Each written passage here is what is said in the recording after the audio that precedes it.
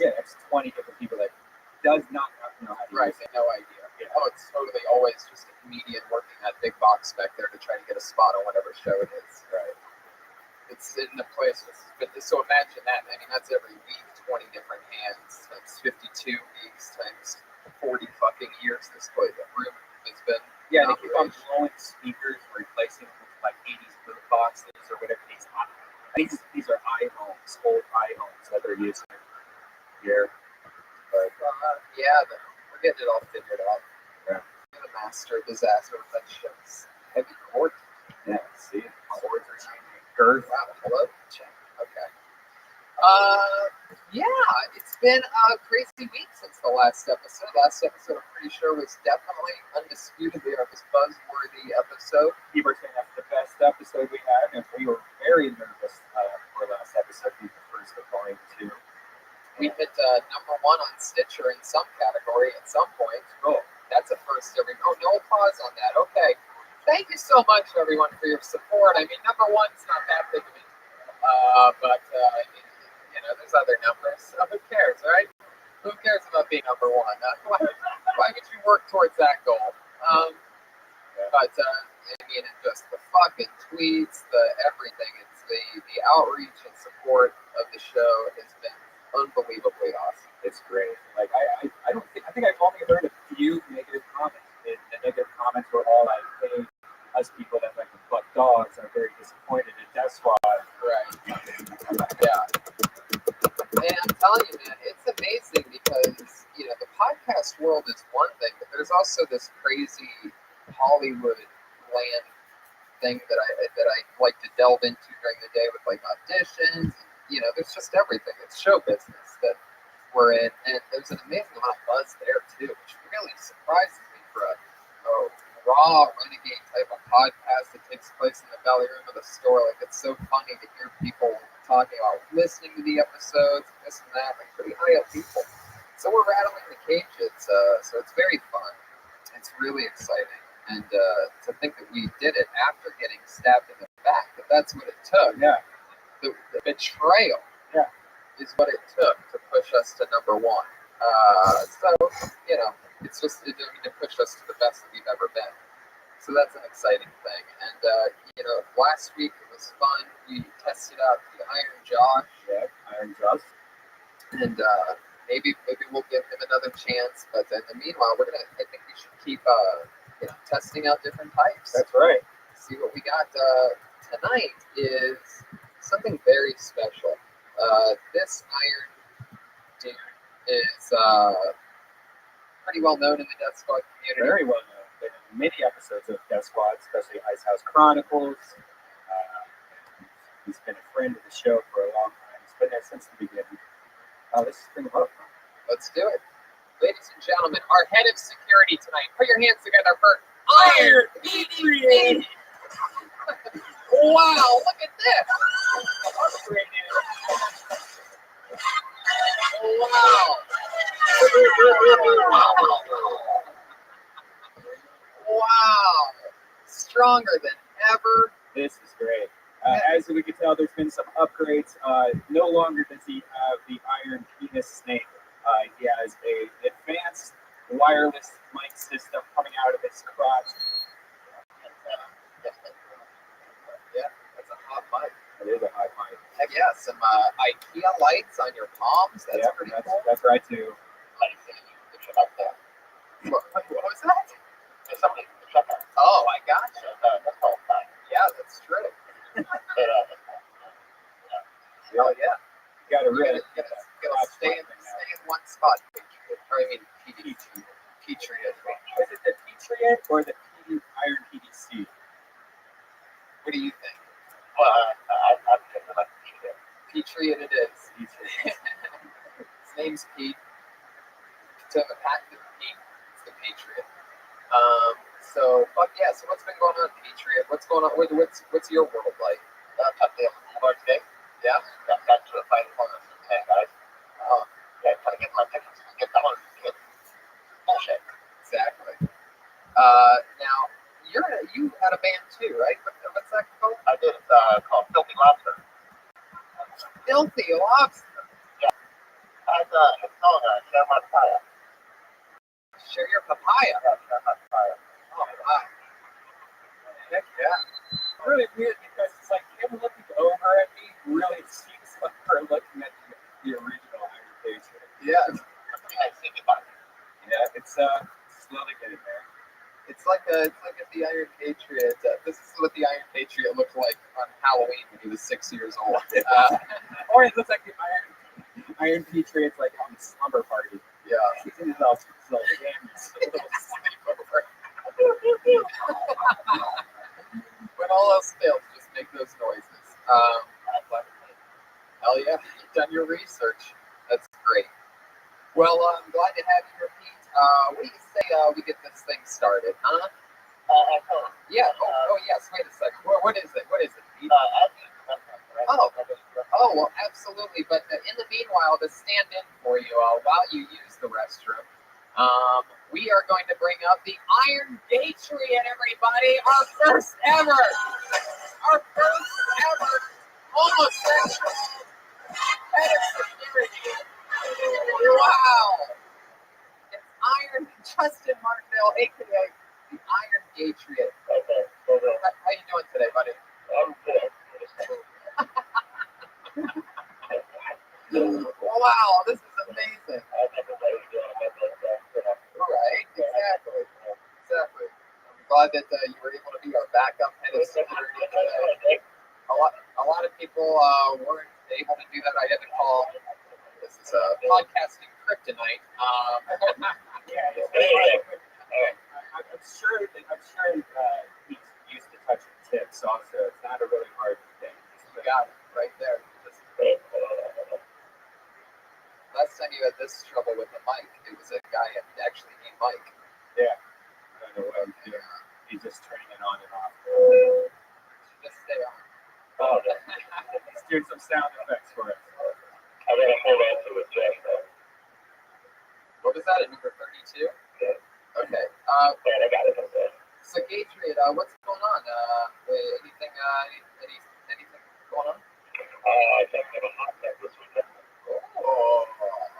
Yeah, it's yeah. I was in a group of people in the hot tub that was short for the places. And then fell out of the hot tub, trying to go drink, and so I went for that. Course, we made it horrible. And yeah, so everything is shit with a bunch of people. Tony, the Iron Patriot sent me a song this week. What? I think you guys like music, so. Wow, it's been a couple weeks since we've had a song from our head of security. I'm pretty excited about this. Ladies and gentlemen, here you go. The Iron Patriot, everyone.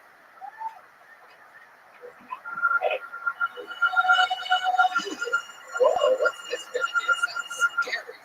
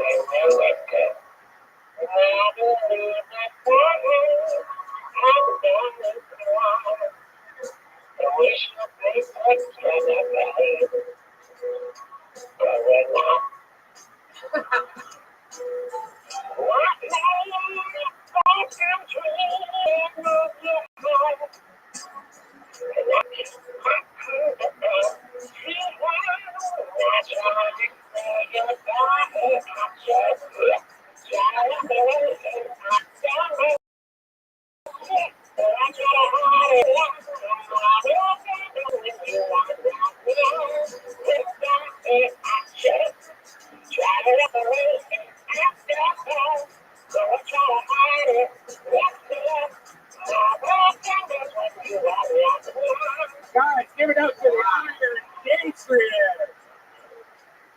Wow, heck yeah. That was awesome. Heck yeah, there he goes, the Iron Patriot.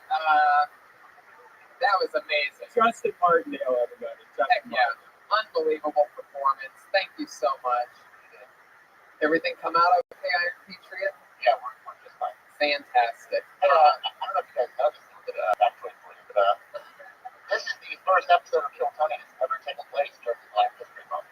So, I got a lot of tweets from my female Edwards about that today. Oh, Oh, wow. Very good. You may have seen me being picked up. Wow, you call girls dances. That's very old-fashioned.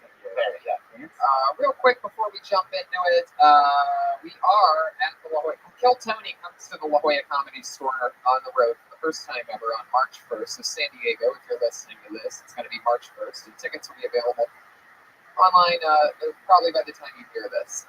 So it's going to be very soon.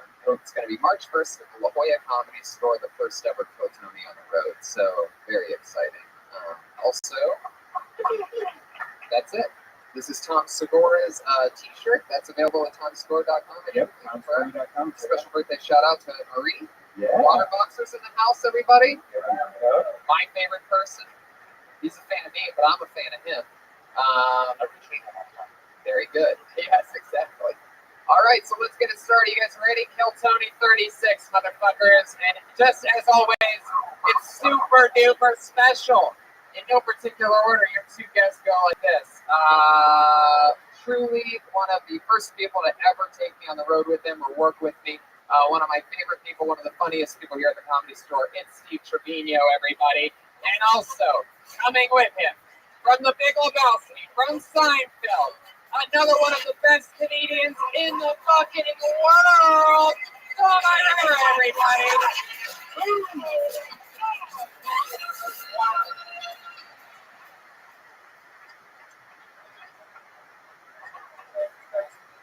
Dom Herrera, welcome. Steve Trevino, good to have you. Tony. Heck yes. I know. It's always too long. Actually, it's just been a couple days. I did your podcast the other day. It's been a long time to make it. Hey guys, that was really gay. The gay trip? Right, yeah. In fact, hey, what? I can't be gay if I wanted to. I couldn't get that kind of shape. Yeah. I go to the gay trip hoping to get raised.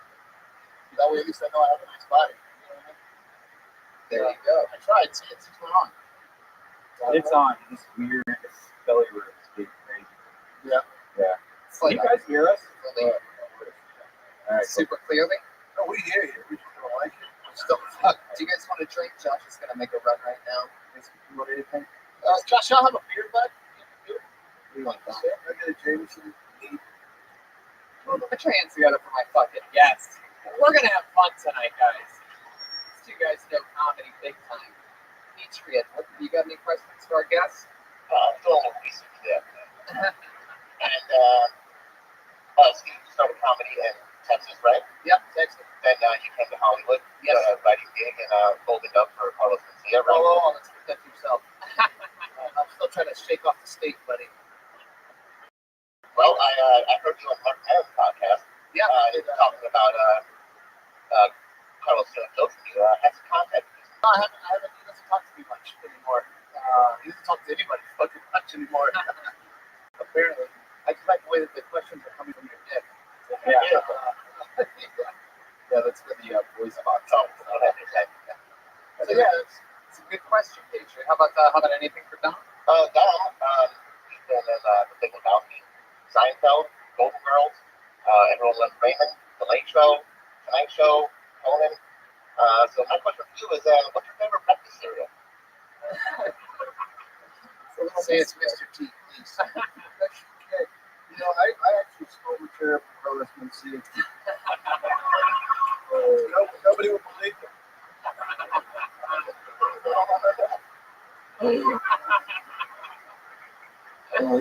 Oh yeah.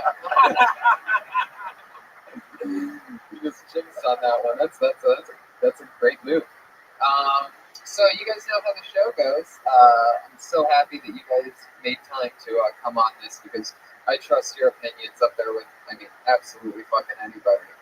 Thanks for inviting us. We're Monday nights with Jay.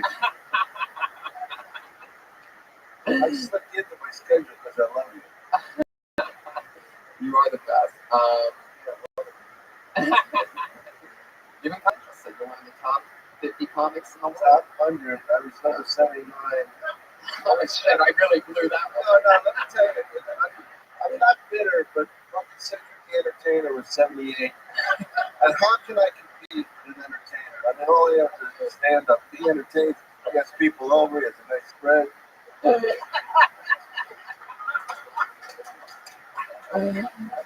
Oh, Solid.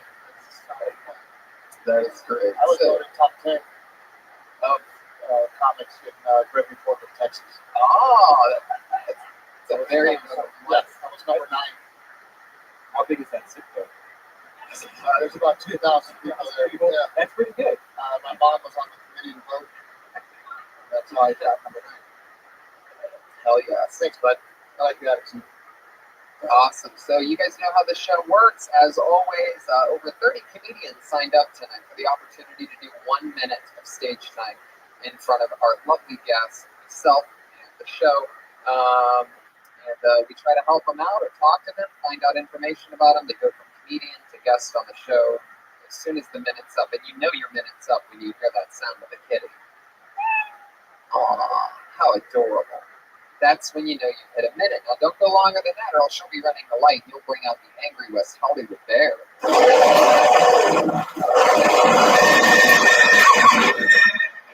Wow. He is extra angry tonight. Holy He shit. really is furious. So, I mean, we try to teach the people, you know, you got to do your time and get on. So, That's part of being a stand-up. yeah, exactly. So, you know, all those little lessons. And can you imagine that? I'll let you tell it. With no further ado, what do you guys say we get into it?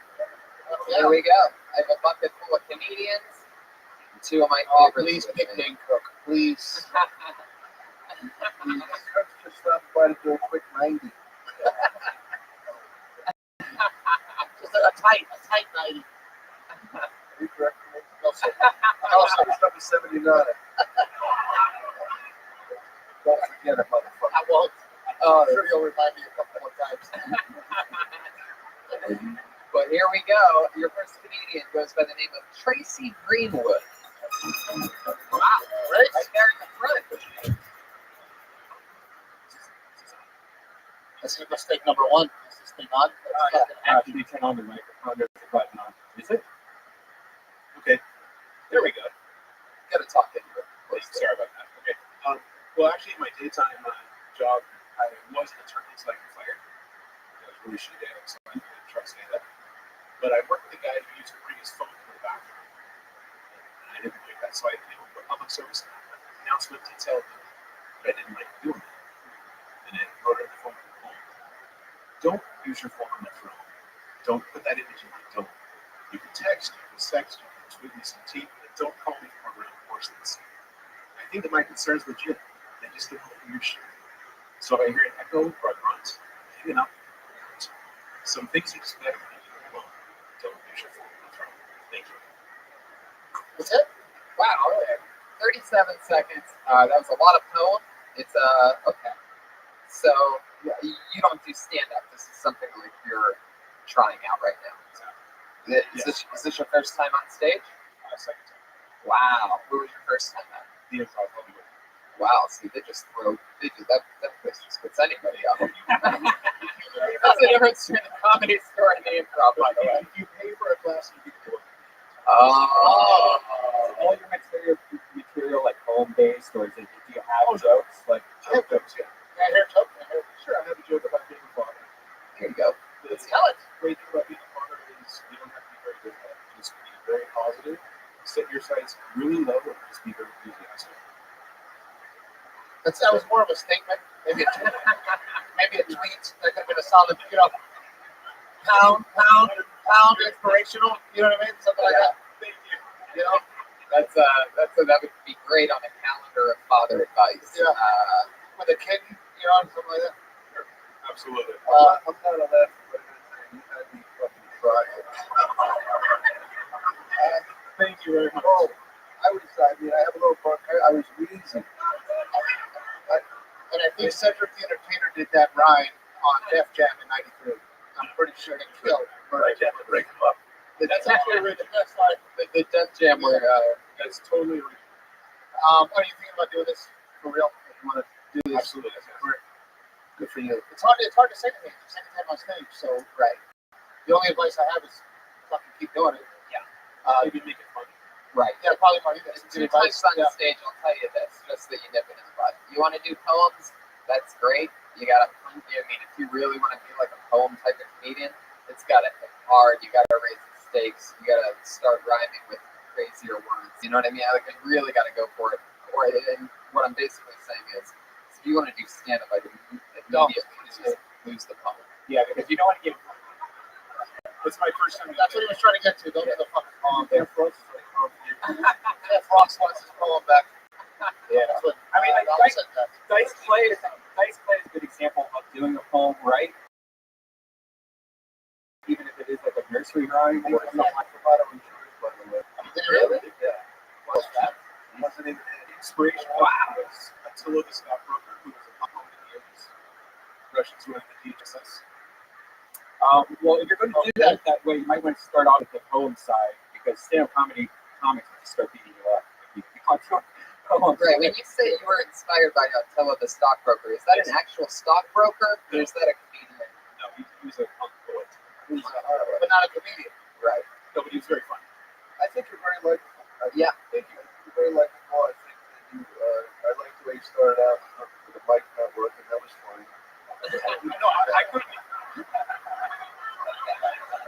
The tight tuck t-shirt, hilarious. Tight tuck. It works on my body type. No, it doesn't. They told. I think it's the second time on stage, guys. That's the person that did it. He treated me to say something. Well, who's the fucking host of this show? Okay? Yeah. No, it's okay. No, I inspired me. I do want to hear what. Well, when you said Nancy Tracy, I was sure it was going to be a woman. I did not, but I did appreciate your breasts. Oh. See why I let that happen. You don't want to wake the patriot. The patriot only thinks evil thoughts. So you're Probably should have just sat down. Who's going to stand out at your shit? Sat down. But I'll tell you what. Your neck looks fat in those jeans, though. I'm going to be honest with you. Looks huge. Everybody at home is watching.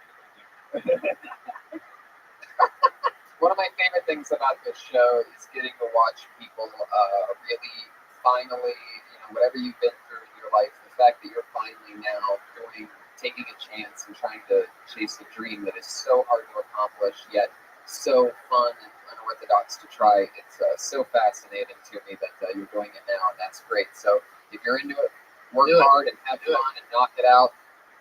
I would feel the poetry side. Yeah, If you're into the poetry side, go over to the poetry shops and just kill them all, get a start. Be the funny poet. Be a funny poet. But also, I mean, look, man, for you to get on this stage second time in front of us, that takes balls, and that's half the fucking battle. Exactly. Have the balls to walk on stage. And then to have the balls to do a poem in front of us. I mean, holy shit. That's insane. Truly, Wearing a Whoopi Goldberg shirt, too. Oh! Whoopee! Fire! Oh! I'm sorry. Wow, I'm embarrassed. I didn't realize. I've been having trouble sleeping. If there's any way you can get me that phone. Thank you so much. Can I plug my podcast? No, you can't. Plug your podcast? They can find it if they follow you on Twitter. It's @WFascination. He's on Twitter. WFascination. Tracy and I used to talk with. Tracy Greenwood is second time on Yeah, stage. Is it a poetry podcast? Poetry-based podcast? Poetry podcast. Oh, yeah, everybody listen and find out. You heard him. Sit down, man. He's cocky.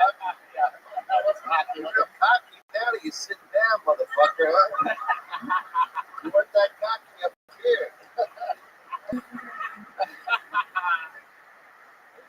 Well, this show is fun, Tony. You know it's gonna be fun. I mean, we're just getting started. Crushing dreams. This is awesome. Let me ask you guys something. Do you remember maybe like a joke or something you did when you very first started stand-up comedy that maybe you regret and like you're a little embarrassed that you did? Yeah. Can you share it with us?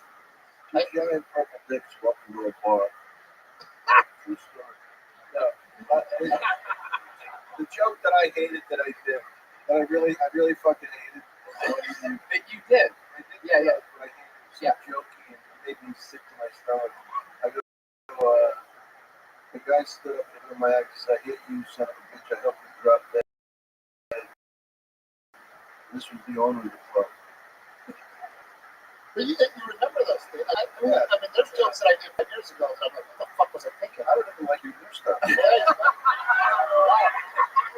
Wow. Motherfucker, don't clap so hard, man. Don't clap so hard. I hope you stick it out, motherfucker. I hope in 5 years I can remind you about your bullshit poem.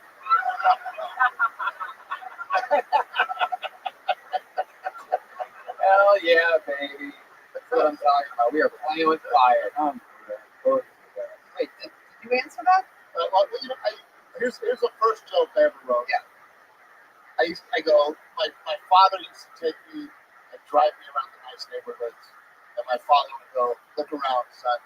One of these days, if you work hard and stay dedicated, cut a yard like this. And I was 9, right? I was 9 when I did the joke, and it used to kill. Wow. And then I started doing Comedy Guinness as an adult, and I was like, let me dust that fucking gem off. Right. Yeah.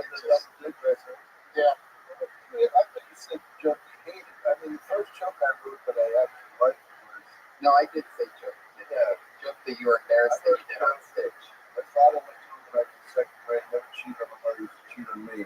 Picked up other kids after school, one day he came and he says, look, I gotta live with you. I met another kid. That's a great fucking Yeah. joke. I was an extra. He didn't see us doing it. I was an extra on my children. Not to brag, but I read that. But that was one of the first. And the other one was, I asked this girl out, I said, I guarantee you scream more guys than you make. I don't know what you do, but I scream like a bitch. But I will say, that you know, you look at like a pro like that, your delivery now is just you can say fucking anything, and it's so funny, you know. Second grade, I had a good movie. I killed. But you know what I mean? Like your cadence, you learn to kind of get that, and your second time on Of stage. course I know what you mean. I won 3 Emmy Awards. There you Fuck go. yeah. That's really Solid point. Number 79. Mine's 3, Eddie. Now on, it's only I'm out of here. I love it. Wait for fucking Don Barris. All right, here we go. Your second comedian tonight goes by the name of Steve Cotrone. Steve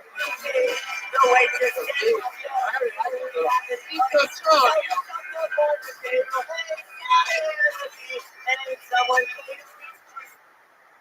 It's great to be here. Fucking sweating already. I was thinking of joining the gym, and you can tell with that decision wound up being. I look like the world's biggest fifth grader up here right now. I'm just not doing it, but I'm doing it. I got to take a tour of the gym at least, which was a clause of my time. She took me to the spinning room above the cycle. She said, "You can go at your own speed. You don't have to feel bad if like Louis Armstrong is on the ledge next to you." And I thought that was an interesting choice. Because that's a black jam position. He's not going to be some people are going a little too hard. When you're working out, you've got dick veins running through your whole body. Let's skip it. You know what I'm saying? Eat a fucking burrito already. I'm over here. I got to peel off my shorts. I got waistband marks just dimpling in. It's like a mold for macaroni dough. Pretty much is what it is. You just glue it in, get a little belt. Next workout, you peel it off, get a little snack. It's good. Stop talking. That is one angry bear. Couldn't wait to come out. You ever think of doing poetry? Yeah. You've been doing it a while, haven't you? Yeah. They did the right thing. You moved the microphone to the side. Yes. Smart. Yeah, like Mark Maron. Yeah. No, I'm just like It's so comfortable. Nervous? Really tired? You're that tired after 1 minute? more nervous. That's strong minute. Take a little break. I was fine in 30 seconds. I couldn't catch my breath at 45. I love the dip pain shit. The belt thing, as being a fat guy, I'm totally down for that whole idea. You can also have some idea of like maybe having different belt buckles gives you different kind of fat tattoos. You know what I mean? Like, you know. Are you really going to the gym? No, I did enjoy. I would have probably opened the dick veins. Okay. Especially especially when you got like a minute, fucking hit them, man. Yeah. You got usually a 7-minute set. So come out strong, fucking hit them, and then you got them, and then you can kind of do more. You get a lot of premise, a lot of, let me tell you about the gym. Well, motherfucker, tell me about it. You know what I mean? So come out, get them on board. We do it more time than something. Right. Right. And then you can run the light 15 seconds. You really got time. Yeah. In a minute and a half, you probably need an inhaler. Probably Get exhausted pretty quickly. So I like the whole thing, right? The hair, keeping the Jufro, even though you're losing it in the front there. It's going bad. Yeah. But that's something you can talk about. You walk on stage, people see that immediately, fucking talk about it. Yeah, if you have curly Jufro and you use it in the front, is it easier to do like push it towards the front cover up? Instead of come forward? The real problem is that the top dries faster than the rest of it, so it looks like I have a mullet for like an hour after I get out of the shower. You hear something with that, like the redneck Jew, Yeah. You hate yourself. Yeah. So That's good. you know what I mean? Yeah. But you look at your appearance, kind of talk about that real quick. I think you're great, man. I was impressed. Not impressed enough to take you on the road, but Where are you from, Steve? DC. How long have you been in LA? Just past 5 minutes. Wow. Yeah. I hang out here at the store much. I come by on Mondays. I don't spend a whole lot of other time here. I feel kind of weird, just like, hey, hanging out. That's part of the process. I guess so. You just gotta fucking hang out. Yeah. I guess Nobody's. It's like you put it the best. Didn't you? You said it was like Fight Club. I did. I agree with that. It's like Fight Club. You sit on the porch and people tell you suck. Yeah. And then they finally invite you in the house. You just gotta fucking hang out. that sounds fair. I guess it was more of a comfort thing than anything else. I didn't feel You gotta get comfortable. out, yeah. But it's hard. Yeah, That's the thing. You have to make yourself comfortable in whatever it is that you do. You got to try to make friends or try to find something or whatever. Find exactly your favorite liquor or pot or whatever the hell it takes to numb the pain, and you get through it. And that's the cool thing about the comedy store. It's open till 2 a.m. So you can do other spots and then come here at the end of the night and hang out. Yeah. Get to know people, become a part of this place. Because man, you did a great job. Thank you. Yeah. I don't know what you have to say word. You definitely have. I mean, it shows the 5 years. How long have you been doing stand up? About 4. Right. Okay. So my question is in that gym joke, do you say that you'd enjoy it, or do you say that you were testing it out? I said I was going to join it, and you control what the decision wound up being. Yeah, you're right. I don't see fat when I see you. I think that's huge. That's Big nipples. terrible thing. You're not out of shape enough to do that joke. Okay. It's like somebody doing a fat joke that's not that fat. Like if Tracy had done it. I thought we were being honest. Just kidding. Yeah, I think that's a good point. I think you're a little bit on the chubby side, but not enough to really be able to sell the. I think you can tell what that decision was. Like, I think it's funnier if the tour you tried, right? That you took the tour, What you saw on that tour. right? Because everybody that went to a gym, you get the bullshit tour.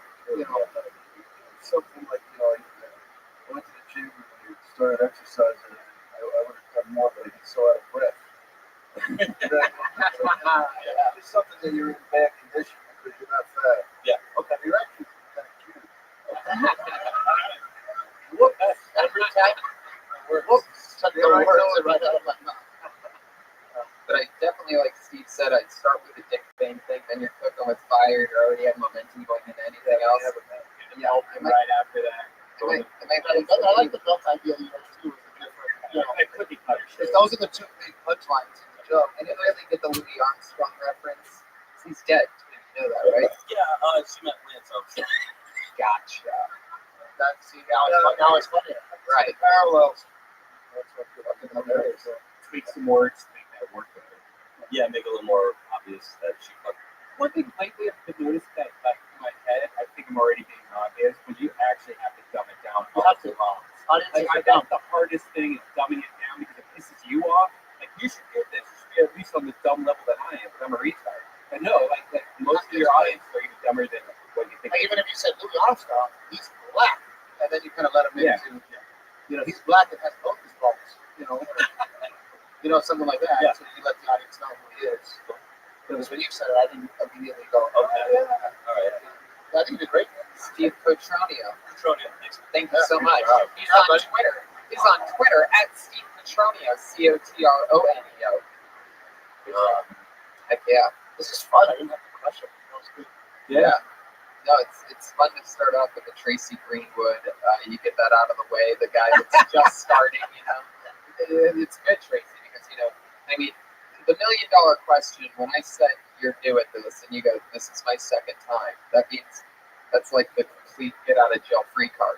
Right. Sometimes there's literally been times on the show where I go, "Okay, great. Well, you're just starting out," and they're like, "I've been doing this 13 years," and that's when I'm just like, You should kill yourself. right, exactly.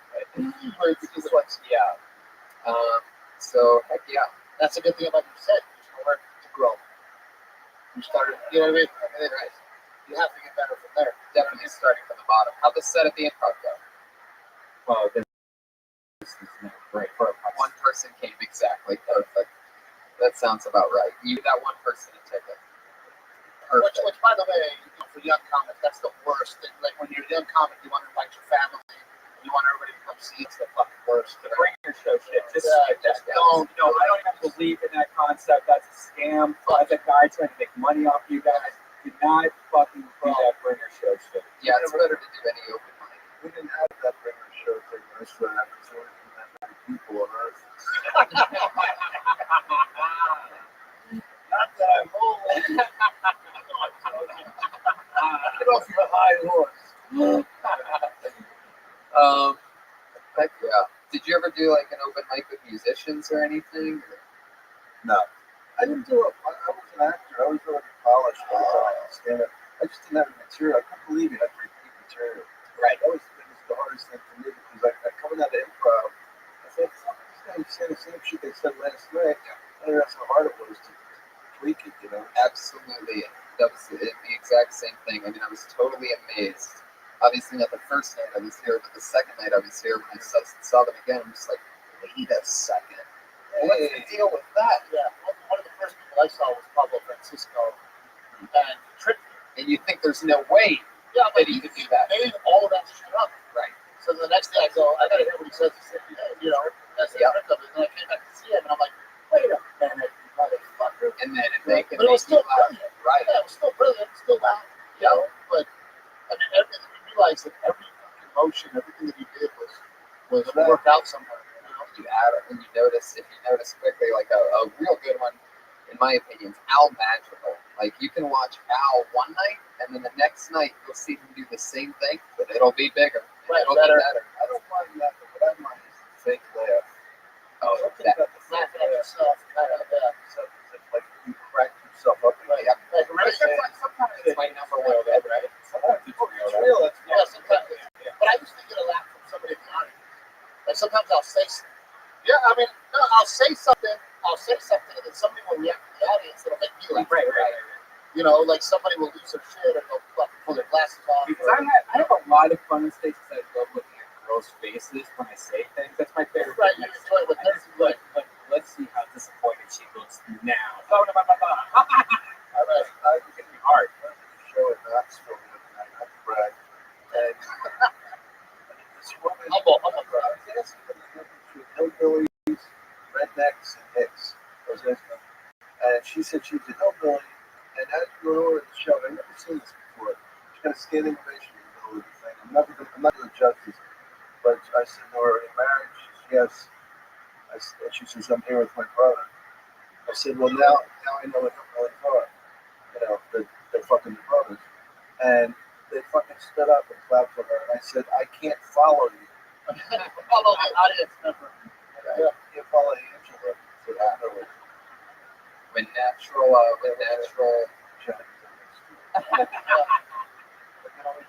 Dom, I love your face. I can look at your face. You have a great face. It's very comforting. It's big and sad. It's sad. A lot of steroids. I could never kill like this straight. You must slay pussy though, because you are a charming guy and you have a charming face. I get chicks that I should never get if I didn't have an act.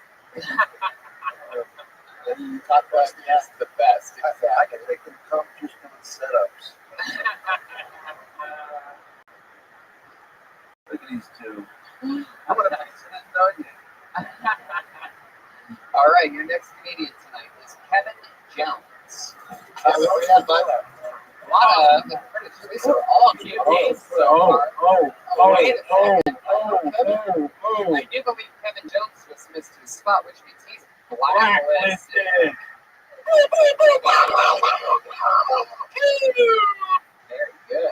You do that? Wow, that was pretty damn good. Hey, by the way, for all future blacklistings, you have to recreate the car alarms from the one that's been on since the 80s. Like the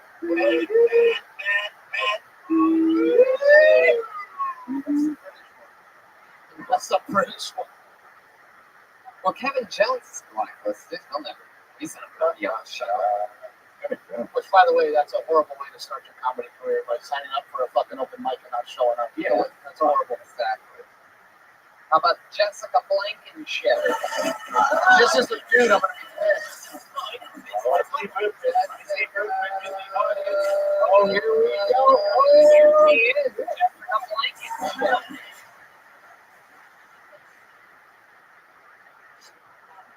Hey, so I realized that I'm not fit to be a parent the other day. I live in a small camper with a big dog, and usually she's a really good roommate. But the other day I came home from work and she had shit all over the floor. And instead of cleaning up, poured a bottle of water and put a towel down and took her to the park. So imagine if I had a kid and she got sick, I would just pour a bottle of water on her and tell her to turn it off. If she got sick in the backseat of the car instead of cleaning it up, I'd wait for her to eat it. I'd probably end up asking her to teach me how to lick myself. I really don't think I should be caring for anything that I should. That's it, 56 seconds. Jessica Blankenship. I can really tell your brain here, right? Okay, rule number one: grab the microphone stand and move it out of the way. It's rule fucking number one. You walk on stage, if you're not going to use it, grab it, move it out of the way. That's rule number one.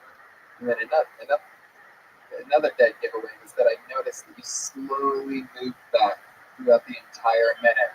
Slowly but surely. I love the premise. Going away from the audience. I love the premise of the joke. It was a really good premise, and there's beats there. What show? What show? You know what I love? Yeah, I know. It's not funny. But it's real. That's good. Yeah, keep it real. The thing I love is I would love to see a really professional comedian say, how much time do I have? Yeah. How much time do I have left? And then a minute said, I'm going to take a 30-second night and you give me and then another one at 45. She did a blink at 45. Second encore. you definitely just need to start going on stage more. You definitely can tell that your stage presence is very shy, and like if you sell it, you can probably work with it. Just need to put some tags in it, lighten up the mood a little, make it a little bit more sillier, less surprising. You really live in a trailer, right out struggling or something like that, like robbing banks. And Yeah, well, that's what makes you great. I can tell that you've been you're punished and abused. right. Which, that makes for great. Yeah, it really does. The more fun you have, the fucking funnier you'll be. You know what I mean? You can tell that you fucking, yeah. It's true, and all that definitely gives you perspective. And so, I mean, you gotta, if you're interested in this, then you gotta be knocking out open mics, because what the open mics do is they just burn away that muscle of how you kept looking down at the stage, how you're slowly moving to the back of the stage, and all the little fundamentals like moving the mic stand. That's what all those open mics are. Personally, I thought it was great that you walked up here with a nice premise. Yeah. You had the right idea. You did the comparison with the baby and the dog. I thought you were on the right track. So Right. you're doing it. Your material is not the problem whatsoever. That's a great problem to have. Is for it to just be the on stage stuff. So you already have the right idea. Yeah. And you have a lot of shit that, seriously, you get to the shit that we're not used to, the world that You live in a having fucking septic trailer. tank, or like partying in a thing while it's raining with a boyfriend in there, because there's not much you can really do. Yeah, there's all kinds of shit. Because I don't Yeah. know anybody that really lives in the park. So just the idea of saying, you have this trailer park trash right near me.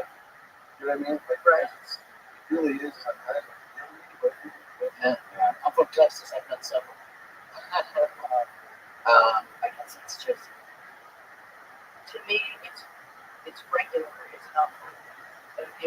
But that's what it is. Your life. Your life. You talk about your life. Yeah. You know, and I mean, when you're with your friends and you're at a party and you're talking about your life and they're laughing, you got to bring that on with you. You can park your house in handicap zone, so your house is quickly charged. You could go into a lot of different areas. Yeah. I had to hook the porch the other day to Fox. But Yeah. I have a little bit about how I have to Getaway house. the getaway house. What did it look like? There was a fucking house. how many times have you done stand up? Have you been working at it, or what is it? Maybe once a week.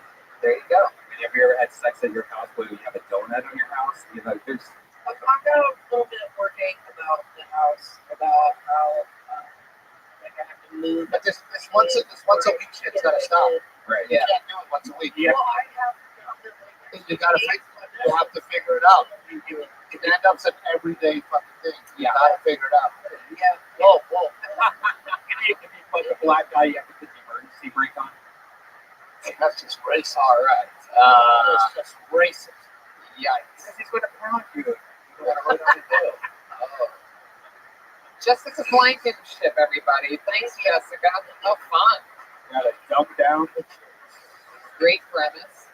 Interesting stage presence that could easily be fixed by doing it more often. You've never known anybody that lived in a trailer down there? This is the only trailer you've ever been in. It's a movie trailer. One could say.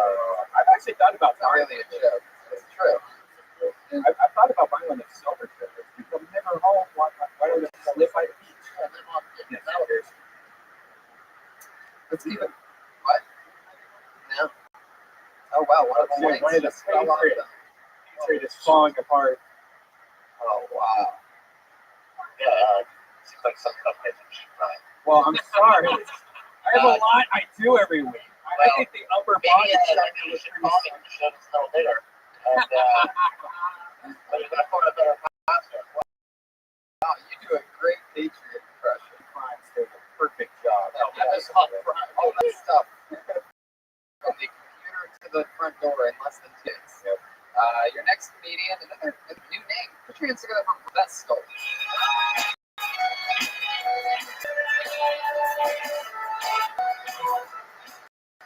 Hey guys, so my first date was my first concert when I was 14, and it was Boyz II Men with Michael Jordan opening. That is true, and my mom said, because I asked the girl before I asked my mom, they go on the date, my mom said, yes, but I'm coming with you. So true story. My mom bought a seat, sat right in the magazine until the show started. And then when the show starts, everyone stands up. My mom says as loud as she possibly can to everybody around, why is everybody standing up? We paid for these seats. We should be sitting in them. And proceeds to get everybody within arm's length to try to sit down. That was the first and only date I had with a girl named Rachel who had all the hands. And that's it. Okay. I'm waiting for the Montel Jordan and the Boyz II Men thing to come back into play. Yeah. Was the audience all black? No, it was pretty much like whoever was in the hip hop at that time. So I guess a bunch of 13, 14s. How old were you? I was 14. So you're literally a boy becoming a man, and your mom wanted Boyz II Men. Yeah, But you're with your mom, so you're really not fulfilling the prophecy after all. No, not at that time. One could say that when you're watching Montel Jordan, you are thinking, this is not how we do it. No. But he did say the party's here in Sacramento, and everyone lost their face. Just laughing Yeah. hysterically because there's not a party in Sacramento. How long have you been? This is my second time. Ever on stage?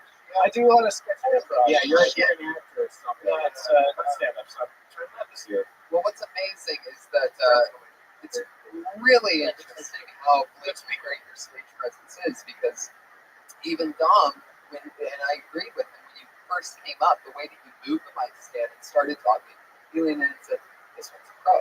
And I mean, not like he hadn't heard the title. Right. But right. We have that whole Jay Moore thing going. Oh, right. A little bit. So don't be rude. Like, Yeah. Wait, Jay Moore, was he successful or now? That was funny. Yeah. Why didn't you say that when you walked on stage? That fucking story jokes like that. I literally hadn't written anything yet, so I was like, I'll just do that. Very comfortable. Yeah, let me do something I remember. Let me go back 20 fucking years Yeah. and bring up a story about my mom. That's what you remember? What about what you did yesterday? Where did you go? What did you eat? Where did you get a bullshit t-shirt? But I mean, it's one of the few white pants that doesn't have like pit stains here. So it's like, if I get hot, I won't look like I don't want to. The idea of sitting people down, I think that's very, like, everyone has been there, where you're sitting at like a boxing match, UFC or something, people are standing up, you're just like sitting like, come on, right? Just stand up. So there is something there you can probably play with, or you just leave it there. Like the embarrassment of having your mom on. Yeah. You know, your mom sit down and wait, Mom, I'm trying to figure back here. Can you give me I like the idea of your mom scored some guy she does that with one screen guy you could fuck your girlfriend make you or your mom gets laid. Now we're talking. That's a great. That's fucking funny. I look back at mom's making out with whatever song it is, the end of the road. Right. Yeah. Just You really pretty. that's good. Is that if you don't have a story, just like tell a story, so just try. I think that's for people. I think you're a little bit, just off the, I know it's saying probably too much, but I think just off that, how you responded to that Jay Moore thing alone, I think you're funnier than that story. So I agree with Steve. Right, and you can always punch it up, but that's a story. I mean, fucking legs. Thank you. It's in my iPad now to do comedy, so that's. Are you going to continue to do it? Yeah. I plan on coming as often as possible, at least every Monday night here and other places. awesome. Do you smoke weed? Okay. I stopped today because I have. You stopped today? I stopped today because I have a job interview. I stopped today because I'm out. I need to get it all out. So I picked the day to stop smoking weed to stand next to this guy. And I could, if I was so high right now, I could just go for like 20 minutes on And the message that you fucked up in a bad day. I know. It's just, you're talking out of your crotch. It's But I like the whole fucking white boy, thing you have going on too. I mean, it's like, whatever those are called. khakis. No, the shoes. Oh, Sperry topsiders. Yeah, those Yes. fucking dude. I don't own those. I just wear No, them. but you have a good look. Thank you. Good look. You have good stage presence. Do you live in the valley or like Dawson's Creek, or where do you live? Up on one tree hill. There you go. Brian Vestal. Thanks, guys. Good name. Second time on stage. So we've had 3 out of the 4 people. Second time. And less than 10 people. Less than 10. So popping a lot of somewhat cherries. Well, it's not really popping the cherries. It's like that second time. It's still nice and tight, but not the blood. Yeah. Anyway, I know this guy. Very funny one-liner comedian. Put your hands together for one with Gabriel Kelly.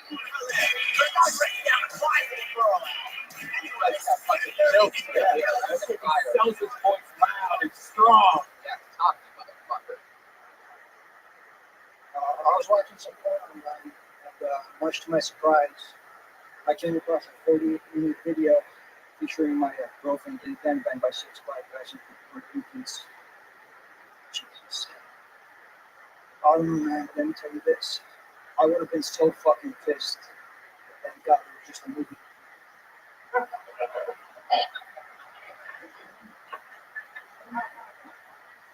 Girls don't believe me anymore when I tell them I'm a light-skinned black guy. I'm going to have to start some light-skinned community.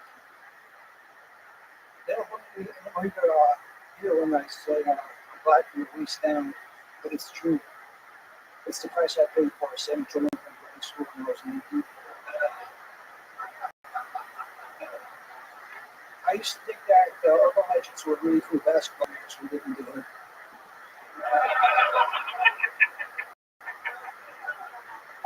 Nailed it, 8 seconds. That was That's funny. fuck yeah. Your voice probably this time, but he's still very quiet, shy on stage. You're wearing a hood and a hat. Yeah, but I kind of like it. Do you? Yeah, I kind of like the kind of, whispering into the thing. Got that raspy voice thing, hiding behind the hat. Mitch Hedberg, I used to work with Mitch, Rabbi. And I asked Mitch one time why he covered his face, and he said he had stage fright. And Mitch said, that's why I grow my hair out so that I can put it in front of my face, I'm afraid of being on stage. And that just kind of was the allure of him as well. So I kind of like that. You have to listen to him. Yeah, it makes people listen on the edge of their seat. It's a great psychological trick. I didn't know you were light skinned the whole time I knew you. He's it's Armenian. Do you have any jokes about being Armenian? All right. Do you have any jokes about being Armenian? No. Oh, come on, that's hilarious. Right. Nothing, huh? Nothing. There's got to be Well, it's just short.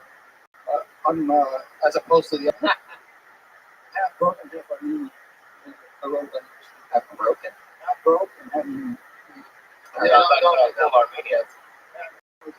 Was that Iron Period? Sounded like a full Armenian to me. I think you did good, man. You did a lot. Here's my first time on stage in open room. How come you don't do other places? You signed up. You said earlier, you mentioned to me before the show that you signed up for the last 17 weeks in a row. You didn't get on. Now I go with it for 6 years. yeah. You're saying you haven't done this show for a month.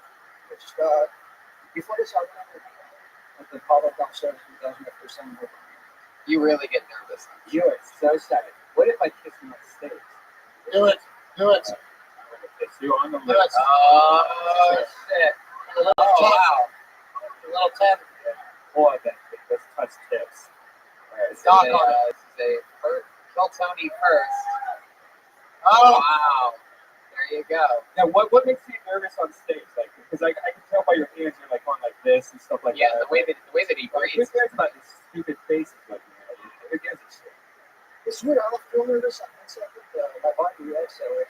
You get like jittery. Especially because it's been a while since I've been up on stage. Do you ever look at audience members in their eyes when you're on stage? Does that part freak you out a little bit? I don't usually, because most of the times I go downstairs, the lights people in the eyes. Yeah. Other places. What do you look at? What are you looking at? When I you're did the on Flatbush Meeting Room. I was looking at people. right in their eyes. is that a club? I admit I barely look at people's faces. I gaze through them or I gaze around them, but it looks like I'm looking at them, but I really barely ever look at them. I look right at them. I look deep into their eyes, and I command it because it wasn't always that way. When I very first started, it was sort of like whoever the fuck, Jessica Blankenship, who was looking straight down a lot. I was a lot like that. I had a bad habit of looking straight down, and since I started in the original room, I had a bad habit of looking out that window on the right side. So I'd be looking down and then out the window, almost not at all my first couple weeks. But one thing that I started doing immediately that I'm now super glad that I started doing is now I can get a feel of a set, or the beginning of a set, the end of a set, for the tone, how they're feeling, what they want, because I'm literally looking I sort of know what they're thinking at the time. So if you wanted to, you could really do that, and I'm sure that would help with your stage fright, is to make a point to really make eye contact with people. Because looking at the ground and looking at the lights and looking at the ceiling, that's cute and all. Why not make it worth something? If I go up a couple of days in a row, the just could be done. But I don't. I mean, if you keep writing and you keep writing funny one-liners the way you do, it won't matter. Just fucking boom, And you'll be getting laughs, and you'll be like, oh shit, I'm getting laughs. Right, and once you get that, get your best joke first. That way you get that laugh out of the gate, and then you feel more confident. If you get silence out of the gate, you're like, fuck, now what? You've absolutely got to be going on stage every time. I've heard your jokes before. I just brought you up as the one-liner guy. It still worked. The fire joke's smart, man. It's a really good joke. Yeah, that's the price you pay. You got a knack for writing those one-liners. So get in the game, man. Stop pussyfooting around and do it because your jokes are way too funny for you to just be doing once a month or whatever the fuck. God's alarm's going off. He needs to take his pill. What is it, bedtime? Is that your sleepy time alarm? I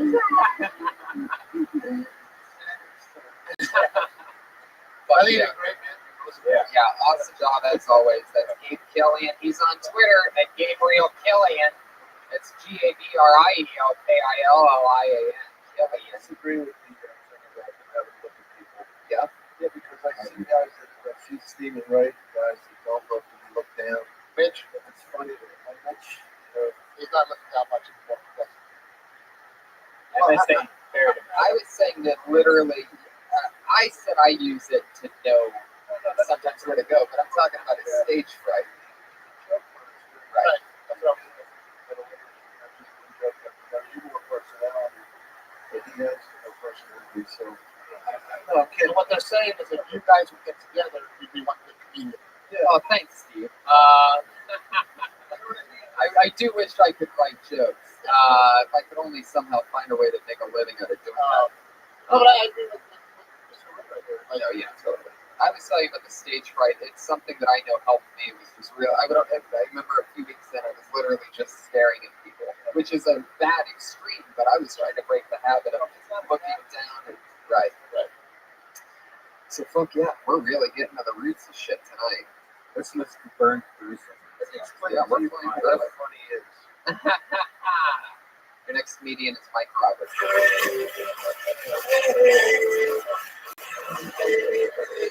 Mike Robertson. This is Robertson.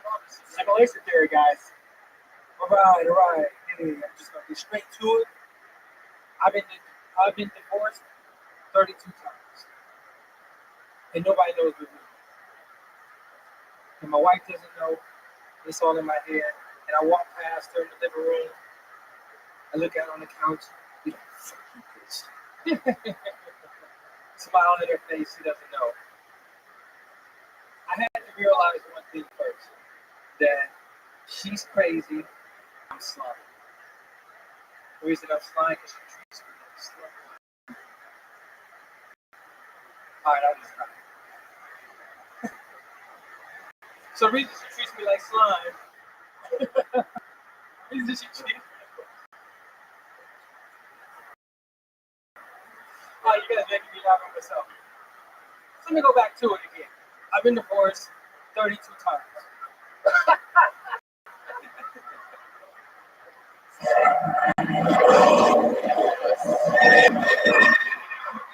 Straight to the bear. What it tells me that you're laughing, your thoughts were in your head, you're like, oh, this is gonna fucking. Yeah, exactly. That was a simple case of just not saying what you're thinking. What do you work? You're a manager at Target or something? What do you do for work? Actually, I work at Xerox. Xerox, yeah. That's still wrong. So you nailed it. Corporate, Yeah. right. Yeah, but the slash, the t-shirt, the whole thing. It's just you're black. I didn't think you had a job, but I'm one of the few. There you go. how long have you been on set? Very recent. I used to do it back in the day in the 90s, but I'm just not getting back to it the last 6 months. So how often have you been going up the last 6 months? I've been coming out a lot, but not really getting a lot of time on stage. Once a month? Once a week? Yeah, about that. About once a month. Right. It's hard, man. It's gotta, you gotta try to get on stage as much as possible. I've been trying I would recommend Haha Cafe, places that charge you $5 to get on stage, because at least it's guaranteed. As much as that sucks, but that's why you have to pay it. Because if it's not convenient for you to wait in line and not get up and stuff like that, you have to pay the $5 just so you can get the mic time. I always tell comics too, and there are a lot of comics who I don't want to host. That's the best spot. If you go to an open mic and host it, that's the best spot. Because that means you're getting on stage that night. several times as opposed to sitting in the back, not getting on stage and waiting for your stage time.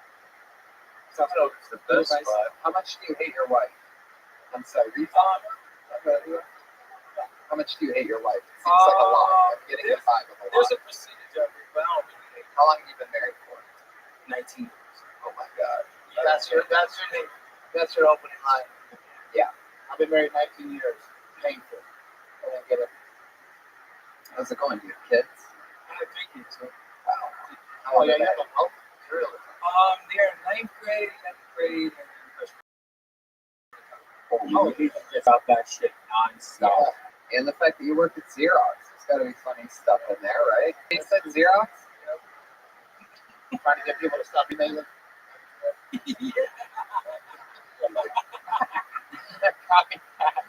Fucking cameras. Oh my god, that's so great. I've been married for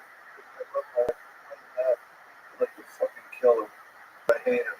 Just go for one foot. Right, just flipping it, telling the truth, because there is something about what you were saying about the 32 divorces and this and that. Basically, what you were saying was that you don't like your wife. That's Yeah, it's not about one pride. Right. But you have the balls, you don't have the balls to do it. Every time I walk by, I picture her being hung. I picture her in an electric chair. Right. I don't know about hung, she's black. That's just racist. This was one of the most racist episodes She of might the not be show. black. Oh, she might not be black. She's white. Oh, I was saying if she's white, that's a whole other fucking shit you can talk about. How she improved your credit. You know, I mean, fucking something. Iron Patriot, what you think about this? I wanted to be a homeowner. Okay. Well, I got to see it from the front, but I thought it was funny to look for Xerox because it's not county about 5 months. I just saw the back of it. Inside joke. Very inside, so inside, not a single. Good for you, man. You're doing it. Doing it. All right, yeah, Mike, there you go. He's on Twitter, believe it or not. His Twitter handle is @KingMikeBoogie. You got that handle, huh? You're King Mike Boogie. Wow. You got it. Heck yeah. Mike Robertson, everybody. Hell yeah, man. He prints out his tweets. Keep doing it. Yeah. Mail his tweets. I thought the only comedian that copies was Mencia. That's not true. There's a lot of fucking joking. So, yeah. And that's a big problem, by the way. Like, I don't know if there's a lot. there is. There really is. A lot? I think there is. I found a guy the other day that was stealing my shit. And and if you know my shit, and if you know, if it's true. And if you know my shit, it's very like hard to like just come up with that type of shit. You know, it's very like creepy and horrible. Yeah, I just said my shit was horrible. There you go. That's crazy. Talk to the guy. Yeah, I called him out. Did you really? What did he say? Denied. I don't even remember. Anyway. His name's Brandon Jeffries, everybody. Not the guy that's Your next comedian. Your next comedian. named Brandon Jeffries. Okay. Lots of new people on this episode. So I'm 29 years old and I work 2 shitty minimum wage jobs, you know, because I dropped out of college. I really hated myself into a corner there, you know. And one of the problems about working these kinds of jobs is working with a lot of other people who are fucking like gave up on life just like me, you know. But I try to be pretty positive. I don't complain a lot, you know. But every now and again, I'll have like small gripe, you know. And somebody will be like, have to correct me. They'll be like, you know, Brandon, just be glad you at least have a job, you know. Just be glad you love it out there. And like, I fucking hate that mentality, dude. It's like this person's aggressively settling for life so hard that they try to bring you down to their level. That's like the equivalent of saying like, I don't like cooking shit on my Cheetos, but at least have an afternoon snack. Or saying like, my wife's trying to poison me with cyanide on my dinners, but at least I have a warm bowl at night, and like a warm meal at night, somebody to love me. I kind of fucked that one up, but that's all I got. I counted 9 you-knows. You can't do it. You can't say you know. Oh, you know. You don't even have it. Counted 9. Yeah, that became such a big problem that it like gave me heart palpitations. Like it was that bad. That's why I could focus. Yeah, it was pretty freaky. You know? I had it hammered out, man. It's a lot different when you actually get up here. course. No. How long have you been doing stand-up? I've just been doing this like open mic in Riverside for a while, and it's just like music, poetry, and then they let me go. So that's all the only one I've really done so far for a year. So this is your first time not in an open mic. First in a comedy exclusive open mic, and yeah, first time not in Riverside. So right, exactly. So it's like in Riverside, it's basically like saying and or the because that's how they talk about it, right? Maybe I just don't notice because I'm in Riverside. Yeah, you got me. I got I that one. think it's just a nervous thing, man. I like the energy on stage. Like you have good energy. You went up there and you were like into it. It's just that Yeah, honestly, the second I heard the fourth or fifth one, I lost. I wasn't even paying attention. And you were about 20 seconds in. That's how I like. I think you should be the comedian. buddy, I've seen t-shirts, colas, koozies. What's the first thing that comes to mind when you hear the word VCR? VCR, video, whatever it stands for. Brandon, nobody's ever going to make it to what you're even talking about until you get rid of your Right. I noticed like everybody's kind of tuned the fuck out. About 6 people laugh, because they were like, holy shit, I was absolutely saying. Right, and then they also laughed because they didn't know what you were talking about. So like at that point, you had set something up, and we sort of knew that you had attempted. You said, They're like, no, we don't know, man. So it sort of made it funny because they're like, we don't know. But what are you, Mexican, black? Yeah, I'm Great black, question. half white. Or like most people think I'm like Mexican or something. They can't speak in Spanish. Oh, talk about that. First thing you don't say, talk about what you look like. And I'd also talk about that you sound white as fuck. Like Right, it's that's it. super white. Riverside's not next to like the ocean at all. but you sound like a surfer. Just kidding. What is the deal with like riding boards like that makes you talk super white? No matter how black or Mexican, if they ride a board of any kind, it's very like, hey, what's up, man? I just like to hear both like somebody else that is like him talking to you know. Oh yeah, I know. Do you know? You know. No, you don't. Right, so you know they're just way too much to get past it. Totally. No idea what you hear. Seriously, I had no idea. I was just focusing on how many times you said Yeah, I was at 9. When you listen back, when you download this later and listen on, no, seriously, you need to because it was really crazy how many times you said it. All right. Give him a break. Oh yes. I like the idea of working two minimum wage jobs because the fact is that takes a lot of character. Because So you are Mexican. Podcast that. There you go. You know what I like about you? Everything. And But it's I think there's something really intrinsically funny about somebody who works two jobs because it's admirable because you can make more money without work. Well, and the fact that you went to college, you don't want to work hard to get through school. But in the long run, you're working two jobs. I agree. and you have a great perspective. It's totally true. In the very beginning, I thought about this. I'm like, wow, this guy's owning it right now because you were in it. You're like, I'm in minimum wage jobs. I'm a lazy fuck. Whatever you said, like you were truly in it. You were owning We it. expect you to go off And on then- that. Yeah. And then it went a whole different direction. So just know. A whole what? No, that's funny. No, that's it. But you got something. Definitely. Yeah. So don't quit. Good job, man. Just Yeah, like that goes. something you know, seriously, that's all you have to do. Don't quit goes for fucking everybody. Right. Period. Right. Even you, Tracy, don't quit. Yeah. Just Hate to say it to you, but don't quit. And Brandon, that's got to be just like, it sort of seems like a theme of tonight is, the things that these open mics are great for is eliminating shit habits right from the get. So you don't need to come to the comedy store. You can take care of that at your Riverside open mic. Whatever you write, whatever you do, if you get it down to 8 to 5 to 3, for a minute, great. Fucking 8. You get it down to 8. Right. But you got to start now. Brandon Jeffries, everybody. He's not on Twitter. And by the way, iron pizza. You can't step outside if you want to like cool off for like 3 minutes because you're allowed to move and do whatever you want. You can sit down. You can fly. Yeah. Yeah, take I- We're almost there.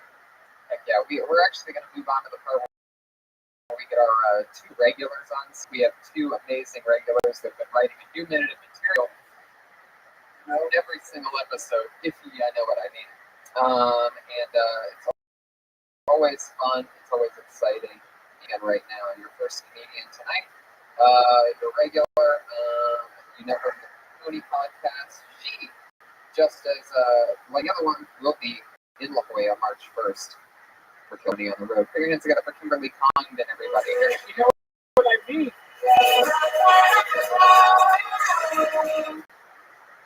I was reading up on nature nurture today, but that was pretty interesting. A bunch of moms had opinions, and one lady said, "No child is born evil." And then I got to thinking, like, I've never seen it at fun. It's like, have you ever seen a baby game? Like, somewhere in America, there are little tiny newborn babies, and there's like a leader baby, and he's like, "All right, first rule, baby club. We don't talk about baby club because we can't fucking talk yet. If your shit's green, you're on that side, means you're sucking titties. Brown poop, you're on formula. Don't mess with the other kids. Can't fuck around and catch chicken pox. If your mom was in labor for more than 8 hours, she was in a lot of pain, you're gonna fucking say dada first. Punish that bitch. And since your dad got to hear dada first, wait till he changes your diaper and then you're gonna piss in his mouth." Okay. Was the end of it, you're going to piss in his mouth? Yeah, Okay. All right. that was a weird one, Mm-hmm. but Well, it's definitely. baby games. But you have to come up with a new bag. Yeah. You have great stage presence. Oh, thank you. Really good cadence, confidence. Thank you. The joke was, Yeah. You went for it. no, she committed. Yeah. She committed to the joke, and we had the ideas. Yeah. Okay. Thank you. Baby Fight Club. Baby No, games. wait. Why would they be in a gang again? So I was reading on nature versus nurture, and like how they said like some kids are just born evil, Right. and I thought it would be sagging with them. Because they were born So, sagging their diapers. yeah, there was a whole bunch of bullying, like taking shots. It was The stuff that you left out of the minute probably was. So what's the brown and green shit? formula and titties. What's green? It didn't matter. I made it up. Formula, brown with titties. Titty boy. I'm titty now. Chocolate titty. You know, the Oh, color. you used to Well, love I was gonna do. Evil babies have a 40 of milk. Yeah, we have Bloods and Crips are like blue and red. I was gonna do like the color baby red or something. You know. I don't know what about babies. Have you ever been stage presence? Thank you. How long have you been doing it? Like 7 or 8 months. Really? Yeah. Yeah, she started out the show. Yeah, Really? her first time was on stage here. She dropped out of college to stay with us. And dropped out of the University of Florida. Did you really? I did last year. And what are you? You're kind of brown. My dad's Irish. Oh shit, you're an alcoholic. American. Hey, American, fuck this shit. Can I go to open up a casino? Making real money. Quickly. Heck yeah, Baby Fight Club. That's an interesting one. It definitely needs to be beated out or eliminated or something. You know, we got to get somewhere with it. Yeah. That's what open mics are for. You come up and you just try every little baby example you can come up with until you find the ones that work. Kimberly, great job. Kimberly Congdon, everybody, there she goes. Working it out, getting through it. You want to do a minute? All right. You want to? Let's get to our last comedian, and then you can do a minute. The other regular on the show. Put your hands together for Sarah Weinshank, everybody. Here she is. I'm an adult 26-year-old female with a glow in the glow in the dark pink sparkly retainer, guys. Yeah. On my retainer, there's a peace sign sticker with rainbow petals. What makes me sad about this is that I don't get to eat tape by the foot when I'm wearing it. Okay. I got Play-Doh. I had some type of developmental issue. Play-Doh. And I realized in that moment that Play-Doh is a weird thing. You can't. Have you ever seen dried out Play-Doh? Nothing's worse than dried out Play-Doh, guys. You go to open the container expecting to have some fun, and what you get? Disappointment. A rock. Yeah. Rubble. You know? Rubble. Looks like stones are just grabbed up inside of this Play-Doh container. Also, the scent of Play-Doh. You ever smelled Play-Doh? Yeah, you love it because there's chemicals in there that make us addicted to it. You know what I mean? You see it and you just want to open it. When you open it and all those colors are smashed the fuck together and it's just rust colored, you're disappointed. There's nothing worse than dried out Play-Doh. Sarah's voice is taking things like that, like normal things, and stressing out over them. Yeah. So I love This one's Play-Doh. The scones reference was, it's a callback from another minute that she just talks about scones. And get more descriptive about, whatever that is inside that Play-Doh. Right. And it's just straight up fucking Play-Doh. What does it look like? That's what I wanted to talk about. There's hair in Play-Doh. It's like a human it's shaved. Yeah, it's in that weird little tube, so you can't. What is that like? It's almost like a Pringles can for midgets or something. Yeah. It's like a tiny, thin little. How the white Play-Doh used to turn all black from, when you were a kid, your hands are dirty, and you're playing with the other one. Stuck in the fucking. Stuck in there. Yeah. I had other shit I was gonna say about it. Like how the lids don't match the color inside. The motherfucker. You're like, I want it fucking green. It's just like, oh, everything is like that same clay color. Dama, what are your thoughts on Play-Doh? It's like a press conference. Well, I think Play-Doh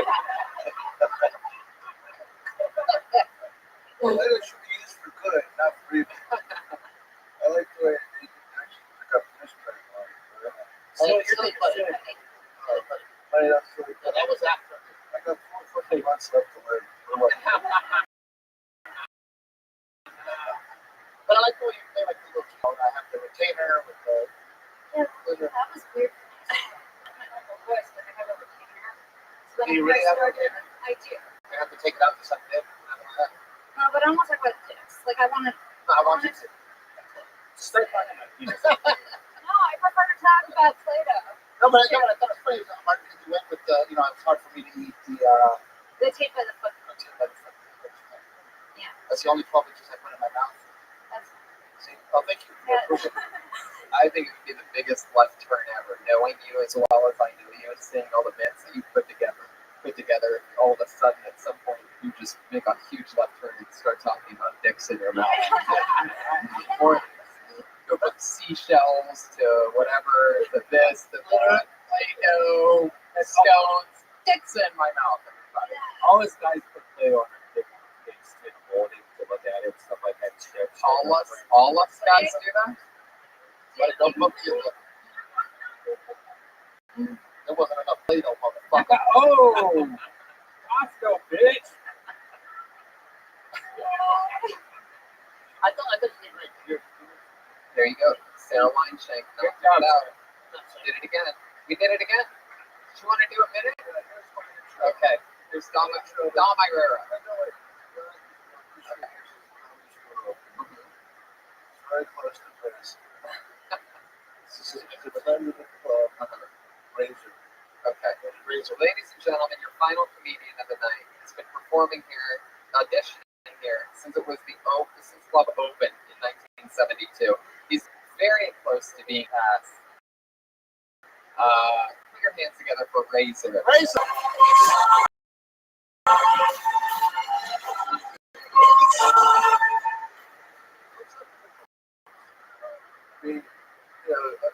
They can pick up the pace. You ever notice, you ever on a bus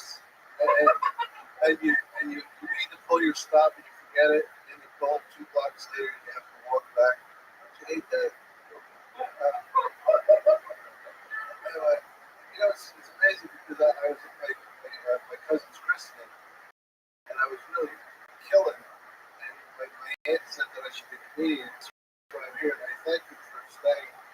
I appreciate you all looking at me. Isn't it amazing how people climb up Mount Everest and it's already been done? Think, what the fuck?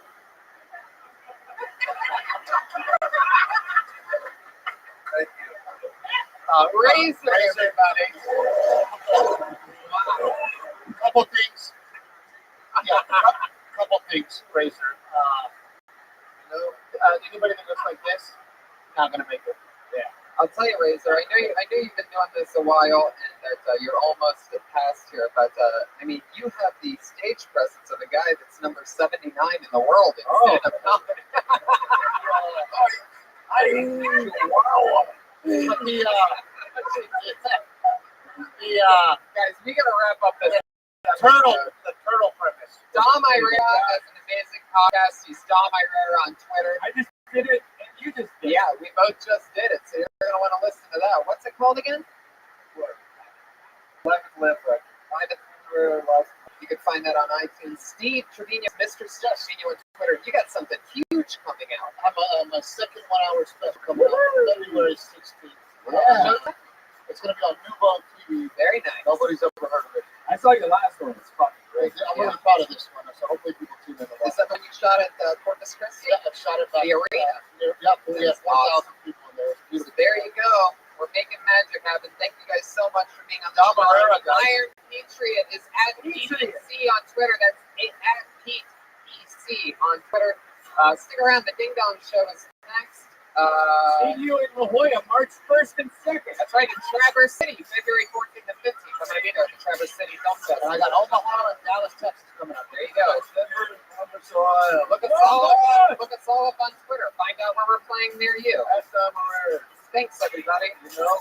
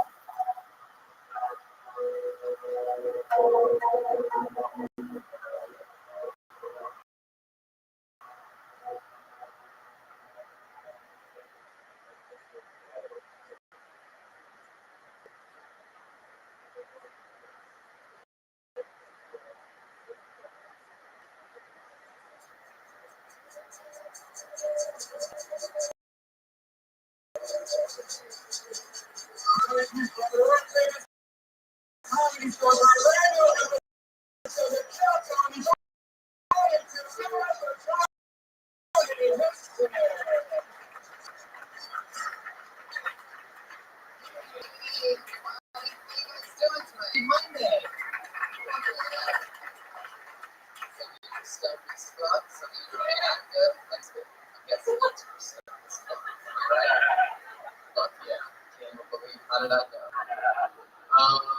Welcome everybody. Happy Monday to you. I believe this is episode 37.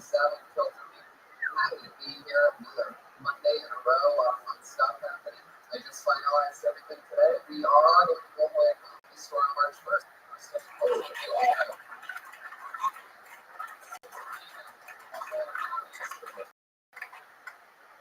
We set a record. One of our actually the weekends record. 39 people signed up tonight for the opportunity to chat with us and very hilarious guests.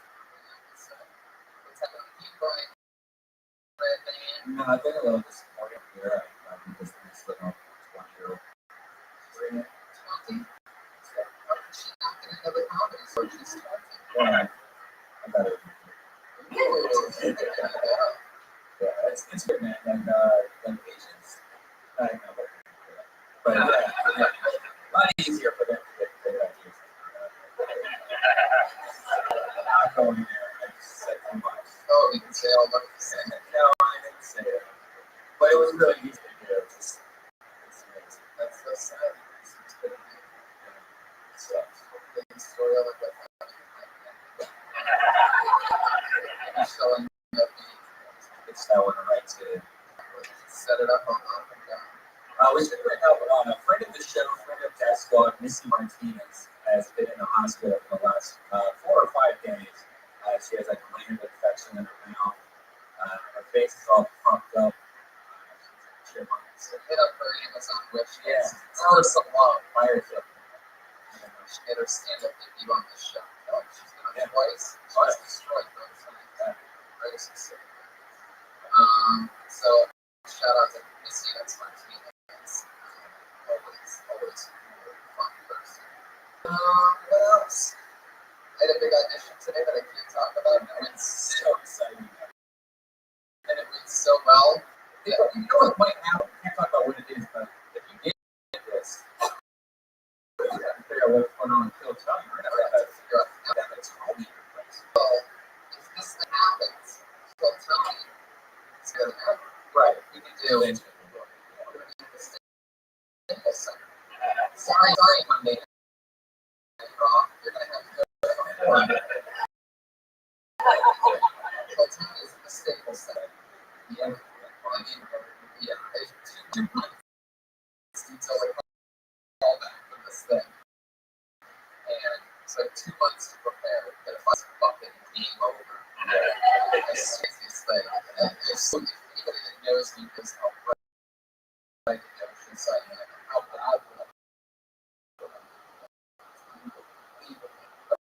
I can talk about it. So that's how you finally do something that makes your head once.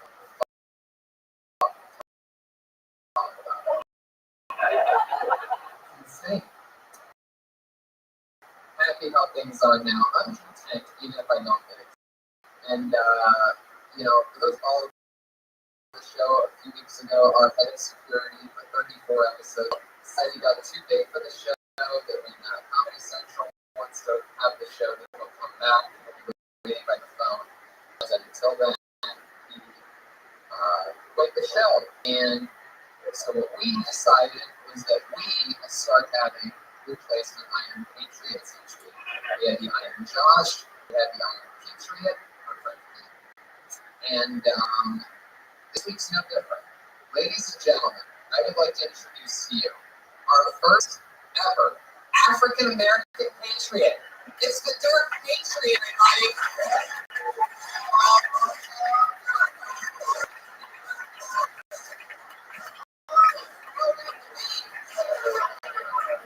Throughout the beams, here he is. Thank you. And Patriot. Happy Black History Month. Yes, that's exactly it. It's Black History Month. How you doing today, Dark Patriot? I feel slow. Now, did you take the bus here? The Iron Patriot used to take the bus because he had a big uniform that he couldn't sit down in. I just got to drive with my clothes. Oh, interesting. A little bit of an inside reference. Purposes. You remember Mervis is the standing Patriot and backup Patriot. Is that me? Probably. Yeah, I think microphone. Yeah.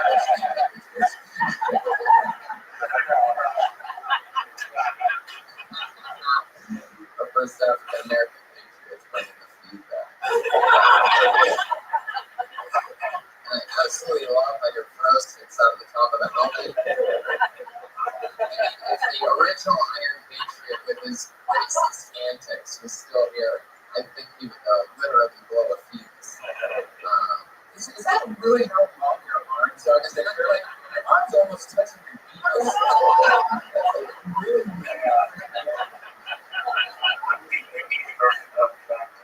It really is unfucking believable. How is that possible? No, what is that optical illusion that's taking place right now? Do you have really long arms, Willie? I mean, Dark Patriot?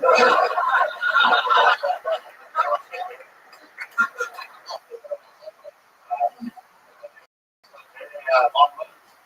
Wow. Yeah, I like that. Thank you. Now, one of the things that the Iron Pitcher used to do is he would sing a song once in a while, and you actually sent in a little ditty to us. Was there something you wanted to sing tonight? Sure. Okay. Yes. Okay, well, are you ready? We'll hit the music for you. Hey, Maestro. All right, let's see what this says. Dark Patriots Special. Oh, shit. Oh.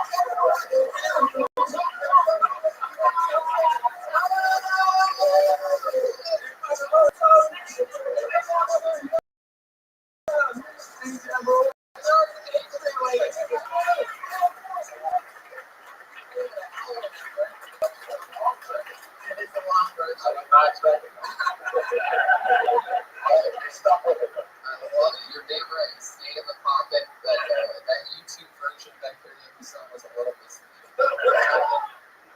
Fuck yeah, but hell of an effort. One more time for the Dark Patriot.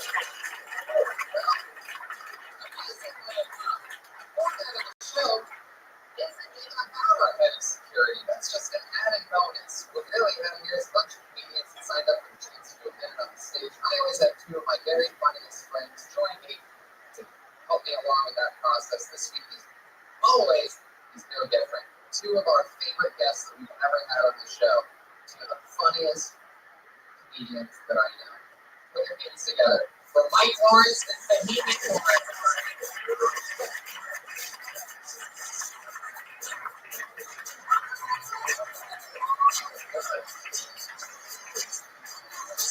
Yeah. Oh man. Mike back.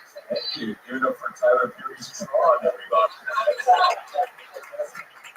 I love the fruit because it looks like what Maya Angelou would look like if she was wearing that. I know why I'm behind, but it's Thank you, Mom. God, I worked at McDonald's for 7 years. Every time you talk, it just sounds like you're a customer. Customers robbing her at McDonald's. It's funny too, every time you call the Dark Patriot, it just gets slightly more racist. Like, every time you say the word Dark Patriot, that's one more time you have to go see Bible. Just like,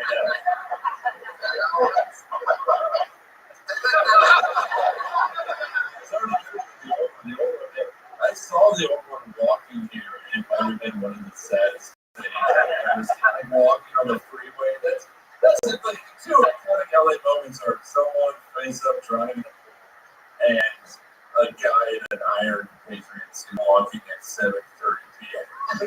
Like as beautiful as the sunset is, that's how ugly he was walking. Yeah, it's always a very sad waddle that we put on. Oh yeah. I got so many requests on Twitter to have you guys back on. I'm so glad that Two. so glad.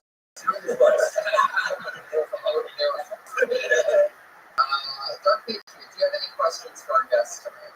Classic Patriot traditions. I prepare for this. I do. Is this dick talk? That's one of the Just a couple thoughts. Mike, I didn't know that you started comedy early on. How old were you? Can you tell the audience? I'm 31. Well, that's surprising. Well, And you tell me why they're your future person. I teach you. So that's more of a remark now. thank you so much. But I want to know if you like stand up. That's it. So we were eight.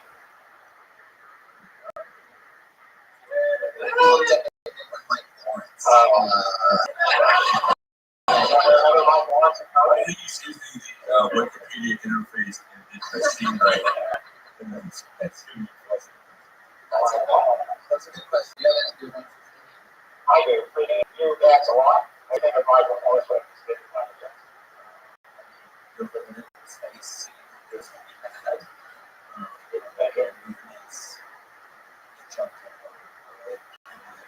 It turns out prescription medicine, the same thing happens. So the medicine that he put. Let's say that Michael Jackson overdosed. Oh yeah. Oh yeah. And the rolling in his grave. Was that too obscure of a reference? Michael Jackson. Michael Jackson fans out there. That's true. You're like the iron pedophile.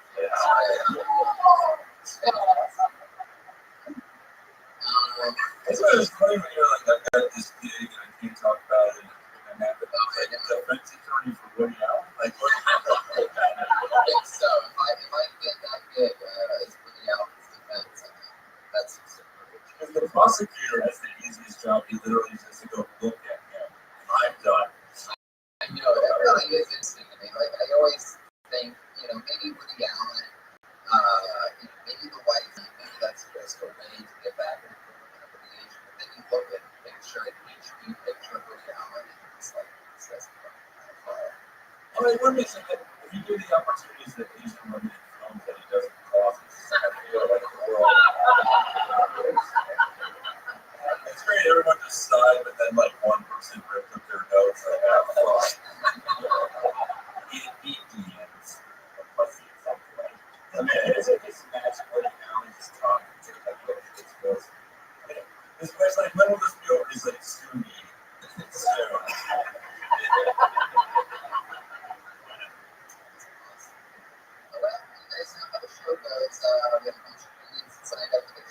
Please tell me Henry Rollins is getting on. I fucking love your early books. There is a guy that looks exactly like Henry Rollins that inspired me sometimes, and it's just some coked up doppelganger. But it's really interesting to. I've seen people. Is that you? Somebody bet you $20 that wasn't Henry Rollins, and you took it. They had to give you.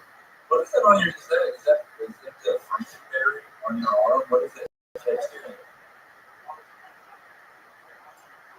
He's like, respond to that motherfucker.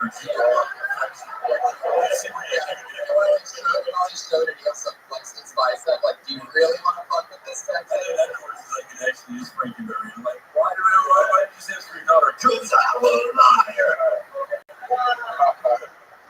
Well, guys, you guys get to do 60 seconds of your pick. You know that do 60 seconds of when you hear the meow of the kitty. Don't put much longer after that, or else you're going to be angry West Hollywood Bear.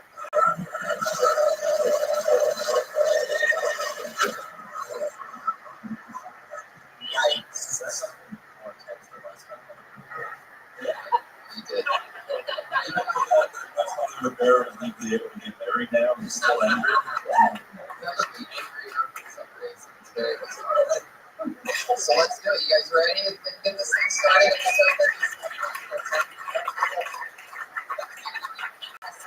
Our first ever African American patriot. This is exciting. And your first comedian is Brad Sachs.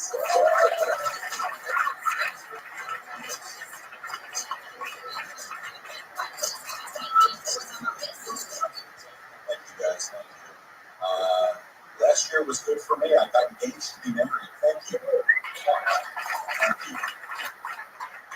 Who else fucked up their life last year? Just, yeah, I said to my fiance, hey, can you do a sex tape for me? She was like, absolutely. And she's casting. Yeah.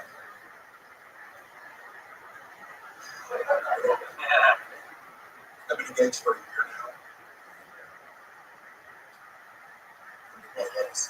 So, about a year ago, now, if I'm driving home, I think just around the place. Thank you. Well, thank you guys. Wow.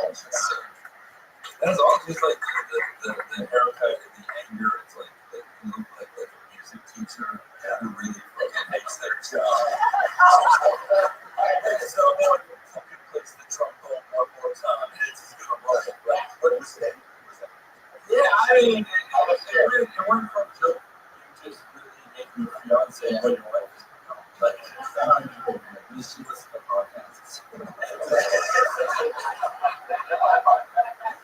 hope not. She's like, we're a year in.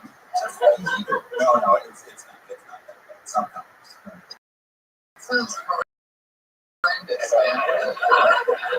She's right. It wasn't even that way. The last thing you said wasn't even they were just venting anger. She's willing to marry Art Garfunkel. Maybe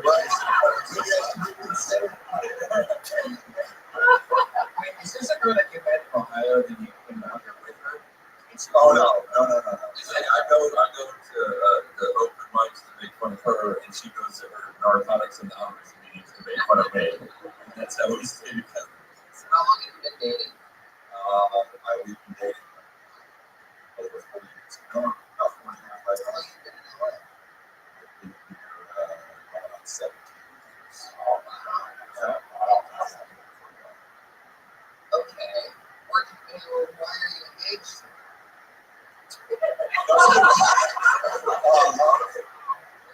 No, it's the same fun. No.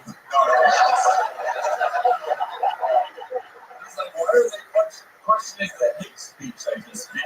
Why exactly do you hate the Jews? Well, you know, sometimes they snap. No, I do love her. She's wonderful. She's been wonderful for my life.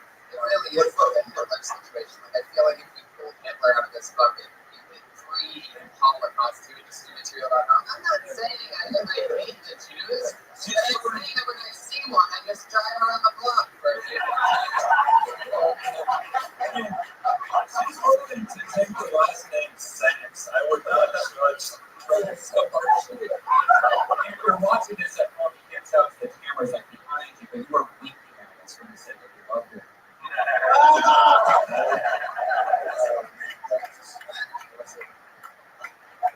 She's at her job waitressing at Denny's right now going, Brad loves my keep me going on. Shotgun is in the biz and I'm Sandra Bullock trying to get home. I have a question. Yes, sir. Do you really think that you should marry this chick? Or do you think that you won't have another chance to get somebody as cute as she is? Or do you think no, it's a serious question. It's not meant to be fighting about the quote-unquote that girl is feelings. No, I think I can find someone else better fix it. But I question if marriage is I just don't know. It's scared. It's just I'm making a concert about this. Not really. It's like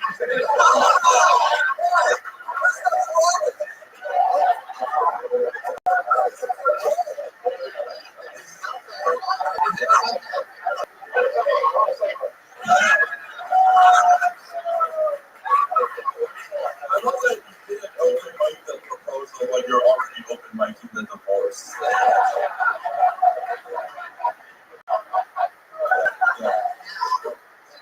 So, do you have a date set for this wedding?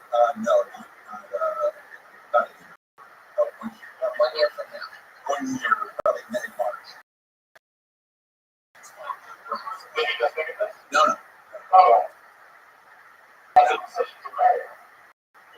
Does she speak English? Oh yeah, we're engaged.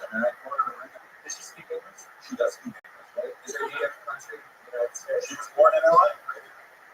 Marcella?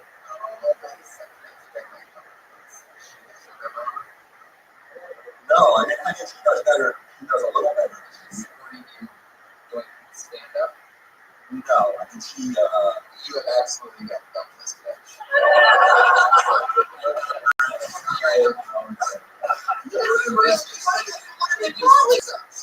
She's very listening to this crying in her eyes. She says, I bet you go out there every night and you just talk about how you don't want to marry her. Like, no, you read about snowies. She's very supportive. I don't want to take up all the time.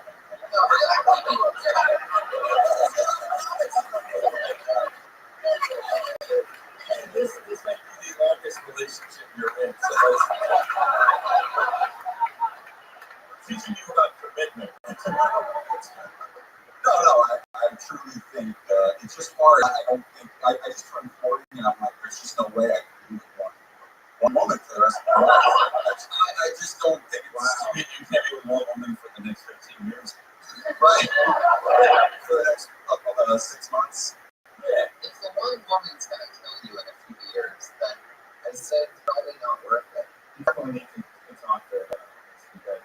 and stuff. Why are we? I mean,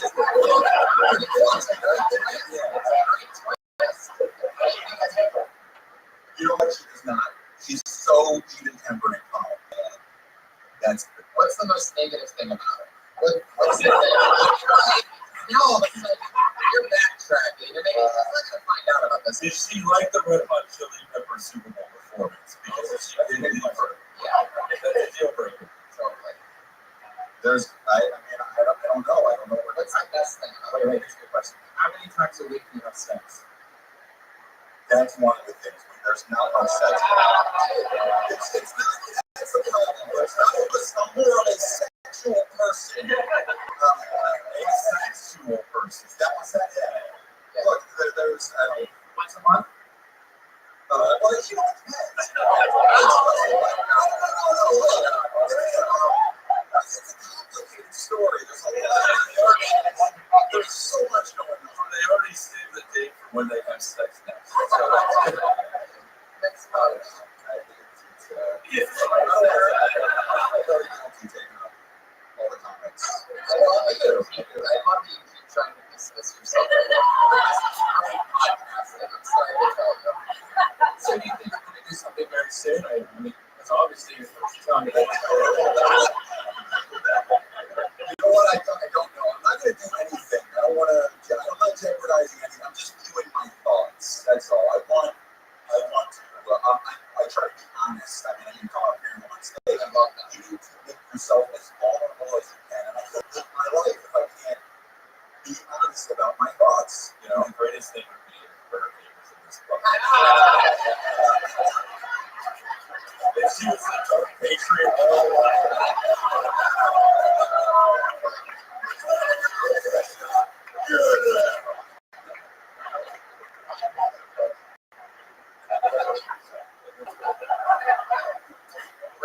yes. Look, what about this material? Well, that's the thing, is that either you really like her or you really don't. Right. I mean, not. I do a lot of material that's not that. It's more funny than really good money. It's destructive. Once you started scratching out, that's far more interesting. Right. I go around the block. Yeah, right. Right. Sure. Real shit. This is real shit. That can be mine for money. Yeah, of course. Spend money. It's what I'm saying. And a lot of it was why you're making it. And a lot of it, we talked about, you should be talking about how, I mean, you're barely getting laid once a month now, and you're not even married yet. And that's a premise that people can't cover. You're engaged, and you're barely getting laid. Like, Or not enough. It could be better. Right. I'm sure it stinks knowing that tens of thousands of people are listening to this right now.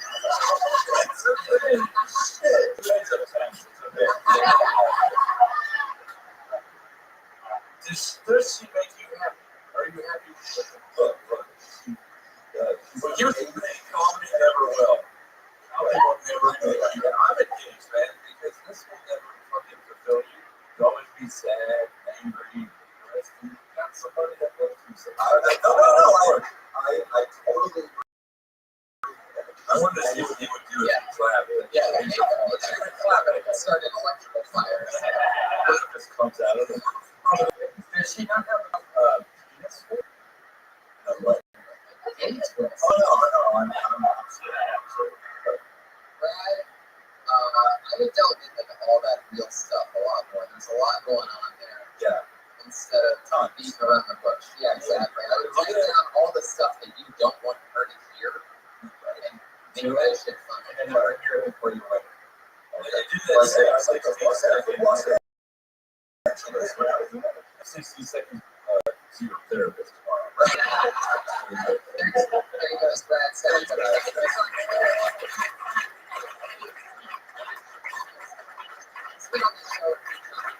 Also going to get up his fiance's Twitter handle. No sense. That's why am I doing that Hotmail? That's depressing. I've been in that situation. I've been with my girlford for 8 years. We got here with her, and even you without these beautiful women, just getting out, like, look, we've been 8 years, we got to do something now. And so we got to engage. And I just remember being in the same situation. Like, I'm not going to do it. And there's no difference between how I felt like a week ago until now. I'm not excited about this wedding at all. And I was like going through with it. And I was going to do the same thing. I was just going to do it because I didn't want to break up. And these are just good. And so, what is the deal with all these ugly people thinking like pretty people? All right, if someone accepts you, fucking take it because it may not happen. Yeah. All right. Landslide will bring you down. Just fucking. I also say that every girlfriend usually is always an improvement over the girlfriend before. And if you ever go the opposite way, you're doing it wrong. Yeah, it sucks. And I also realize that if you're a 31-year-old bearded man with state classes and you say, I'm going to go see the Lego movie, and a girl says, that's cool, that's fun. That is a class slippery that will never. I'm almost 40, and this is who I was messing with. See, that's why you don't get married. That's why. Woody Allen's daughter.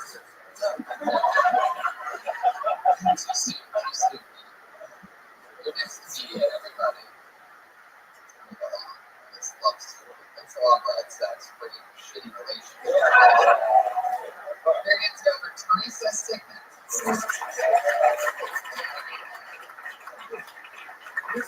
This said was an argument you'd overhear at an Olive Garden. Yes.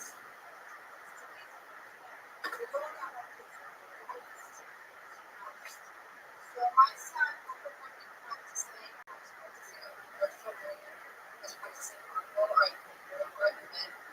And he was asking me, who are you talking to? I'm like, nobody, Mom. Who are you talking to? He said, is it acting? Is it acting? Okay. But they say my organs are moving. And then they wanted to sign something. Going off with somebody. And my son goes, Mommy, he's acting like you. And I'm like, he's doing the acting. And the kid confused me. But not all there's no acting. And that's what I don't want to know. So I'm like, I don't want to do that tomorrow. And then acting.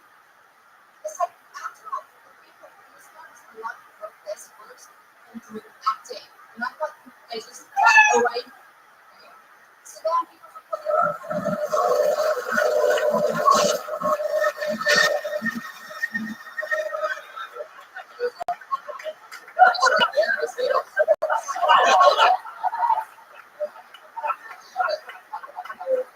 She teaches things at the same school that teaches like music apps and actually Yeah. getting an episode of Glee tonight. This is nice.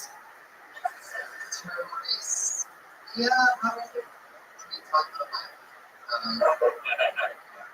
how long have you been doing stand-up? no, you have tonight because I bumped into this place. Oh, cool. Right. We've always been no fun of journalists, and I just like to show that everybody's fun.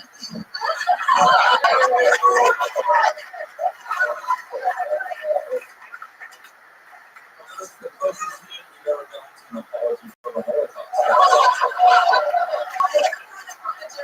We're very sorry about that. Well, you're wearing some of the ashes on your scarf, so that's At our church, they were doing. When you say our church, are you mispronouncing Auschwitz?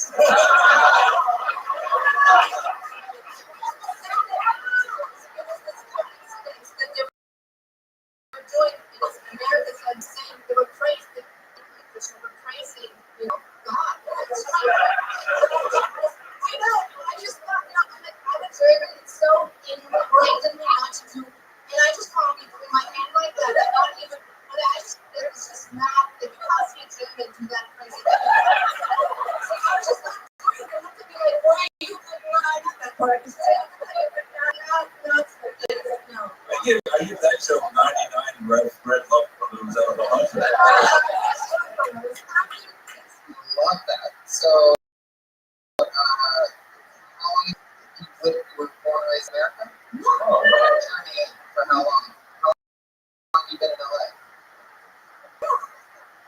Yeah. You are like excited. What? Knows a lot about that.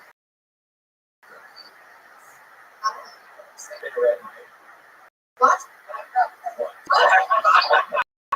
V18.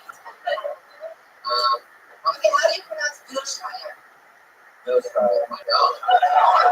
We must go to the Wilshire. Wilshire is where Maggie's parents are from.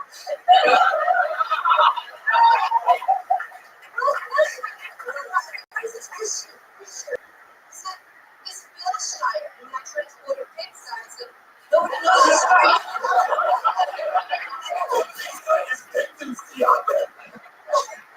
And I said, excuse me, for God's sake, Santa Monica. You mean Wilshire?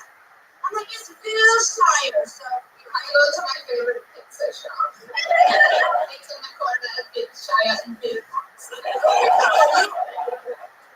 I know it's not going well, but I like you. I want you to stay in this country. I think you should marry Brad anyway.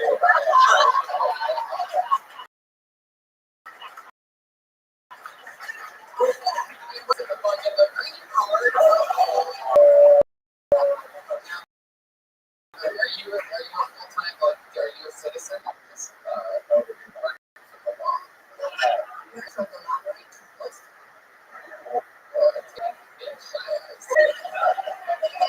On Temple 555 Industrial on Tuesday night, search civil rights.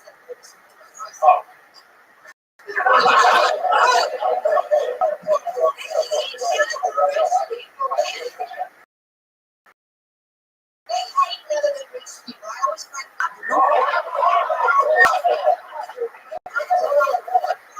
rich are being incarcerated as authorities. Right? No, you mean blacks or Muslims? I'm not sure. I mean, people that are being crossed incarcerated because of the same thing that us do, but they've been in prison, we don't do that. That's the difference. Are you saying melanin rich? Well, I don't have to say black. Did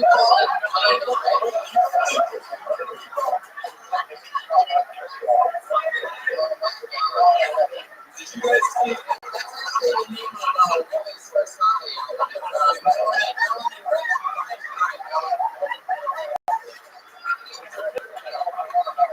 She's a 12 years of slave conspiracy theorist. I don't think if you look for the clues, it didn't happen.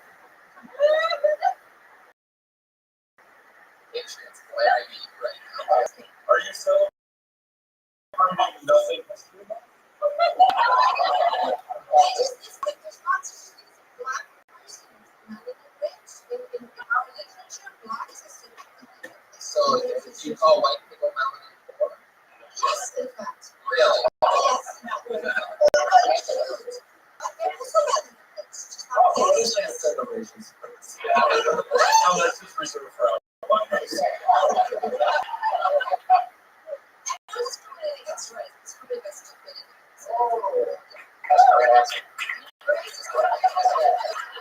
If you can prove to me that racism is discriminating on the nation, as long as it's unrelated, somebody of any kind of like looks is going to be unrelated.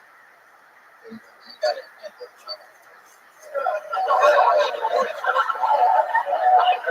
Once they takes all our jobs, then they takes all our melanin.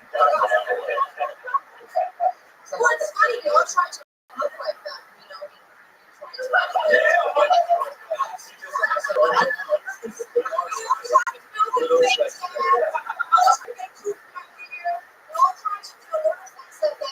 But then we just kind of said, oh, they're bad. We all try to look, and then with me, they're really trying to. I think our time is gone. So 37 is Once you go melanin rich, you're one happy bitch.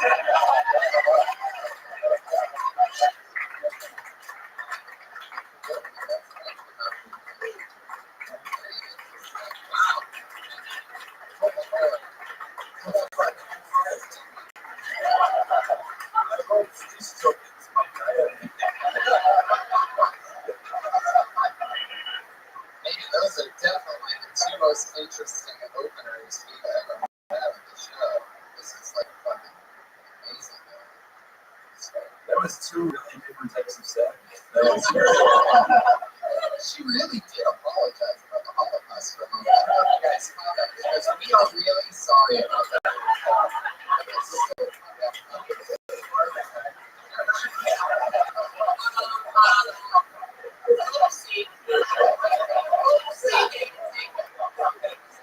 Oops, I did it again.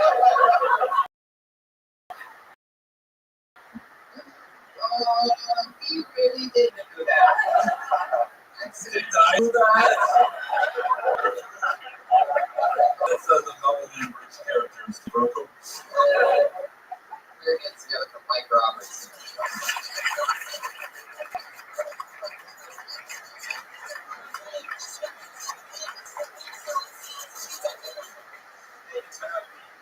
Everybody doing? About college today. Everybody go to college here? Yeah. College, I think you do some stuff you never thought you would do. Like stirring hot sauce in the cafeteria. And you put it in your roll and you press it like shorts. And where you get your toilet paper from, Venus.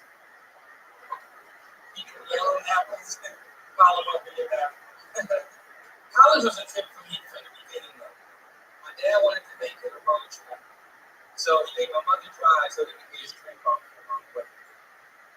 And so we had this tragedy before I got to school where basically we had to use the bathroom. He was on her nerves all the way, on her nerves, she wouldn't stop. So he came into a cup. Threw it out the window, and went right into the back window of the universe. Bad part about it is, or the good part about it is I had no shades. Bad part is I had pissed on my shades. That was a sick guy. That was like the day you got to your mom was being put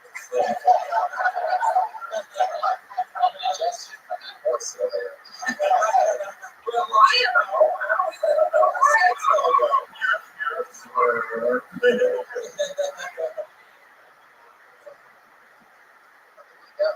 Mike Roberts. Yes, sir.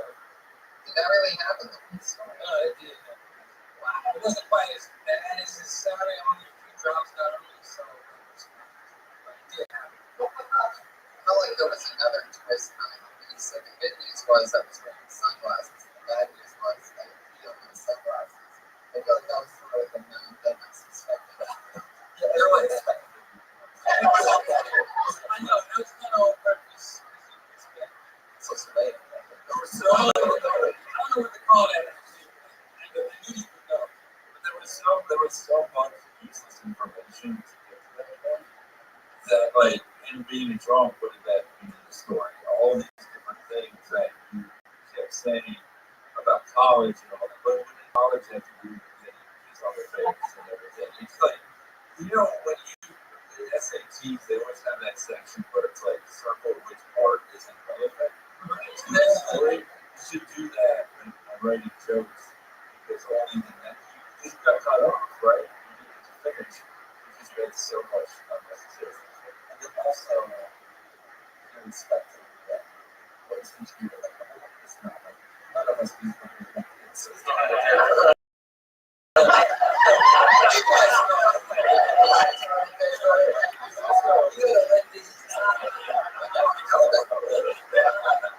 So personally, envious because I can never afford the amount of relevant.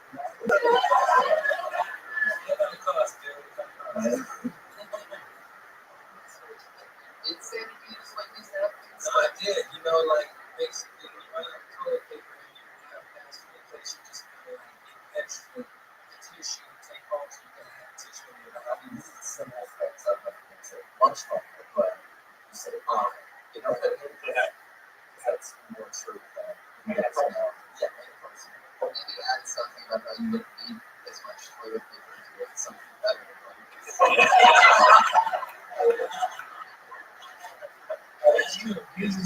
use Twitter, so you know that it's like a character stuff things. I'm not even trying to write that on Twitter.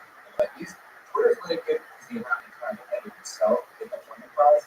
And that, like I remember last time you were on stage, the same thing. You had this very elaborate story, and then kind of just got that very again, I'm like, wait. I just paid too much attention to the story. And then I get into it. The thing is, you work really hard to be a great job someday, but if you keep doing what you're doing, you can be amazing at your job. They're actually about a so Well, I really like the story and stuff, kind of starts. It felt more so than more. That's right. Tell you your strengths. But go to the top. Go to how to do it again. But go to but go. Like if that's your strength, that's what you're good at, then go. Go to the art of it. Yes. Go to the long and wide. But if you understand them, then you got to take the fact. what else happened when you got the piss on your face? There's piss on your sunglasses, your face is covered in piss. What do you say to your dad? Do you say, Dad, I'm back in that? Yeah, exactly. What really happened? So what really happened was we were in Alabama, and so we just got a car, unfortunately, the car didn't AC. A new car, the AC doesn't work in the middle of the summer. They were paying August, and he wanted to get Alabama, so it's But, so that's why he why did you pick that car up? Oh, I gotta get something else. You know, it was kind of sick. You guys might be knowing English, but not enough to have an AC. We're supposed to have AC. Do you remember what kind of was it a Wendy's No, it's cup? That's like 72 ounces of piss. It's funny here when the ice cream melted. Right. Yeah. It's like water. So what did you say to your dad after the piss hit you? And was he upset that there was now piss in the back of his car? And you really No, it was my car, actually. My car.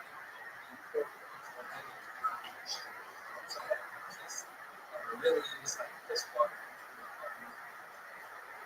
So I thought it wasn't funny at the moment, but every time it seems like it's like a funny story. Well, I think it was funny and lonely than it is now, actually. It's sort of hard to get that story across with a band because there's no funny. He's like, and the worst thing is like, I've done these over 3 times in Harvard, where it's like, always like, but at least you had it, Dad. And then it gets good. Oh, God, I'm so sorry. It comes out to that's what the Patriot. I guess there's only enough room for one of you. Let's go.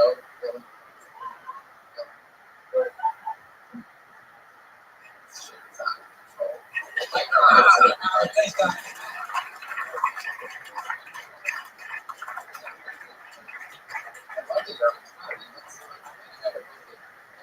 If you're wondering who's the king Mike Dudley, I mean, I'm sure you tried Mike Lawrence and you what's wrong with the person? I'm so pissed about the person who has my Lawrence. He literally has one tweet in it.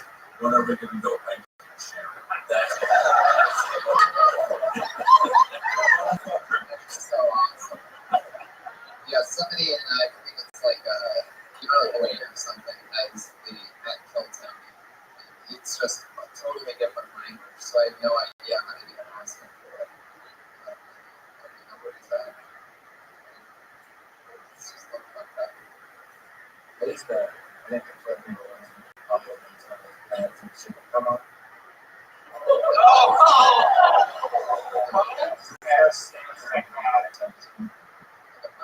Yeah, there's like a fireball stick. Oh yeah, that's really good. What? It's like, You're you're the first person to get this salmonella.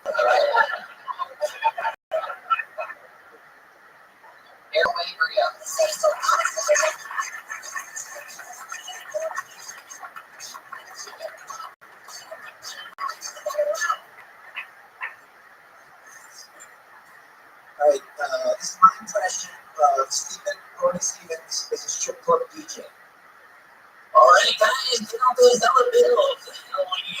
We got that 2-for-1 promo out there. 2 for 1, 2 for fun. Enjoy it.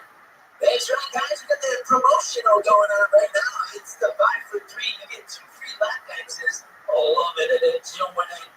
Yes. All right. got that ATM over there by the bar area. Hell, yo. Hot, sexy ladies out there loving it and doing it.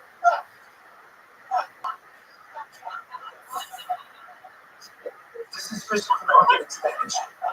Christopher Walken is my guys. This is the honest album.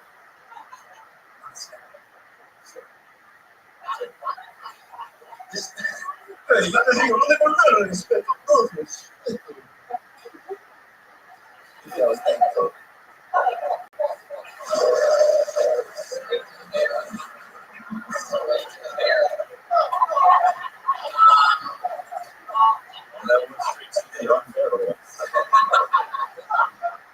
Well, I don't know what's worse.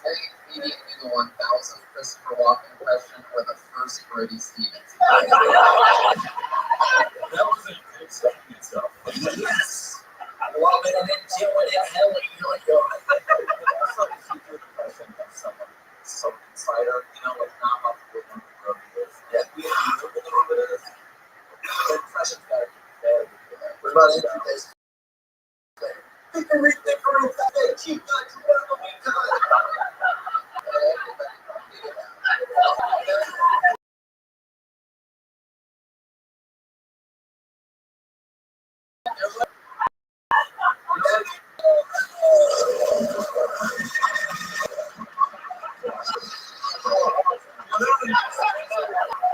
You answered the question, what is the record people did impressions first?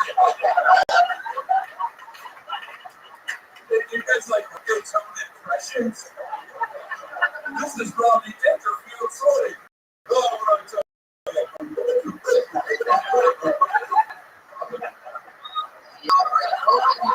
Those impressions like insight people to the point to where you make them famous. The person that you're doing an impression of. You're doing a great impression of a guy who comes up on stage with a shirt that says pothead on it. That is nailing it.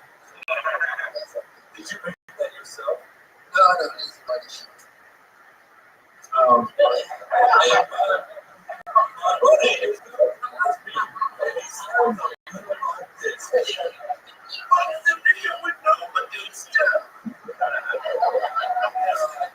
Stevens one, like, even though I know who he is, I understand, I know, you know what I mean? I'm not taking this for comedy sense,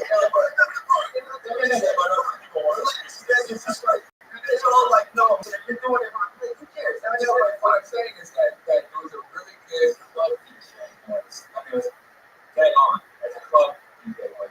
I just didn't have enough fun. Everybody to do that one thing that they want to hate. The greatest thing about it was the children. Yes, exactly. That's what I said. There was no word in it. There was like one or two things to the whole thing. And do it. But then that was just I just actually got high before I did it. Do you like that? But you're not high, you're wearing a pothead.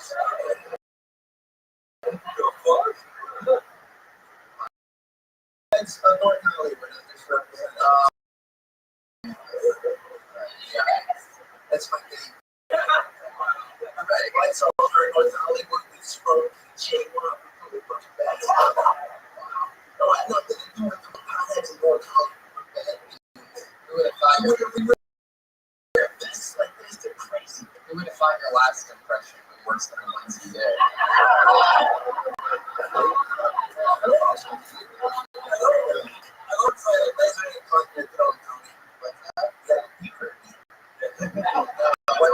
Let me buy some time before I start calling you Spanish McFly. Yeah. Settle down in the back. Scared. You saw this. It's we're having fun, right? You guys are doing stuff, and relax. All of a sudden, go back and work with excuse me. We're like the dirty. Well, wait, you're inside. Once the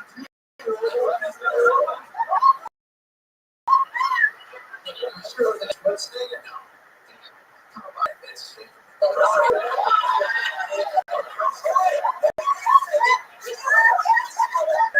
Wait, you guys hear my Christopher Walken impression? It was like, it was supposed to be a show. Guys, they still want this cowbell. You think that's my closing bit?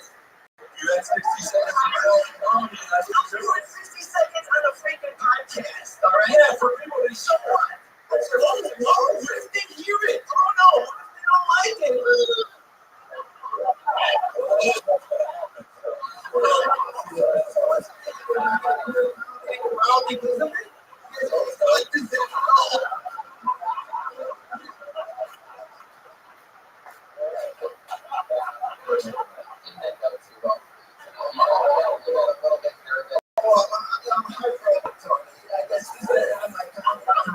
I should just back up and leave out like, hey, excuse me,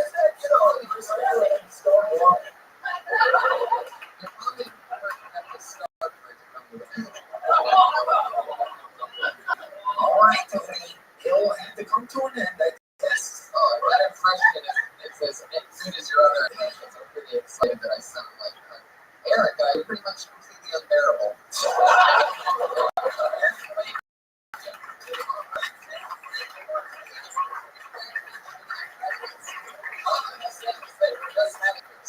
when I was coming back,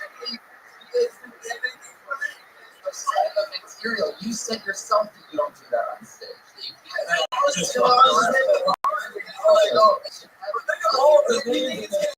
Comedy career. Everybody's fucking dude,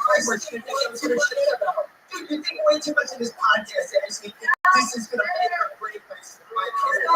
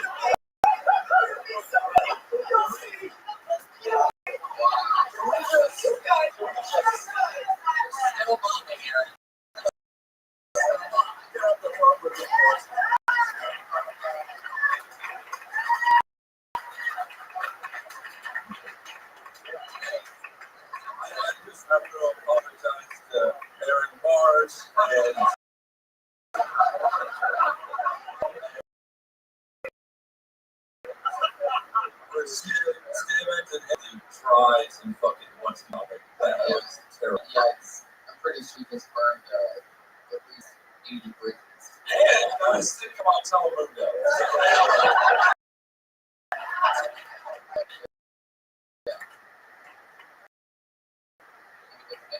This is a crazy fucking episode.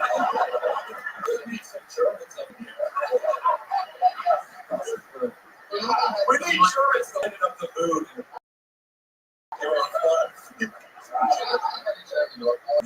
It's literally, man, I don't think I'd be a girl. Kills the Jews, kissing my face, and Christopher. I don't know what you think could have done it worse. I think it's going to turn out that we've been dead for the last hour. Higher picture is the only thing I understand in this room. I love you said you guys are taking this podcast way too seriously. Like, even if it was an open mic, just a regular open mic, this wasn't being recorded. Why did you want to suck and then be proud of it and not pretend like you didn't suck? You just say it was having fun. Yeah, and then you just have fun. Right? Yeah, it doesn't make it all right. Yeah, it doesn't make it all right.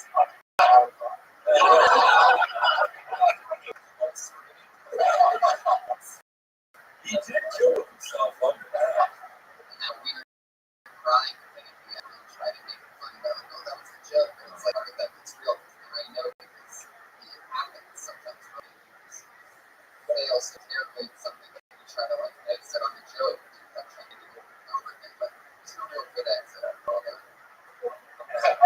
Yeah.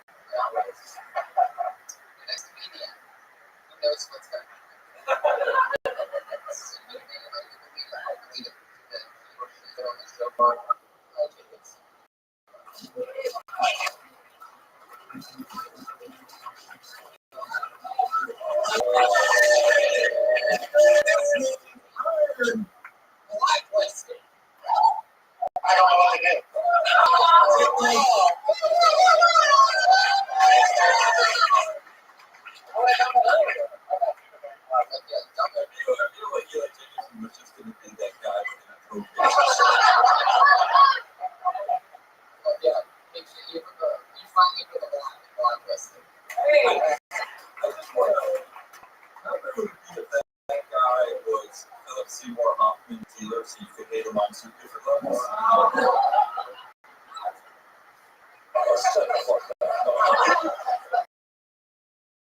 Too late. I love that you kept trying to get this guy in front of him. I'm calling this Spanish party next morning. It's like, dude, it's got a J light.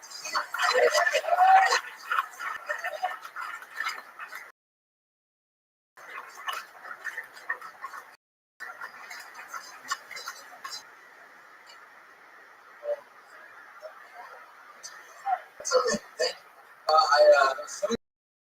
was and it's a pretty good job. It's that some kids got lessons. Not lessons now. And it's really hard to teach these people how to swim because yeah. We just do not care. I can't imagine raising this kid. Hey, what are you just this is just all good. Daddy, like the boy. So, like, I felt bad because he really picked up. I didn't feel bad up there. He had to read his phone and I started releasing more and more. Much less than that sounds. I can't be bad because I'm really scared shit this way. Yeah. That's the sort of things you do. 60% is going to perfect time.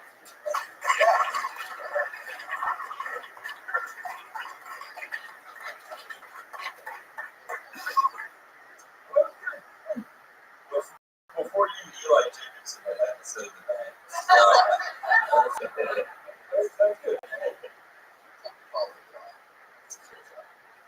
What happened in the beginning of that show? Oh, I tried to say something about how funny it was when no, I mean like the first part of the show. Oh, the first part of the show. You get my water or what happened? You almost drowned. Right, that's why I had to teach you the lessons. That's how it came. So all those all black US students, yes, you probably should take the roots. I had no idea what you're saying. Like when you drown, well, I was saying so the drawing, you know, just get something flies over like about it. It was a lot refreshing back the other time.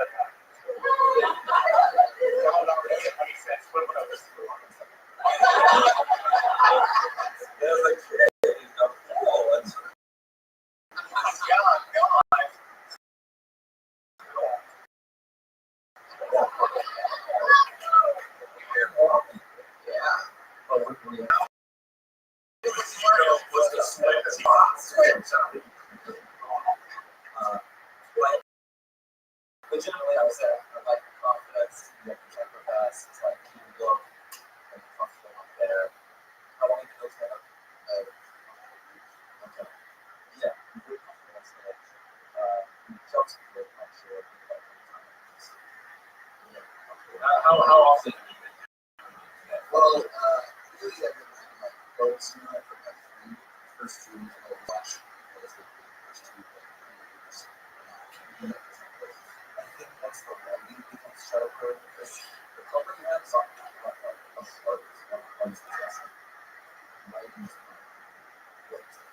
it's like the one like the art show you just sort of elaborate and said it wasn't punch. Right. And I also don't think that maybe it was just because I sort of didn't get any of the punchlines that he took a lot that he did with but before that people was on TV. I don't know. I guess yeah, they definitely need to have like some risk. I don't even really know what the main frame of that, what is the front end of that joke about swimming lessons. Like what was the beginning of it? So he did die? He was officially dead. Right. Well, there's a joke right there. You know, like I teach I teach swimming lessons to 2-year-olds. They're more like try not to drown lessons or something like that. And like if you're 2 and you almost drown, isn't that joke for 2?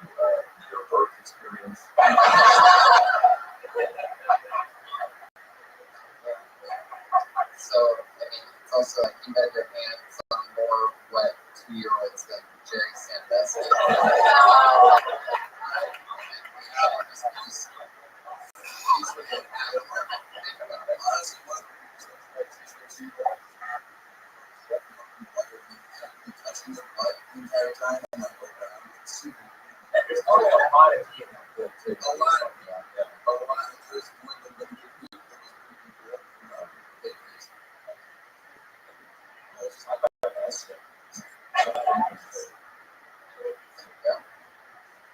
Jay,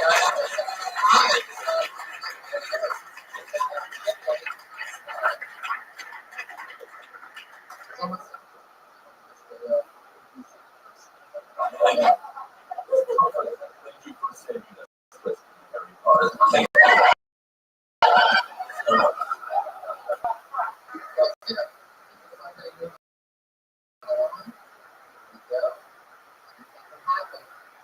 it's Armando Anto.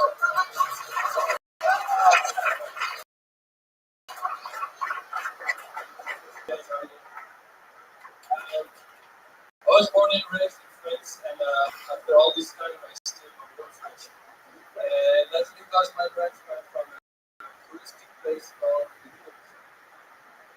And well, it's interesting because since I started to stand up, people tell me that because of my French accent, I sound gay, and because of my French tourist, and it's not very attractive to be a tourist. Anyway, they took the accent.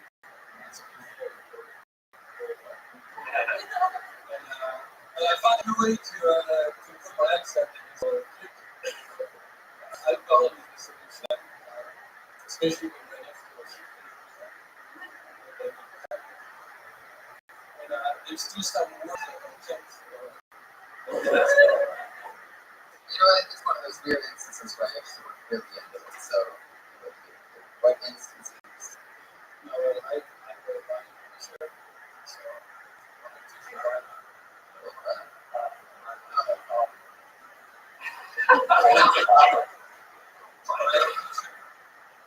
Okay.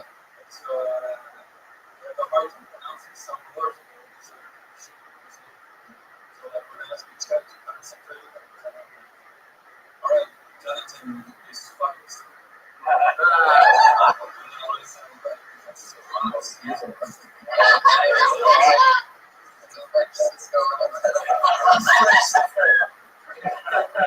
You know what French you wear, like,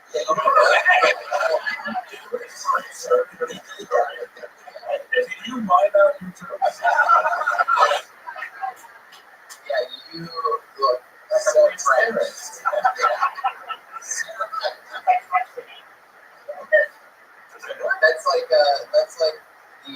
That's like the Dark Patriot came up and was like, you know, I look nothing like a superhero.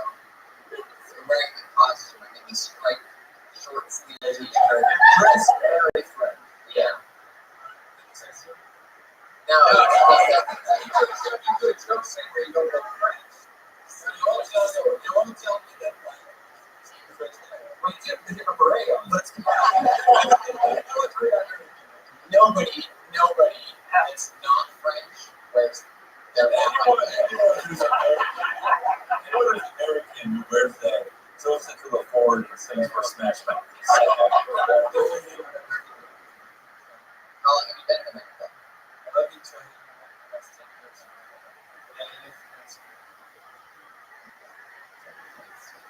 You lived there all the way up. And what kind of Middle Eastern are you?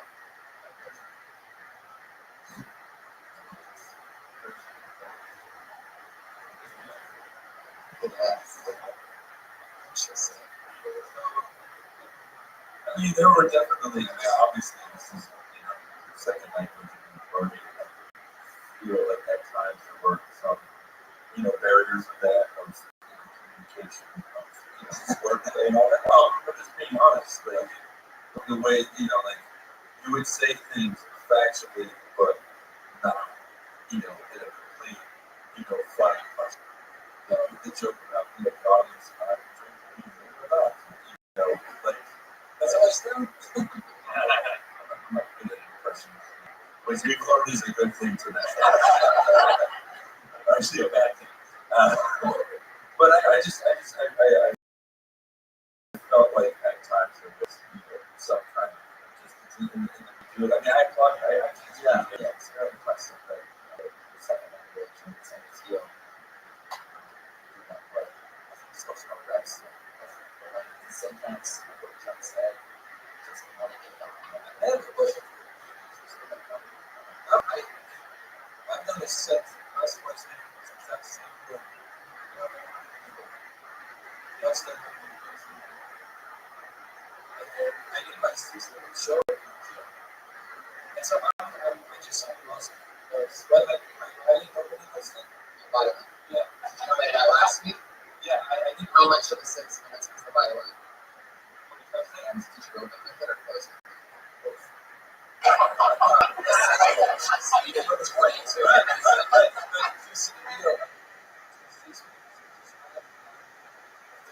He was great. And every time I go to the he stand up from the extent. Yeah. It's just so, let me tell you why. Because a ballet ringer show on an average night, this is like a special format of the show. It takes place in this room normally, shows here the audience are filled with the biggest idiots in the world. Because they are dragged here by their friends, or their friends who work in restaurants with them and stuff. It's very easy to support. Yeah, and trying to laugh about the friends I have, fun time. That's what comedy can be. This is what comedy is. And then I would watch BCK. And then I would watch better.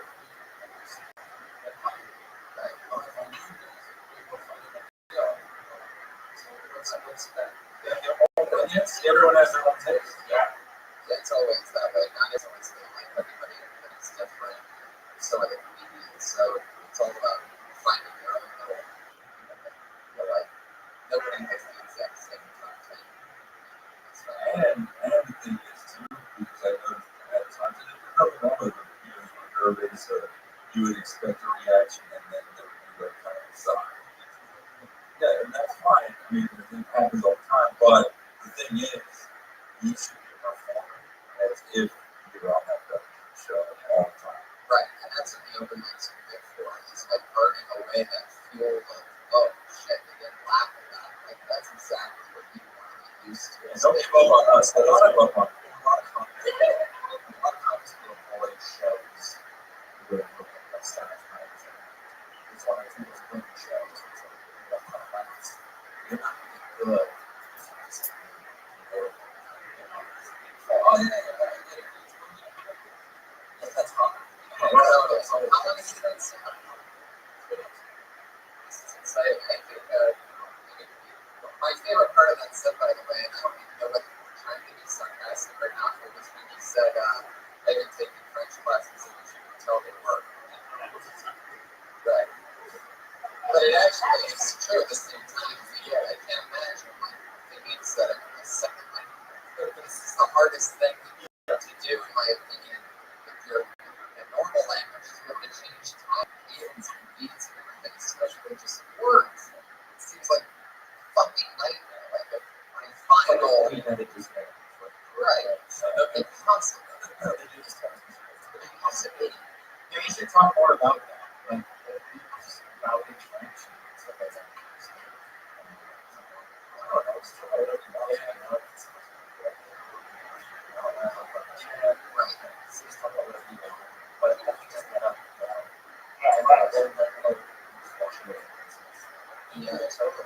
Yeah, definitely.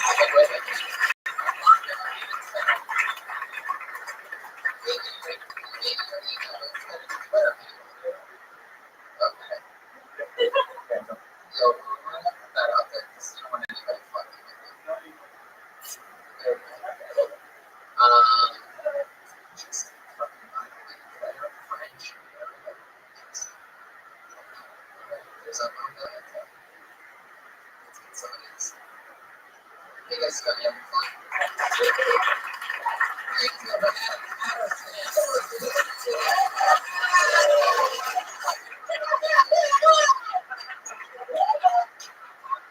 I want to apologize to the academics.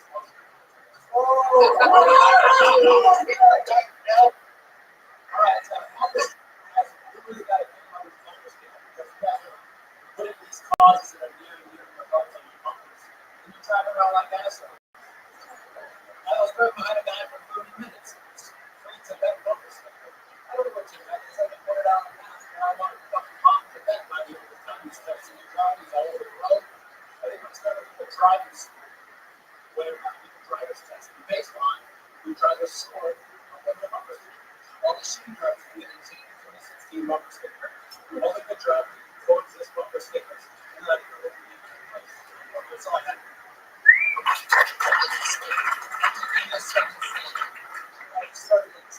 Right. Awesome. They said you were in the military and they talk about bombing some bad boys and you think that you're good. It's funny because I'm talking about that. You've always wanted to And you're okay. Yeah. Yeah, so I served and I saw. That's fucking great. Yeah. You have good about that. That's I've noticed that time and time again ever since I started going. I've noticed that it's probably the hardest thing I've seen kids know. Something so funny. Military, I've been in the military church. Yeah, but once you have the bread of how I was there, you're about to respect. Yeah, and I understand you want to talk about yourself. You know what I mean? I understand that. I'm sure you have to do these things in the military. I got hurt. Right. Yeah. I'll tell you what. I knew that.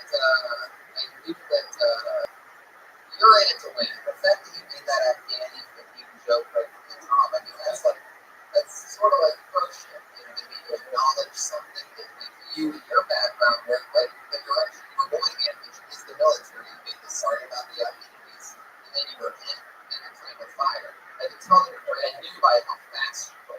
Yeah, well, I was pacing up and down Sunset trying to get my minute in. Right. The original material was on that. Well, I couldn't get it under a minute, so I was like, fuck it. I actually didn't think about that.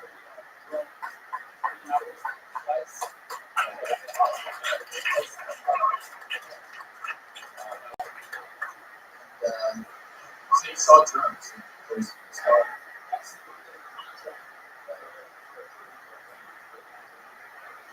After 2009, I started questioning it. Started reading books.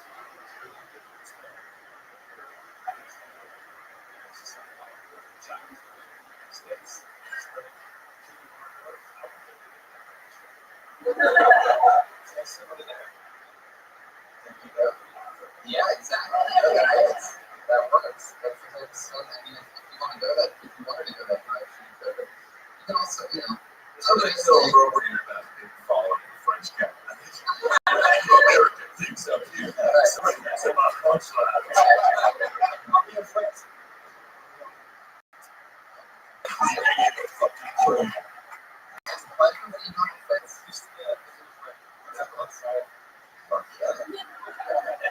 Adam, you just started in December, and I fucking love your style. I mean, like it's and it's been you've probably been doing this for a long time. So congratulations! I hope you love it. Next time you're up, let's go on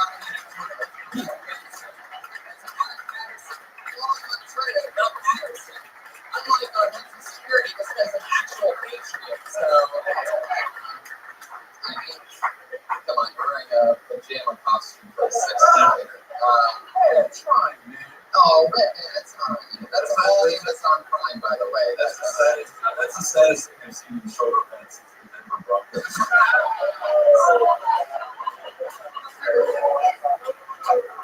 I get that joke. A Seahawks 75 points. That's right. I Wikipedia football. Well, as many of you know, every episode we have 2 regulars to go on. We always bring a new minute every single week, and it's different. Bring it together for your first of our 2 regulars, Kimberly Condon.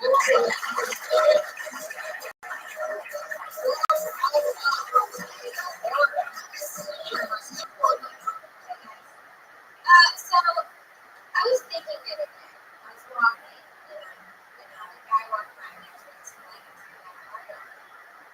And then I got to thinking, what is a flat earth? It's like they're saying, I choose you. Do you guys remember being really young and like doing some like Christmas performance at school, walking out to your dad and got eating cookies?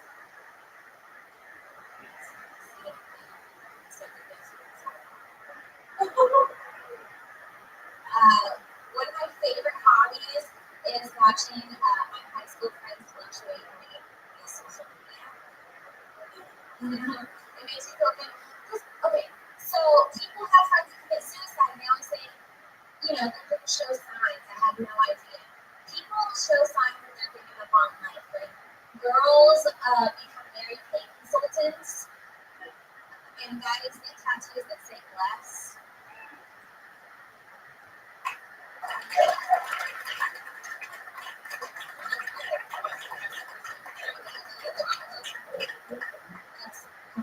No, she has a minute about plus tattoos. That was okay.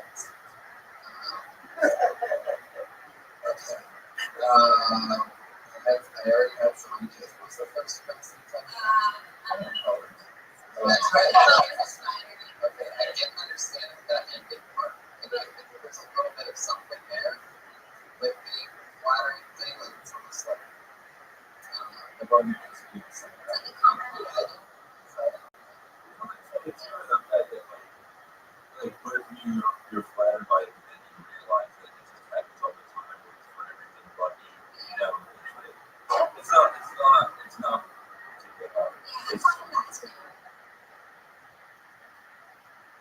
Maybe that's exactly how it is. And I saw Filipino last week.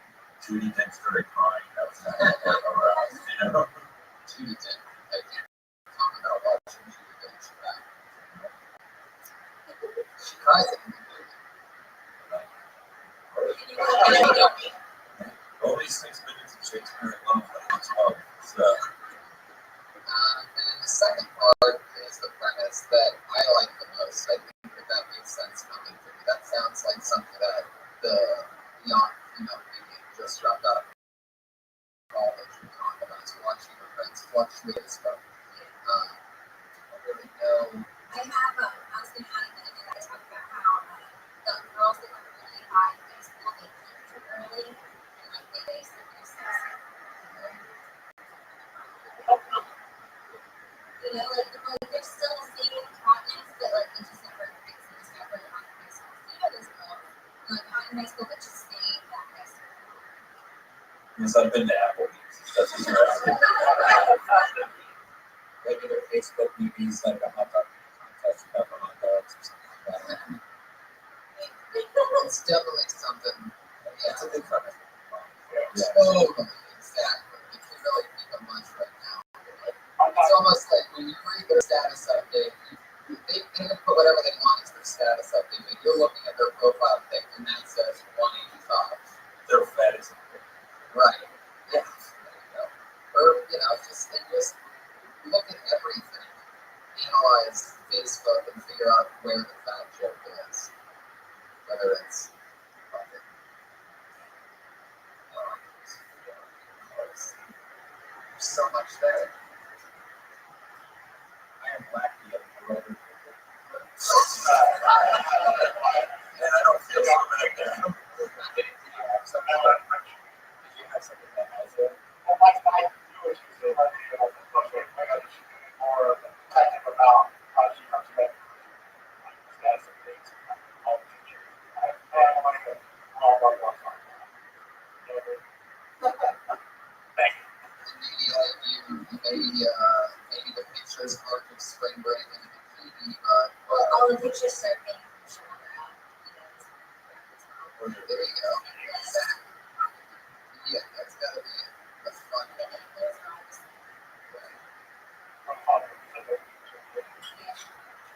Whether you're in high school, college, whatever, there's a lot there. Generally, don't get anybody.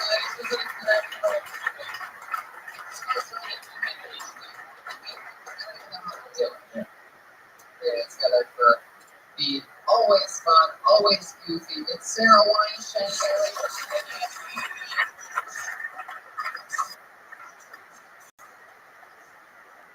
Rice Krispie treat a few days ago. Mind-boggling. Who guys? What type of psychotic genius, guys, makes Rice Krispie marshmallows? Takes a special for sure. I imagine it was like a poor college student that is stoned. Nothing was in their kitchen except for some marshmallows left over from Thanksgiving yams and a box of Kellogg's Rice Krispies. And he had this genius idea to melt down these mallows, if you will, and make them into an adhesive, much like Elmer's glue. And he did, or she did, and I'm thankful for him. You know? And what the hell? Okay, let me tell you this. How to eat a Rice Krispies treat and have your gums not bleed. It is so, the terrain of a Rice Krispie treat, guys, is rocky.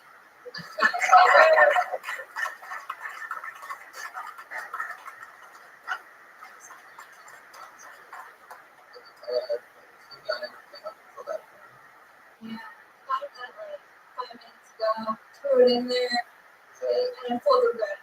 I'm not going to remember tonight, but I feel like good. It could have been like starting off with grape nut treats first, or cereals, or something like rice.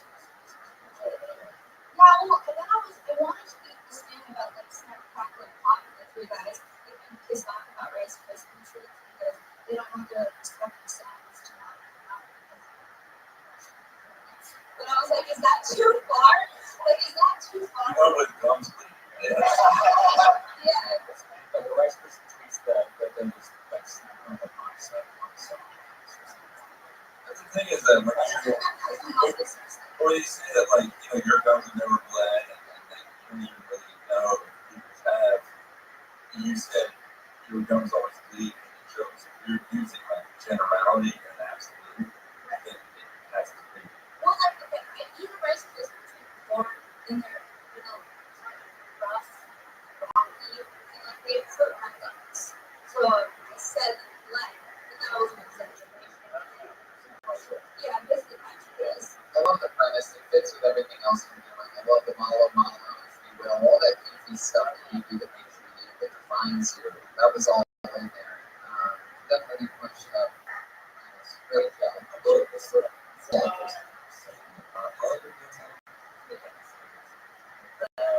like you do a character on stage. Plus, it's very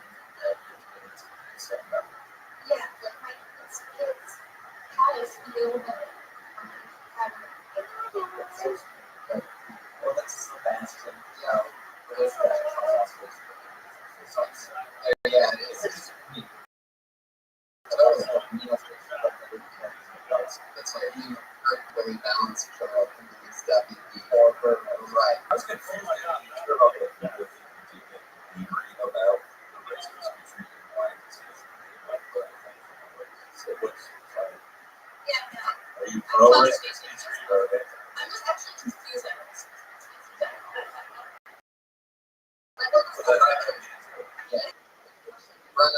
Sarah one.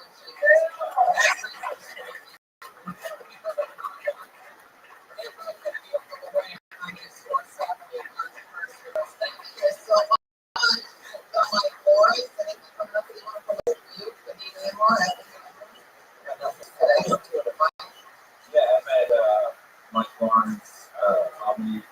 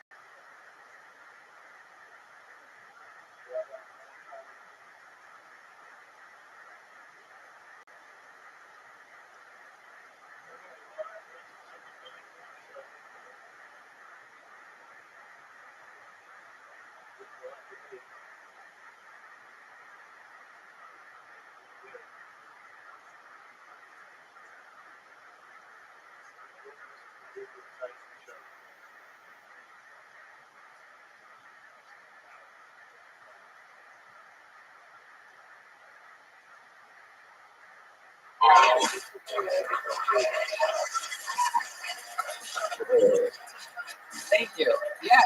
Thank you. Fuck yes. Yes, everybody. Audio issues on the intro, and I love that. That's when you know you're in for a crazy night. How you guys doing? Yeah, what's happening?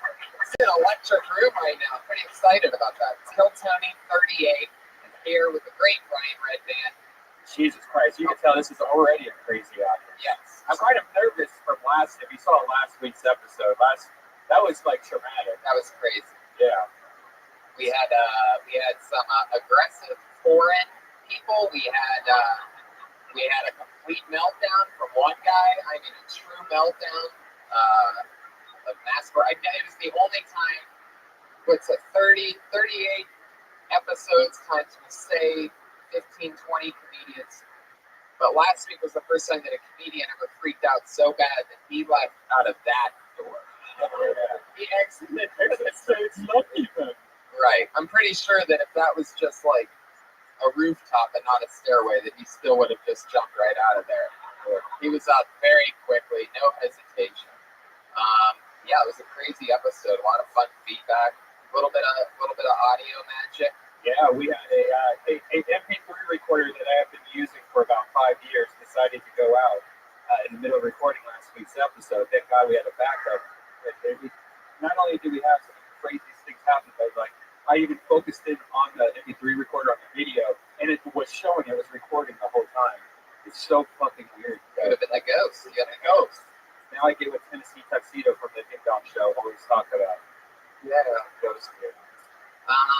So I spent the weekend in Traverse City. We have that was insane. I just had a comedy winter festival this weekend. Tim Meadows and Dave Foley and filmmaker Michael Moore. That was insane. You're around a lot of snow. How was that? It was we were inside and you just go from one place to the next. It's sort of bizarre. Like there's no really I just pretty cool. The people that live there are so used to it, it's insane. And that was always pretty much the first 5 minutes of my set. Was every set were these theater loads of people, and I would just keep asking them, like, what the fuck are you people doing here? Yeah. Because I don't get it. There were some people that were riding this Ferris wheel that was in the middle of the street, that was in the middle of this festival. I mean, it's like 6 degrees out. But anyway, it's always great when you get off that plane. It's fucking 75 and sunny. Anyway, so if you guys don't know anything about the show, you know that a few weeks ago, our head of security, the Iron Patriot, quit the show.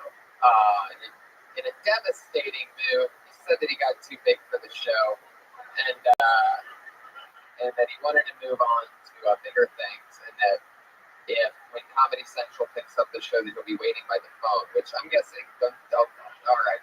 For those of you listening to the podcast, Brian just poured water on a doll, and now he is tapping its butt with a battery. People in the front row are loving this.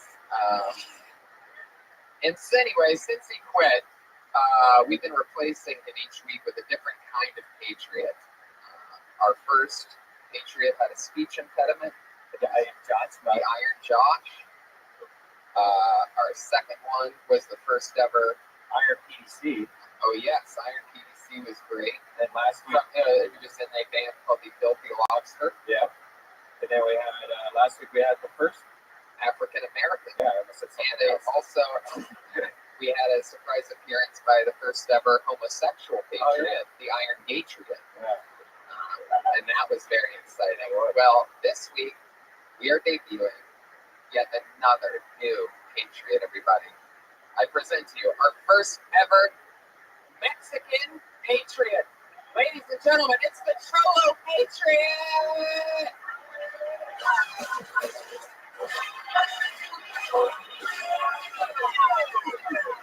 Got a cowbell, ladies and gentlemen.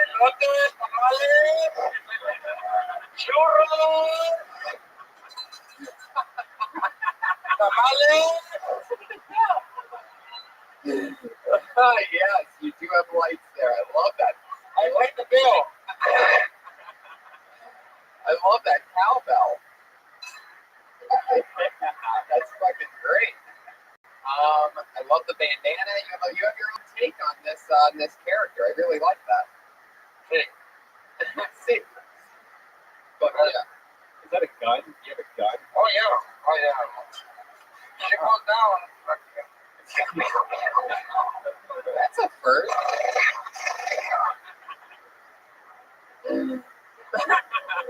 Back into your holster.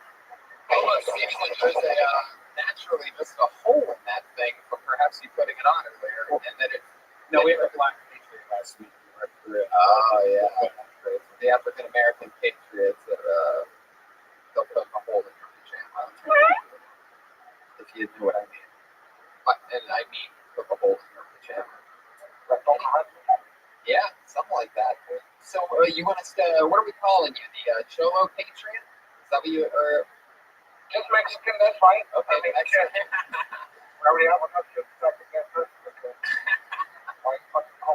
Now, who is the Mexican Patriot? Who are some of your favorite comedians? Bill Burr. George Lopez. Oh, George Lopez. Yeah. Not Lopez. Bill Burr, George Lopez. okay, well, it looks like you have a pretty extensive list. I think you're going to be perfect as a comedy head of security. So, oh, that's a good one. Yeah.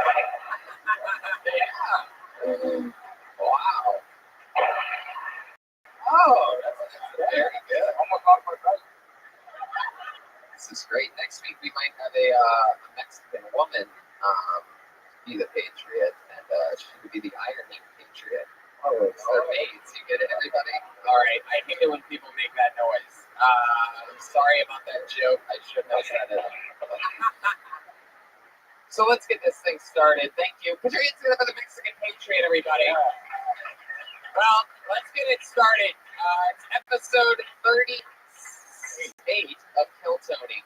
And every week on this show, I always have two of my funniest friends sit in with me as guests. And this week's no different. Two of my funniest pals, everybody. From Last Comic Standing and his own Comedy Central 1 hour special, it's Chris Porter. And the winner of the HBO Aspen Comedy Festival, the host of the test, Mark Fox. Wow.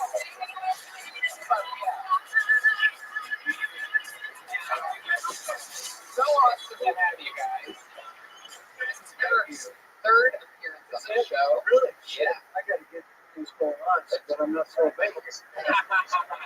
We're show on TV. I am, but I guess it's not enough. Oh, you know better. You should have a podcast to really start connecting. It's good to know you've been busy on Monday nights is a good time to have off. Shit, man. When you called, I said, fuck, I'm already here. I was already here. So it's good. I got locked out of my apartment, so I'm here regardless. I mean, not that I wasn't going to come, but then Is someone in there? Did someone lock you I don't out? know what the fuck happened. I left. When I left, part of the door handle came off of my hand. You'd think that was. Did you leave angry? I mean, did you? I'm just strong. I've been in the gym. What happened? Did The somebody door help handle you? came off, and I was like, oh, I'll just put that back on, which I did. And I was like, problem solved. Left. Came back 6 hours later with friends going, let's listen to records. Big shit faced. And they're like, cool. And then we sat outside my door. What about like you hear the Was you super or sure? something? Maybe you went to the wrong place. Maybe you were already shit-faced. I don't know. I'm pretty sure it looked like my place. Nobody could help you at the Well, the complex? super was there, but he's not real good with the English. Right, we had to rush him off and get him at the I know the speed problem. outfit. I tell you, man, I could have broken that part. Yeah, I know. Well, he was also of Hispanic descent. Oh, So I thought of anyone who was just going to pop the thing open. But apparently it's not as easy as a Honda Civic. Yeah. Yeah, lock the coat hanger. That's totally different. Yeah. Well, I'm so glad to have you guys. Some of you guys know the deal. You did no research this week? Oh, yeah. Do you have any questions for our guests? Yeah. So I know Kirk Fox, and Beagle goes to his compadres down the street, little restaurant down there. Is there a problem? Yeah, how do you take your margarita? There's a special way. Stick with the straw and I suck them down. What do you mean special way? Because when I went there, I asked for a margarita. They said, would you like the Kirk Fox special? I like it strong, not sweet. Is that what you're getting at? Yeah, that's it. They have it on the menu. Do they? Does it say Kirk Fox? Kirk Fox special. Strong, not too sweet. It's Cadillac, but I don't want the fire in there. I don't want to catch fire. Oh, Cadillac. Yes, sir. So that's Grand Marnier, right? You can call it that. I'm sure it's not pronounced that way in the handbook. Probably not in France, okay? Like the Grand Marnier? I think it is. No, there's no Marnier. We'll deliver it. It doesn't matter how you say it. You'll get you. And that orange shit that I like. That's what I say. So you're a Mexican compatriot in there? Yeah, Mexican compatriot, yeah. This is it. I looked it up earlier. It's the Del Patriot. The Spanish Iron Patriot. Butcher that shit. Grand Marnier and El Patriot. You could probably sneak into America in that outfit. Oh, yeah. They wouldn't even see it. Just sneak over. If one guy did, they would sell like 1 million of those outfits. But I think leading edge technology, and I think Mexico. I don't know if you've been to deep Mexico, but nothing screams technologically advanced like a. That does look leading. That looks like a good toy set from T1. Iron Man with a push button. He's great in closets. Yeah. You can hang them anywhere. Patriot, did you have any question for Chris? Yeah, the city, Yes. what do you hate about it? The way they vote. They put me over at Kansas City, that's the only one. They pulled me over in Kansas. Were you wearing that outfit? There. I was wearing this outfit at 4 in the morning. Like, shit. Yeah, man. Well, let's get this thing started. It's episode 38 of Kill Tony. You guys know how the show works. It needs to get 1 minute on the stage to get some kind of help in any way from us. And you know that your 60 seconds is up when you hear that meow of the kitty. Aww, so adorable. You should wrap it up right around then, because if you run your time, then you're going to bring out the angry West Hollywood bear. Was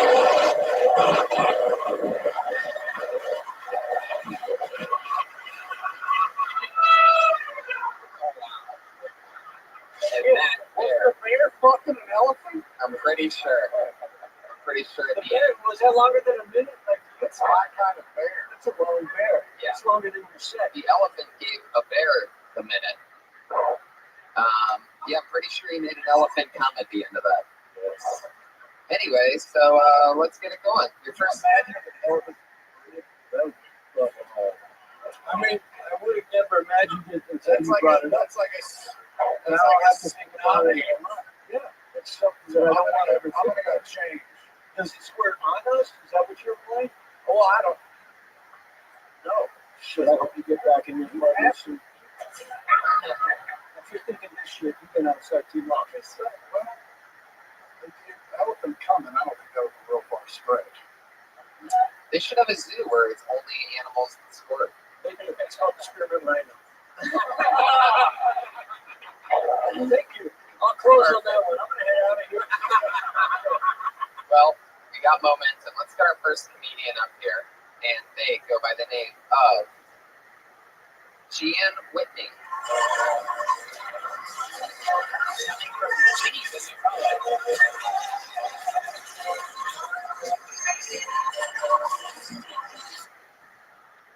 So I realized I can't call my family when I'm really down. One time I did an open mic and I just fucking bombed. And the next day I called my brother and I was like, James, maybe I'm not funny. And he goes, yeah, maybe. Maybe you're not. Maybe you're only funny to like your family. I was like, okay, thanks. Can you put Dad on the phone? So my dad gets on and he goes, hi, Gene, how are you doing? I was like, I'm okay, but I got a speeding ticket. And he goes, what? What? You are screwing your life up, aren't you? Son of a bitch, are you in porno? What? No, I'm not in porno. You need to come home, damn it. You need to come home and be a nurse. So now when I'm feeling down, I just keep my feelings inside.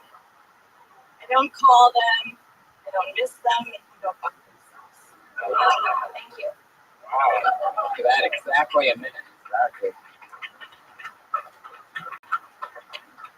Okay. How long have you been out here? I've been out here about a year. I've been doing this about 6 months. And where are you from? I'm from Indiana. What part? Southern Indiana, Evansville. Evansville. I've been there. Oh, really? Shithole. I know it's so bad. The comedy club was next to a cheese. It was a comedy club there? It was. It closed because it was. The funny bone? Yeah. Okay. And it was terrible. Yeah, I'm very sorry that you had to experience that.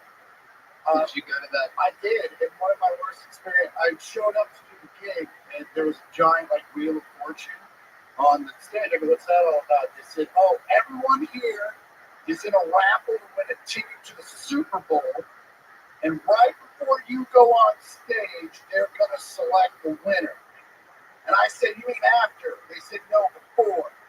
So right before I go on stage, they give this guy the Super Bowl tickets, and everyone else is in a shit mood because they just lost. The dude gets Super Bowl tickets, fails.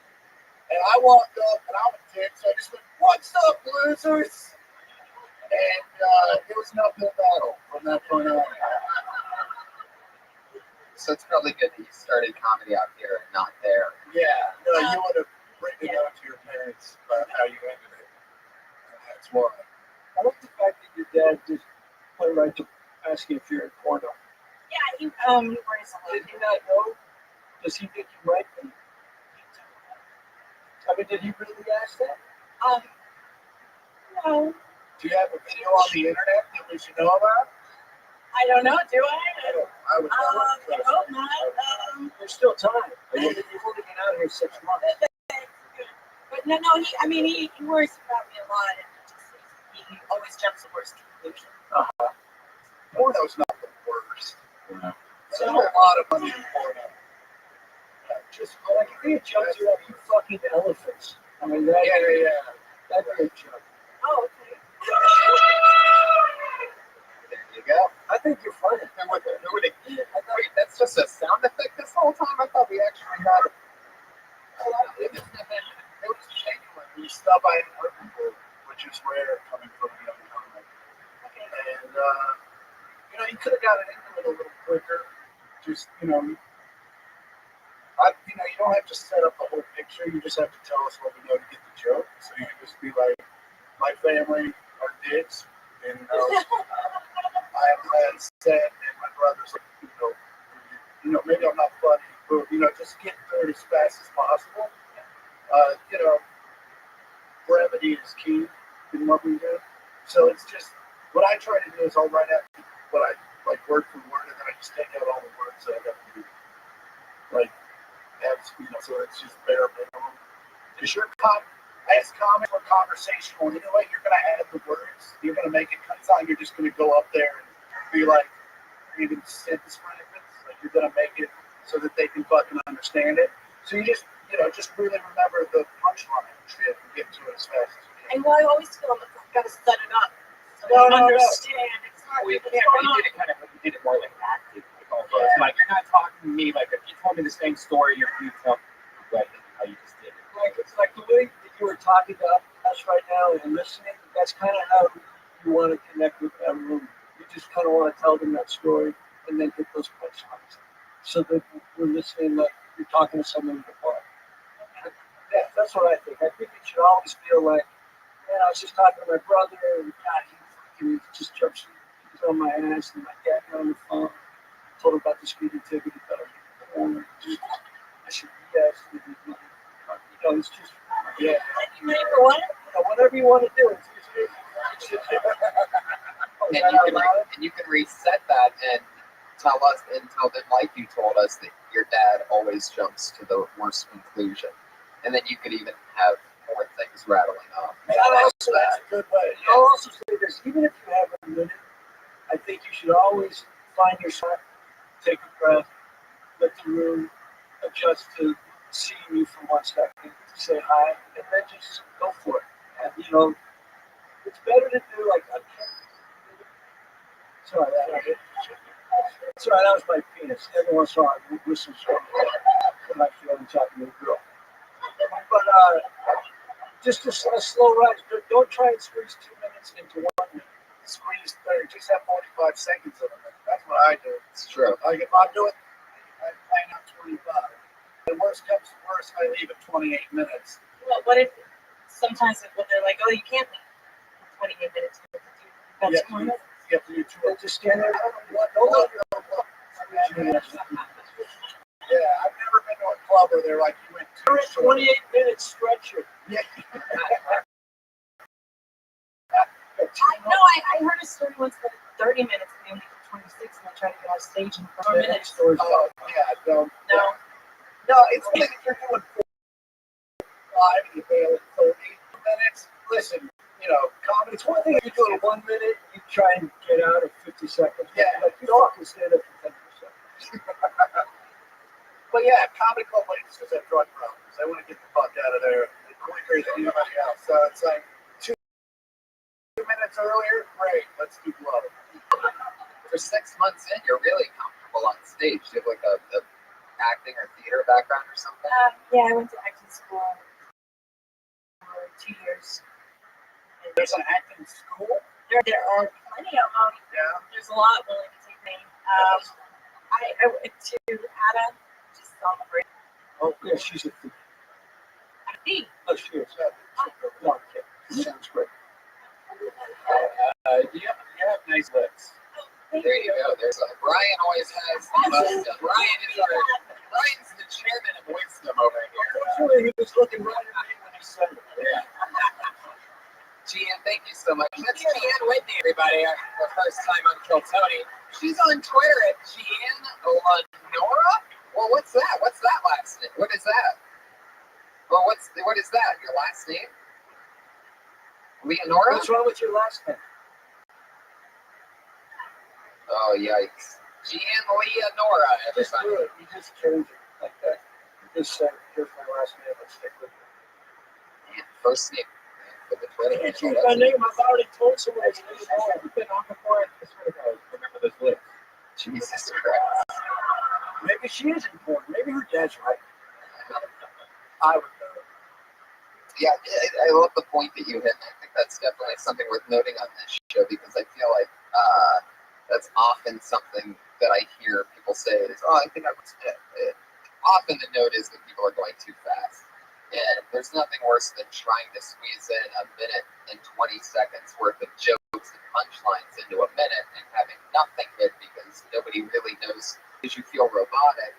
And so then we don't even get to really absorb the punchline. So it is very important to take your time on this. You know what I mean? Like a 45-minute, 45-second. The truth is, I think even if you don't get to your punchline in your minute, you're going to have a minute on the chair, and you can even say, hey, here's where I was trying to get to.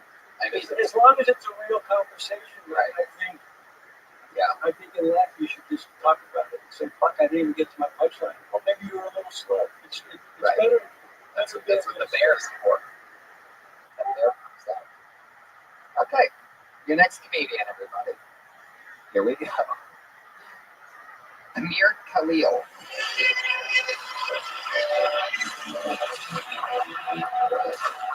Amir Khalil is coming from the back. There it is. He's already wiping the sweat. I love it. Amir, everybody, bring us over here. Hi, guys. I really did not expect this. I had a dream with Shaquille O'Neal. He was dressed as Kazam, the genie, and he said he's going to grant me one wish. I said, I want to grow 3 more inches, but not taller. I mean, there you go. And so he laughed. Your wish has been granted. And he disappears in a blunderbuss of smoke. And I said, whew, all right. Thanks, Shaq. What am I supposed to do now with 2 3-inch dicks?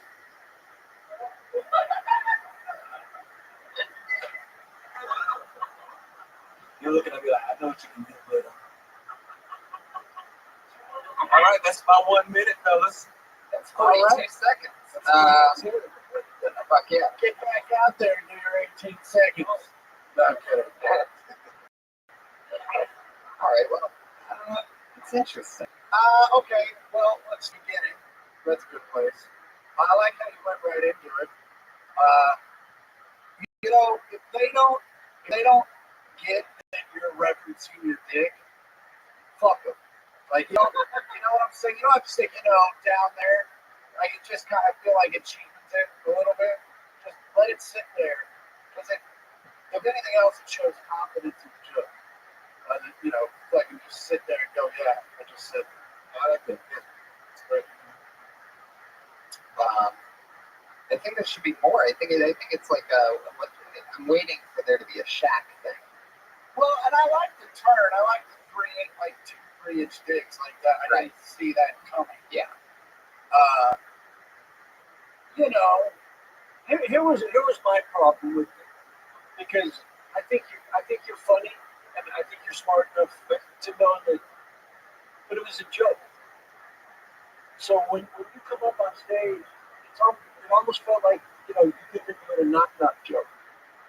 So you have to find a way to make it not feel like a joke. Okay. I mean, it was like everyone thought a genie. I had a dream about it. No, you didn't. Right. So immediately you're like, fucking, this is a real complicated dream he had. It's tough to make that funny. So you want to make it genuine to yourself, Sometimes I wish I fucking could walk upon a genie and ask him for, a bigger dick. Yeah. Then they'll be like, well, fuck, we all wish we could ask for something. Right. You know what I mean? Instead of saying, hey, I dreamed last night about Shaq. That's a fucking shitty dream. Yeah. If you're dreaming about Shaq, you should be asking yourself some deeper questions. Especially if you're dreaming about Shazam, fucking don't tell me that. Yeah. That's worse. You know what I mean? You know what I mean by that? I want therapy. Get up there and talk about your day. Something happened today. Like tomorrow you can do a joke about how last night I did a fucking shitty dream joke. Oh, you see that? You see how funny that is?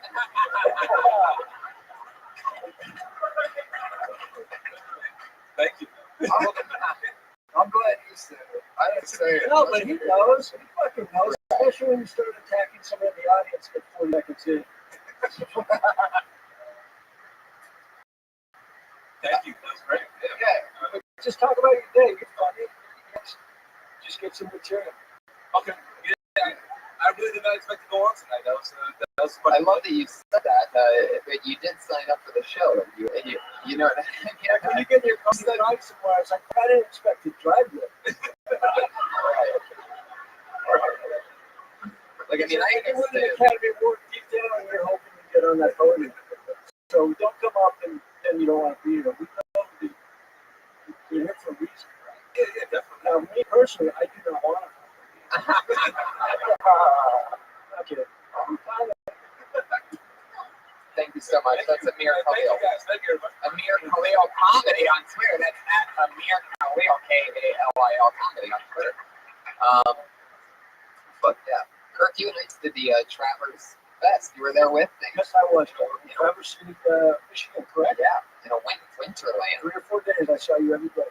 Yeah. A lot of talk. Yeah, we had a lot of fun, right? It was laughter.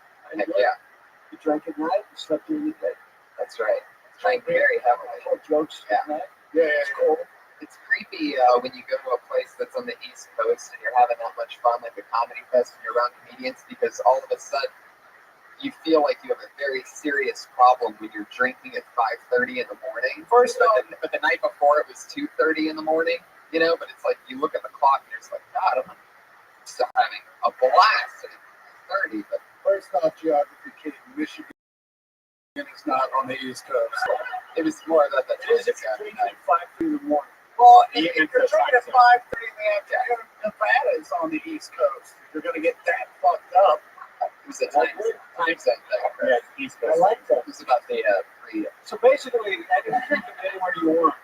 It's still not on the East Coast. It's Chattanooga's in the East. But the East Coast has the same time zone as Michigan.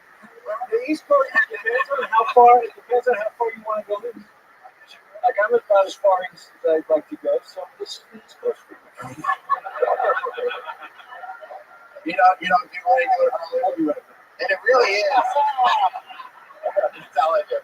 And this was the inside joke all weekend with Kirk. He kept doing that at the most perfectly timed moments. If you know anything about Kirk, he's a fucking timing guru. So he'll sit on something for a while. Anyway, I bet you have been. Because you kept hitting me with that. It made me literally, my knees buckled so hard at one point. We were walking back to the hotel. Your knees are very They grew better. I do have tiny knees. They buckle up and fell in the snow. And Matt jumped in the snow. He was having much fun at one point. But, a fun fact about the East thing, though, Chris, is that, like, I've been there a lot. Our perception, one thing that I've been looking at recently on these crazy learning websites is that, like, Cleveland, Ohio is farther east. Yeah, that's it. I learned this on RedTube. It's crazy fucking learning websites. There's Pornhub. I learned how to not fuck. Cleveland, Ohio is farther east than Tampa Bay, Florida. Yes, yes. And Pittsburgh is farther east than Orlando. And that information you thought you'd never use. Which is right on the almost to the complete East Coast, literally.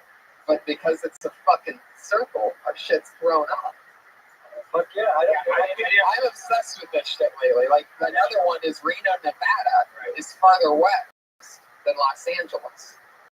You're laughing. You showed it to me. I wouldn't believe it. You showed me. It's insanity. So we're going to have because California goes like that. Anyway, geography. Why aren't there girls just surrounding you right now? They're on the East Coast. Yeah. Why models galore? This fucking geography. And he starts rattling off capitals, and I'm almost there. Right? How do you Pull my hair and tell me what's north of South Dakota. How are you doing over there, Iron Man? See ya. Good, man. I'm glad I know that.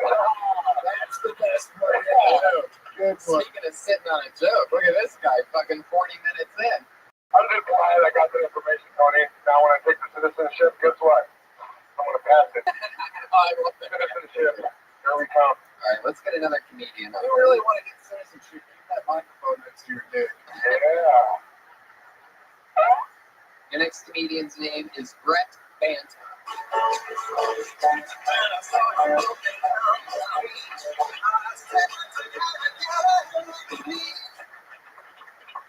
My name is Benson. I have 3 daughters who are half Japanese. Their names are Kiyomi, Mina, and Paya. They're karate kids. Sweep the leg. But Danny, we're at IHOP. My daughters are always mispronouncing words. They'll say penis when they mean peanuts. And it's always when these cops around. They say, Daddy, give me more penis.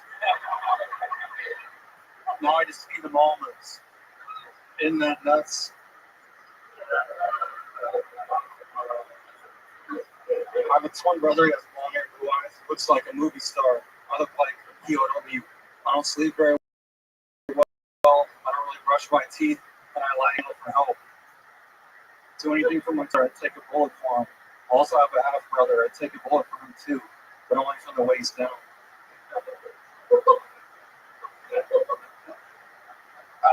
It's a minute. That's usually when you would say thank you very much. Thank you very much. There you go. Right, I like your cadence. I think you have an interesting style to you. I like your material. You look incredibly frightened, and I know that's part of it. How long have you been doing it? Almost 2 years, but okay. Well, how often? I'm gonna say 2 years. Like, I'm gonna try and get up like 4 times a week. Oh, really? No.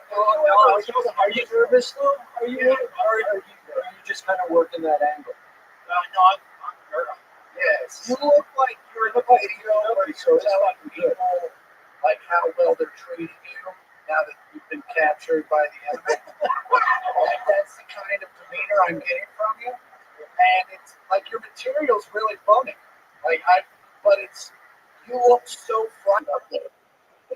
I don't want to laugh because I'm afraid you're going to pull a weapon out. Yeah, like you have a bomb under that shirt. Yeah, because you're just like, I'm exaggerating doing stuff. You're just like, it's like, Start drinking. I don't know. But that's a really one point is I've been sober pretty bad with drinking, but I don't bring it right now. But I've always wanted to do comedy. I got sober. It takes a lot to kind of get out. Absolutely. Right. Cough syrup. But just, I love cough syrup. stay, you're funny though. So I'm like, if I can tell you are funny, so take that with you on stage. And you gotta kind of have this I don't give a fuck attitude. Yeah. When I have like a cold or I had the flu once, I went up and did over mic. My twin brother was like, I'll tell you what you should do. So, no, you don't have to apologize. But what I'm saying is, you're funny, and as nervous and creepy as you are, slow it down. Yeah. Because it's going to help you. Because you were slow that night, you had the flu. You were just chill. And that'll help you breathe into communicating with the people. I get the hand out of the pocket, No, because I used to do it too. I mean, I still do. And it was the worst. And it's a shitty habit, Once the hand's out, you start working on your posture. But you have good jokes. And if you slow it down, they're going to hit even harder because you're blowing through some of the laughter. And if you pause long enough, they'll realize it's okay to laugh without hurting you. trying to work on pause. Right. It's slowing it down is also another way to show confidence that you don't have. And I know it sounds weird, but like you have to be pretty deliberate. And like to you, it's gonna sound fucked up, like you're talking to them like they're stupid. But you have to realize these people don't know what you're saying. Even though you think they know, they don't know the words that are about to come out of your mouth. So you have to give them time to take them in and figure out what they mean. And it might, and the way you deliver joke, it might take them a minute to even realize, oh fuck, this is It's not a literal. No, but if you look deep, because you're blowing through where laughter might be. Okay. Yeah, nice lips. There you go. An equal opportunity harasser. You're super funny, man. Yeah, totally. Seriously, you are very funny. You really have 3 daughters? Right, That's how good you are. We totally bought it. But you know what's funny? What you should say after that joke is say, I was kidding, I don't have 3 daughters. The one that's fake will be the other, use the other name. Yeah, but just say, I'm lying, I don't have 3 daughters. And then, what was the first name of the daughter? Yeah, Kim is made up. Yeah. That's great. That's why I have an apartment. Yeah, and I would lose. I know how to work If you have a rich Japanese wife, congratulations. That's awesome. Did she help you get out of the POW camp? Do you have another job?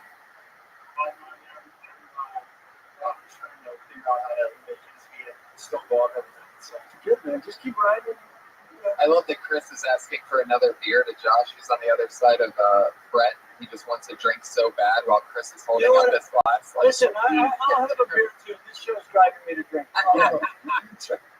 Yes, sir. I'll have another hint clip. And Hinge clip. it's a Crown Royal. Okay, if you're sober, it's driving me to drink, so that's good. You said it was successful. The only thing I would lose with no hesitation is that's just nuts part of that thing. Like that noise that you heard when you heard that, like that's sort of what. That's silly. That's Yeah, but if you're gonna sit in it, I mean, if you're gonna do it, sit in it and just stay in it. Go, that was awful. Right. Yeah. Because I do that shit all the time. I'll make a terrible joke. The truth is, if they don't laugh, do it. Let them know that That's That's what I do. I'll take something 3 or 4 times until they really know that I think it's good. Then they'll realize they should be left. Brett, I love your style. Thank you so much. Brett Banta, he's on Twitter at Brett J. Banta. Have fun. Sure. One more geography fun fact that I forgot to mention earlier is that Detroit, if you travel directly south from Detroit, you end up in Canada. 100% true. I looked. Not everybody knows that. Did you hear that? No, the crowd made you, son of a bitch. You're wrong. Mr. Voice in the darkness, hater guy. Everybody knows that. No. Yeah. That's the guy that tries to steal all my geography puss that I try to get. Your next comedian is Dan Lawler, everybody. Here he comes. Here is the equation. It's going to be Dan Lawler. Hey. Any more Jerry the King jokes, or would you do this all last time? Hi guys, how's it going? Good? Great. I'm gonna drop some knowledge on you guys. Check it out. Coffee was originally discovered because in South America, goats would go and eat beans, and they'd start jumping around, so the farmers would know it was good. Bestiality was discovered because goats are damn sexy when they jump around, and so the farmers know it's good. Guys, that wasn't the goat. That's the goat's fault. Because, I mean, you try denying a horny goat some dick. It's not going to go well for you. Labia, you know what I'm saying?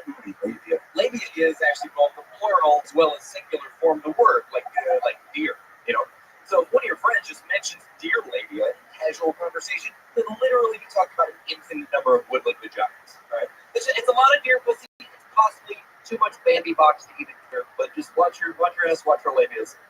Thanks.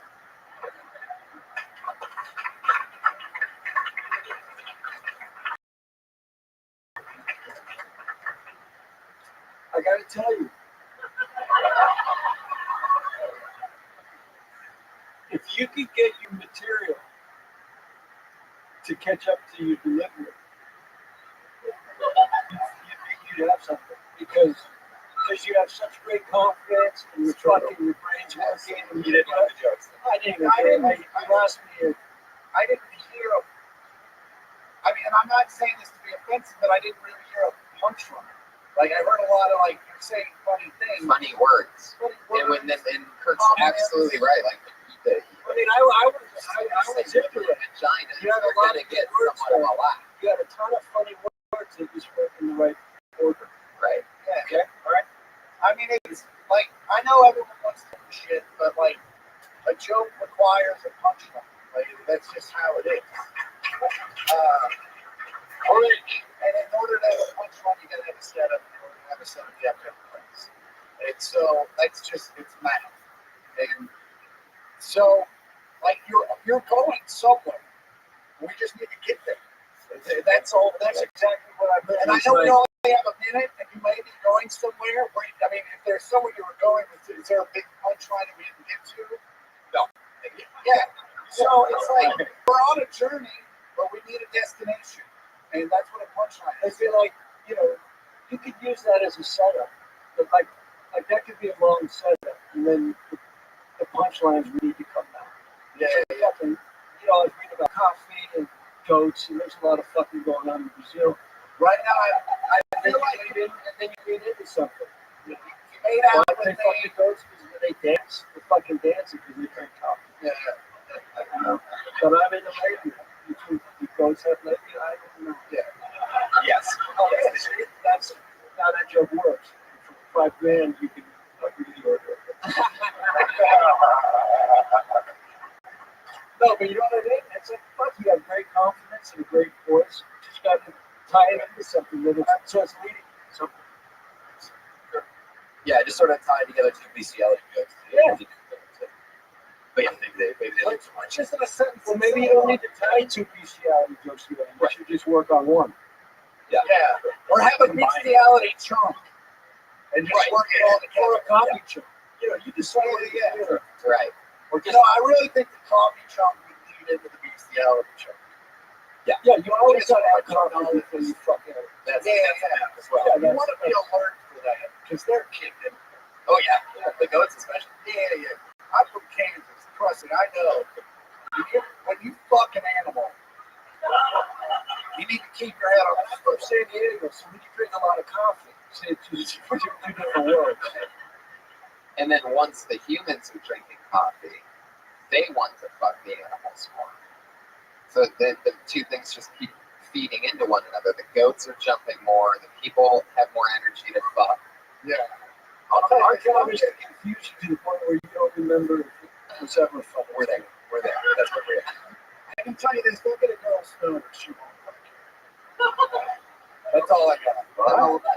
And the labia thing, I mean, so labia is plural for labia, so there's no such thing as labias. So, Right, no, labia is. Or a labi. No, but where did the labia come in? Because it sounded like you just threw it out there. Is it because it's a funny word? Yeah, it's like a random just transition. I just sometimes like if So your labia is your transitional word. well, if I when I do a longer set, I'll do like a little labia rap. Labia is my safety word, which is really confusing. In West Hollywood, it's not. No, not WeHo. No, you say labia, that's just a fucking buzzkill. But I will say this: if you're going to have a transitional word, don't have one that just confuses people and makes them wonder if they missed something. And we don't need transition. Like, we're in this MTV society where you can literally just stop a joke and start the next one. And the audience is going to look at each other and like, where's the segue? I didn't know, where are we going? Like, they don't give a fuck. Like, so as soon as you start that first statement, they're like, okay, now we're talking about you. Like, they're fine. You don't need a lure them in. You can just be like, It's almost better to have nothing. yeah, Because now you know that was sort of halfway between the two different ways I would normally do it. I'll either do like a labia rap for 5 to 10 seconds, or I'll just say it's still labia. Yeah, we just saw you had two X. yeah. I have a labia. It's the Coolio's Fantastic Voyage. You have a rap song about labias, Yes, it's to the tune of Coolio's Fantastic and you Voyage. do too. Slide, A little bit. that back. I almost You're passed a out rapper, just a rapper as well? You do some rap? Joke raps, not like real raps. Yeah. But yeah, I'll do a rap battle. You look like a member of Drive-By Truckers. For the 8 people who know Hey, that. man, you have a good delivery, you're confident, you're cool. Just instead of a labia rap, just wrap up one of your jokes.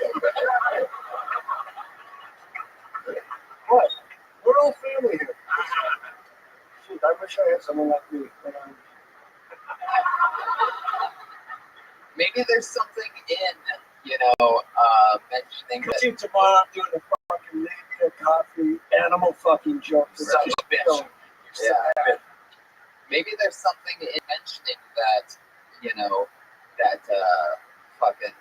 that you know a lot about vagina, but not the types of things that other people know. You're the master of vocabulary Yes, and it's things like that. the shit that you're interested in. It's a cool joke. Yeah, I mean, I have other jokes about vaginas. I have other jokes about words and things. So, right.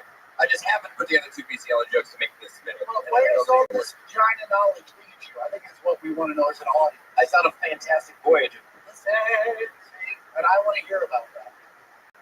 See, like a joke should have a big ta-da, like at the end of whatever. Like, it doesn't have to right at the end of every sentence, but at the end of the chunk. Yeah, and a lot of times the labia joke, the woodland vaginas, the infinite number of woodland vaginas will get a big one.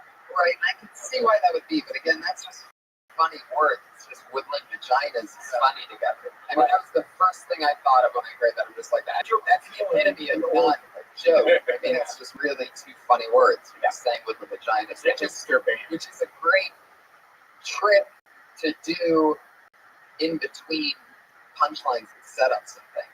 And in Oregon, you don't even have to say woodland vagina. No, it goes without saying. If you see vagina, you know it's from wood.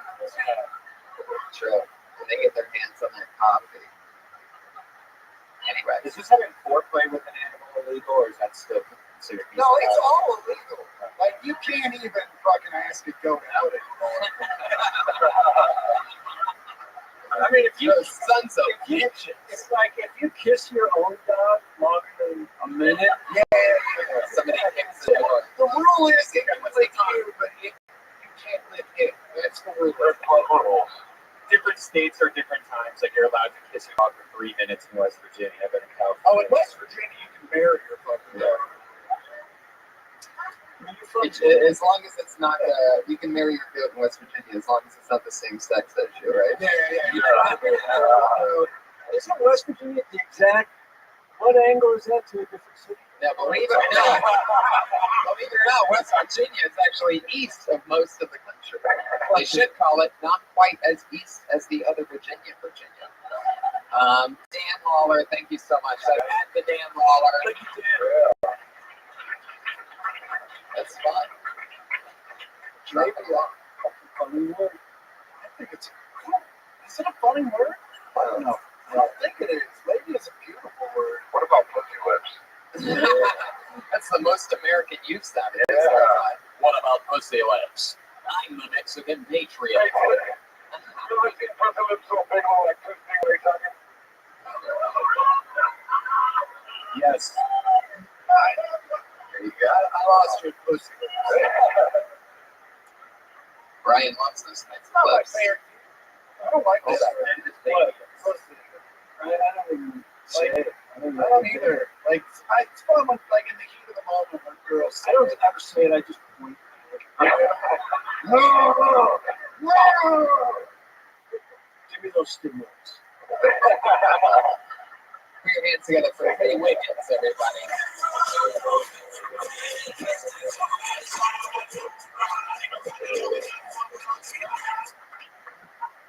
Back there reading the Star Wars novel.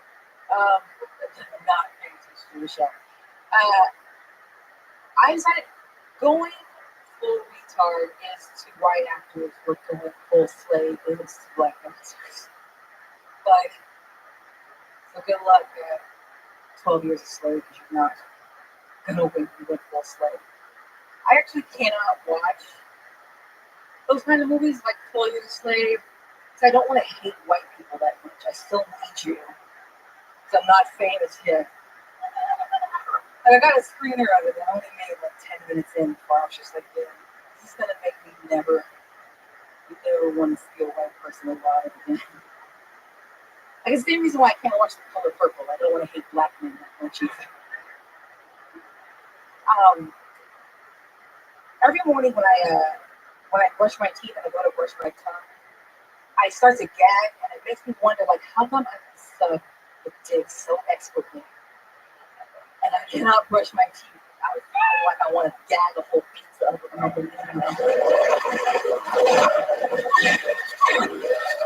There you go. I thought that was just the sound of you getting That's a little bit what it sounds like. Were you really reading a Star Wars novel? Yeah. That's pretty Awesome. Exile, Legacy of the Force. You know, the Tropic Thunder reference, Tropic Thunder wasn't the most famous movie, so I don't think a lot of people here got the reference. Mm-hmm. I did because I saw the movie, I think it's hard to Yes. But I was watching out of the audience, and I don't quite understood. So if you're going to do that, It's a new bit. you might want to preface something, or I don't know. Like, even if you reference the movie, it doesn't matter if they haven't seen it, so fuck that advice. But I don't know. It's it definitely got awkward. No, it didn't work. Mainly because of all the white And I think if you gave examples, I think you're sort of painting a picture when you say the whites playing.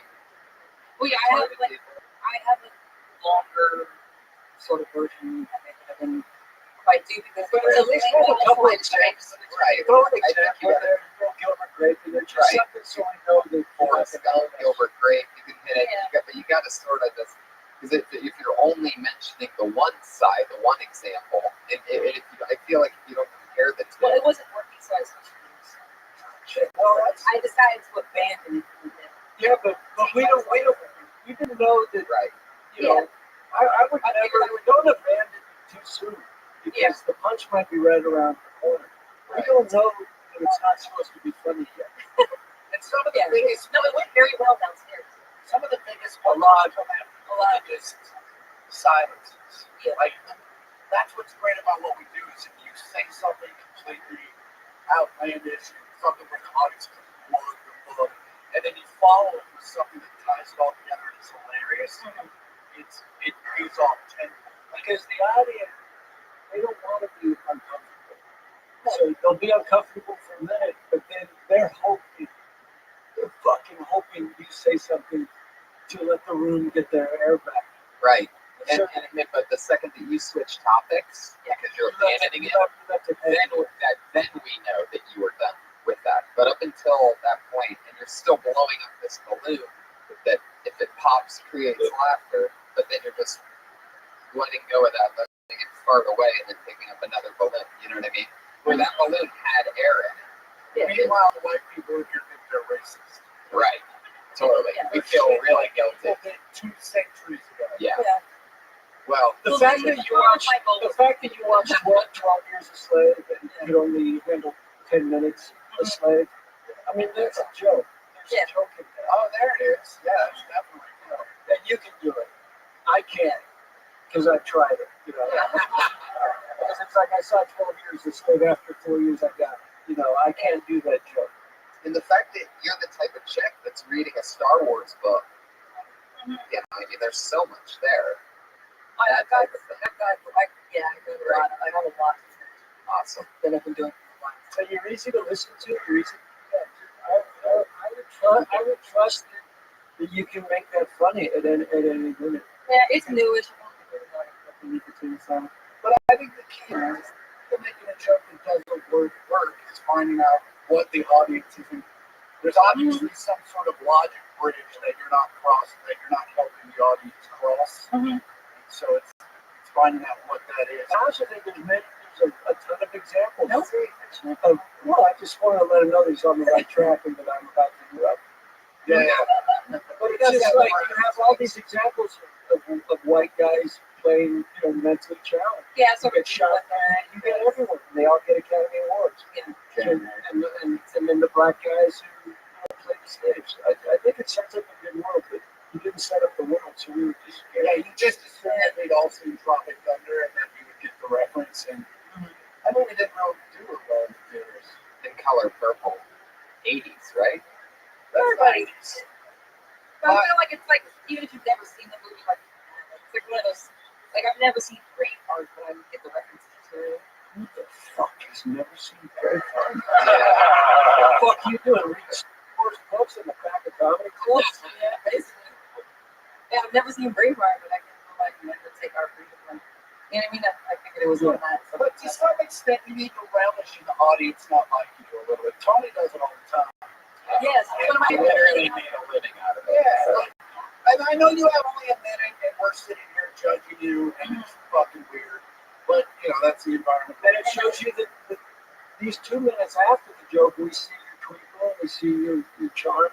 But during the joke, but we didn't see it in the joke. Yeah. In the joke, it sounded mean and bitter. And almost. None of us. I know you will. And in the mid-range speak, because all those people still hate you. But like in San Francisco, I'm very, Yeah. Like out here, we all go give a fuck. We just want to get high and food for a place. And we're all And what was the exact comparison of the white retard and the black slave again? That's a it's like it's sort of like an SAT phrase question, like going full retard is to white actors and full slave is to. In Trump under Robert Downey Jr., who's black at the time, has this whole conversation with how after he came to the Academy Award to go full retard. Like Sean Penn, then he didn't win. Forrest Gump won, but he was dumb, but he wasn't full retard. Yeah. So that's what she was. You got into trouble because you thought there'd be a laugh there. And the thing is, that's a hell of a setup. Yeah. The laugh's not going to be on that line because it's so good you're getting people thinking. And then you start giving the giving the examples. And plus, just the word retard really freaks people out. Yeah. Okay. Yeah. I mean, what I would recommend doing instead of saying retard, just going, something like that. And I get out of the habit of telling them to get over it. No, I mean, that's just in this conversation. Mongoloid is a better word. I think that's more offensive than retard, I think. No, it is. That was a joke. Yeah, that I mean, which is, but also Mongoloid. Well, and here's like this. I don't know. This isn't CNN, but It could be if it gets we're any taught fucking is inflation. music, like it means to slow down. That's where it Yeah. comes from. So that's why, like, when people say you're retarded, I mean, yeah, if I did what you said about like making giving the examples clearer, then I feel like I could say yeah, full retard because that's sort of the absolutely. Just don't assume that we've seen Drop and Thunder. Like, you would kind of have to explain that for me. Just say transgender and stuff. feeling weird things. The views of Brian Redman are not the views that Clee. So did you say full retard and then full slave and then right? So that the tie in full Monty just so that you can maybe get someone laughing. I'll test drive that. I like them. Yeah, I'm just saying if you're gonna go full retard, full slave, when everyone's uncomfortable, then you bring in full Monty and That's a they'll good saying. I like it. well, that's what I'm doing. There you go. But you know what I mean by Yeah. at least let them know that you're gonna get to a joke. Gotcha. And do you literally have a joke about your reading a Star Wars novel, or do you just have jokes about being a nerd? I just think that like jokes about being nerd, like that reference to Star Wars, like I have a joke. Because I think it's funny that you're reading the book Star Wars. You can tie your Star Wars into how big you can suck a dick. Because you mentioned that, right? By the way, Yeah. when you say expert, is that text? This is just based on Full expert. From other guys? Yeah. Like guys that be like, you're an expert at that. Like, I'm more based it upon their. And I'll tell you this: if a guy's getting a blowjob, he will say you are an expert. You're all right. You know. Fuck, I can't. You are an expert. I've never done that. Holy shit! You are. yeah. I do what I can. See, I do it the other way. I'm like, you know what, you should work on that. And I give them notes. Yeah, but you know, like, that's maybe why you're locked out. We'll be right back. I love it. Lee Wiggins, everybody. There she goes. Yeah. She's on Twitter. Clee the Pimp. That's Klee. The Pimp. Fuck yeah. You guys Change your lives. now, Kirk, you probably heard this question before, so Probably. I guess You I'll don't just even ask. need to ask. I'll ask Chris. Okay. I always ask everybody that is on the show this question. Do you remember a joke that you did when you were very first starting out doing stand-up that you're embarrassed about? That's like short that you want to share? No, it's not short. I used to walk up on stage to Notorious B.I.G. It was all ready. I wasn't ready to die. It was the one where he's a baby. There's a baby on the cover. But I'm not ready to die. It's the one with the purse. I dropped your go for good. Oh, okay, yeah. So there was Ready to Die. I had that Notorious song on there. No, Notorious. Yeah, I would walk out to that, try to get everybody to start dancing. And you're brand new in comedy, so you're literally less notorious than you ever been. You guys want to get naked? And then I would take my shirt off, and then obviously no one would get naked. And so then I would stop the music. I go, okay, here's my impression of the brain now. Because I was like $130, 6'5", and I would get up on a stool, like on all sucking my gut, and you could see all my ribs and shit. And it might have been the most devastating. Like, it would kill. And that's when I realized how bad it was to be like why strippers did drugs all the time. Because even if it was just my shirt, you still have to like be in the mood to do that shit. And some days you're not in the mood. You do? I do remember That's a great show, by the way, Chris. What's yours, Kurt? My very first joke, I just remembered it because it was, they had those commercials. It was like, Kotex Fix. Period. And I was like, fuck, I should get into advertising. I can do that. It's like, Charmin Soft, asshole. then it's like, hey, Trojans Fit. That's amazing. Badge still works. Wow. That's a great. There you go. That's the most positive heckle I've ever heard. Thank you so much. To interrupt the show. That's Thank all you so much. Security. Security's gonna love this. I'm gonna have to work that joke back. Oh, it's amazing, by the way. Yeah, I was totally just about to say that. Is that a lot of the times, sometimes you'll find something that's so hilarious, and they forget how funny it was, and they say it, they get that. Anyway, that's a hilarious one. Cut to I do it 12 times in the next slide. Yeah. Cut to Chris Porter later tonight in the original room with his shirt off, just sucking his head. This worked 12 years ago. Right. Now it's the descended belly right now. Or you're doing the full slave, full retard joke. Right. That's what we really need is a slave retard. That guy's gonna win. That guy's gonna win everything, right? Fucking if Forrest Gump and Bubba Gump. That would be the worst slave ever. Fox, right? Don't pick cotton. Oh yeah. Stop being on shit. Jimmy Fox could play a blind retarded slave. I know that guy can play the piano. But not very well. An Academy Award for that. Your next comedian goes by the name of Al Gonzalez.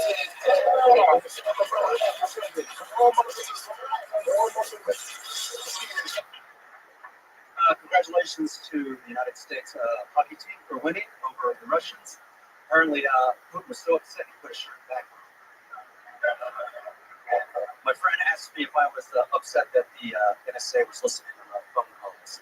I was like, bro, that's what yes. I could listen to my phone calls.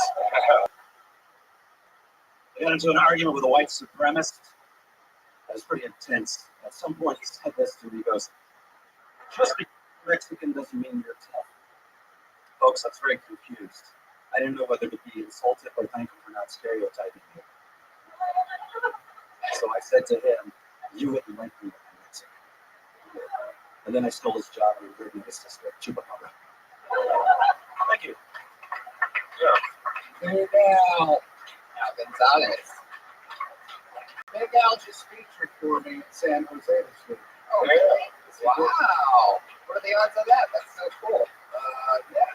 And he did a very great job. Did he do more than a Yeah, most of the time. He did 25 times longer than that, which is a lot. That's awesome. Then we would get super baked and drunk and listen to rock good music. Did the improv in San Jose? Yes. Where are you from? Do you live up there? Originally from San Francisco, yeah. Just get in the damn house and process. They were giving it out. Yeah, dude, at the San Jose Improv, handed me so much hash that I couldn't hold it all in my hand and it like spilled onto the floor. And we were just picking, like in Cincinnati, we would have been arrested handling. Like we're just picking up grams of cash off the floor and I'm just putting it in an envelope like, That is awesome. yeah. So how long have you been doing stand-up? So years. What does that mean? Several. For a long time? Yeah, since 2006. Do you enjoy it? I love it. Do you ever get scared of it? All the time. You're a very old school, like just joke, like, and I'm not saying that as a slam, I'm just saying that's what it is. It's like you set up this punch, here's a joke.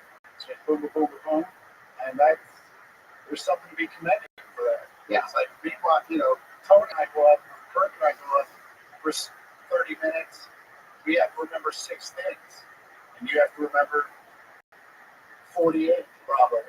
Just because, and Hedberg had to do the same thing, just because his jokes were so short. His set list was 89 items, right? So I really dig what you do. Are you happy where you're at? I'm You- never, you- never happy. Now, would you like to work some praise into some of that as well? I mean, I do. I mean, Yeah, I do. He's got more than a minute. Yeah. He does these things. I write a lot of setup punch jokes like that because I know in LA I'm only going to get 3 minutes. Yeah. Sometimes because I don't have TV credits, I don't have a movie credit, but I had a lot of longer jokes that I've been writing, that I've been working on for quite a while. And when I got more stage time, like I did this weekend with Chris, I'll do those longer bits where it's like a whole 5-minute bit, set up, punchline. My advice to you when you're in LA, especially, is you need to do the stuff that's close to you. And if you're doing 3 minutes, write a 3-minute piece. The thing with the jokes, not that the jokes you write aren't great and not original. It's just that there's not a lot of voice behind it. And when people are looking for comics to book for shows and book for hours and shit like that, they want a voice. They want a point of view that's different from others. So you need to showcase that. And I'll tell you something. I used to do a shitload of joke, those quick little snippets. And then one day, I just took 5 of them and weaved them into one story, one little joke. And then suddenly it dawned on me like, oh, you can take 5 jokes that are in the same ballpark and weave it into a little story. Yeah.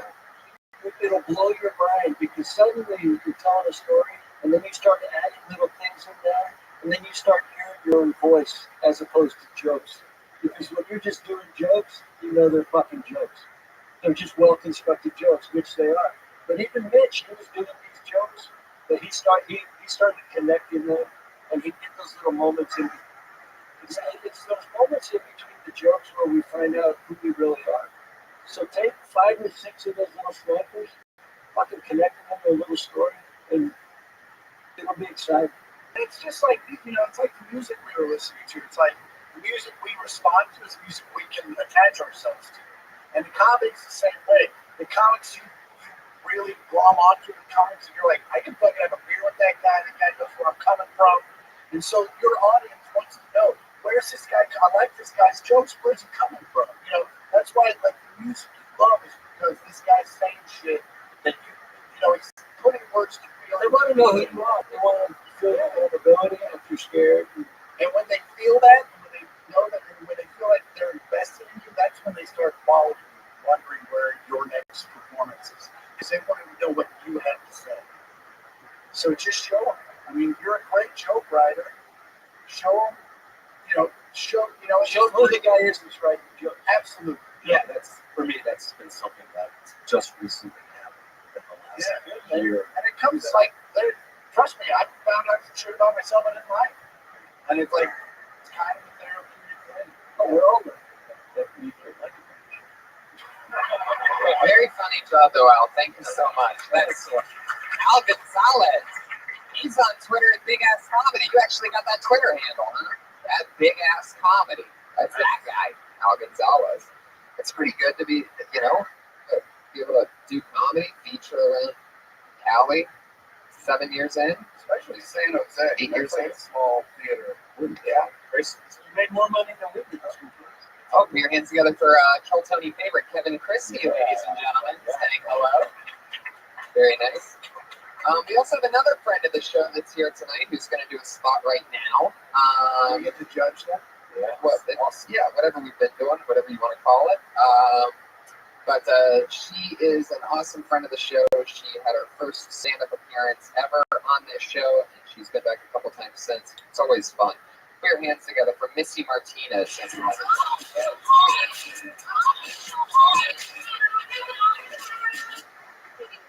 good.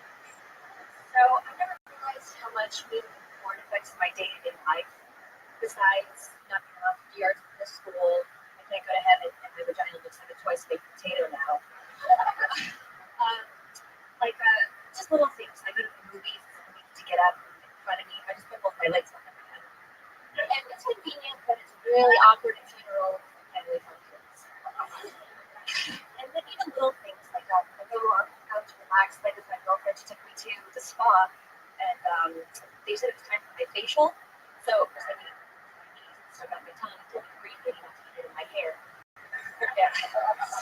So, yeah, I'm not allowed back at Tiffany's chocolate comments.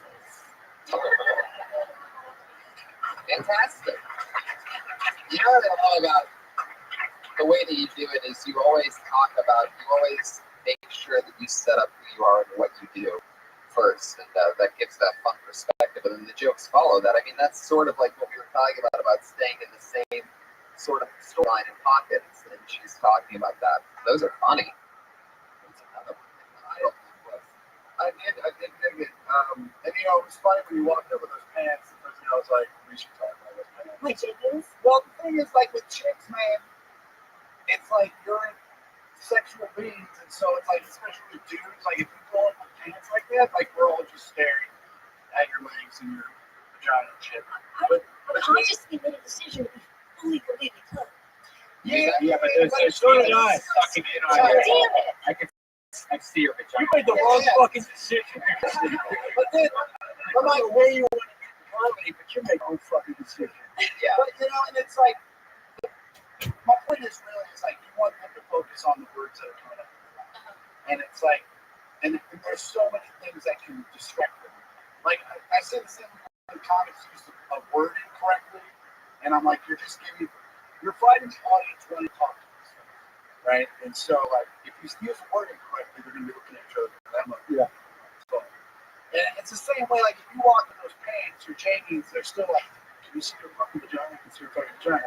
And it's like, but then you go up and you're wearing shit that's just one thing, and you're like, I'm a porn star, and you're immediately talking about your vagina. It's like, looks like a twice baked potato. That's fine. It's hilarious. But now I'm kind of looking at it going, Right. Even if you were wearing 10 pairs of sweatpants, when you say you're a porn star, every guy in the room is going to try to find your vagina. Yeah. So you could be wearing a snowsuit, and we would still just look for a second. maybe that's just a hole.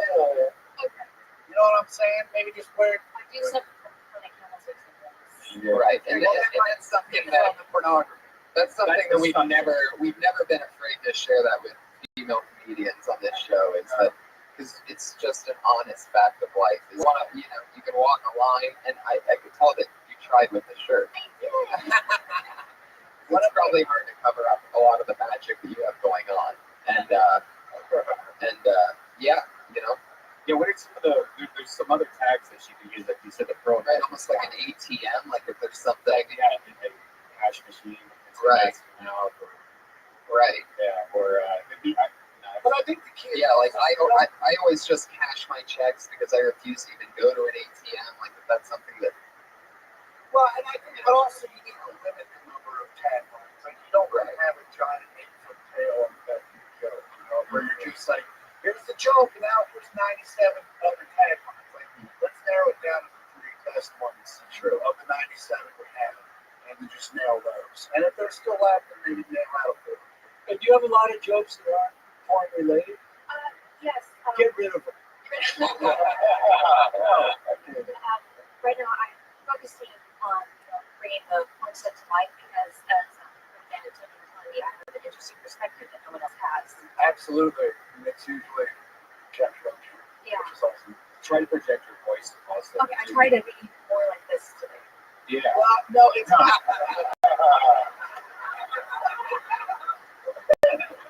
Yeah, that's another thing you can't do without guys immediately. Like I said, you should talk like this or just, and you can just do this a little more while you're talking. Listen, you're funny and you have a great delivery. Yeah, no, and your stage presence is great. Yeah, totally. Just wear some pants that I'm not like, you can't stop looking. And I can't remember, did you pick out that? Did she move that? Did she move that mic stand or did it stay? You did? You should try to find a way to like put the mic stand inside you instead of having to move it off stage. I mean, like just hide it. Okay. Yikes. Hashtag yikes. Missy, always funny. Awesome stuff. Thank you guys. Yeah. Yeah, I'd say, I love how she left the mic after that, just flaccid. When she's done, she's done. Yeah. Got the money shot and out. Little fluffer for that mic. That's Misty X Martinez on Twitter. Good job, Misty. Heck yeah, another. Was that your fourth time? Third time? Third time. Awesome. Fantastic. And what's cool is that. Natural. What's that? Natural. It's true. Yeah. And if you could fuck on film doing jokes on stage, should be kicked. Yeah. Sorry for taking. We'll be right back. Son of a bitch. We'll be right back. We always have two regulars that go up at the end of every show, and it's always fun to watch them grow. They do a new minute every single week. This week, Marianne's together for you know her from the Kiltony podcast, and also she's been on a couple distance variants recently, right? Yep. We love her goofy sense of humor. Put your hands together for Sarah Wineshank, everybody.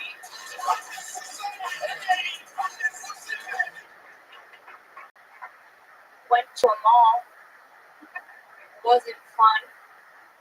Was a big pain in the ass, actually. Had to find a parking spot. Had to try to remember where I parked. It was 5B. Had to create a riddle in my head to remember where I parked.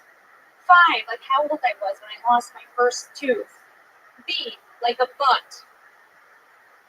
I'll remember it now. And then I get into the mall, and there's so much going on that I can't even remember who I am. I don't want to eat a breakfast pretzel. I don't like Cinnabon, guys. Sapporo, it's not for me. Sweet Factory, could take it or leave it. What about the Sunglass Hut? I don't like the Sunglass Hut. I'm always afraid that if there's an earthquake, I'll be trapped in a mall. That seems like the worst place to be when the big one hits. Just like the referee for Foot Locker running, looking for safety. This doesn't seem like an ideal situation. How come?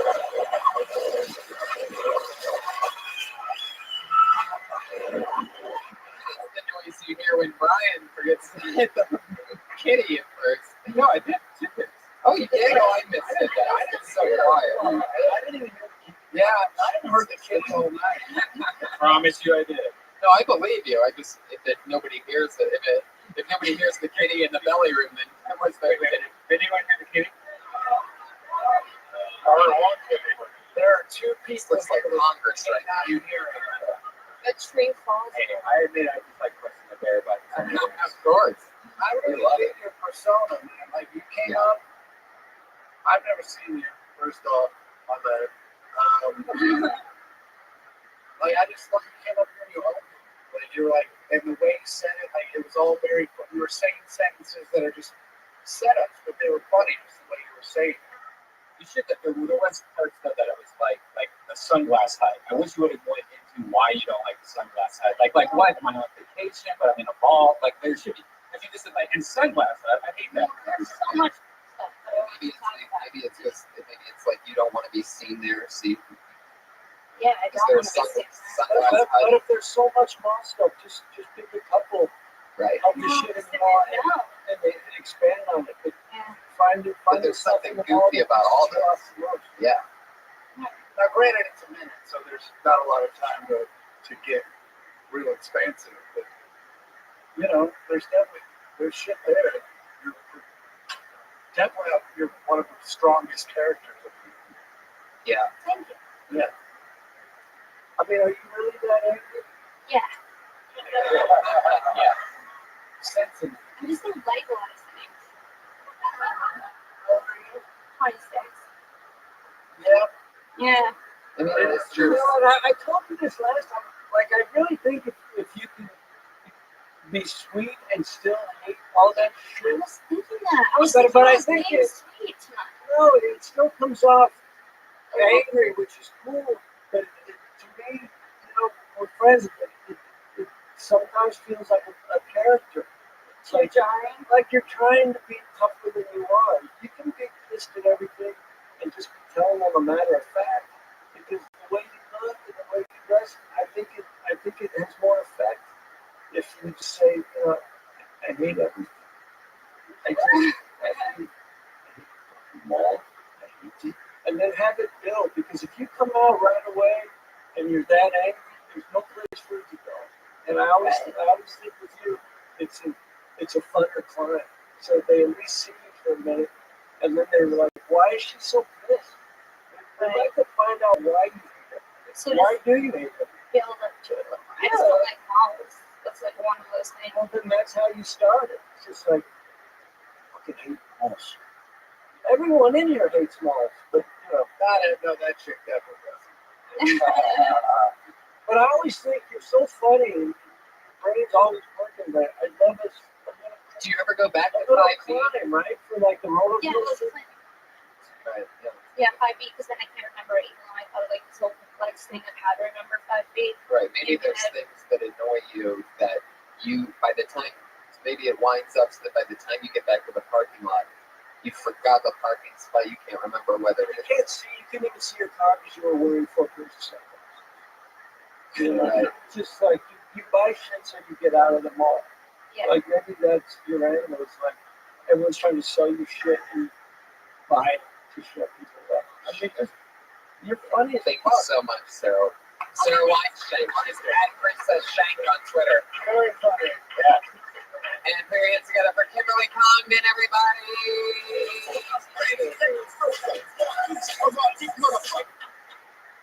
Hey, when you guys were younger, did your parents ever do like magic tricks with you? You know, just like little joke. My dad did this trick one time where he vanished, and that was the whole fucking trick. He just vanished.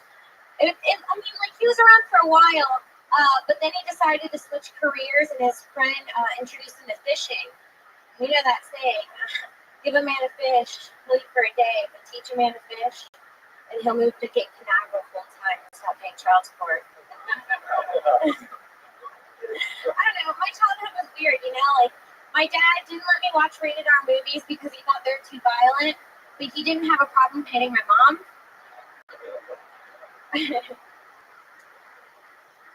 But like, I think there's advantages to growing up in a household with domestic abuse, because like now I have cat-like reflexes.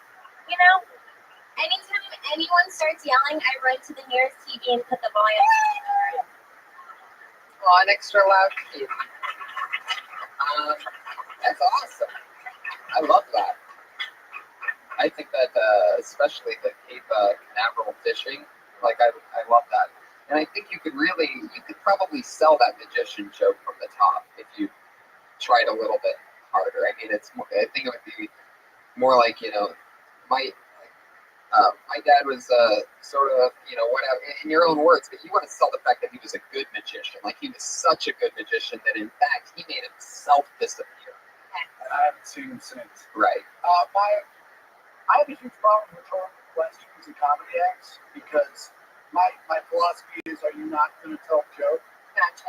You know what I'm saying? It's just like, you guys remember when that? No, just like my dad was a magician. He was such a great magician. He disappeared. We haven't seen him since.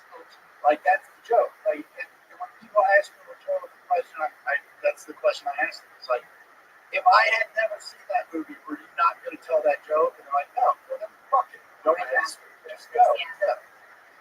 That was an awesome minute. I can't wait to see what you and Sarah Weinstein do down in La Jolla on March 1st when we take this on the road to the La Jolla Comedy Store. That's Kimberly Congdon. She's at Kimberly Congdon on Twitter. Thank you guys so much for being on this show. Anything you want to promote coming up, or your Public special just hit last Saturday. Oh, Chris Porter, you came out with my On Kill Tony podcast. next week. Okay, next week. Yes, we do. An extremely huge thanks for Jesus Trejo. T-R-E. That's at Jesus Trejo on Twitter. Truly one of our funniest friends. I can't believe I could even get a stand-up comedian so awesome to goof around and want to play around with such a funny show like this. Missy X Martinez, thank you so much. Thanks everybody for coming out. Eric Dallas, Chuck Geico, Martin, yes, the love of my life. All right, thank you so much. Red Band, I'm Tony Hinchcliffe. Thank you. Martin La Jolla, San Diego.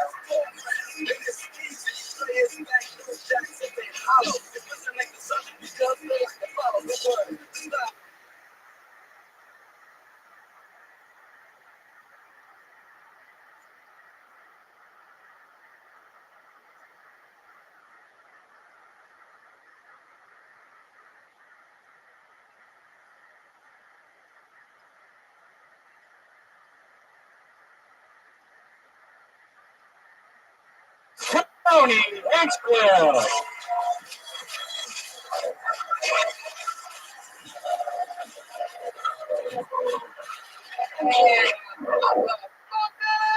There's a backpack here. Hi, everyone. Hi, guys. How exciting. Another fun Monday. We're here. It's episode 39 of Kill Tony, everybody. That's what's happening. Yeah. So much fun stuff. We're going to La Jolla this weekend. Yeah. That's exciting. We're taking it on the road for the first time ever. This guy, actually, I just read his Facebook. He's like, hey, I see that you're in La Jolla for the weekend. If you want, you can stay in my sailboat.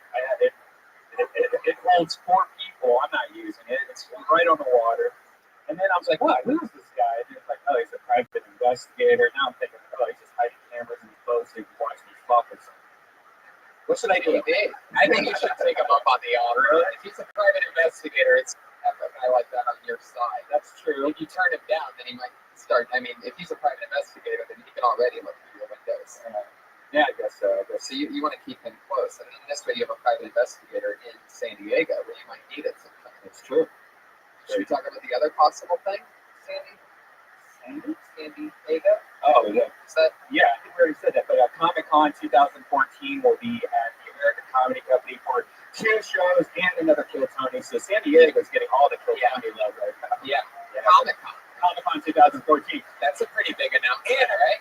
And I'm thinking that last year, I'm looking at the last year's Death Squad ads, and last year there were so many people dressed up as Iron Man, like with like the missile rocket launchers and stuff like that. So if you know anyone that's listening that goes to Comic-Con that has an Iron Man costume and wants to join Kill Tony Army. Yeah, we're gonna have an army of Iron Man. That would be so great, right?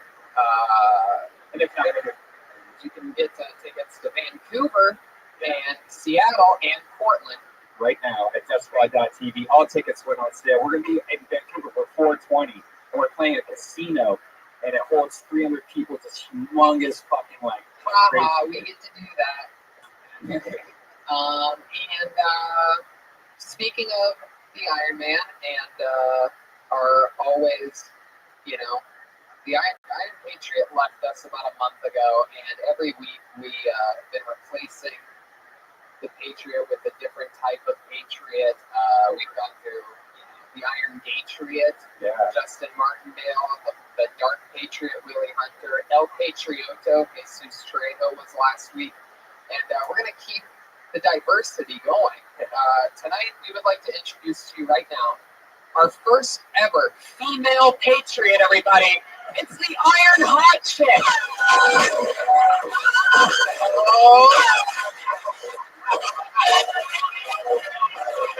Oh. That's right, Josh, get on it. Yeah, grab their boots already. There you go. Josh, fix the mic.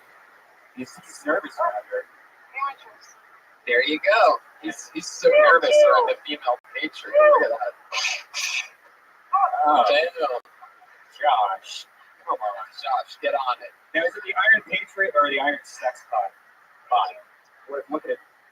What is it? I think It's all of them? Fuck yeah.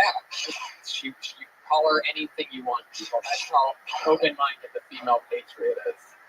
Thank you. She just farted. Wow, those are some interesting sound effects. Thank you. That's good job. I love it. Well, you look fantastic. It's so nice to have a little bit of female energy over there rather than the creep. Turn the fucking mic up. Turn it up, guys. Right? That's what. Putting together the running around producer of the show, Josh Martin, perhaps the worst producer in the history of anything ever. Yeah. All right. He's truly, really unlike to run the Comedy Store, and we decided to give him a shot, let him run around and work things here. He just spills drinks when he drops them off. He fucking set her up for failure. So there you go. So let me ask you something, Lady Patriot. Did you? I heard a rumor that you sent a song in. That was something that the Iron Patriot would normally do, and he would sing it. Yeah, I wrote it myself. All that jazz. Awesome. This is actually a song that I've seen heard you before, and I love it. So this is going to be a treat. What's this song called? Mouth on Mouth. Ladies and gentlemen, we present to you the Lady Patriot. See if this works. It does. The internet here at the Comedy Store, by the way, is getting fixed already. No, they don't. They have dial up there still, I think, like that. But here we go. We're in together for the female patriot, everyone. Come on, representing all women. Who said that they can't be a security guard for a podcast? That's a woman. Josh, are you gonna do like this shit, Josh?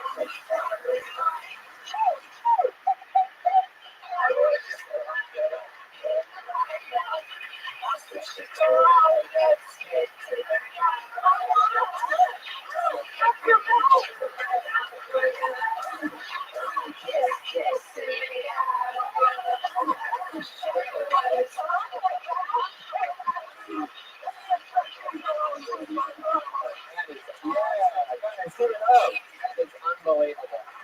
I love how the voice that she's singing over it sounds more robotic than the actual voice that's coming through the voice box.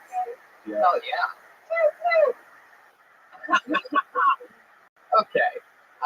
That was awesome.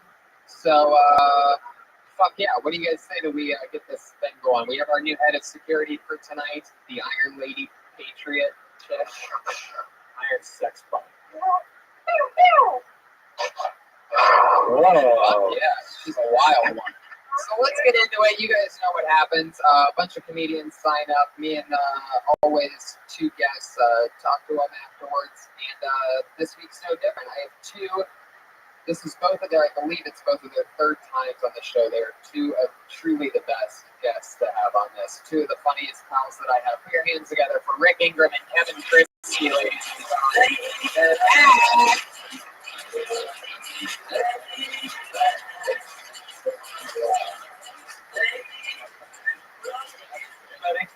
Good to see you. Good to see you. You smell the boners up here. Fuck yeah. It is boner central, man. For anybody with a robot fetish, it's going down tonight. Also just women. You're the women. Right, that too. Or Jerry's and ladies. Jerry and Laney, our good friends over Jerry and Laney, everybody. I got married to that beautiful lady on this very stage 7 years ago. Wow. And Jerry obviously was the maid of honor or whatever. Was that during a Ding Dong show? Yep, during a Ding Dong show, and I think Jerry ended up registering as a sex offender by the end of the night. Very weird as always. So it's so fun to have you guys back. I know that I guess you've both been on, well, it's been a two-person format. What do you guys think of the Iron Patriot, or Lady Patriot? She's way better. Way better than the original. Way better. Yeah, the original Iron Patriot just scared me. He just bummed me out and frightened me and was racist. Yeah. It was very creepy how racist he was. I guess Doug Benson had a live show last week, and he showed up, and they wouldn't let him in. Was he dressed as Iron Patriot? Yeah. And he was like, I'm supposed to be on the show, and they didn't let him in. It seems like they're making good decisions. I mean, there's a giant trash can screaming by the door, and he wants to come in. Is it cool? No. Decisions. For Jerry and Laney, everybody, I got married to that beautiful lady on this very stage 7 years ago. Wow. And Jerry obviously was maid of honor or whatever. Is that during a ding dong show? Yep, during a ding dong show, and I think Jerry ended up registering as a sex offender by the end of the night. Jerry, as always. So it's so fun to have you guys back. I know that I guess you've both been on here while it's been a two-person format. What do you guys think of the Iron Patriot or Lady Patriot? She's way better. Way better than the original. Way better. Yeah, the original Iron Patriot just scared me. He bummed me out and frightened me and was racist. Yeah. It was very creepy how racist he was. I got stuck. Vincent had a live show. He showed up and they wouldn't let him in. Was he dressed as Iron Patriot? Yeah. And he was like, I'm supposed to be on the show. How weird, they didn't let him in. It seems like they're making good decisions. Format. What do you guys think of the Iron Patriot or Lady Patriot? She's way better. Way better than the original. Way better. Yeah, the original Iron Patriot just scared me. He bummed me out and frightened me and was racist. Yeah. It was very creepy how racist he was. I got stuck. Vincent had a live show last week, and he showed up, and they wouldn't let him in. Was he dressed as Iron Patriot? Yeah. And he was like, I'm supposed to be on the show. How weird, they didn't let him in. It seems like they're making good decisions. I mean, there's a giant trash can screaming by the door. He wants to come in. Is it cool? No. Well, I actually heard, and this is really funny. I don't know if I've been told you this part, but somebody tweeted at me that the reason why they really wouldn't let him in is because there's no standing room. It's a seat-only theater, and he can't sit down in that suit. It's a fire hazard. Yeah. He's like an upright speaker. Yeah, what would happen if there was a fire? Like, if there was a fire here when he was here, you'd be dead. There'd be no way. Just be yelling, someone carry me. Yeah. Well, and the other problem would be all of us throwing him directly into the fire. Which would be my first instinct. Yeah. I'd risk my own life, you know? Lady Patriot, do you have any questions for our guest? That was something the original Iron Patriot always did. Hey, boy. I was just wondering. Yeah. Yeah, I mean, we haven't done one in yeah. Glad you're an avid listener. I admire it. Okay. I was just wondering. What's it like? It's an interesting question. I'm not sure at all what that has to do with the Comedy Store podcast. No, I mean, my comedy is me talking to people in the crowd. So as long as my wife doesn't sit there, it doesn't generally come up, I suppose. Right. But yeah, good question. How about for Kevin? So, I do. She's good with stars. She's exactly like the old Patriot. She's like a rabbit. Thank you, Seth. Yeah.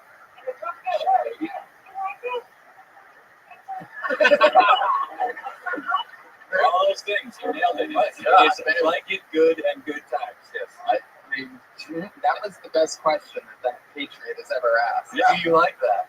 I mean, you like things and stuff. Yeah. I feel like we know why Piers Morgan is not getting renewed. We got a new interviewer. Yes.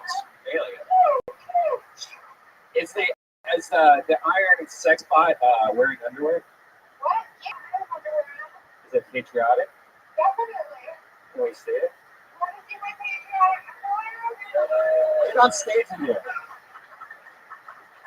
How Brian has this kind of, how Brian pulls this shit off, I have no idea. So fast, dude. Yeah. Well done. Yeah. 0 to creep. Or not well done. Oh, wow. Same underwear the Iron Patriot wore. Amazing. They fit everyone. One size fits all. America. Beautiful. America! And I love Bush because I love pussy. Okay. Yeah. Whoa. You have a full brush? I think it's a full brush. Yeah, like I love it. Wow. That is very valid. Actually, like a woman, you're right. Yeah, valid. I haven't seen one in a while. Can you show us? Oh my God. Brian. All right, let's get this thing started. Now that everybody has red, white, and blue balls. Damn it. You son of a bitch. Fun bunch of people signed up. You know what goes on. The comedians get 1 minute of stage time. They know that their minute's up when they hear the sound of a kitty. Wow. I mean, the whole production has really gone to shit. It's Really way bad. more Bush, which is good. Top shelf. People used to try sometimes and everything, but you'll hear the sound of a kitty. And then you don't want to run that light. That means that's your time. Because if you go much longer than that, you're going to bring out the angry West Hollywood bear.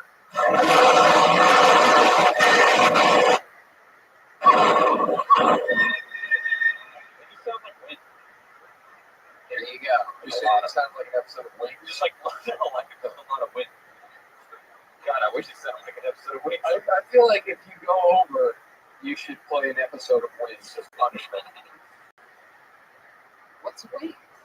It was the it was the terrible show that the writers from Cheers were like, hey, we can just take this concept. Hayden Church is a mechanic. Nantucket. Yeah, it was about a small airport. Wow. Yep. Listen, it was classic comedy. It was on USA, right? All right, that fat guy. Yeah, that fat mustache. That's always a way to best. If they're fat, you gotta have that.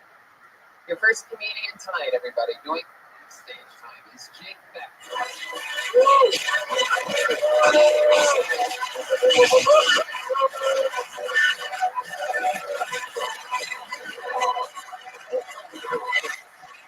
Almost there. Dude. I will not take a shower in a room that smells like shit, and because I'm afraid of those poop particles that are responsible for the smell of shit. There's just a contradicting feeling that you can see a toilet right next to a shower. They don't mesh. It gets people to take a shit and then have a really hot and steamy shower afterwards. And I'm sure that some people skip like me and they wash off their leftover poop in the shower. All in all, I found this to be a hygienic dilemma. The smell of shit, except for the shampoo you just used, just doesn't mesh.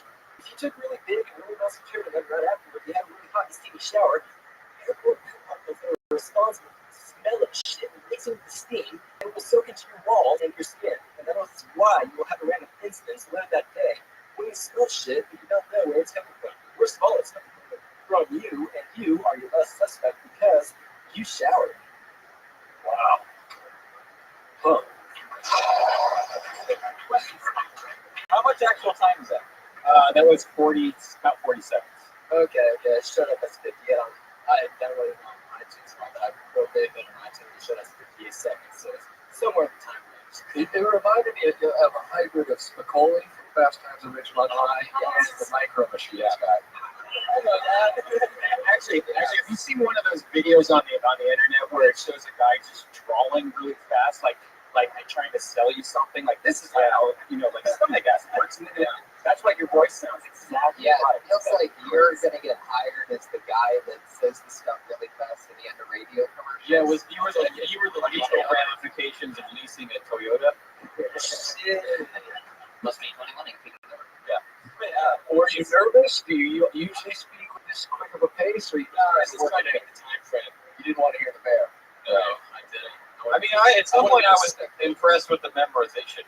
Because you were going fucking fast, and it's obviously written like. Yeah, but I thought to myself, the crowd's missing a lot of this. Yeah, I thought they better. And it just delivery-wise, it stayed the same the entire time. It was just like you started and then just like went the entire time and then stopped. So it was hard as listening to tell which parts you have decided were more important for me to listen to. But you also have like very definitive surfer stoner kind of cadence, which I have never heard spoken that. Yeah, I've never heard that fast ever. That's awesome. Yeah. I mean, it was like it's a good thing. You've been smoking pot all day, and right before you got on stage, you're like, time to do a bump. Let's slow. Do a little crystal, and get up there and knock this thing out. I mean, I think what Rick's saying is like don't like completely lose your ability to go fast, but there's something kind of odd about it, especially with the way you talk. Yeah. Like the fact you could be the only motivated stoner of all time. Yes. That's how it is. Yeah. I got weed to grow. Like you're freaking out. Whatever. Whoa. Yes, that's why I smoke weed. Okay. Wow. Already great. She's already great. Already better. Already better.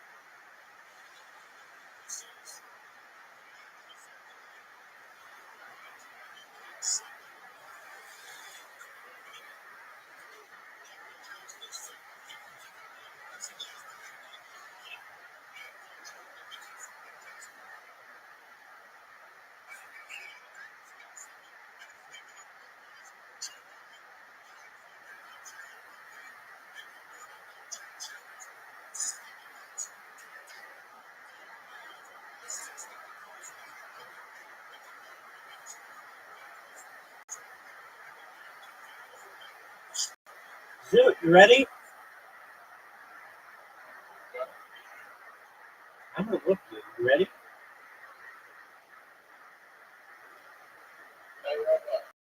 Go, Pimp.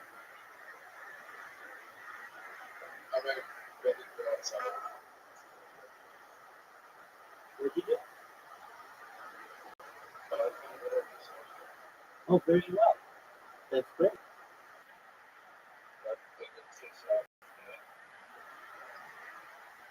Well, that's good. Are you ready to get your ass kicked at mini golf?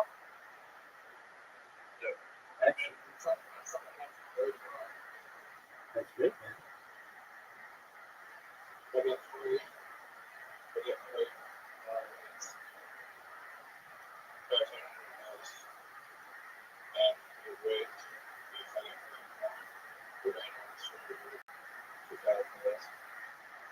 I think that.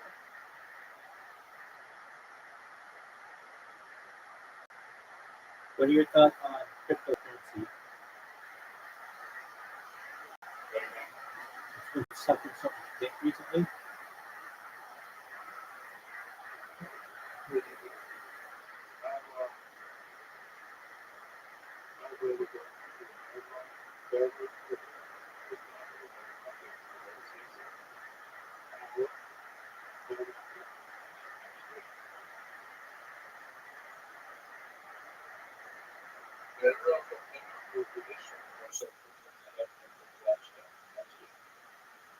You're right. I really think that Trump coin fucked a lot of people.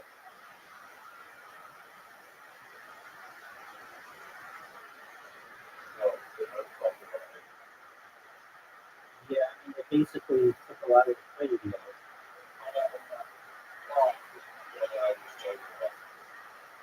Nope, I just fucking missed. What a terrible miss.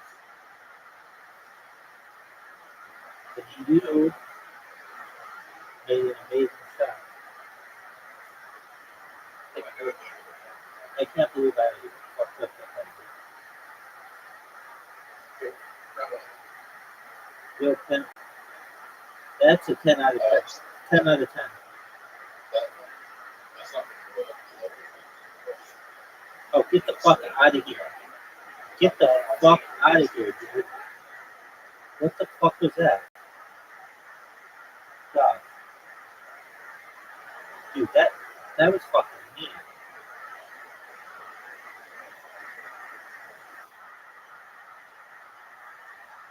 Dude, that was a good shot.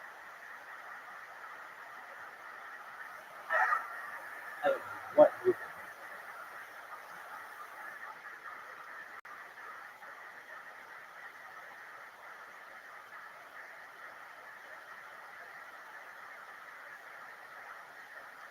Why would you do that? Why would you do that? You just fucked yourself. You should have just gone the way they went.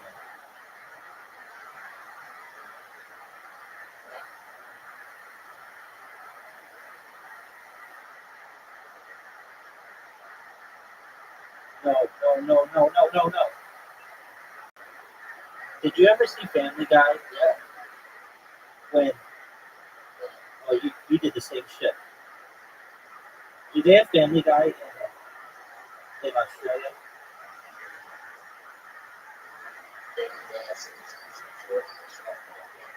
Alright, so did you ever see when they used to have this running gag when they would like fuck up or they would like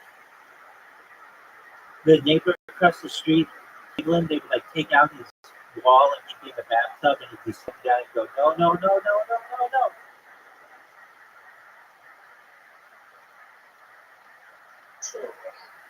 Alright, well that's what happens when I get on this fucking house.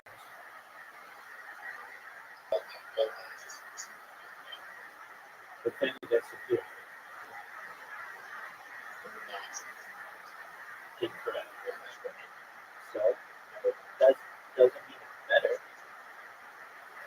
Boy, this ball's going in the water. I can just tell you that already. Whoa. Good shot.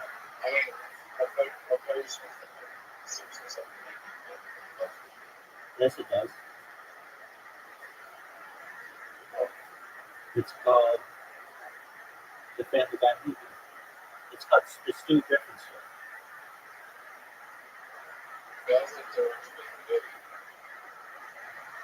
That's the Jimmy.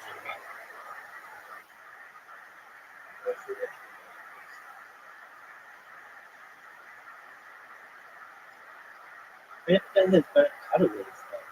So they could do so much more with the show. The Simpsons just get boring. And everybody looks like they've got jaundice.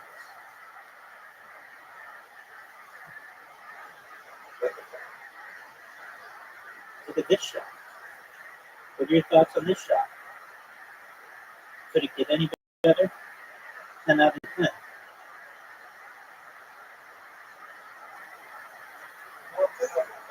That was not what you wanted to do with that.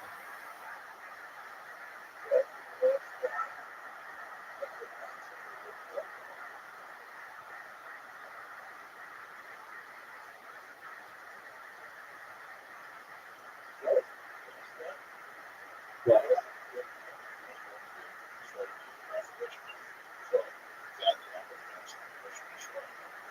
Let's shoot it up. Oh, dude.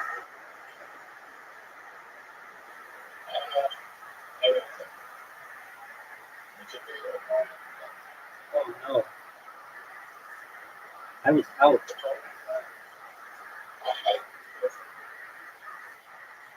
Oh, what a great shot. Get in. 9 out of 10.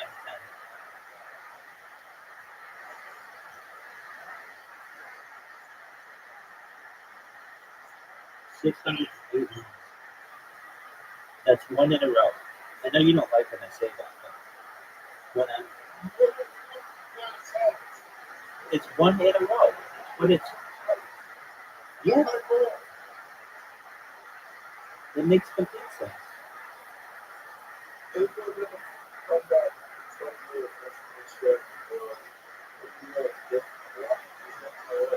Yes, it is. It's just one.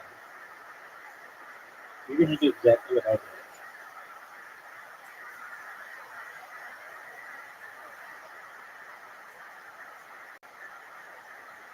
Watch the show. Oh, no. Oh, no. Oh, no.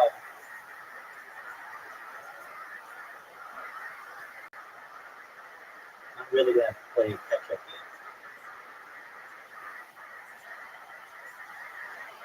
That's a great shot.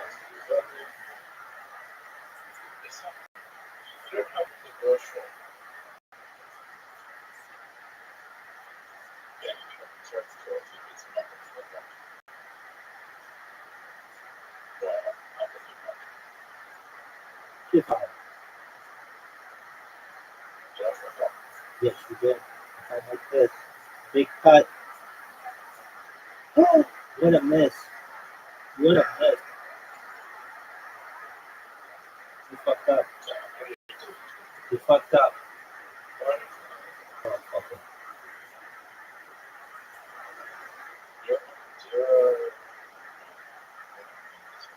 This is my second favorite hole.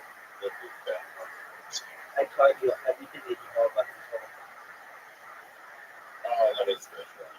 That is a perfect position.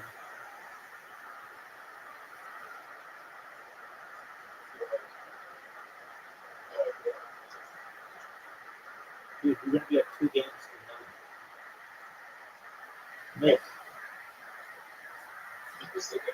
Dude, this would be the greatest shot of my career.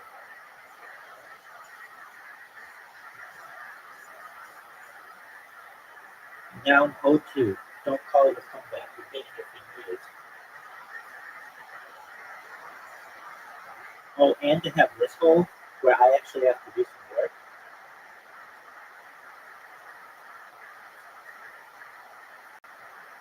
Hit something.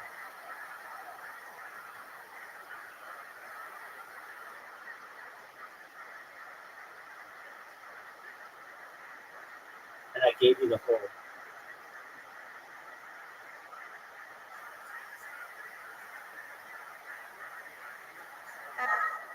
Alright. You can't lose. Unless your internet goes out with one time. The double S hole. You fucked up there.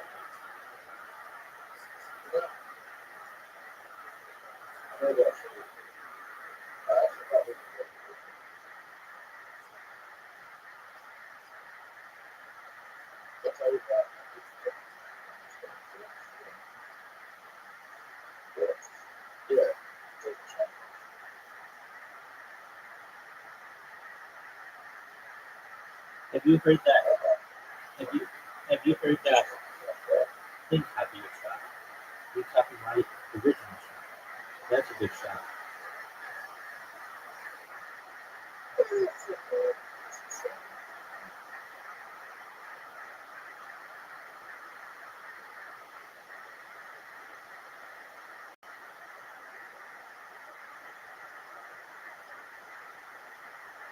Perfect.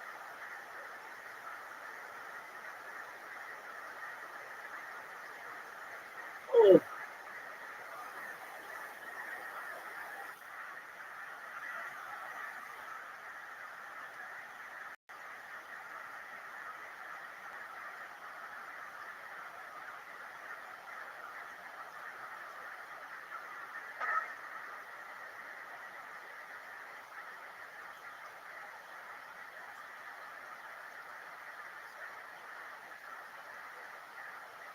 Zoo 1.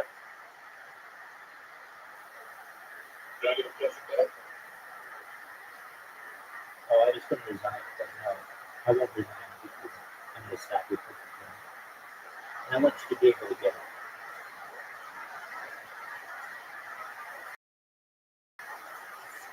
Oh, boy, is that a good shot. 9.5. Dude, you know that's an amazing shot.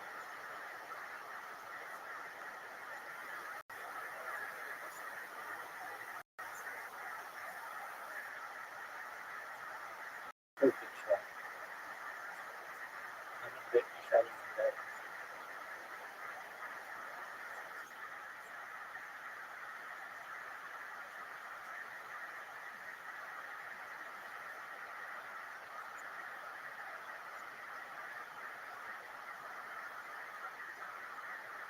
Is it your Gene Hackman guy? With his wife? Listen, he was in the French Connection and French Avenue, like Crimson Tide.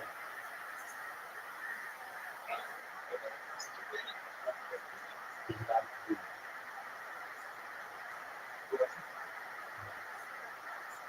He was a dramatic actor.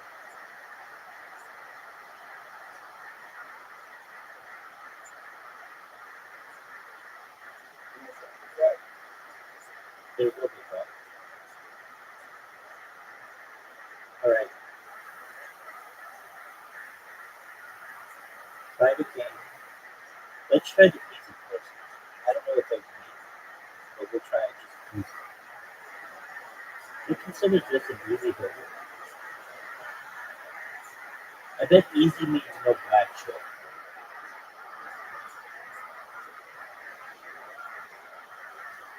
This is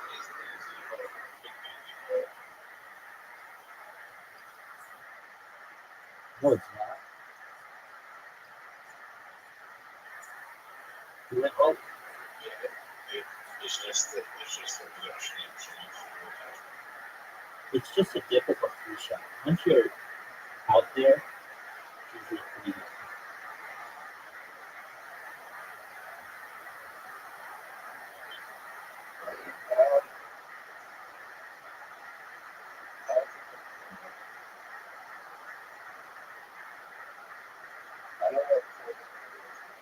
What did you say quickly?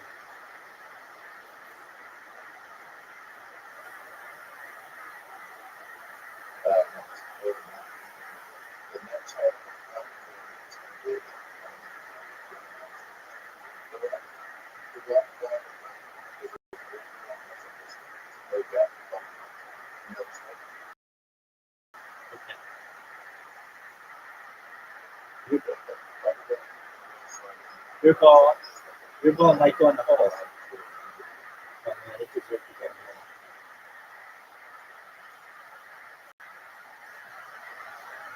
Are you fucking serious?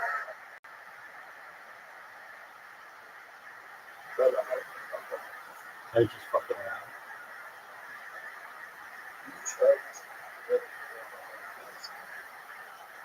You didn't do well on your first day?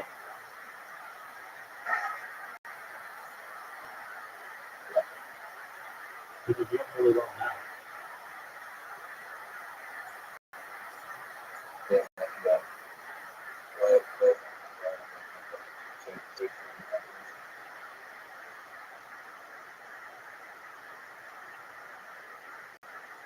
What do you think of that shot?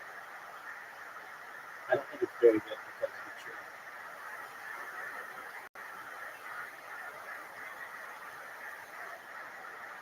Do you think I can make this shot?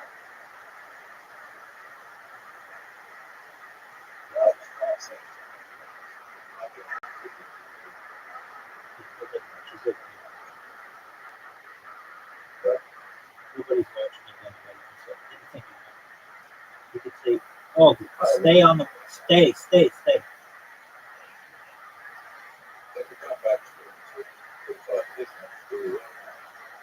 it's a good shot.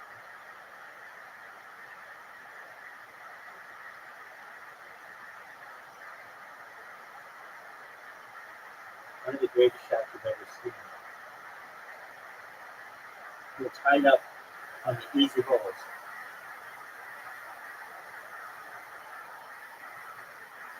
I think I got one.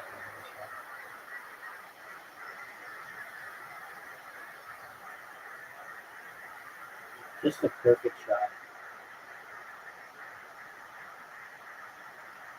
The best thing to do is hit those trees and then have it bounce you to the right on your first shot. If that happens, you have a good shot.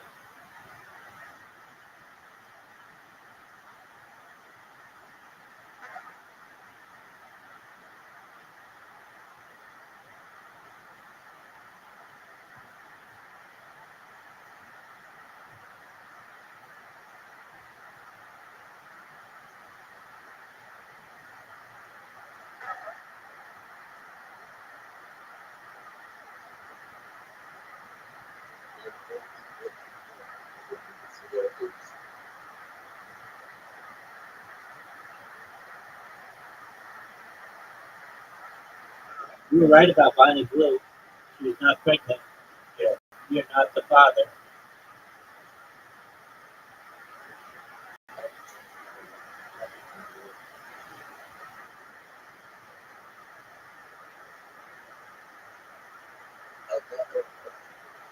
I know, but you can't even remember what she said. She wanted to drink your piss. You couldn't even remember what she said to you. She wanted to drink your piss or whatever. What? They consider this an easy goal? Drinking piss out of a condom?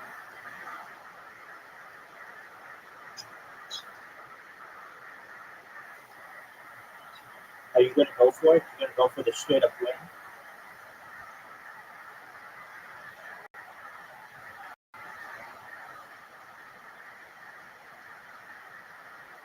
No, you're not. You're going bad.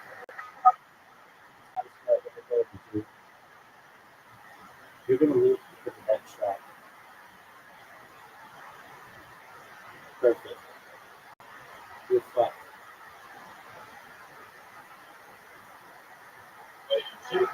Just lost. 600 over.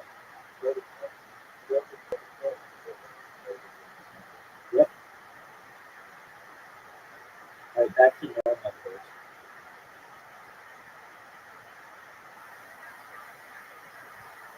Oh, good shot. You gotta go?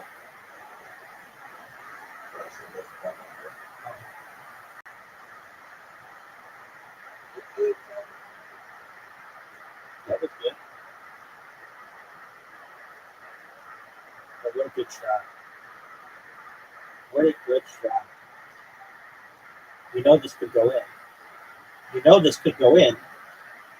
You know that this isn't going.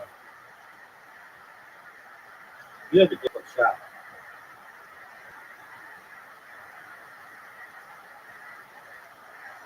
You're in some major trouble.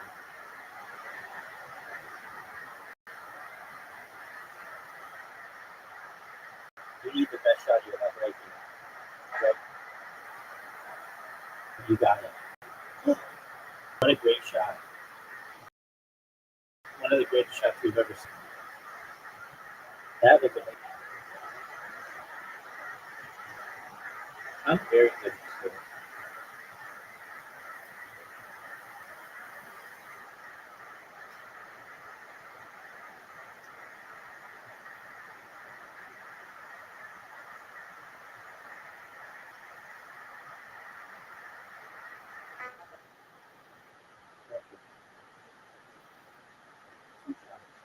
All you have to do is make this. You missed it. You missed it to the right.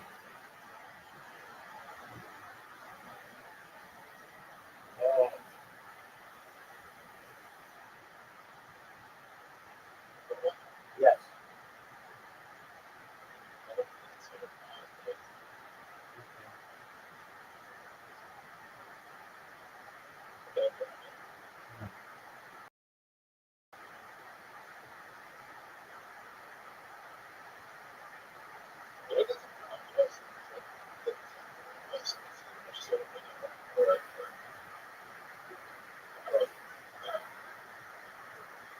What'd you just say?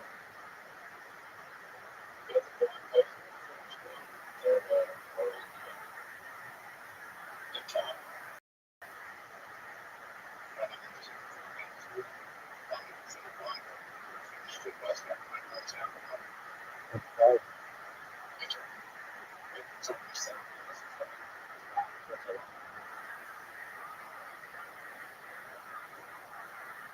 What'd you think of that shot?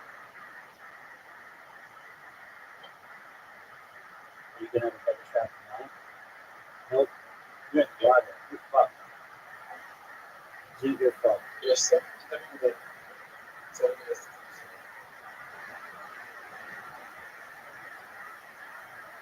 Yeah. What are your thoughts? What are your thoughts on the shot? I'm up. Oh, baby. I love this story. Except I hate it. Oh, dude, look at my shot. That never happens. Look at it. Look at my shot. Look at my shot. Look at my shot, dude. It never happens.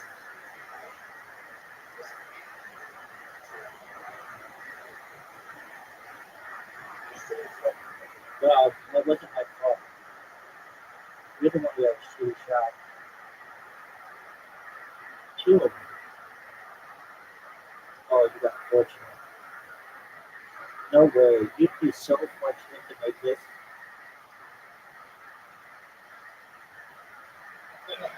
Fuck you.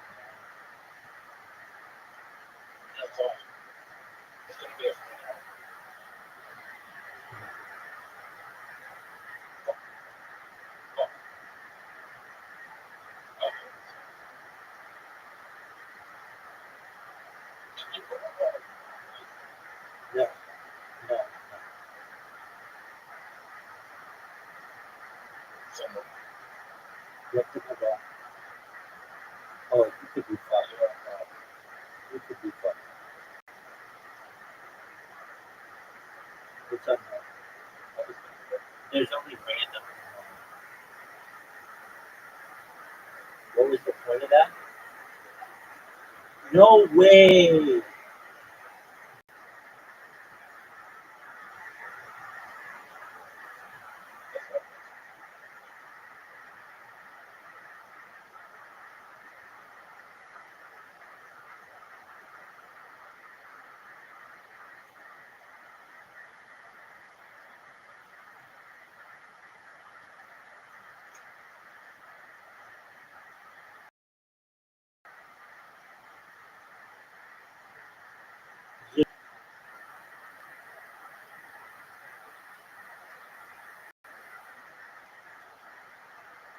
You could win, but you're not going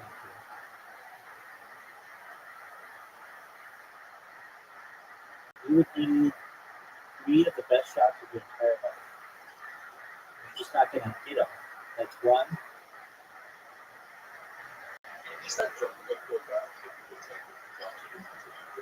Who?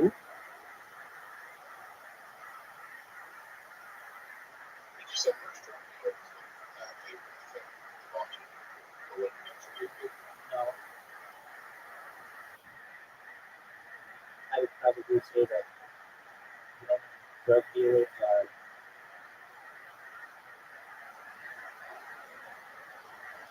looking for advantageous opportunities, likely many times because they've been kept down by society. So they're looking to get rich quickly. 610 million.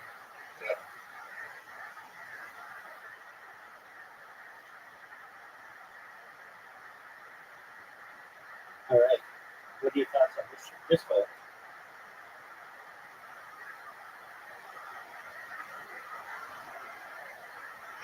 Yeah. Why would you vote that way? It's not going to be good.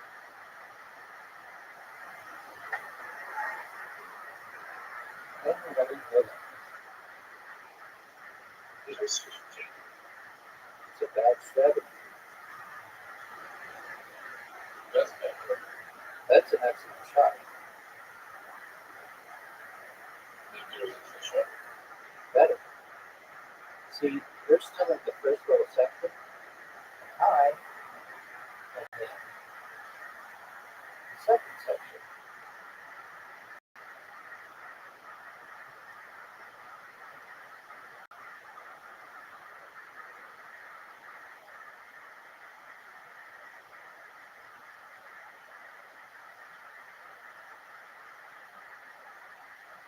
You're about to be down one hole to none.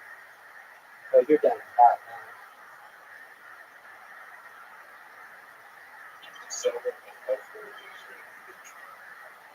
For sure, though.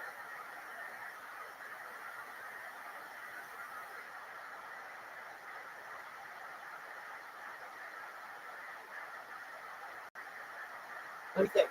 Actually, no. The first, when I first started, I was on camera, handheld camera summer 2021, and I think I think that's experiment. No, what I did was I would just do handheld GoPros, and but I wouldn't do 24 hours.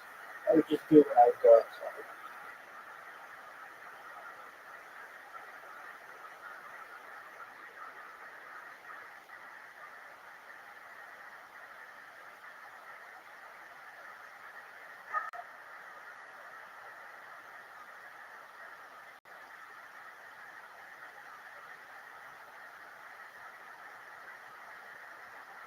Dude, you got my fucking word.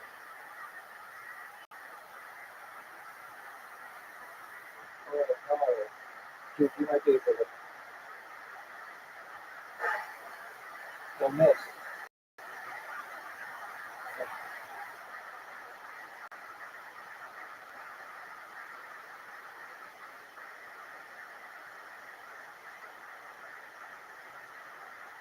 What are your thoughts on this shot?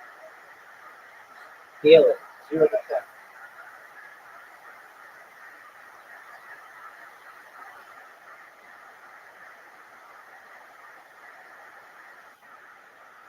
My first shot was a 9. My second shot was a 4. My third shot was a 10. You need the best shot your life with. Too much sand. Too much sand. Too much sand. So, too much sand, dude. Wow. That was good. That was good.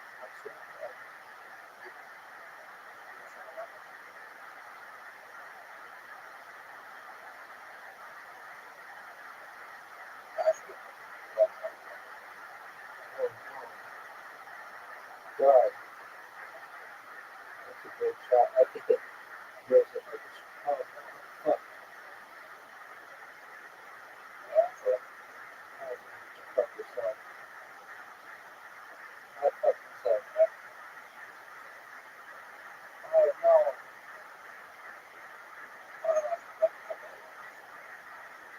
Yeah.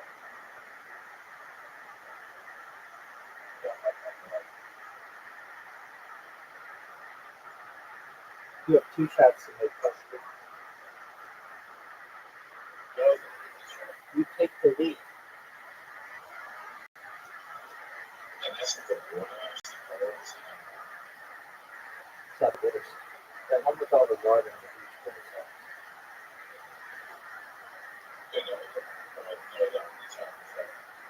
That's not what you want to do. I don't know. You can make it from that. This is an amazing shot.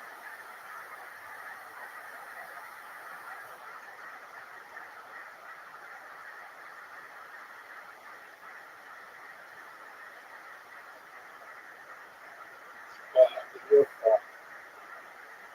We tied. Oh, I fucked up, dude. I gave you the gun. I gave you the gun. I gave you the gun. One water. No, my shot. One water. Dude, fuck me.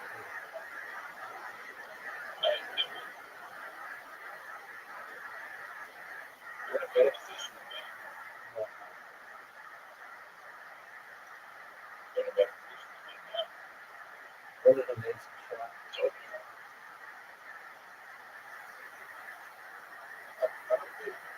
You're not going to beat me.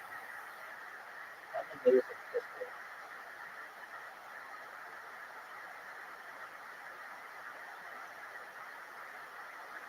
Have you ever noticed that there aren't as many arrows on the right as there are on the left?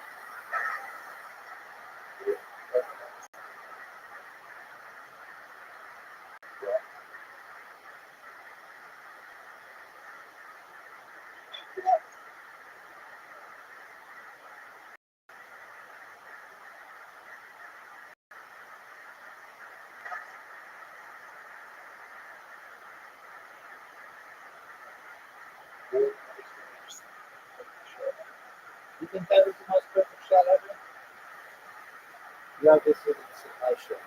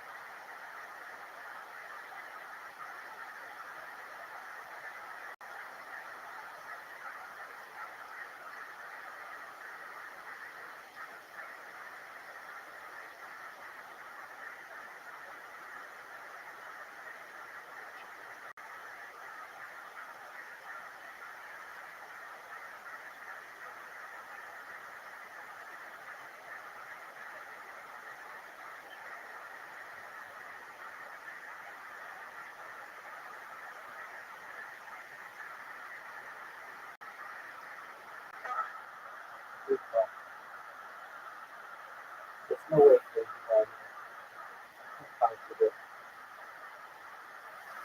oh wow, you're far away. You are so far away. All I have to do is just reconnect. What's the best place to go?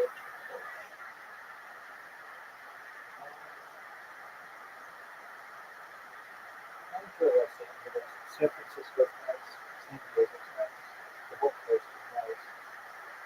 That's about it. Within the next 1,000 miles within geography.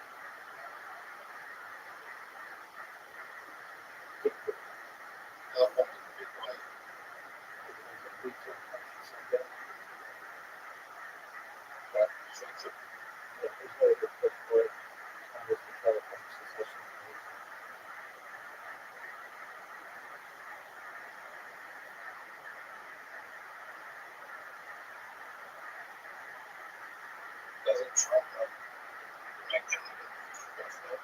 Yeah, it'll probably actually be Puerto Rico, and then, Rothschild, and then go on with Sonora, and most of the other 50 big states.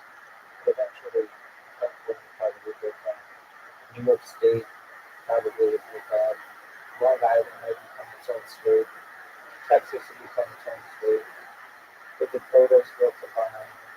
Perhaps the Carolinas will combine. Carolina, 1959.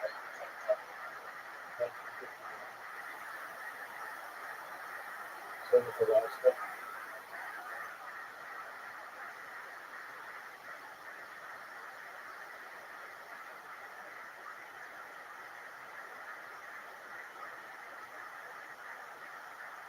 Look at this shot.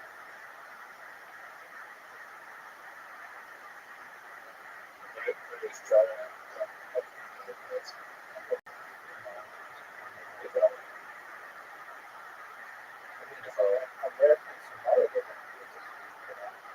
and that's one of the Australia. But Australia's a Commonwealth country, so it's like so good.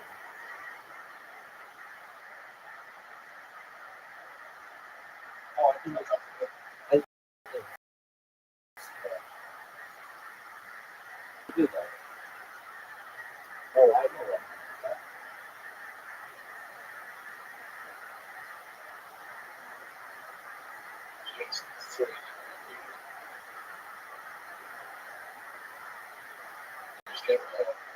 What?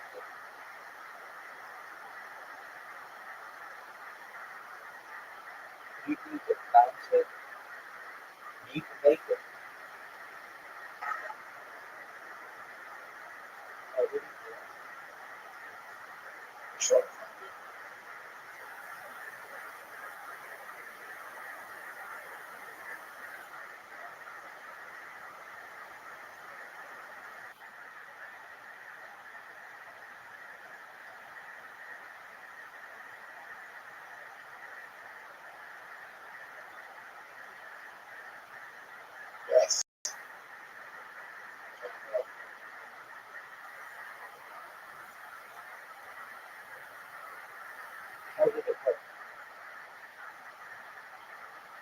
just gave him a gift. No, he gave me a straight up.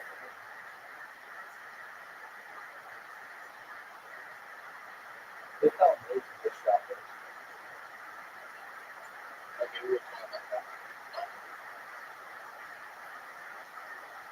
You're gonna hit it in water. You never did water.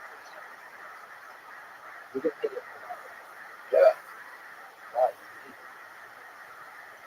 you should. That's a big shot.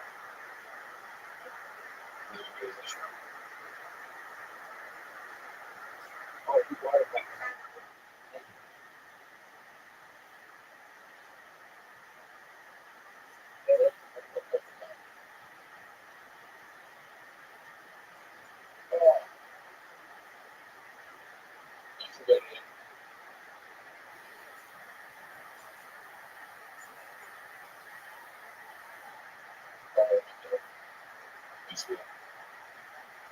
Shout out to Zoro.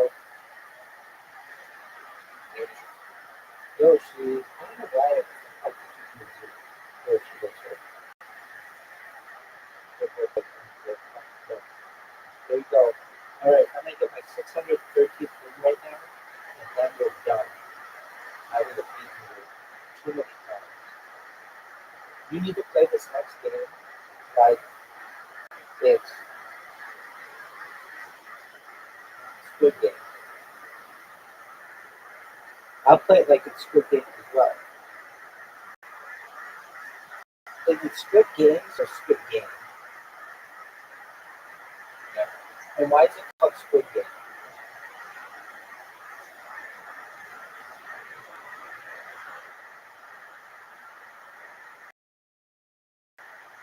Are there squid involved?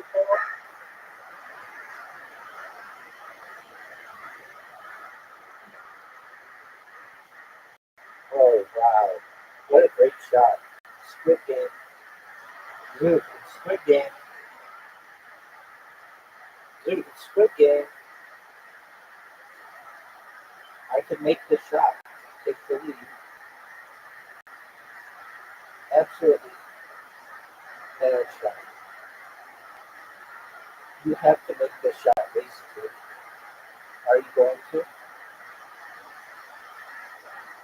Too far to the right. Squid Game, dude. You always play well when you play Squid Game. I've never played Squid Game, but now I'm playing Squid Game.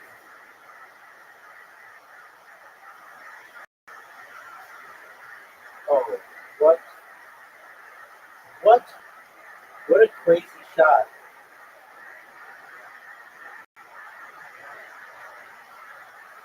You're done.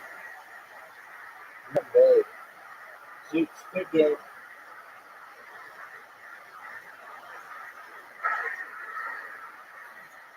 Squid Game. You missed. Squid Game. Way too hard. You're about to lose Squid Game. You're not going to be undefeated in Squid Game.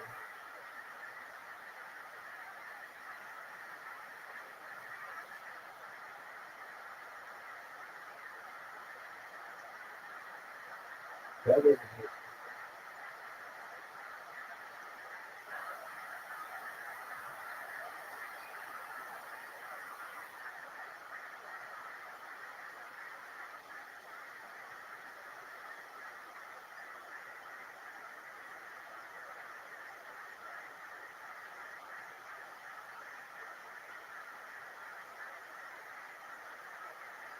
Oh, dude, you just fucked yourself for Squid Game. I'm going to give you a chance. I'm going to bounce it off the ground. Oh, I gave you a chance.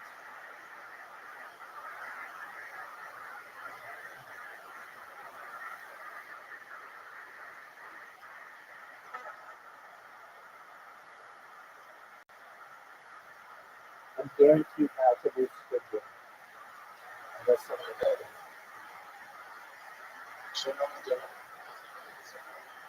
This whole program is very hard. And I think it's possible. business that's from some automation. That's always fun. Absolutely. Or just like, oh, fuck, I'm not going to about it. Yeah, there's the energy, fucking money stuff. But they're about drugs. Australia. So, They don't have drugs in Australia. yeah.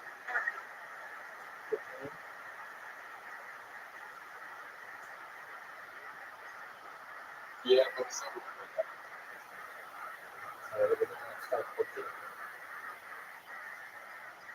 Well, yes, I'm on where I but probably I can't put this on someone that probably never someone that's more involved. But it's incredibly common. There are mountains that you can be explored before you draw. But well, Synthetic cocaine. Synthetic cocaine. Synthetic cocaine.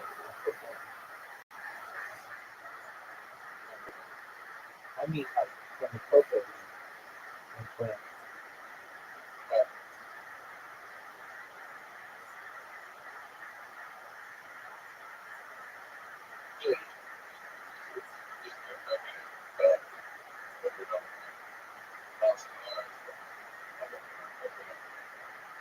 What kind of drugs do you think they're on here?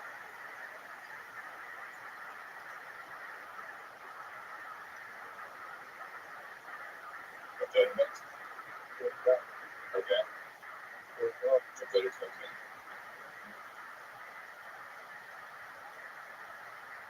You watch Squid Games. Know that? Squid Games. Did you know that you watched Squid Games?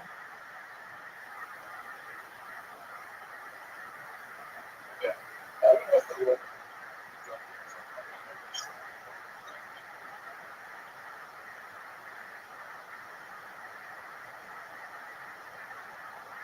But I haven't go.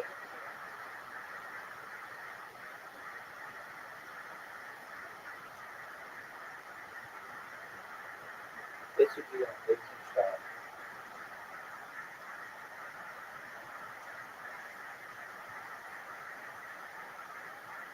Champion.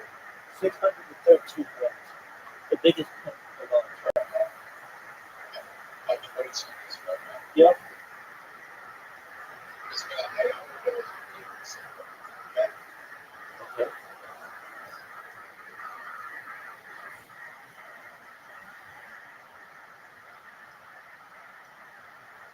Yeah. Watching conditions. Text that. I don't know. What's that? Okay. I'm not getting this.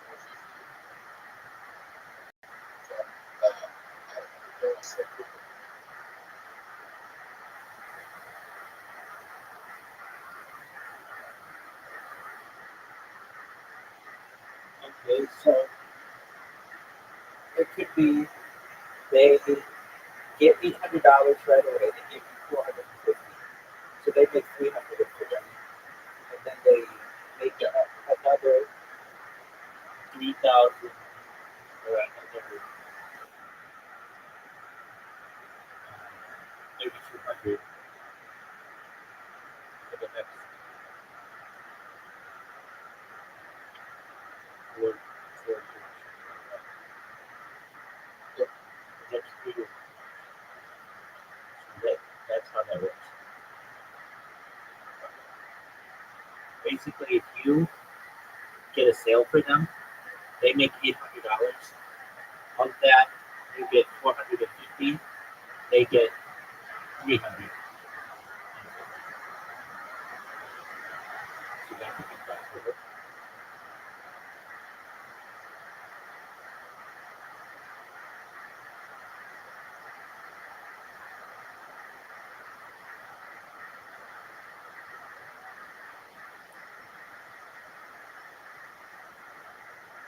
That's how it works.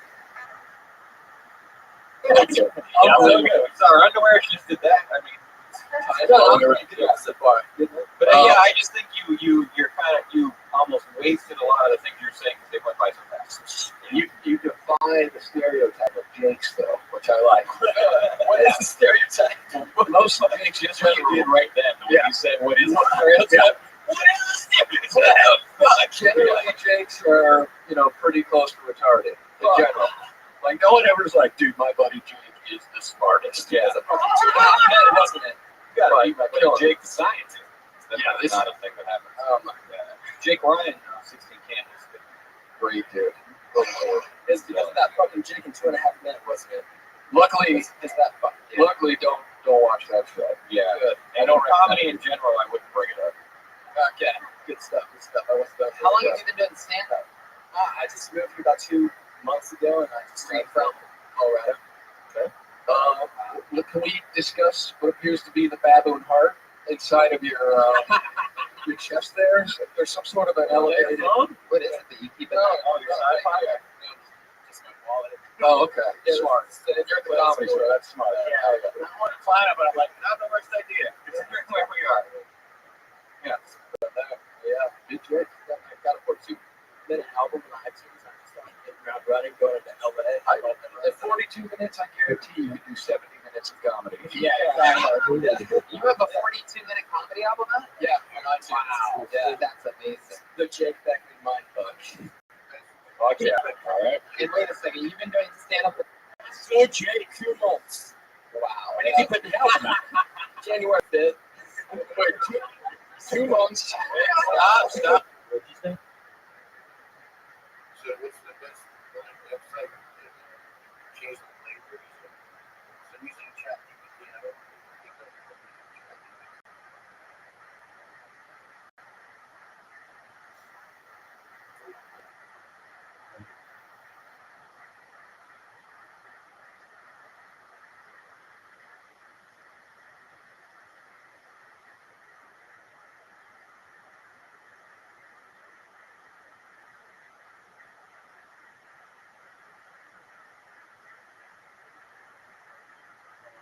Try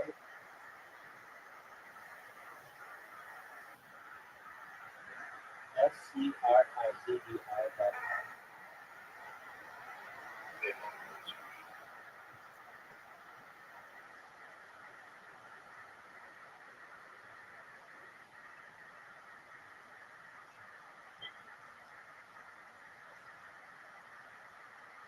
what is it called?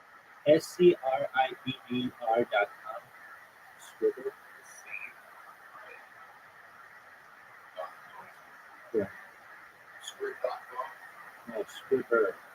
SCRIBBR.com.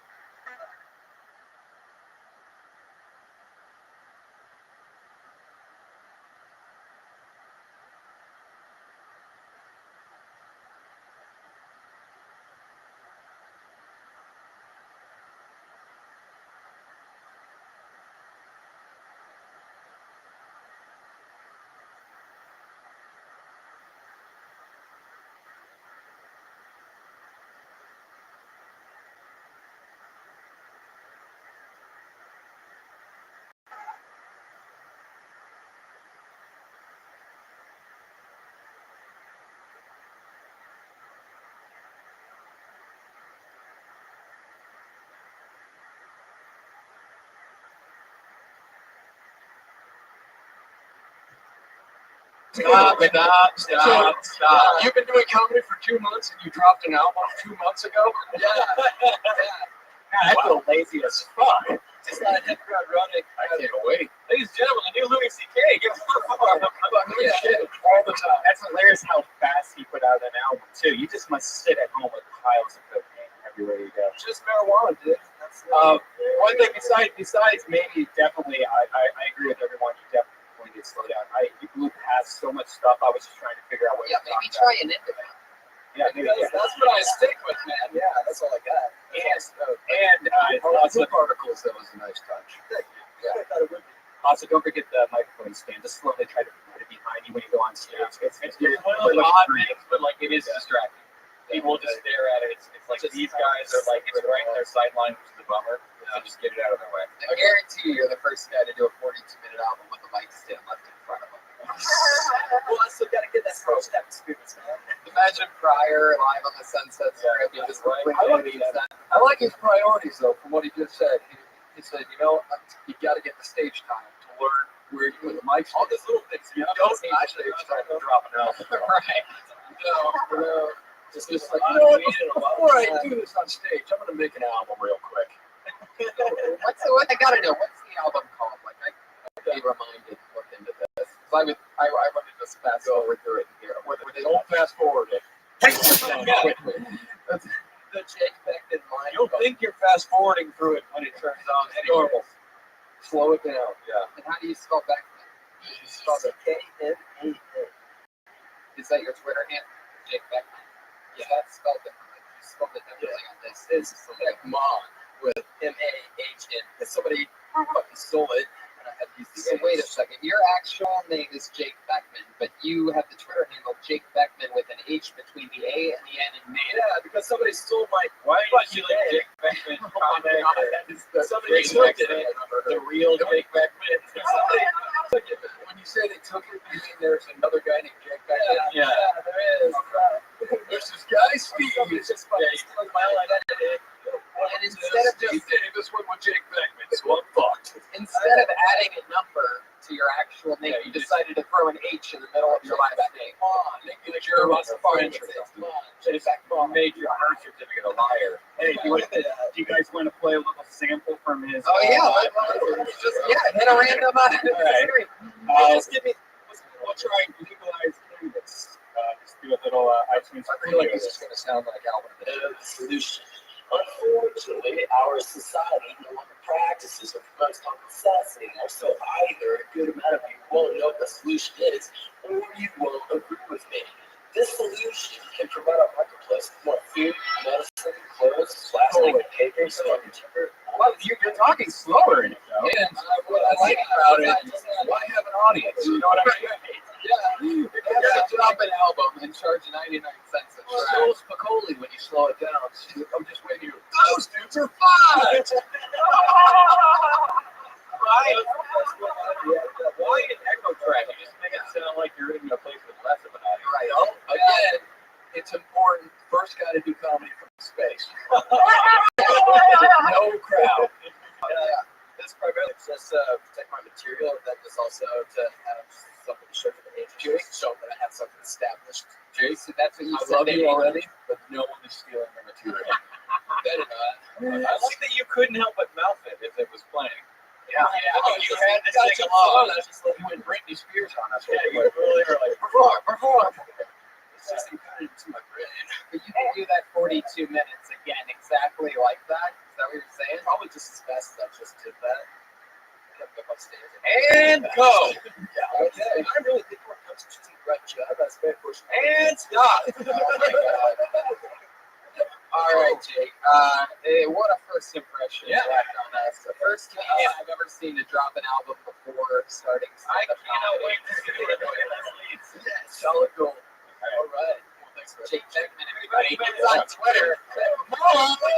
Jake Beckman. With an H.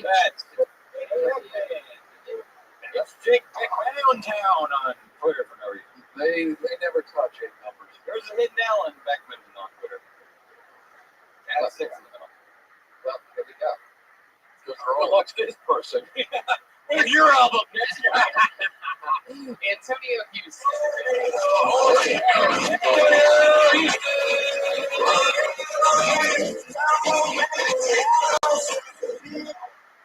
Give it up for me, because I just found that I graduated for real. Yeah. It was. So I went to go see my grandmother. She's like, "Wow, you're a whole different person. I like the way you are. You're not a nigga anymore. You're a nigga. You graduate." I was like, "Wow, I mean, you really feel that way?" She was like, "Yeah. The room doesn't smell like Rayfar or anything. Everything's lovely about you. You're just so beautiful now. Who you been hanging with?" I said, "Well, I've been hanging with different people, different crowds." And she was like, "Yeah, well, you got coke now? You had to go, right?" I said, "No, I'm not doing coke." She was like, "Well, you should try it because it's great." I was like, "Okay, well, I'll take your advice. Thank you." And my problem is I try to impress white people too much. You know, the first thing I say, "Hey, my name's Antonio. I like reading, like long walks and everything." Yeah, I'm not a nigger. I'm not a nigger. I'm just an average black guy. I'm just trying to make a living. That makes me feel uncomfortable. Well, Yeah. comfortable. Thank you. Yeah. Kudos to everybody. That's a comedian. What did you graduate from? Being the nigga. Oh, that was what you graduated from. Oh, wow. I remember when I graduated. Yeah. It's awesome. It's awesome. First, I would lose the hat. I can't see your eyes, and I don't think they could either. Which that's a big. I mean, you use your like. At least Bill Kingrich Jr. turn it around. Yeah, I mean, I feel like you're wasting half your joke's delivery system by having this in shadow. So they just don't get to see. They get to see what you're saying, and they have your cadence, but they lose how you feel about it because they can't see from here up. And I don't see any reason. I just wouldn't have it. I mean, there's no reason. Unless there is a reason. Yeah, the reason is I'm graduating from being a nigga. So, there you go. Yeah, I like that already. It's home run derby time. Maybe that could be a part of it. Yeah, turn the hat around as you tell them that you graduated. It is that is a pretty big difference. I noticed. Yeah, like as soon as I see, like even now with it higher up, like I mean, like I see your face, like I just get a better sense of this person. Okay. Yeah, I just not a fan of hiding this. And again, white people are terrified of black people in shadows. It really scares us. So like now, I'm like, oh, he's nice. I like him. Yeah, I guess I would definitely explain or write the joke a little different because I also had no idea that you were graduating from being in order. What word? Which one you mean? Everybody says it. That was fun. Not everybody. That sounds like a trap. This is like the whitest panel of all time. I mean, we could get in a lot of trouble. Yeah. As an American, I was uncomfortable with the heavy R. I was like, whoa, slow down, buddy. There you go. You ever talked to a robot woman before?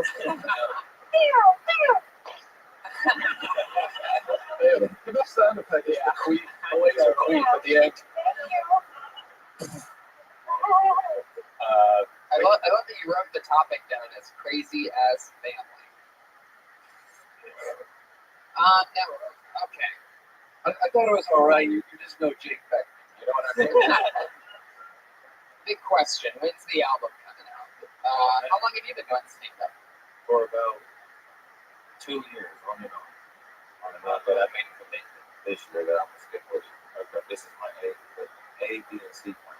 So I found the you want to impress white people part most interesting. You mispronounced Reagan. You're like, I like Reagan. I like that. I don't know if I read that funny. Did you say reading? No, he said reading. I thought he said Reagan. Like long walks, reading. You know, you see your eyes, I would have gotten that. Exactly. That would be a much funnier twist. I'm like a white person. I like long walks, reading, Ronald Reagan. It's just like, that's what he thinks white people like. Yeah, like that's so interesting. Like, what are the things you think white people like that are just wrong enough to be like, yeah, whoever told you we all love Ronald Reagan, that's funny. Yeah. And other things that you would think we do. Yeah, no, we do. We're all Alex P. Keith. Yeah. When I signed the to join the Illuminati. If you're gonna say your grandma loves Coke, I want to know a little bit more about it. Okay. Like that's just you can't just drop it on me like, wait, what? Nana loves Coke? Like I need to like, whoa. Like that's the great deciding to talk about your family when you decide it's crazy is there's a lot. So like each person's a bit as opposed to family as bit.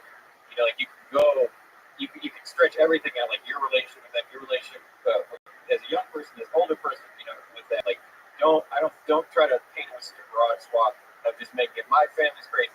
Because we've heard a lot of that over the years, and I think it's more interesting, especially fucking white people we want to know about your family, like what's interesting. I want to know about families a family life I didn't experience. So like I feel kind of like shortchanged. It's like my family's crazy, like from like how. I want to really know why. Yeah. Grandma and Coke is a great breakfast. Yeah. I mean, what does it cause her to do? Is she the only old lady driving fast? Like, what is it that makes Did grandma she get gangbanged at doo-wops? You know. I know it. Who knows?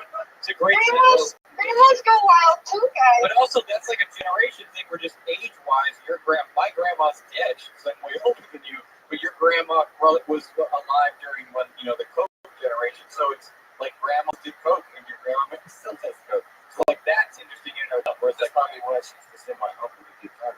So, whatever. That one sounds like white inbreeding, which I'm into. Send my uncle to get condoms. Lady, you ever do Coke? Just a head nod.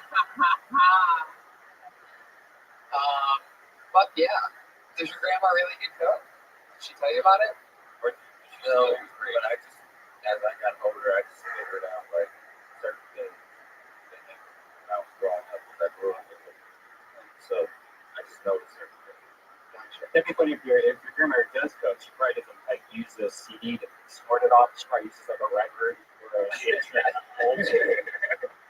Still have some she bought in 78. Oh, that means it's good.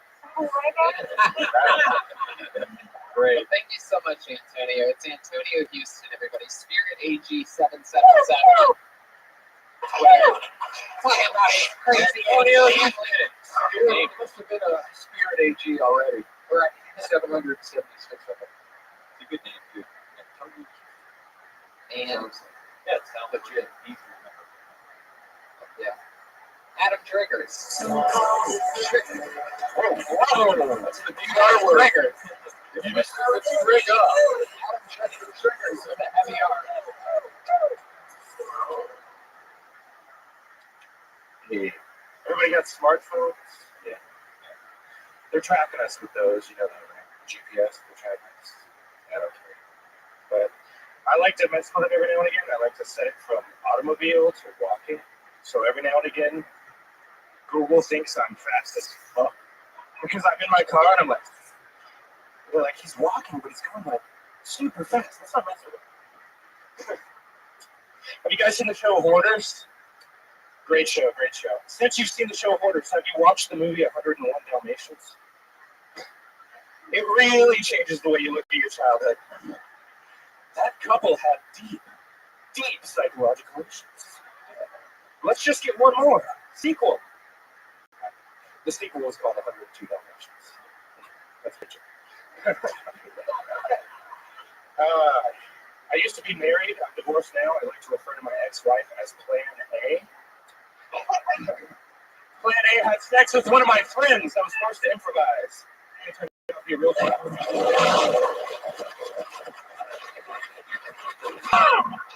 There you go.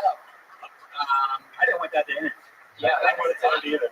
Great premises. I really like the walking smart. I would change it to super fast to like a super hero.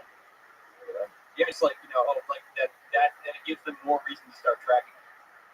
That you're just like, they're afraid, and then now they're afraid you're going to turn on them. Thanks for giving me that great idea that I can't use people hurt you. No. You're right though. Rick, have I ever taken tag from? I hope so. I definitely have. I think, dude, that is fucking. I've taken tags from Tony. I've suggested tags to Tony. That is, you have to do that. Which don't to any comic here. There's no shame in that. Not taking tags is a young man's mistake. Like, don't fucking do that shit. if someone, because I'm not going to use it for anything ever, it's just going to not exist. You would have to steal your joke. Yeah, so use like that tag. So. and that it's a I can't. I've taken 20 tags in my life. Like it's not that's just one of those things that comics do. It's not looked down upon. Don't make that mistake. So I'm not saying you have to take it, but if you like it and you want to use it, take it.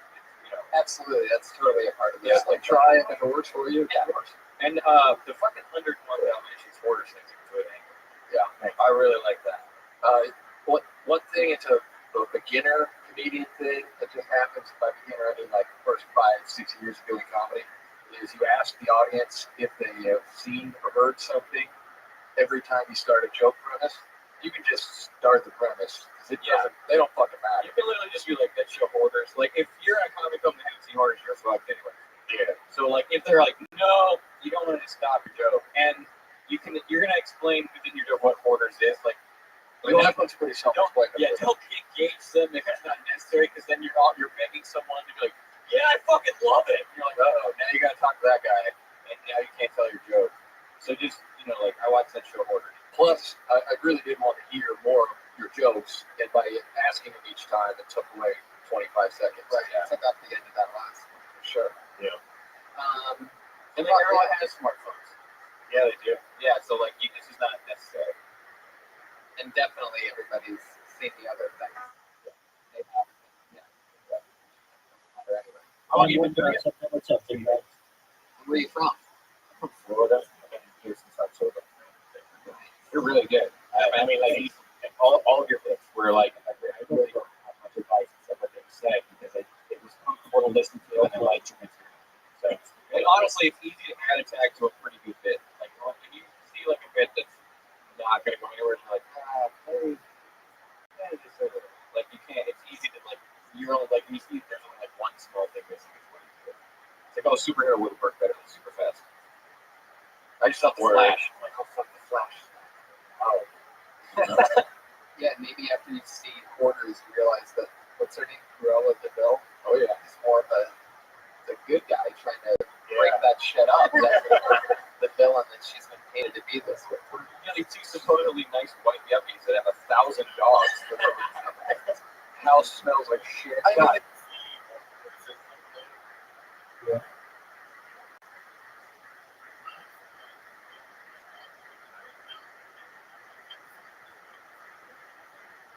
Did you go to your doctor's program?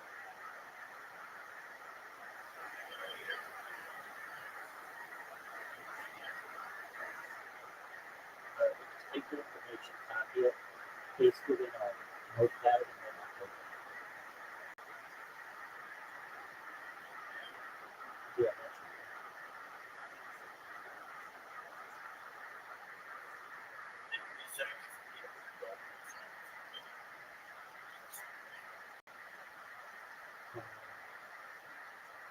No.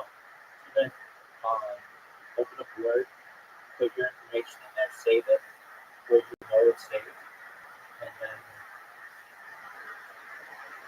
upload it.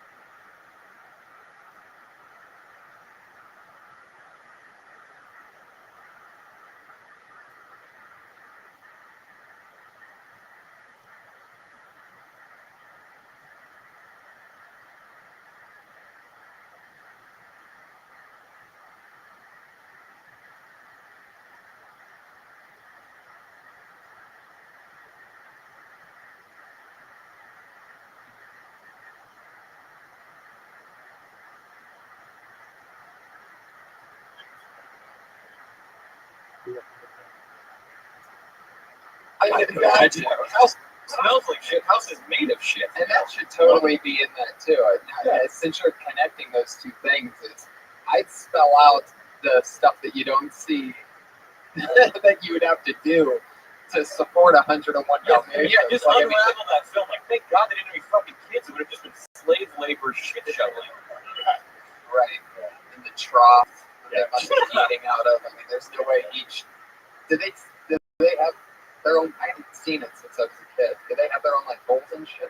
I guess really good for me. I mean, they left out really They only had the dogs for like a day. They weren't really there. They didn't all come from the same dog either, did they? No, they were rescuing all the dogs in the city, so Crow control them.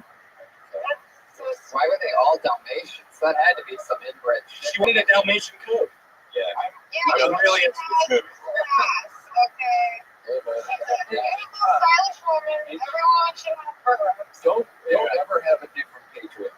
Yeah, Honestly, it's so far the winning patriot. And now, I mean, just out of curiosity, just out of curiosity, is your joke in your head based on the cartoon or the live action film?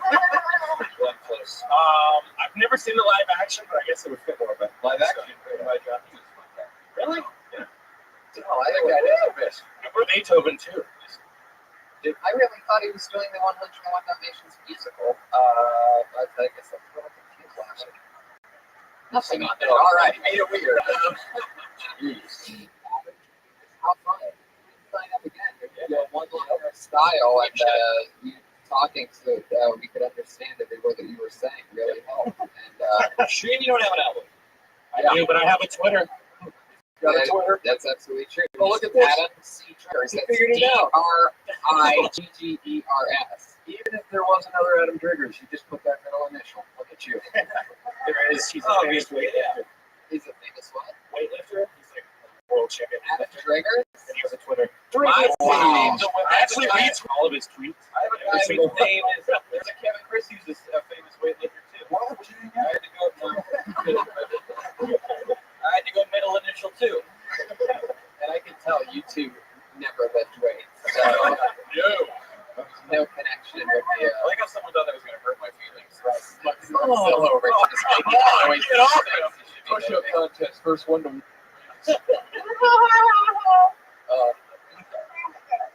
Yeah, I thought it was good. Definitely call your first album Trigger, please.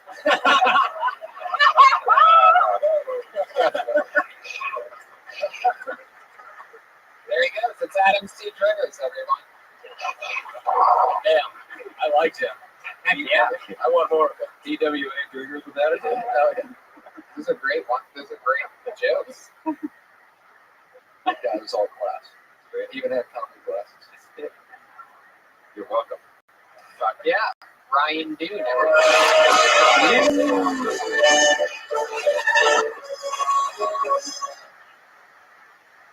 I hate jogging. I really do. I hate jogging so much that I'm going to start wearing American flag pants. So if my friends ask me to go, I can just be like, sorry, brother, these colors don't run.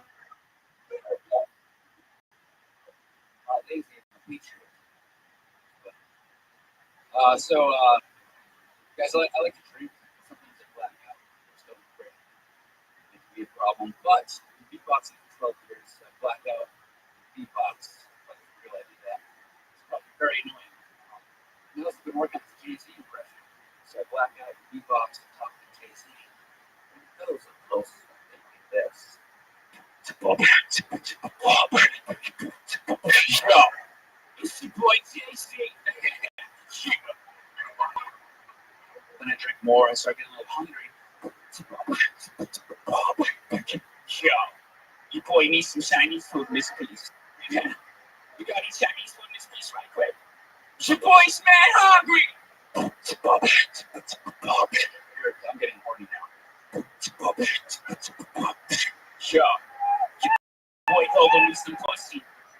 All right, your boy needs some pussy. Great job, Ryan. Sounds like me. Yeah, the Jay-Z part I liked.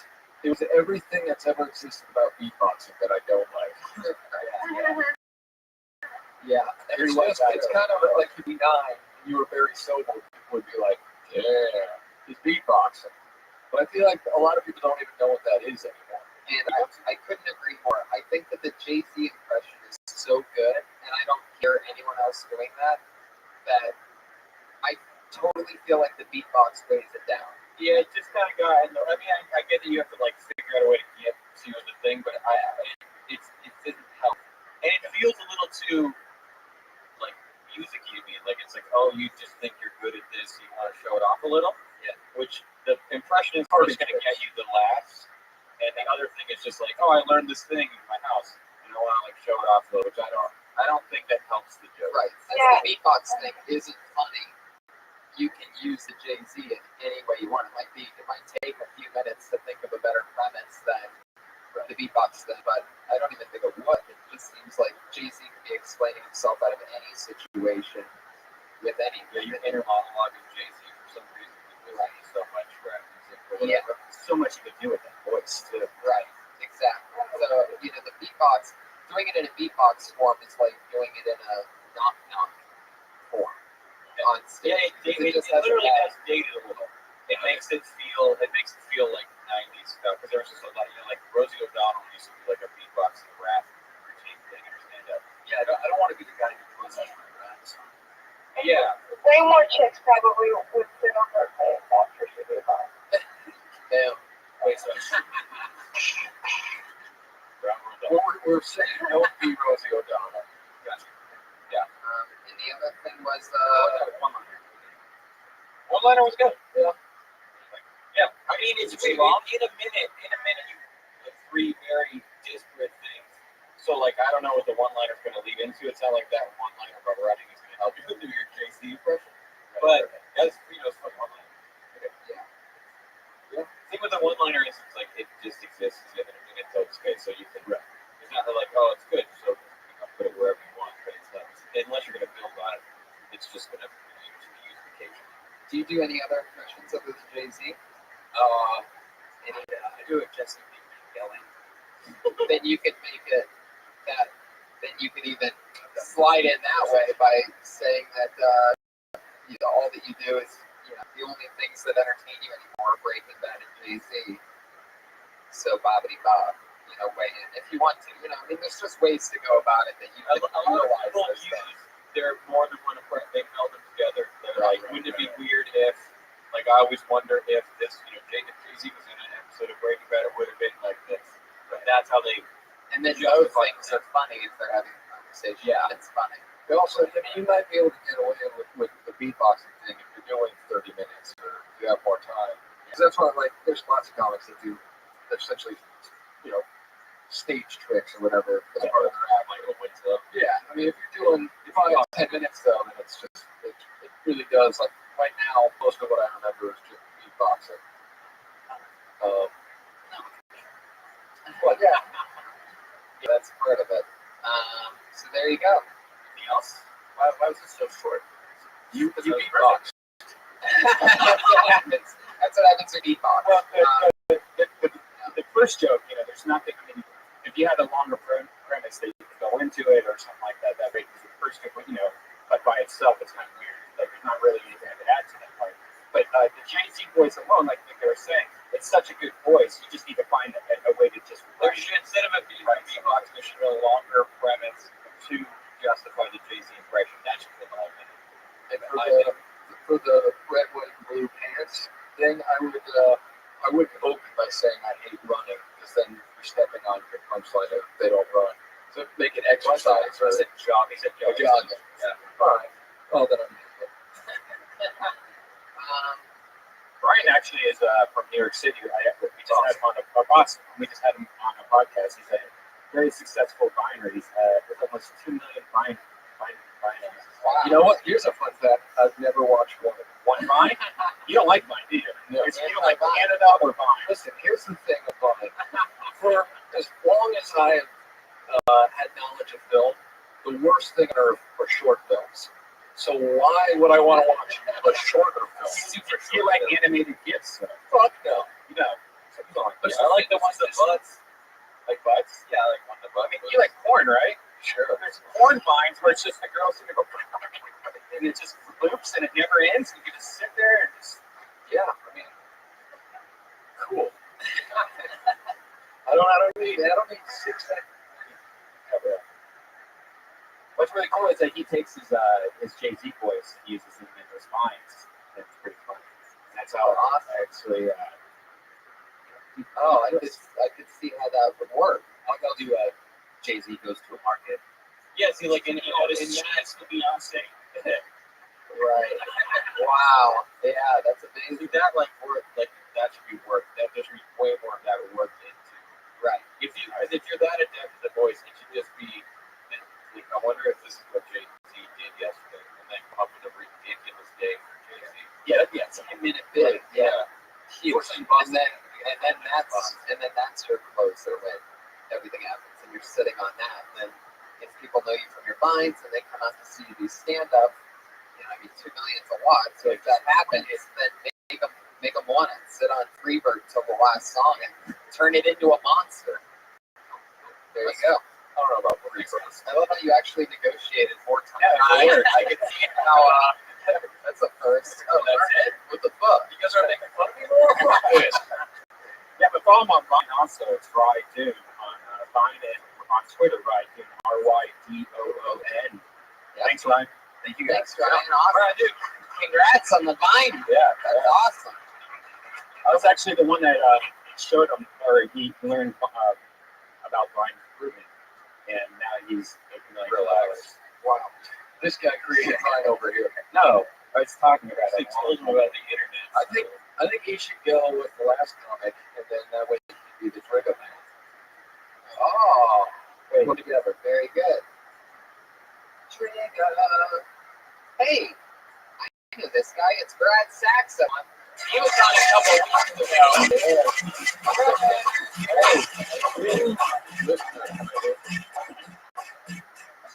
Got engaged last year, guys. I did. And in 1 year, I put on 15 pounds. She's fucking killing me. And she's the worst cook, too. I just smoke so much weed to be around her, to put up with her, that I'm putting on weight. And I feel bad. And she's always like, what do you want? She's so passionate about cooking. She's so bad. You know what no one wants? What do you want next? I'm like, nothing. I don't want to know. She's like, no, what do you want to say? I'm like, nothing. She's like, I'll make it for you. What do you want? I'm like, cereal, bitch. Put it in the bowl. That was okay. That's fine. When we moved in together, she just went ahead and stopped shaving the bottom half of her body. You fucking believe that? Yeah, just let it grow. I called my buddy. I'm like, I'm quitting this tonight.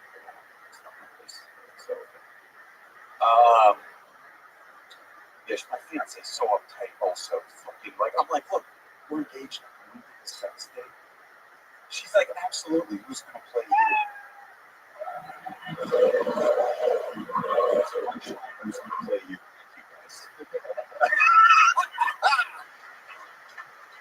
Oh, jeez. What happened from last time you're on stage with my fiance? Yeah, I don't want to say. No, you gotta tell us. Did she hear it? She didn't hear it. No, somebody tell it. No one said anything. But it's a big change in your life. Did you reflect on it? Oh, I did a lot of reflecting. Yeah. So what happened the last time, 2 weeks ago, we had him, I mean, as you could tell by a different minute than 2 weeks ago that he talked about, he really is unhappy. Yeah. And he's engaged. He's not married yet. He's been engaged for a year. He's putting it off for another year, and he's so unhappy, but he's not jumping out of this thing. Like you know, I mean, hitting the serial bitch, you know, like that was the first thing Yeah, no, I felt genuine hate. Yeah? No, it's not. I just sort of play it up for the performance. I mean, there is stuff about marriage that, you know, like I told you before. I don't know. I feel like his wife is at a cooking class complaining about his comedy. You.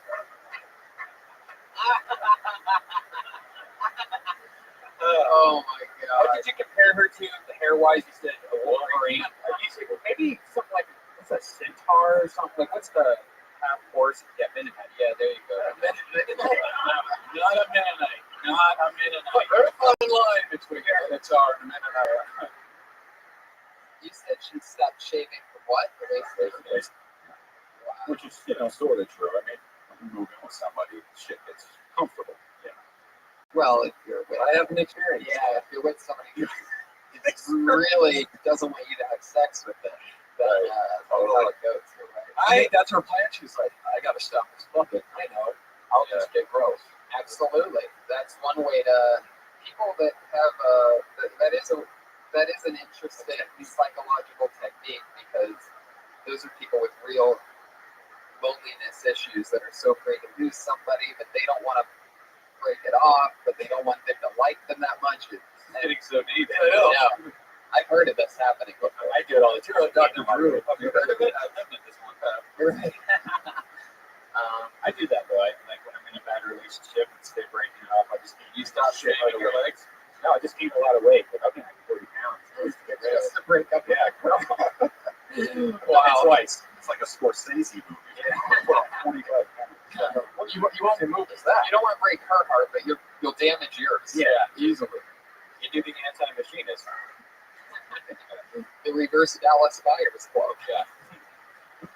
I don't feel like most stand-up audiences, or at least a lot of times half women, I don't know that they like hearing a guy shit on his future wife that much. Right. I mean, if you're doing, and you kind of feel like, oh man, I started to sympathize with her. Right. I felt myself taking her side, so I was like, she fucking tries to do it. Like, look, it's best. Even if she's bad at it, she's trying. I'm like, what's this guy trying to do at home except make up jokes about her? Like, it didn't. I felt like I found myself taking her side, and once you call her a bitch, a serial bitch, I was like, all right. It's her. That's what they you think like, okay, either he does hit her or he's gonna. It is the classic. That is a beater symptom. Is you are criticizing the nice things that they do. Like, I hate your cooking. Bring me a shitty sandwich. No one's ever brought me a sandwich in the world. Why do you mix the whites with the color loads? Yeah, she's ruined my favorite shirt. She was doing your fucking laundry. When you said the whites and the color loads, you were talking about sex, right? Bobby Lee. Bobby Lee. Holy moly.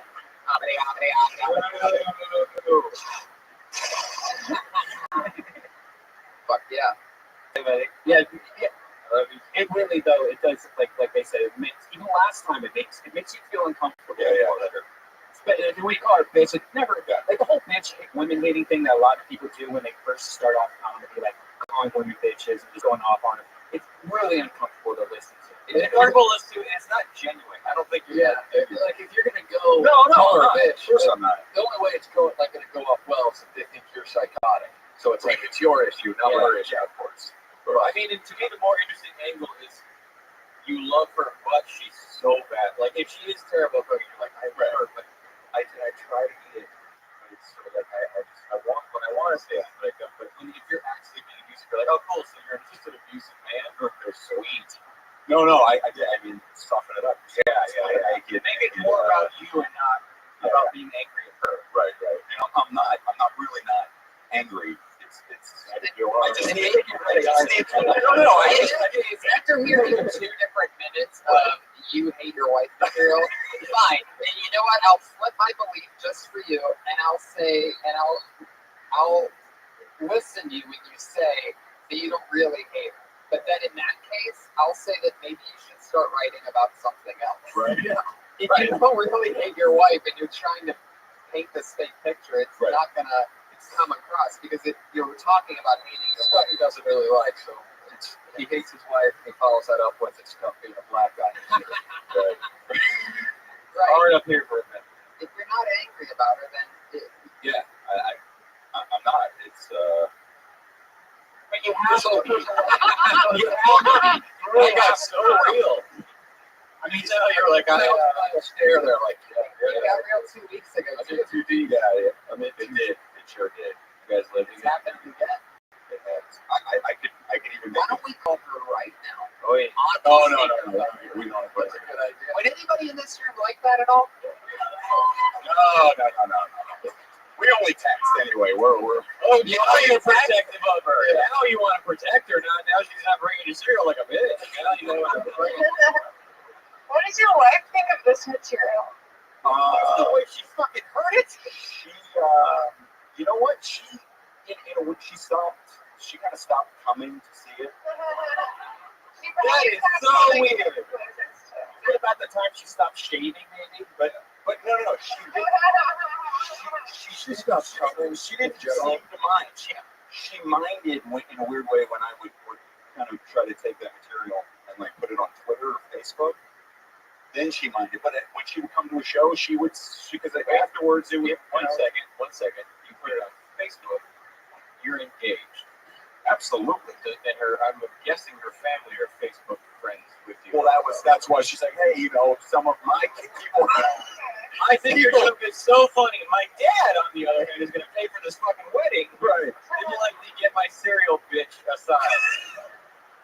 Nor does he want to know about my vaginal hair. Yeah. Doesn't want to know that I have a pussy like a Wolverine. I love how hard you laugh. My dad's a little on the conservative side. I don't want to affect your art. No, we're not knocking Wolverine pussy, by the way. You laugh so hard every time somebody tells you how stupid. I know. Like, you laugh extremely hard at that, which also leads me to believe that what you think is funny is the dumb shit that you do. Right. So that is true. Maybe there's something That's what should be. One of the best. I went and saw the comedian Brian Regan once in one of the greats. It's truly brilliant. And he walked on stage and he goes, I'm just going through life trying not to look like an idiot. That was the first thing out of his mouth. He summed up his entire act in the first 4 seconds. And then his act from then on was just, you knew what his perspective was. And that's the thing. It's like, if you do stupid shit all the time and everyone hates it, but you just find it so funny and you keep generating stupidity, that's relatively interesting. Okay. Yeah, I think the crowd would like more talk about what a dick you are for not liking your wife's food. Yeah. As opposed to being like, that cunt. How dare she? And if she wants to come on and do like 3 minutes on Kill Tony and become a regular, Just as her well. Yeah, she's got it. he comes too fast. He's cute and nice and like fucking smart and the food's good. Amazing food. Yeah, I bet you it's so good. You just have unlimited palates. Maybe she makes your food taste like shit because you don't cook her right. Dang. Yeah, maybe. You don't get snaps like that from a real Dang. Yeah. The iron estrogen dispenser. There you go, everybody. Brad Sachs. There you go. Good luck to you, Brad. Don't kill your wife tonight. Please don't kill your wife. Yeah. This poor girl. I really would like to hear her side of this. Absolutely. Seriously, ask her if she wants to do 2 minutes. See if she can cook for about 25. Yeah. We'll bring her in here and we'll be the judge. We're all on her side. We might as well hear it. Absolutely. Or if you want me to come over and test her food out when you're out of town, I'll let you know. She can either come on and do a minute or she can just make a casserole for the whole Sounds like week. you can do a minute or library to that guy. That could also be a thing. Maybe you are a premature ejaculator and she's growing out in bush hair all the way to try to get you to not come so fast. That could be It could be an interesting approach. This could be a sack. I don't know. That's a rough last name to take over. It's Shaq. She's a post op, is she? Brian. Okay, that was Brad Sachs. That's Brad Sachs on Twitter, spelled Brad S-A-C-H-S. S-A-C-H-S. You know, my last name is Hinchcliffe, and I've been looking at tonight's names like, God, thank God that's not my last name. It's 11 letters long. Oh, there's a Houston. Right, Houston is a good one.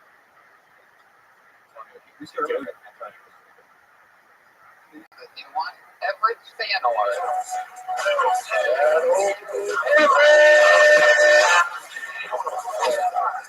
Oh, shit.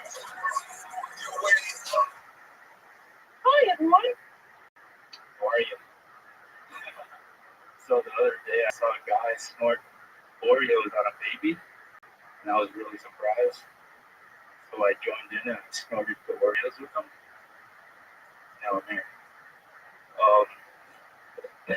Today's my first day doing stand-up, by the way. You saw me earlier. I'm the guy that said nigger. And everyone looked at me and was like, fuck. I had sex with a homeless lady the other day. This lady had a baby inside of her. And the baby was jerking me off. And I was like, shit, I'll come by later and see if I can help you later. You get it? Come by. Fuck it. How come dinosaurs don't have dicks? Prove it. There you go. No. Okay, that's time. Awesome. Fantastic. Very easily swayed this one. Everett. Fuck yeah, your first time ever doing stand-up was tonight. Not bad. First of all, I was expecting like a 75-year-old white man with the name Everett. So that shocked me right away. How old are you, Everett? 24. Yeah. 24. Sorry. I don't know how to hold a mic. No, I mean that's the thing. I mean when I was watching, I honestly it felt like that was like exactly what I was like when I first started doing stand-up. None of it's true, and you just try to come up with any funny news. You're like, I fucked a person. There's a person there. Wouldn't it be weird? So it's all just like it's all conceptual, and none of it links together. But like I fucking love watching people that kind of stand up. Like it's just stuff you thought of. Like it's just stuff you thought of randomness, and in the beginning, it's very. I wish I kept better track of all that weird shit I thought of. Like in the very beginning, you're so desperate to have material that like I wish I could find it again because it's usable shit. But like right now, it's just you're saying anything you can think of all the time. There's something great about it. If you're gonna open with a line that got some response like I fucked a homeless lady, probably the punchline shouldn't be about fucking a pregnant lady because that's a different type of lady. I mean, you start, I'm like, oh, a homeless fucker. I like this. But then it had nothing to do with her being homeless. Right. Other than, I guess, it is funny to fuck homeless people. Yeah. So, I mean, great concept. Yeah, you had the beginning of one joke, and then you went into a totally different joke. It's like, fuck the homeless thing. You could have got, there's so many things, too. If you combine them, like, I mean, at least that baby has a home. You know what I mean? Inside the womb. Yeah. The womb. Yeah. Yes. Yeah. Fuck yeah. But she was on her period, but it didn't matter because we just flipped her box or something like that. Like whatever she's sleeping on, you know. Listen, maybe don't take that advice. But Hey, be gentlemen, get her a new box. What's the matter?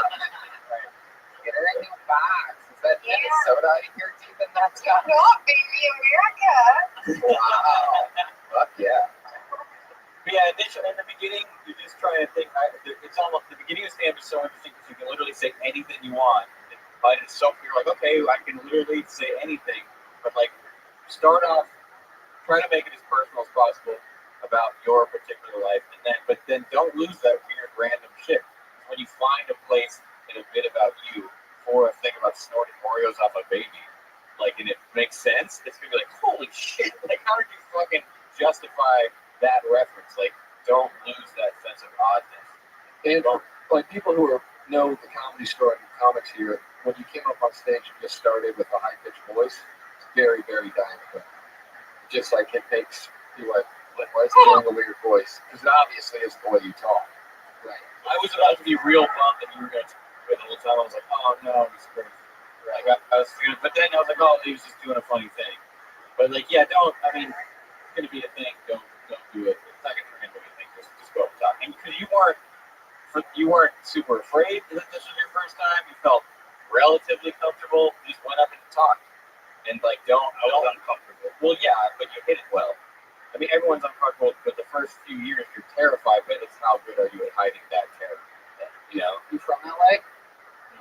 Where are you from? Orlando. How long have you been here? October. Another thing, and again, this is all stuff you'll learn, but don't cover the microphone up with your hand because that muffles it. No, I'm a rapper. Or not. Oh my God. That's like, all right, well, in that case, when you're rapping, they can't understand what you're rapping. Hold it below the mic part. Otherwise, you're not away. a lot of like your voice is supposed to be going into the mic, so. And you're covering part of your face when you're going to see the like expressions. Right. Like your face is covering this area they want to see.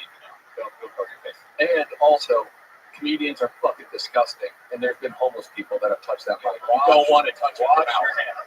Oh no! Dude, you just literally ate Moonshot's ass. Oh god, no! Jesus. Mugzilla, you were putting that on your chode earlier, right? Oh, Everett. Oh, Everett. Maybe start by licking the mic. That got a good response. No, seriously, don't do that anymore. People have to talk on that. The filthy people I've seen before. I guarantee you would have said that one thing and not stopped him. I've never seen us lick the mic twice. Yeah, you definitely don't ever want to do that again. So everybody talks and everybody spits when they talk. It's just whether we can see it or not in the lights, but it's constant spit. And the last person that used a spit catch. Yeah, the last person that used that was the Kingdom show, so that was probably somebody's ass. Yeah. It's a disturb. You gotta judge the situation. I'm guessing that Everett eats ass. It's other things that I'm concerned about that could be on. Didn't eat ass. There you go.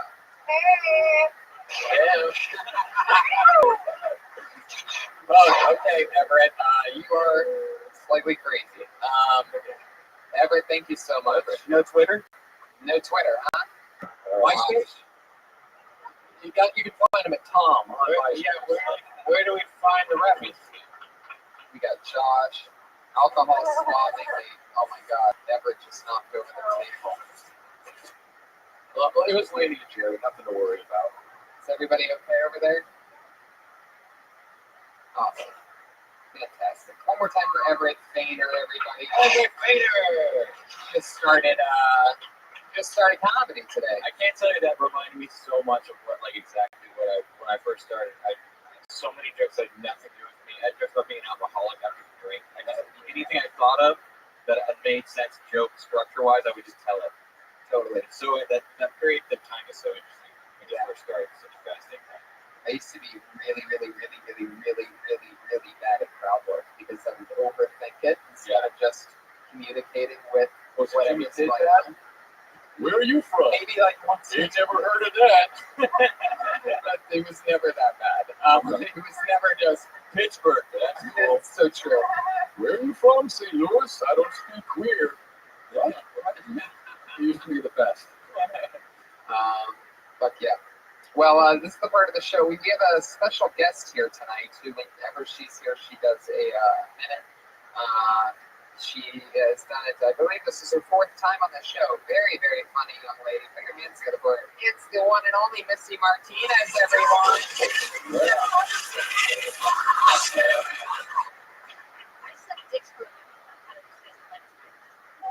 Alright, so whenever I'm not filming, I am, and there's so many sick fucking fetishes out there. I'm talking about people. You put me through college. There's taboo role play where it's brother, sister, father, daughter. Yeah, and I'm really concerned that I'm so fucking good at it. It's wrong how good at it. I am the Philip Seymour Hoffman of incestuous role play. And all groaners, and by that I mean I have a heroin addiction too. And the one finish I'm looking for is the one that I'm really good at. It's where you feel holes in the cookie dough and you sob in the shower. That's the one I'm looking for. But speaking of untimely deaths, also, my profession, I know how I'm gonna die. I know that I'm gonna die of rectal trauma at Charlie Sheen's house. So I've made peace with that, and I'm okay. No, aren't we all?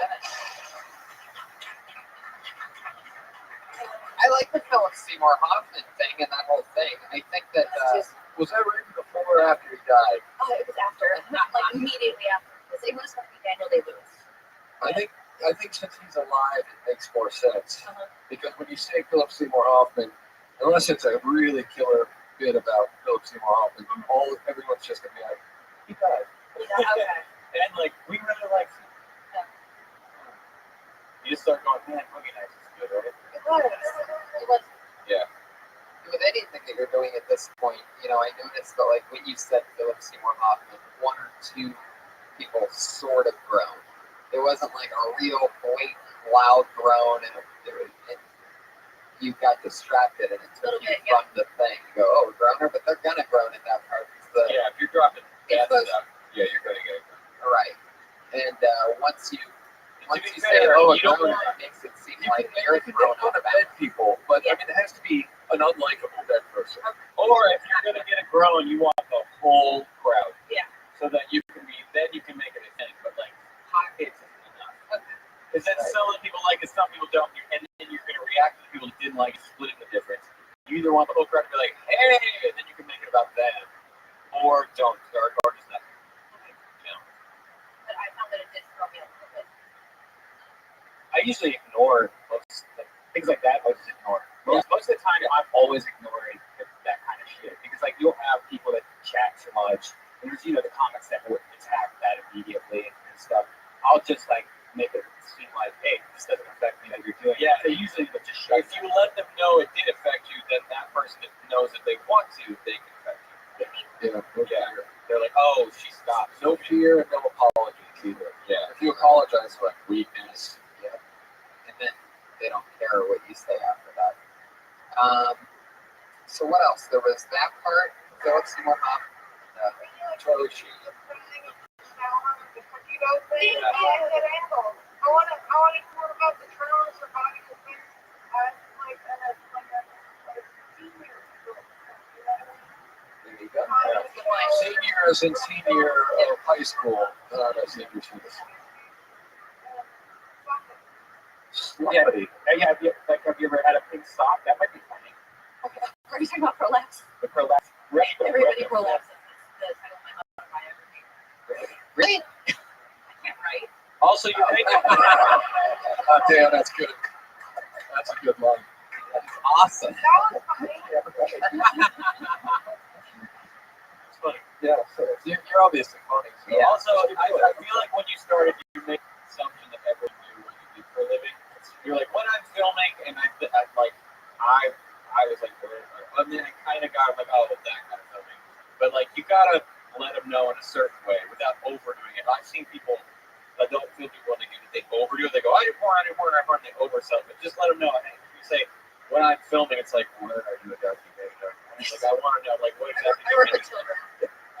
It's a type of documentary. Yeah, it is. And I think that's something for like these 1 minute sets that maybe when we announce here, we could just say adult film star and Brandon.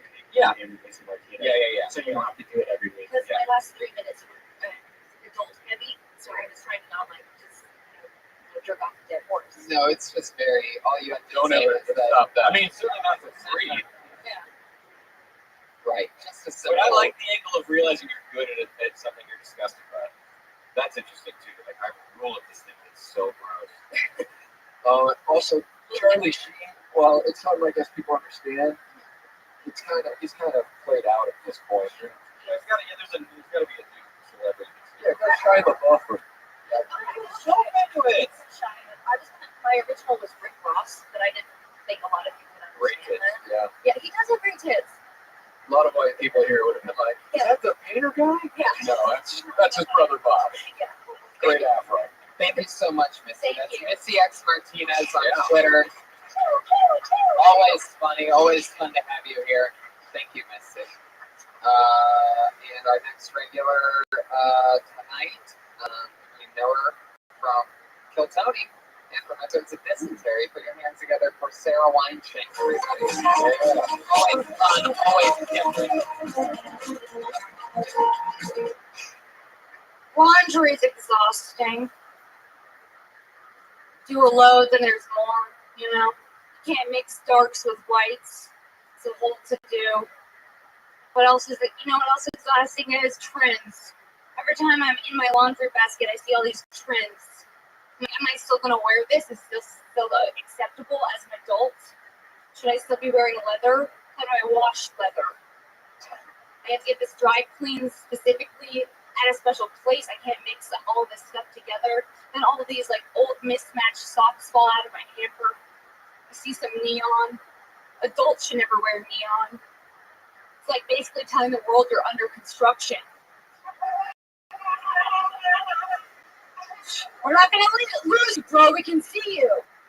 Clear as day. What is neon? Men in neon? Not okay, guys. Don't get dressed up trying to look like a firefly. You're not a tennis ball. I can see you. I'm not gonna lose you. You're not a kid at summer camp. There's a goofy style like that. Love it. A lot of that stuff. Floating out a lot there. For your examples, I can tell you're really going down your list of examples of what guys wearing neon look like. And the insurrection behind that. Yeah, that's great. Solid joke. Yeah, totally. I was concerned like laundry. It's like one of the hacky go-tos, like weather in LA.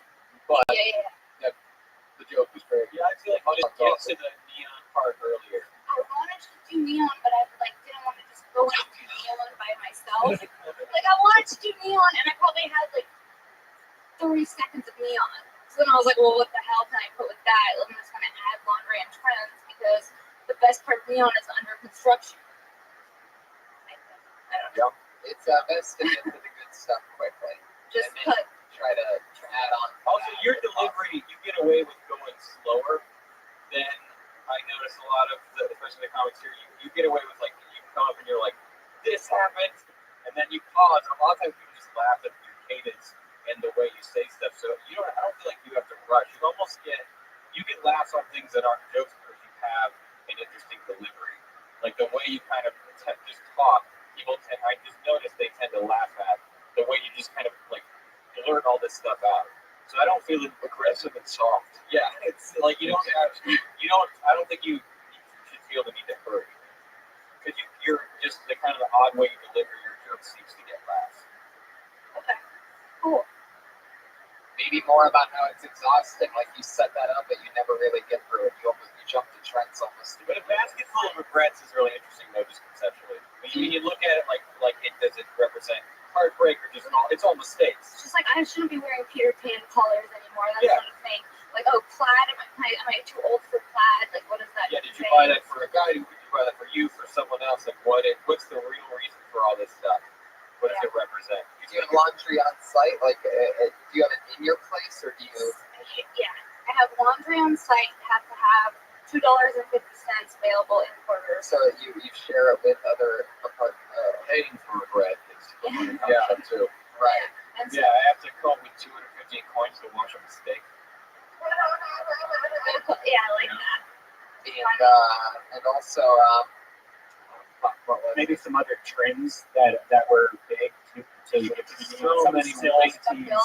Yeah. And the And that hangover baby. Why did I buy hangover baby t-shirt? That's a great trend. That's a great trend. God, how many those must be so full. I should have taken that home to Vegas. Yeah, just I thought it was so funny for 30 seconds. And also, if you're going to mention the exhausting part, I would say add something else about at what point during that whole thing is it are you getting lazy? At what point do you start to get tired from doing the laundry? Is it when you carry it to the washer? Is it in between that? I know I've always hated making that switch because whatever I always want to do is it takes more than 25 minutes, and I like doing two things at once. So it's always a fucking out of pocket to go do but I don't know. But whatever you do with it is great. You need to keep it moving. Thank you so much, Sarah. Every week a new minute, guys. Pretty impressive. Building some monsters here, and this is our other veteran and regular. She dropped out of Florida. Used to be a Gator, just about to graduate, but she fell in love with stand-up comedy. She started right here on Kill Tony. It's the one and only Kimberly Condon. What's up, guys? Sorry about the wet spot. That was Everett, but after that set, I guess he figured that was the only road that's gonna get wet for a while. Woo! Roasted. So I lost a lot of weight last year, which was pretty cool. But there's a lot that goes into dieting, because now people come up to me and they're like, "Wow, you look great." I'm like, "Really? I feel really bitchy." I'm never eating. It's weird. It's because me and food go together, I just have special peanut butter and jelly, Winnie Pooh and Piglet, Asian women in peace times, why do they always do that? You know, they do this in pictures. Is it like you know how like here they're like 1, 2, 3 cheese? Over there they're like, all right, on the count of 3, put up the maximum children allowed in your household. Do you think that Asian women have small boobs because their parents would let them have B's and C's? Gross. Oh, gotcha. That's straight Asian. Well, that's really funny. Oh, there's got to be a way to word that so that I understand it. Well, right. that's what it's about. Yeah. Write your jokes for Tom. That's right. I mean, if I miss it, that's pretty fucking weird. But I guess I get it. Because I was thinking, don't backtrack. You did not get it, and a lot of people did. No, I get it now. Is what I'm saying. I thought you didn't get it into a microphone. Oh yeah. I thought it was like a. I think you should do the pose the first time you say it, so they know immediately what you're doing. It's because it is that like classic, like they always do that, like do it so they know. You know, it's weird. I wanted to, and then I still get like shaky on stage. Yes.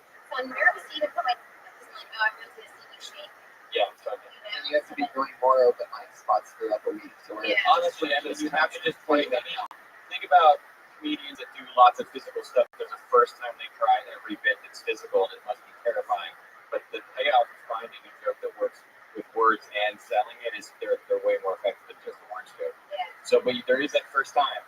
You know, like when Delia's on his head, there was that first time he had to get upside down. It must have been like, all right, now I'm sorry, I'm just stand on my fucking head. Hope it goes well. Like you just have to do that thing. And I'd like to hear more about I like where you're at with that dieting thing because it is true. It's something that I don't hear a lot of people talking about is how angry that would probably make someone not eating food. And maybe some comparisons of how good you'd feel on this or that. Like you talk about the peanut butter and jelly, but you don't really relay it to how unhappy you are. But isn't it like really hacky to talk about diets? Well, it seems like every girl, female comic probably has a diet. Because every female's been on a diet. It's prevalent, but it also is never ending. Like it's never going to conquer. It's never going to conquer. It's like talking about drinking to me. I mean, it's just about the angle. If you find an angle on it, it is a super well thread upon thing. It's just dating. I wanted, you know how I talk about how not eating makes you angry. I wanted to say that that's like what brings feminists. It's like feminists are just women that dieted too hard. See, there you go. That's good. Yeah, that is funny. Absolutely. That you scream out snacks during sex now. You just deprived of them. Right. Peanut butter cups, man. Stuff like that. Or maybe you have him. Or maybe you have him whisper those things into your ears. What do you want, baby? And you're like, caramel corn. I mean, you're dick. You're dick, but I mean caramel. There she goes, everybody. It's Kimberly Congdon. She's on Twitter, Kimberly Congdon. We are going to La Jolla this weekend. We're getting the whole crew with us. Those two girls as well. Josh Martin's going to be there. And we're all going to Comic-Con. Missy's going to be there live from the La Jolla Comedy Store Saturday. You can maybe. Okay, all right. What? Okay, so check it out. It's a 2-hour drive. I don't know. Thank you guys so much. I hope you guys are awesome at this. You fucking well-oiled machine. 3 of us. We're full of it. You're at Rick Ingram on Twitter. Always fucking funny. Yep. Very angry. Yeah, which is great. It's good that you keep it real out there. Kevin Christie, as well as Kevin G. Christie. Kevin G. Christie. Right, Christie, Christy. Courtney Molay, believe it or not, was the woman behind the Iron Hot Chick, the Lady Patriot. Boom, boom, boom. That's Courtney Molay on Twitter, correct? Margaret Thatcher. Margaret Molay, you changed this. Changes are happening. Please follow her on Twitter, everybody. That's Margaret Molay, Molle. I'm Tony Hinchcliffe. Hi, Brian Regan. Bye-bye. Hey. Thank you, audience. Thank you for being here.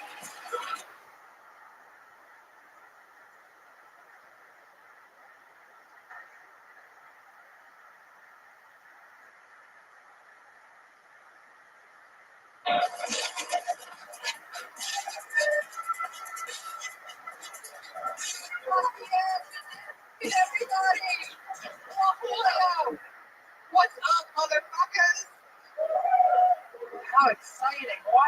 is just like in Hollywood, except it's not. It's really creepy, weird, because this place, if you've never been to the Hollywood Comedy Store, it's just like this, but like just a little different. It's really interesting. But you know what? You throw up a few fucking Chinese lanterns, and all of a sudden, it feels like home. Yeah. Ahoy, how you guys doing? It's a little bit rainy today. It's very bizarre, so we thank you so much for coming out. This is really exciting. This is the first time Kill Tony's ever in its history been on the road. Except for the time we did the LA podcast, but that's not really a road gig. This was a strategic road gig.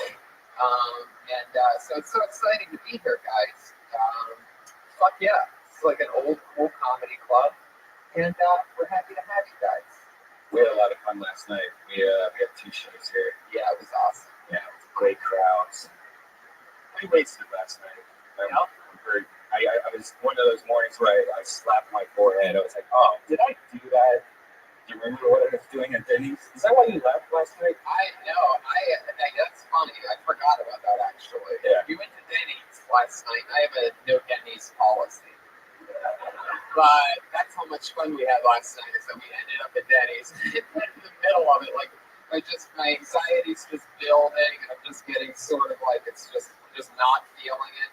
That feeling of sort of like, am I tired or am I dying, is taking over. And I stood up. I'm in the middle of the booth, and I go, and I've never done this before. But the Denny's and PD, I stand up and I go, guys, we just ordered our food. I go, guys, there's a $20 bill. Put it off, throw it in the fridge. I gotta get the fuck out of here. I did. And I love that. It's so weird. It was. You gave me a look like, what the fuck's going on? Well, I thought I pissed you off because, see, I was doing this thing all night where, we went to Denny's and I was like, hey, a table of 5 for Denny's. Then, this would fall out of my coat jacket. I'm like, oh, sorry, my Magnum condoms just fell out again. Right. And I was just, walking by booths doing, there's hot rubber. Oh, hey, I'm sorry. It's my Magnum It's everybody. These are the ones with spermicide on it. I've never had those before. Really? Spermicide's sort of a big deal. Is that what the armor means? Magnum armor? Magnum armor. Fuck yeah. For guys with big dicks that are also slightly scared. Yeah. That's awesome. And speaking of armor, yeah.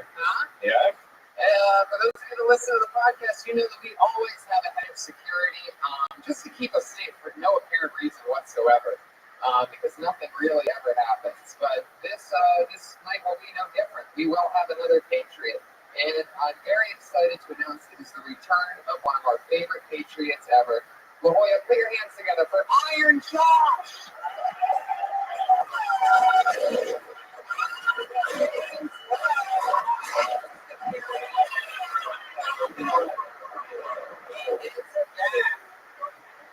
The most giant 4th grader we've ever seen.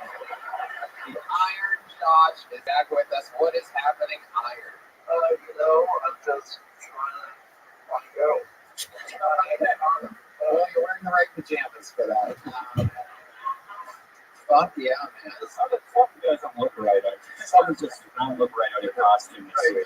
Does the rain make your legs go flippity floppity? What is up with your legs?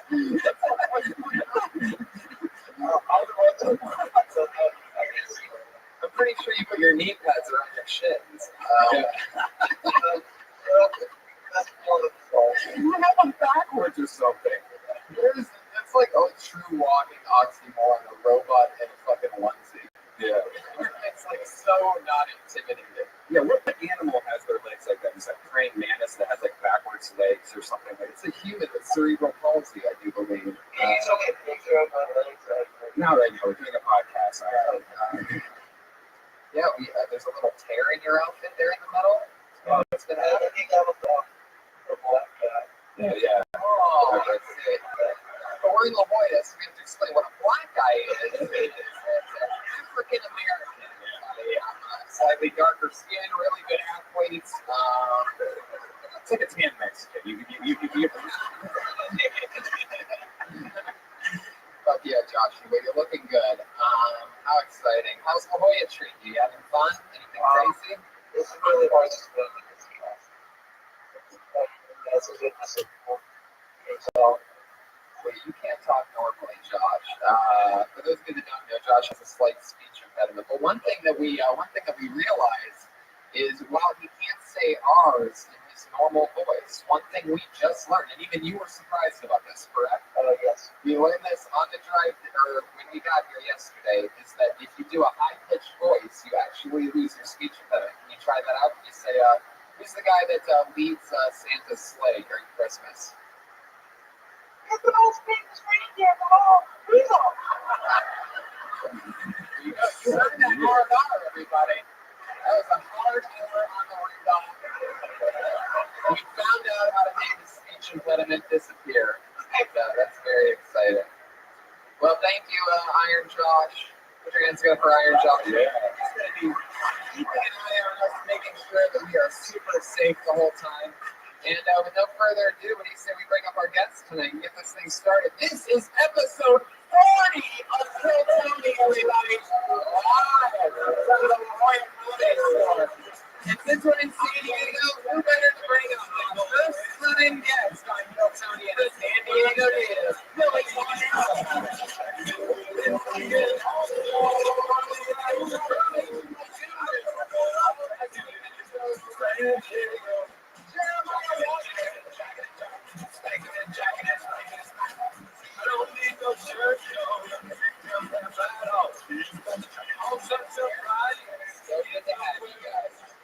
Jeremiah, you've been on the show before. Welcome back. Thank you. Good to be Billy. Hello. Good back. Check in. Hello. Mine got louder. Ooh. Bonus audio. Hello. And audience? Yeah. Oh, yeah. Just quiet. Just say obbity obbity. Obvious. Really? Just quiet. Mine got loud. Mine got really loud. Well, okay, there. Yeah. Good to be here. Podcasting, everybody. It's a beautiful thing. Fuck yeah. So, Billy, this is your first time here. Have you ever seen anything quite like the Iron Josh? Have you ever been on stage with a specimen like that before? I have a photo of it. Is it supposed to be an Iron Man costume?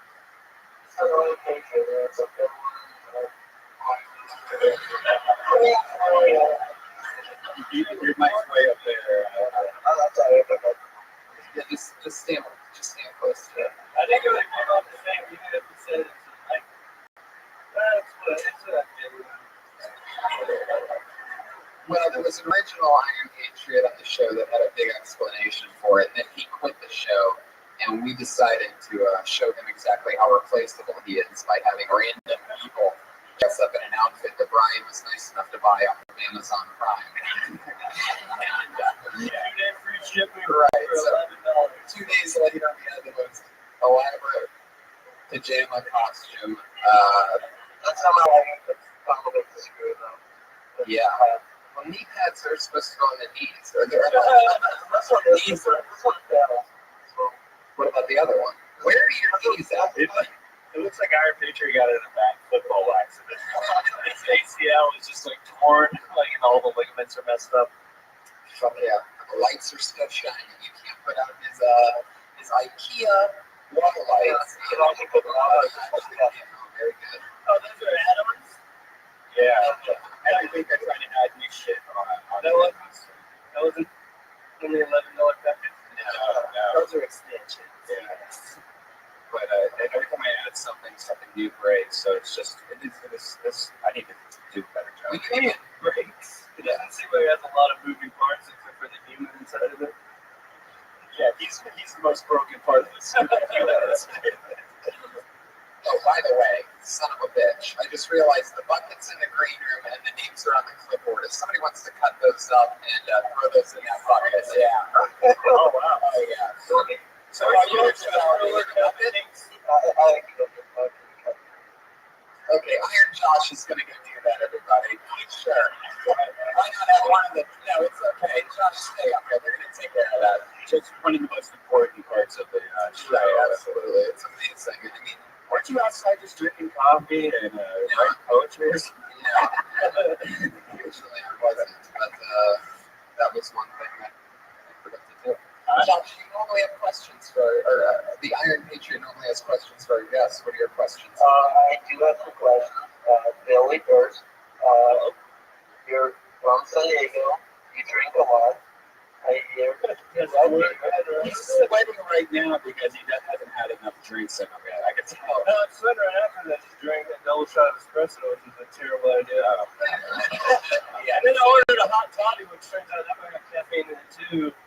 So if someone doesn't bring me a towel, it's gonna get real weird. But I'll take your questions now. My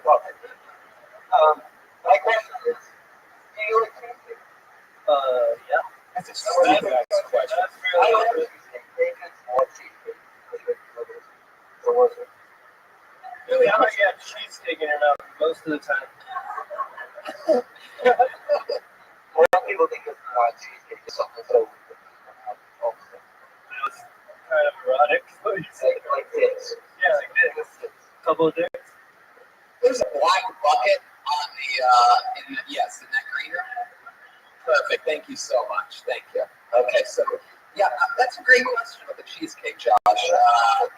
Really doing your homework over there. Yeah, no, it's like, Billy, every time I see you drink, it's like every time I see you're drinking. What time do you start drinking per day? Are you one of those guys that wake up and crack open a beer? Like, do you know? I'm just now. Is this a fucking intervention? This would be the most elaborate intervention of all time. It's true, especially with the. That's why he's seats all empty in the front row. We are going to bring out Billy's Family Guy. So, hot else, everyone. yeah, so. Good luck finding my head. That would be good. Do I drink that much? I do like drinking, but usually just at night when everyone else drinks. So you guys drinking right now? All right, so we're all on the same page right now. Hey, first sign of an alcoholic gets very defensive when people ask him about his drinking. He starts trying to bring everyone else into it. Don't you do it too? Yes. Okay, we're friends then. You have a question for Jeremiah? Yes, Jeremiah. My friend Josh told me that a really good fire truck should. Yeah. Why didn't you ever do it? This is pretty inside baseball, Josh. I don't know how this is going to translate on the podcast, but I used to do this bit that went on for just a little bit too long, and I've already got some other act outs that are pretty drawn out, so I just kept those in the chamber and decided to part ways with that bit, Josh. Jeremiah is very well known for his elaborate act outs. He gets very physical on stage. So just can you give us some kind of example with this fire truck? So basically, I guess. So basically, if I remember the bit, it's like they should make us like a show about firemen, like in all like their daily activities and what they do, and they're like, Pescatelli, get down there. There's a cat down on 3rd and Washington. Go for it. Got it, boss.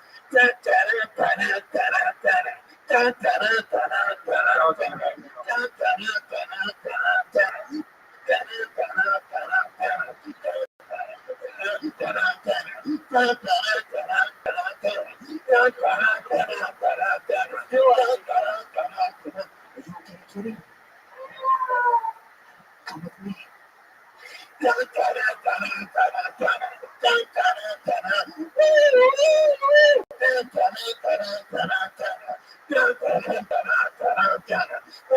Anything else, boss? I'm gonna go. It keeps going on with this.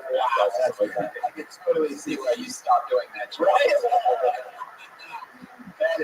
And Josh always asks me to do it. I'm like, dude, it's not like it's just so drawn out. Like, that's like a workout for comedians. So you should like start having some kind of like exercise. Jeremiah's physical comedy. Right, like Dallas Page, the old wrestler, has his yoga that he does. You could just do like Jeremiah's fucking CrossFit. I know, right? CrossFit. Yeah. There you go. Hey, so fucking started I give you business ideas. I will let you throw in an R in a place where it doesn't even belong. I was getting confident with his R's, so he's going to spend all the random times like, yeah, I can say R's now. I had business ideas. Well, ladies and gentlemen, let's get this thing started. It is indeed Kill Tony number 40. We had some comedians here, and I believe a couple people trying to stand up for the very first time that have been listening to the show. And you guys know how it works. The comedian gets pulled out of this bucket. They come on stage from the back of the room, and they do 1 minute.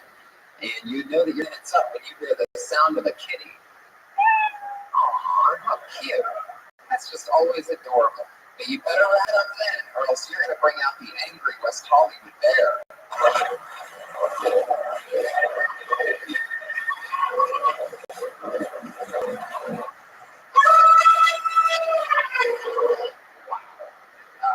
It's a little bit more elaborate each week. And I believe he came on an elephant at the end of that. Well, let's get this thing started. You ready, La Jolla? Woo! Here we go. Your first comedian tonight goes by the name of Owen Murphy.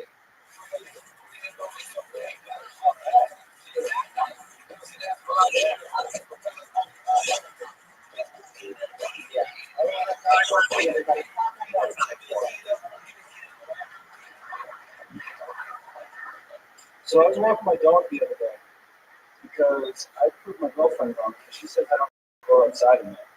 And we're about 10 minutes in of being outside, and I start to calm down because my eyes haven't adjusted to the light outside yet. I'm afraid I'm getting like mole eye syndrome or something. So what I've taken to doing, because I realized I don't know my neighborhood at all either. So I end up just pulling my shirt up over my head and trying to run home before looking through my shirt as much as I can. And my eyes finally come into focus, and I see a bus stop of very worried Spanish ladies, and they're just pointing me the other way. So I just went right there, and I decided that I should probably go out more often. Yeah, there you go.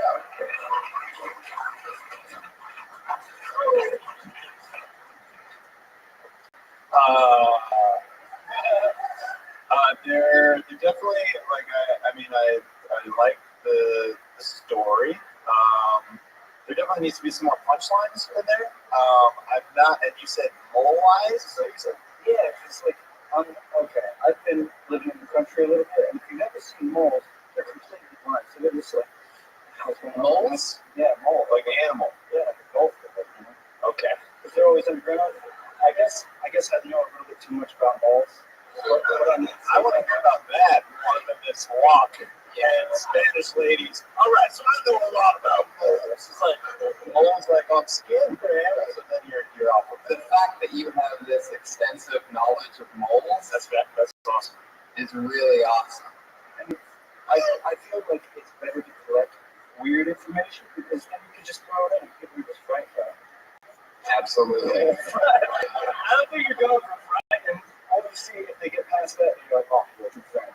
But let them just you past the test.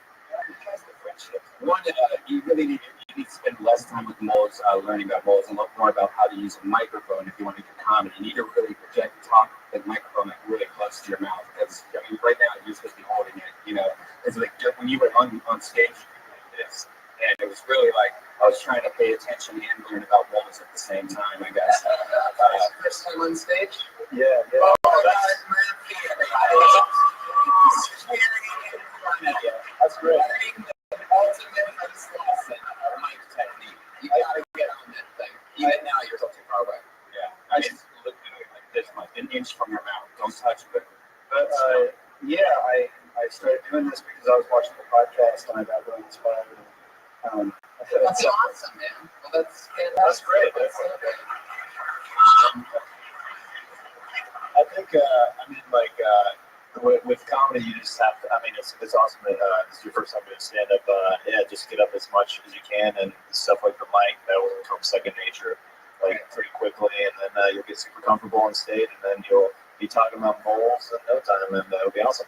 Yeah, I was hoping because I used to play music on stage, so I'm a little bit familiar with that. But I guess when you got like makeup all over your face, it doesn't really transfer. You were in a band where you wore a lot of makeup?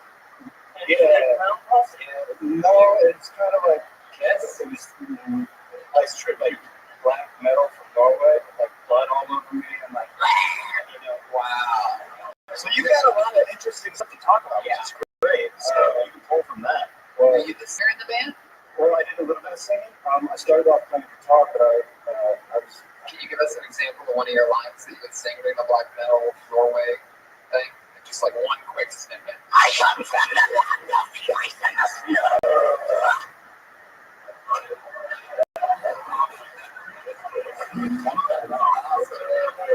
You don't play music anymore now? I'm trying to. I just moved out here from Philadelphia about like a year ago, so I'm trying to get settled. And I stopped playing music for a while because my mom passed away, and I was like, I don't know what I'm doing. You would make a great patriot if you used that voice though the whole time. See you later, Josh. I have come to protect this adventures from the forces of evil. There we go. Wow. That's pretty good. I know how to put knee pads on correctly. I actually have knee pads with me. Nothing better than a guy that brings knee pads everywhere with them. I mean, preparation. To explain it, I rode a motorcycle if it makes it any better. Did you ride a motorcycle, Josh? Josh can't even ride a bicycle. I don't either, man. That's pretty good. It's true. It's awesome. It's always an excuse time we ask you to fly, but you should try to get a fire truck. What was the word fire truck again? Beauregard, he's not going to answer you. I guess to wrap it up, you're going to talk about something that a lot of people don't really know about. You need to kind of explain it, even real quickly, so that we know what you're talking about and like more about roles. And you need to make sure there's try to throw a joke in every at least 10 seconds or tag, like 15 seconds. You need to make us interesting. Keep us Make sure interested. you're talking about what you think is funny. Don't try to necessarily con people into. I'm not saying you're conning them. I'm saying don't try to trick people into laughing at something that you don't think is funny, because then they're your true friend. If it, whatever you just said with all that doesn't make any sense. Just try to get across stuff that you think is funny and talk about that. If you think the whole thing's funny, then add more to it, get more punchlines in there and attack it. But also, you gotta talk about the real stuff. Being an adept on, I'm trying getting into comedy now after being in this, because keep it real. Flow with it. Beauregard Murphy. Is that how you say your name, Beauregard? Yeah, thanks for the pronunciation. People usually get it wrong. People usually get it wrong. So thanks. Yeah, I'm a writer's guild. Beauregard Murphy is on Twitter. Beauregard, that's BEAURD_J_N.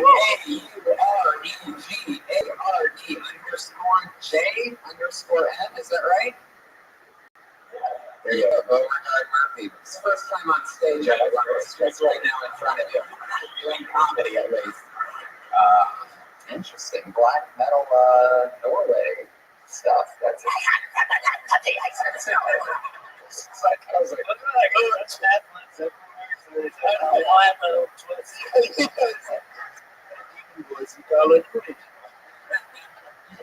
Fuck yeah. Really, a question that I always ask new guests on the show is, when you first started stand-up, did you have a bit that you're sort of embarrassed that you did that you never do again, but like, okay, so can you give us an example? Well, that whole first set and anything that I said in the first year is pretty much gone. But the first time I did comedy, it was like a strict 5 minute thing. What was your worst joke? Oh, my closer. I didn't even get to finish it because I got played on music because I was like 4 minutes over. They're like, well, we had enough. So my closing joke, the very first time I did comedy, was how I thought you should pull a tampon out. Keep in mind I was 24 years old. I've grown a lot since then. And I thought it would be great if you tied a string to the tampon string and tied that to a doorknob and slammed the door. What's amazing is that these always make me laugh. So That's right down my alley. That whole tampon shit. Yeah. Can you get Brian that joke? You got it, bro. You want my whole first year? Or tie it to a kid's loose tooth and see what happens. See what, like a driver wins? Like when they tie two tractors together and they see which one's more powerful? Dude, we just wrote the best joke of all time. Show's over. So let's try anyway. Your next comedian will be Austin and train.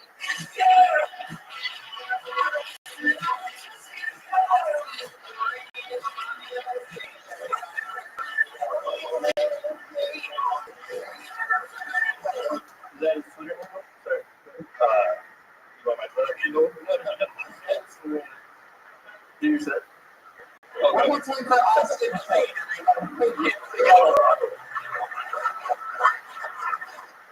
There's been there's one of these movements going on. There's the anti-bullying movement, and I get it. Like no one's getting like, oh, bullying, that's so great.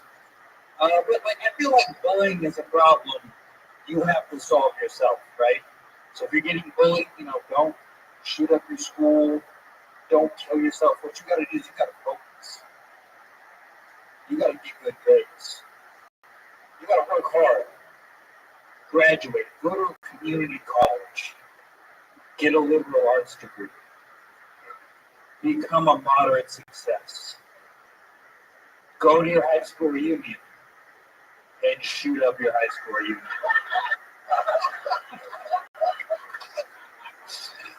It's fantastic. 51 cents.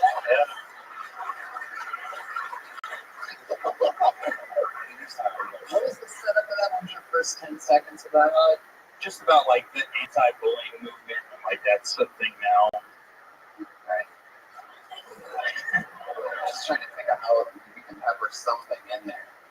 Anti-bullying. That was really funny. I did not see that coming. I kind of saw it coming, but it was not as how you did it. It was great. Thank you. Yeah, what you guys say? It's a great joke. Thanks. I like it. Did you just describe like your actual life and then the fantasy was the punchline was one of your fantasies? I'm just letting you in on my plan for the future. Right. So when is your 10-year high Coming up. Can you have you +1? Because I want to see you. I like that joke a lot. Like halfway through, I was starting to think of notes, and then the punchline came, and it was like wipe all those notes away. Because it was like I was like, what's the payoff gonna be to this? And then it paid off. So yeah, it's pretty sweet. Yeah, it's a great setup to a great joke, which leads me to believe that there's just you could just add tags to that. You know what I mean? Like, do the teachers go to high school reunions? The teachers No.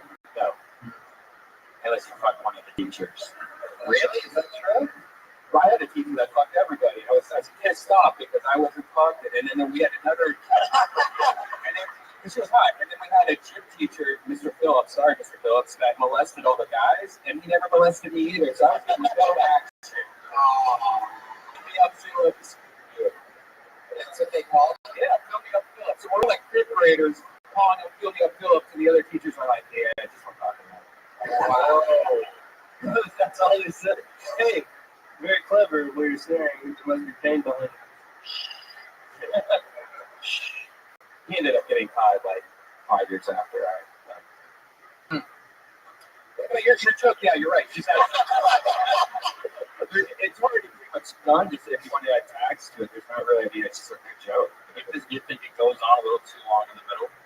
I think maybe like 5 or 10 seconds worth, but I think it's important that came in at 51 seconds for one big boom at the end, right? Yeah. So once you drive that home, it'll only be worth doing, really, if you keep adding stuff to the back end of it. Because adding stuff to the middle is just going to take away the air that you're blowing into that balloon that makes that big pop at the end. So after that, I just don't know which direction it would go. I mean, if it's the whole thing is shoot up your high school reunion, it's a fucking interesting one. Sometimes I think of these things right off the top of my head like it's nothing, but that's a really great show. Thank you. Thanks. You wasted 9 seconds. Then you should have been like, you know what I'm talking about? This guy's pretty good. Second was it come up with a catchphrase for the end thing is that probably get another huge laugh. It literally, like, even though that sounds like a joke on a joke, it really, because then you're asking people to relate to that.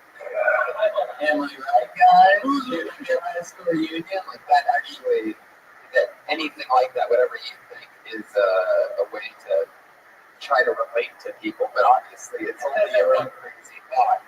losing this. Right. You could go with that. Like, who's with me? Literally, my reunion's in 3 weeks. I There you go. take it all. 9 seconds. There you go.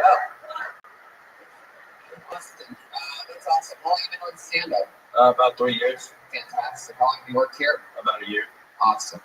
It's a great path. I used to work at a comedy store in Hollywood, and look at me now. Anyway, Austin, thank you so much. Thank you, Chuck. Fantastic joke. Austin Train. That's Austin_Train on Twitter. Train. Anybody out there in the Twitter that just wants to think that they can add something to that, tweet at Austin_Train. How fun. It's such a fun place. I'm so glad that this is the first place that we really took it, because we've really kept it at the store like so much. It's such a dark pit up in Hollywood. Right. And so it's so only fitting. I'd rather be here. We'll just start doing here.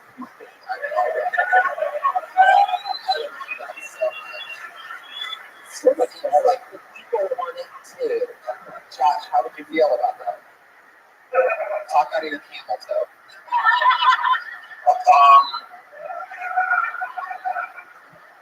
I love that I got this job, by the way. Like, Jeremiah, you're really doing us a solid by zipping the end and putting in Josh's vagina every second he needs to talk. Is that cool? All right, cool. That's a great dynamic. I'm a laser penis. It's like a lightsaber. That's what it is. Cool, don't mix comics, you know. Can't say lightsaber when you're talking about Iron Man comics. Thanks. That's true. Thank you so much. That'd be appreciated. Please don't mix the worlds. Please don't mix the worlds. Let's get another comedian up here, shall we? This one goes by the name of Cameron Dyson.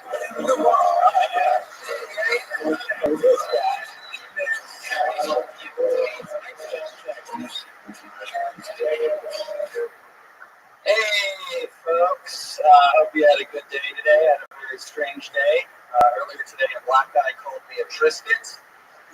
So it's good to know I'm moving up in the cracker hierarchy. There's the other way around. Worked a while from LinkedIn. I was watching TV last night and I see an infomercial for attention deficit disorder medication. That's over 30 minutes long. I was like, who the hell are they marketing that to? You're going to market ADD medication, you got to put that shit the right way, you know?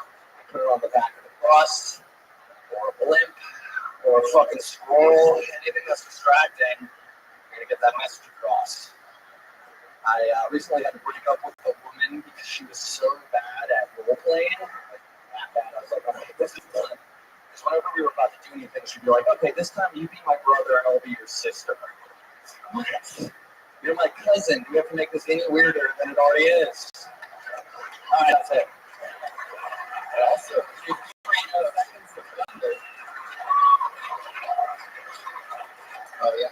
Cameron Dyson. Fuck yeah, those are some good jokes. Thanks. How long have you been doing stand-up? About 2.5 years. Cool. Yeah, I like the cracker one. It almost seems like there's somewhere else to go after that. Like, well, what's better than a Triscuit? A Ritz. Ritz isn't better than a Triscuit. What's that cracker that you in the community? That's a pretty good cracker. Yeah. Oh yeah, the wafer. Yeah, that one's all holy and shit. It's got the Lord really Just like a lot of white people. It really doesn't believe in having good taste. All right. Wait.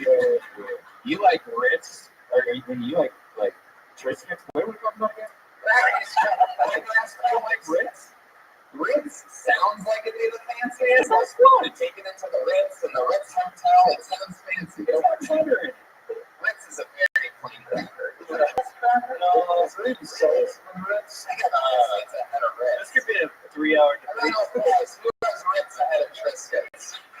Right? Really? I'm not big in Cracker Barrel. Triscuits are way more expensive. Sometimes you learn things the hard way. Triscuits are way more expensive. First of all, I'm a cracker connoisseur. I always had to have crackers in my cabinet. You are from Kansas. Yes, I am. And then it goes Wheat Thins and Ritz is near the bottom, actually. They're right above saltines. Vanilla wafers crackers? They really are. Vanilla wafers crackers. That's That's really reaching. Chip cookies, crackers.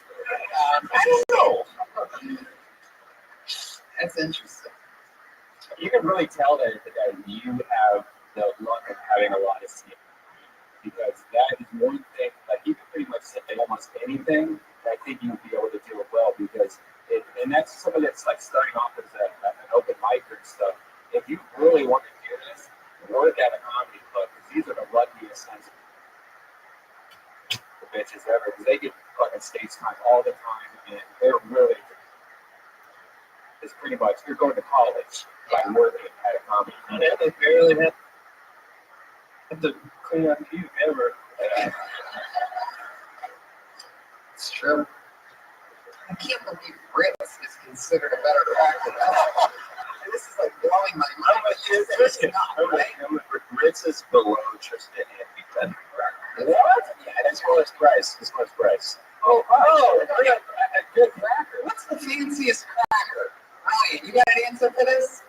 The fanciest crackers, those little crackers you buy, like to buy the expensive cheese that are like the meat trays and stuff. You're the rich person here going, what the fuck's a Tristan? They know some shit we don't even know. And it's like, I'm not telling them because we don't want poor people in their fucking crackers. Poor people, Doritos, the crackers. It's already got the cheese in it, man. What accent was that? Rub that on impression. Sounds like a cheese, dude. Cheese in it. Fuck yeah. What else did you talk about?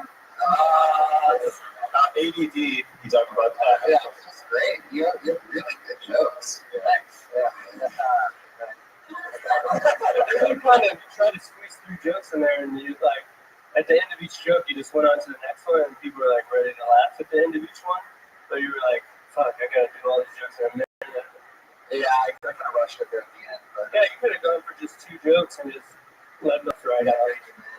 Yeah, it's my chance. I mean, there was less than a second between the 2 middle jokes, your second joke and your last joke, and they were ready to laugh, but you're like, next joke. Oh, yeah. Should have milked. I know you think that's funny. I don't need to do that. I will continue on with my set. Do you change directions a lot like that? Like if you were to do a 10-minute set, is it just? Well, I typically kind of stack, one-liners or whatever you want to call them, kind of that are within the same topic together, so it's a little bit more organized and a flow. But for the most part, yeah, I kind of have large, those sharp turns that I'm trying to work on. But What was the ABD advertisement originally on? When you said it should be on. Blimp, it was. No, before the. it was in the 30-minute infomercial, and it's like, who's gonna like nobody who needs that medication that got that entire infomercial in their brain. Yeah, it's solid. That's solid. Good. I'm not gonna help you. I feel like you did your strongest 3 jokes. It's really, that's all my material. Right. Yeah, that's your 10 minutes. Yeah. Fuck yeah, Cameron Dyson. Any relation to the Dyson? I kind of wish, man. I need that Rothschild money. I don't got it. That demon fan money. Those fans have no blades. What? Yeah, they have these Dyson blade fans where it's just a big circle, and you like stand in front of it and the wind's hitting you, but there's no blade. Like you can put your hand right through it. Wow. Yeah, you haven't seen that? Fuck yes. Okay, so Rabbi has disposable income. I know, I don't have one. I said I had that. Is that the way? Exactly. I've been COVID vaccine many times in my life. Because you suck? Nothing on that? Okay. Interesting. But you guys no, because you look like a vacuum? I don't understand what you're saying. I don't know what it is. Please finish the question. What the fuck? Iron Josh just going for it with no real plan. I love it. Cameron, we're going to keep moving along. Thanks. Your Twitter handle? Great job. Cameron Dyson is his Twitter handle. He's the Cameron Dyson. He's the only one. Let's keep flying through it. I wasn't supposed to see that. Oh, this is interesting. This is an interesting name. Brian Street Team.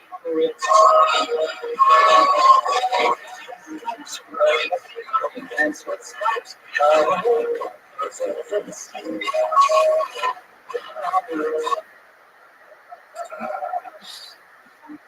So I recently went out celebrating my wife's birthday by getting Complete base.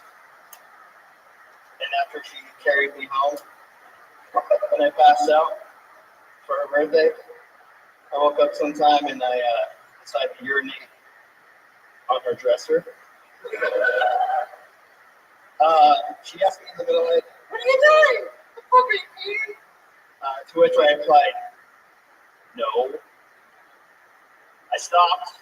I went and finished my urination in the actual toilet, so the one I created right there in front of our bed. Came back, stepped over her as she's crying, cleaning up my cheap whiskey, urine-soaked beer, urine, and went to bed looking at the other. Turns out, I began things. Nailed it. I don't know if that was the end, but that was the yeah. A lot of urine. And a lot of urine, a lot of repeating. It seems like you repeat a lot. It was urine like you like the jokes. Yeah. I thought about making that joke, even I was like, I didn't do it. I have to take the fall for it sometimes, so I love it. Okay. How long have you been doing stand-up?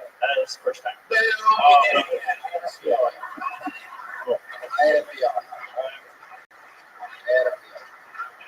I can tell because in that joke there's a lot of, and then I said, and she did, and then I did, and then it's like you're sort of like telling this story, but it's not really. I don't know how to describe it, but that's like a common sort of thing where I don't know. Instead of just saying what you said, you keep saying, and then I said. It's almost like if you set it up enough, like if you're going to do an act out of two characters, if you do it right off the bat, then you don't have to keep going back and forth. So you can just do your new normal voice, and then she's like, "Oh, honey, blah blah blah. What are you talking about?" "Well, I'm going to keep paying on my stuff." "Well, you mean I went to the bar last night." You know what I mean? Like it's not two different people. So what really happened? It was her birthday. It was her birthday. I went home. We went home together. Right. I woke up about in the middle of the night and just started peeing on the dresser. And she asked me. She's in the bedroom. Yeah. You guys live together. Yeah. She's my wife. Oh, perfect. Yeah. Surprisingly. And you did say you were drunk. Yeah, I was. Yeah, well, a lot of people did. I pee all the time. It just happened in the last year where I started peeing on rent. I think it's something about my 30s, but Did you move recently? yeah, actually, It's because what you're doing in the middle of the night, you're looking for your old bathroom and you're half asleep. It really is. I used to pee in my sister's bedroom, and my sister briefly lived with me at this house, and we just moved in. And like I would wake up in the middle of the night, and I'm peeing on her clothes, and she's just like, "Ryan, what are you doing? That looks like a delicious dick. Get out of here!" You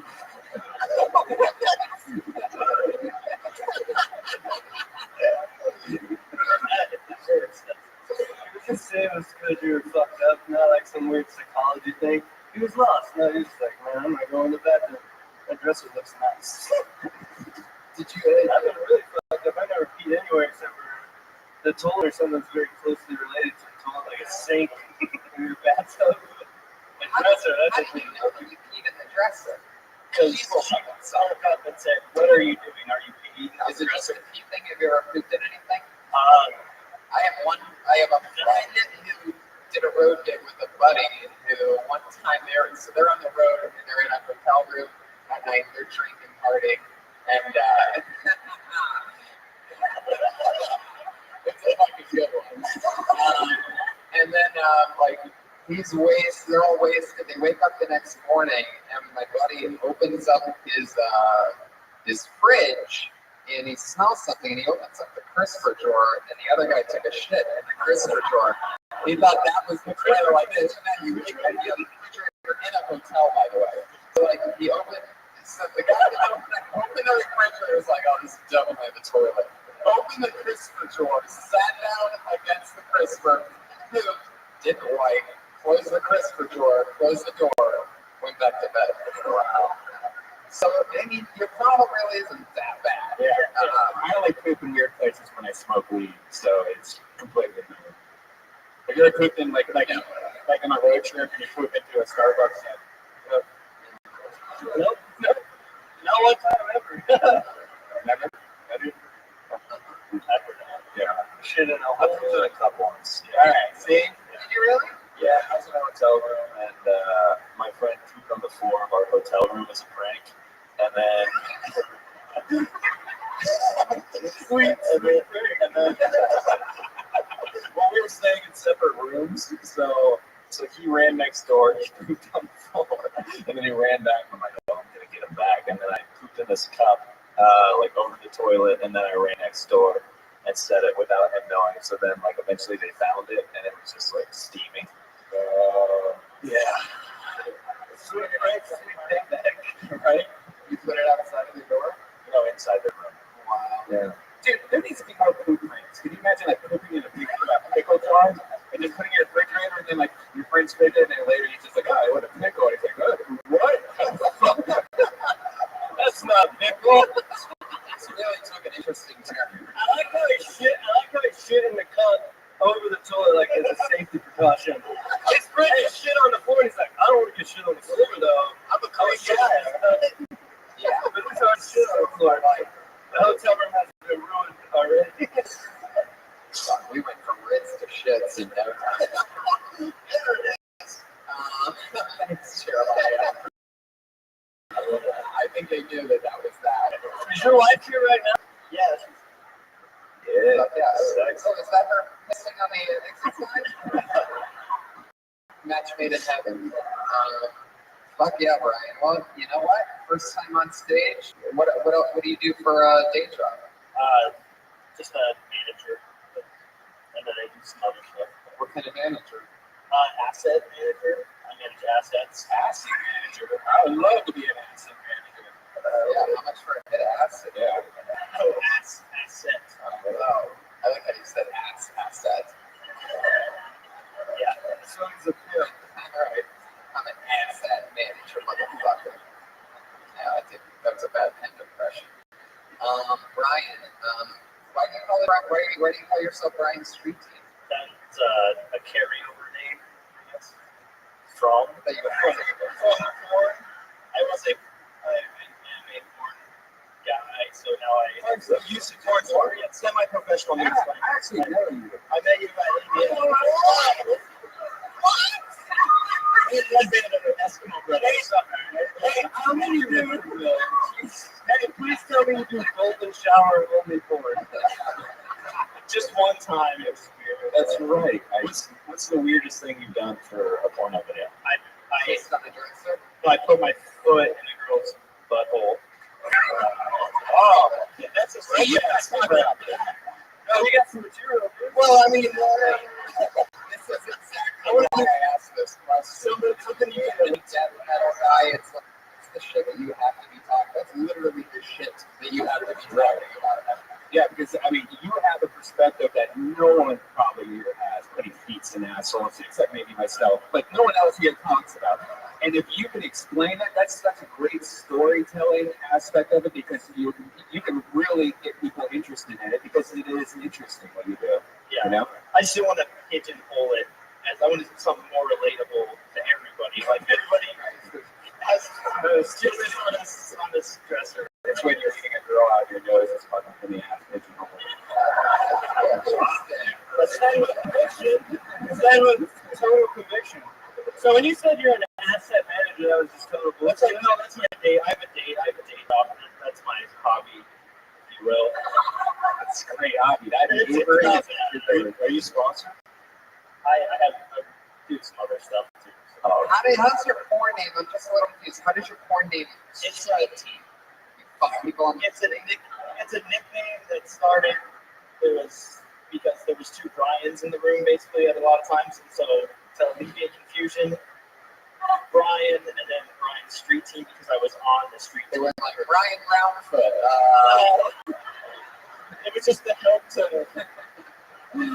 Chief Roundfoot. I started off on the street team. I love it, man. Yeah, it's great. Fucking awesome. Brian's street team, everybody. We'll get another first timer. Good job, man. I knew you. I've probably seen some of his work. He's probably fucking a couple of my ex-girlfriends.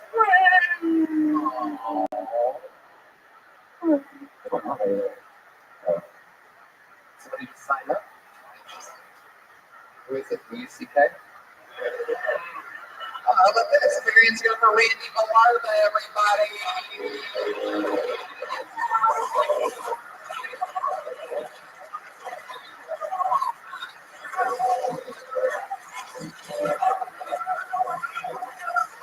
So I'm a huge World Cup soccer fan. With the World Cup coming up in Brazil, I'm looking forward to it. The United States hired this German coach, Jurgen Klinsmann, who's a World Cup winner as a player, World Cup winner as a coach. Has the U.S. men's national team motivated to play? They're playing the best soccer I've ever seen them play.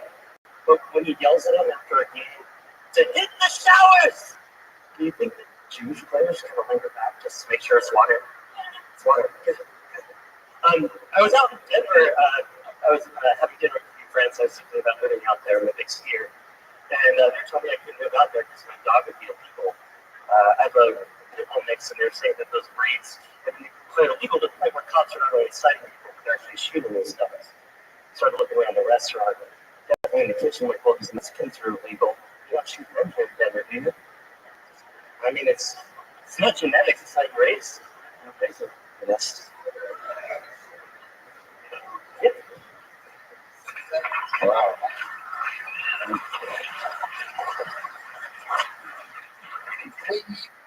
What was the soccer team you were talking about? The U.S. men's national soccer team with World Cup. Okay. It's just, I love it. It was all great. The middle joke was the best one. That was. Which one was that? What was your second? The second one was snowboarding. A wolf in Denver returned with the dogs that would shoot. Right, and the Mexicans being illegal. And the last one was what? It was just kind of facts on the other end. Gotcha. The showers thing. That's really happy. Everyone had the Jewish shower. Yeah. And that's a really long way to go to try to do that. You know, of course, you don't want to do a shower, Jew, don't you? Yeah, you definitely. That's really nice. I've only been doing this for a few months. So. Too soon for that. And I think that's a great take in the illegal people. Confused as to why there's Mexicans in the kitchen. Where are you? Well, we're in a restaurant in Denver. I mean, but they're not there. I mean, there are Mexicans in Colorado. And just kind of playing to the audience in San Diego. Most people in San Diego see Mexicans in the kitchen. Wow. You're just a racist motherfucker, aren't you? Your last name's Villarda, so I get the feeling you might be able to get away with that. Yeah. Right? Trying, I guess. So you're Asian and Hispanic. Yeah, well, Filipino, so yeah, I guess. Oh, yeah, definitely. They, Mexico, Asia. Yeah. Seabeers. It's like an Asian with a tan. Yeah, totally. More brown than yellow, if you know what I'm saying. Feel free to use any of this as your own material. No, definitely. Because I'm not going to be able to do it. I'm not going to be able to do a show, tomorrow night. You should have seen this Filipino last night. Anyway, but yeah, I'm sure that there's more to add with the dogs being illegal there. That is a very interesting premise. That's a promising premise that you stumbled across. Pit bulls are illegal in Denver. Yeah, just aggressive breeds. It was a conversation that There's another issue to that right there. How you just said, like how Mexicans kind of. It's amazing that all Mexicans have even the aggressive breeds, whereas the pit bulls are illegal. How can you tell if it's an aggressive breed might be the next part of that shit? just looking for the fact that you're dealing with a minute with and trying to explore that is, well, you can't really tell a mixed breed dog.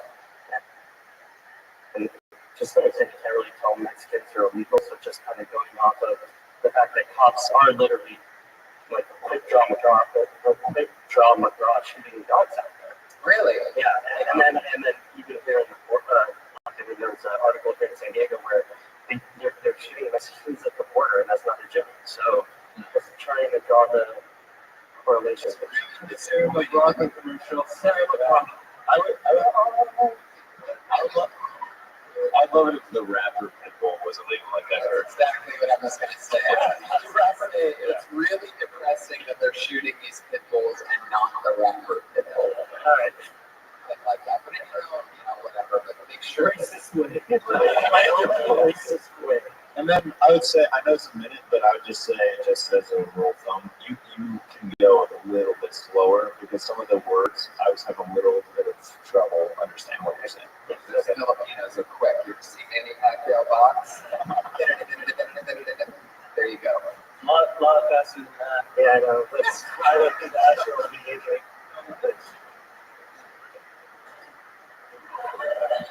Fuck yeah. That's probably the key.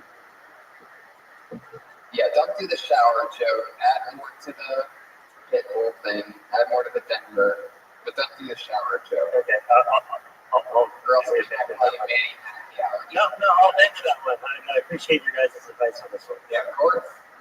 Maybe some inward jokes.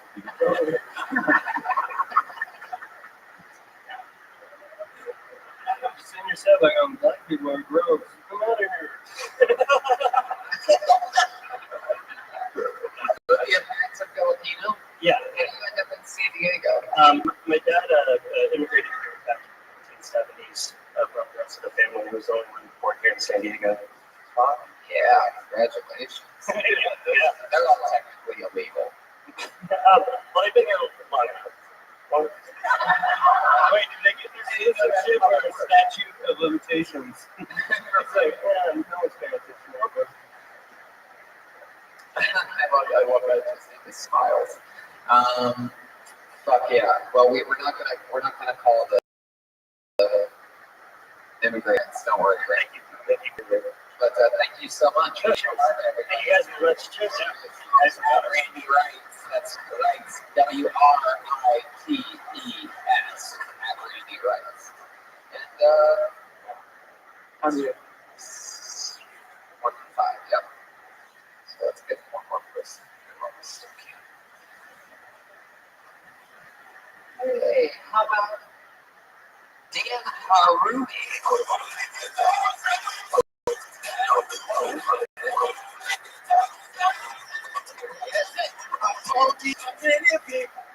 Thank you. I feel when I get home with these lamps up.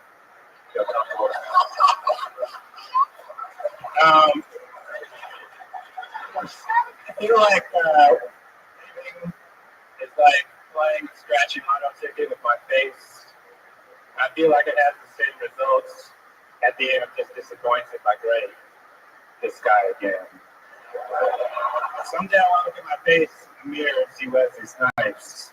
Like, it's about fucking time.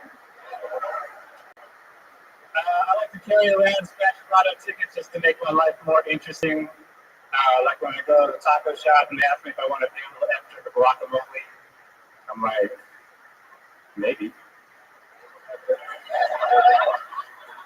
Or like I like to keep a scratch or lotto ticket and with like a box of condoms in my apartment. It's like, man, I cannot afford to get this girl pregnant right now. Unless. Hell yeah, $50. Let's go half on a baby.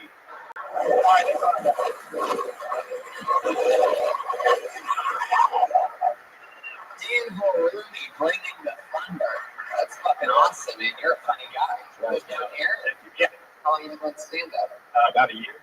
Wow. Fuck yeah. Dan Harumi, very powerful. How often do you go up? I do all the open mics and stuff around town. It's probably like 7 or 8 months. So like 4 years. Yeah, whatever. Fucking way to do it, man. You're in great shape. Yeah, thanks. And all in San Diego. I've gone up to LA a little bit, but not really. So I just How old are you? 28. 28? Fuck yeah. You can do it, man. That's a lot of fucking really funny shit. And the fact that you acknowledge and turned a little joke into the first thing. I mean, you have the fundamentals down. You have the jokes, you have a style, you seem comfortable. I mean, that's like a pretty amazing stuff, right? Making it funny. It's hilarious. If you can riff well and you have solid jokes, it's pretty powerful.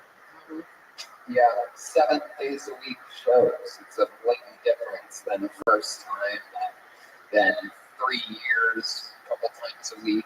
You're already, it's about reps. So it's very important that you keep that up because it's fucking awesome. That was a fantastic performance. I don't even know what else to say. I can't add on to anything. I mean, it's such a great opener. I love when you stage. Is that how you always like your stage? It's always kind of like this. Usually I take the mic out, but I'm not just running, jumping. Yeah, I like your stage presence all in all. So yeah, you can tell you're kicking ass. You have a job? Yeah. I just work retail. Right. Yeah. But that works. You work during the day and then you get to get up at night. Yeah, pretty much. I try to keep the job as minimal as possible. So. You try to get up here a lot? Yeah, I do the open mic every Sunday here, and I do a little show with the course. Awesome. Yeah. If I were you, I would really try to just really try to push it harder. If that's doing it 7 days a week, I would keep it. I mean, I can't imagine how hard it must be to do 7 nights a week down here in San Diego.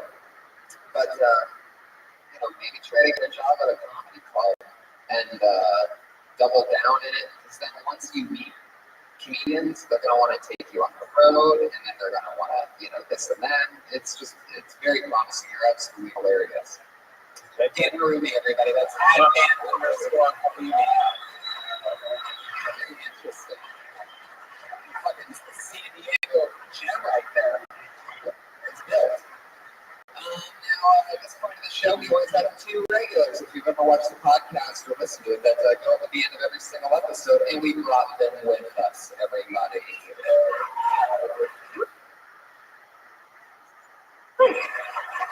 So, here we go. Going first tonight, put your hands together for the always funny Kimberly Condon, everybody.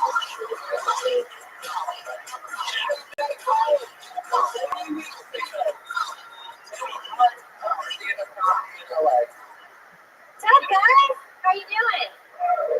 Nice. I grew up in kind of a poor town, so a lot of the kids in my school would steal the things that they wanted, like earrings. But what they would do is that they would go to the store and they'd take the earring out and leave the back and replace an object to use as an earring bag. So I'm having a conversation with my friend Kanasia one day. And I'm like, Kanasia, what are you doing for college? No, I mean, maybe you might have a section for it, but not as important. They just see that you have to.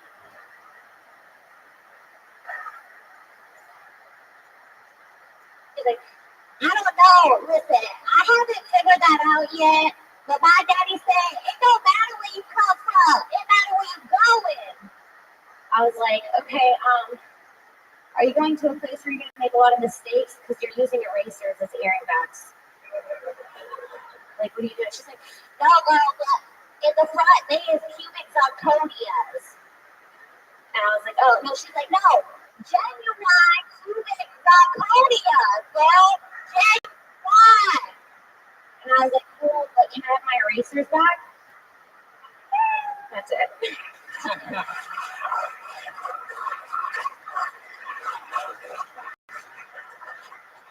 I'm just a little confused as to exactly what happened there. Okay, so when I was in high school, a lot of darker classmates of mine would steal earrings. Black people. Yeah, so like black people would steal earrings and wear erasers as earring backs. And like she was talking about her future, and I was like, no, but seriously, you have some erasers in your ear, like right now. It almost seems like the voice threw me off. Like the voice is unnecessary. What you needed to do is make that big exactly how you said it to us, and a little bit different, but not. Whatever you're doing, what I'm doing is like, why is it? Who's she talking to? A munchkin, or I don't get what's going on. Did it sound like a munchkin? It's weird. It sounded a little like. Yes, like I mean, like. It sounded cartoon black. So what my girl, like, on the background. Like one of Baby's kids. Yeah. But, you know, you can do that without that voice, because normally when you do a voice like that, like it's leading to something or it comes back, but it really doesn't in that. But the person making the voice isn't the one. At the same time, the genuine part is sort of funny. Like she's saying it like the R&B singer Genuine. Yeah. What's his song? I didn't catch that. I didn't catch that at all. Yeah, I'm a fan of Genuine. I Really? didn't catch that. like the Yeah. whitest black girl in the room. So you're a Genuine fan? Yeah, I'm a Genuine fan. What? Sorry, what was the part about Genuine? I just like. She was like, these are genuine cubic zirconias. And like, I think it's funny because like, you know, those are like cheapest earrings, and she's like bragging about them with her erasers in the back of them. It was just funny because it was real, you know? That's what happened in high school. And I was like, are you fucking shit? They would wear huge diamonds, but the backs would be erasers. So it was kind of like, what the fuck are you doing? Right. That's, You know what I mean? you know what I mean? Please have that. Yeah, let's talk about this. It seems like the whole idea of the earrings and the rings is actually just a tag of a story of you talking about a girl. You know what I mean? Like it's the voice thing threw me off. It's unnecessary. I thought it was a lot funnier you explaining it as just like, no, I knew this girl, you know, type way. Yeah. Or you just I think a few weeks back I did that like snot, that little like girl with the snotty nose, and I was trying to bring that voice back and trying to figure out where I can place it. I don't think you should have it. I don't think you should force a voice in there. Because I gotta cut the back of the accents. Oh, yeah. Thank you. Beauregard. But yeah, you know, it's always fun. It's always a new minute. So, Yeah. Fantastic. I don't know what else to add. You gotta find a better punchline, because you said the same thing over and over again about the earring backs. Like, can I get my earrings back? Or the erasers back? Can I get the erasers back? Yeah. It's funnier when you said in the middle, you're just like, hey, what the fuck are you doing? Yeah. You're an idiot. And then be like, black people are gross. I'm out of here. Perfect. There you go. That's Kimberly Conlon. yes. Kimberly Conlon, she's here. She's doing 2 shows after this, stand-up shows. And finally, your final regular here. Put your hands together for it, Sarah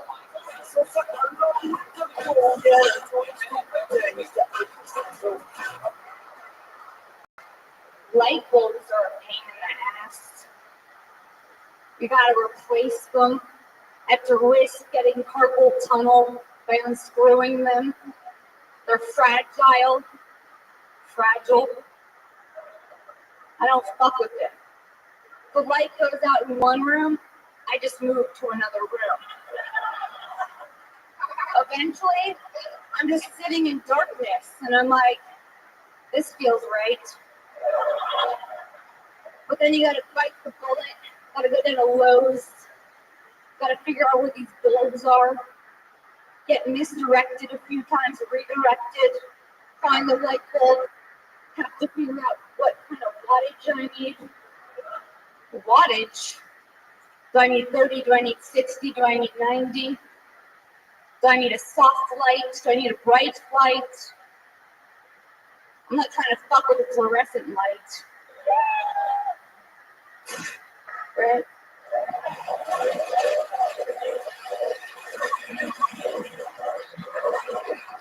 A bit more in there. Did you hear the cat?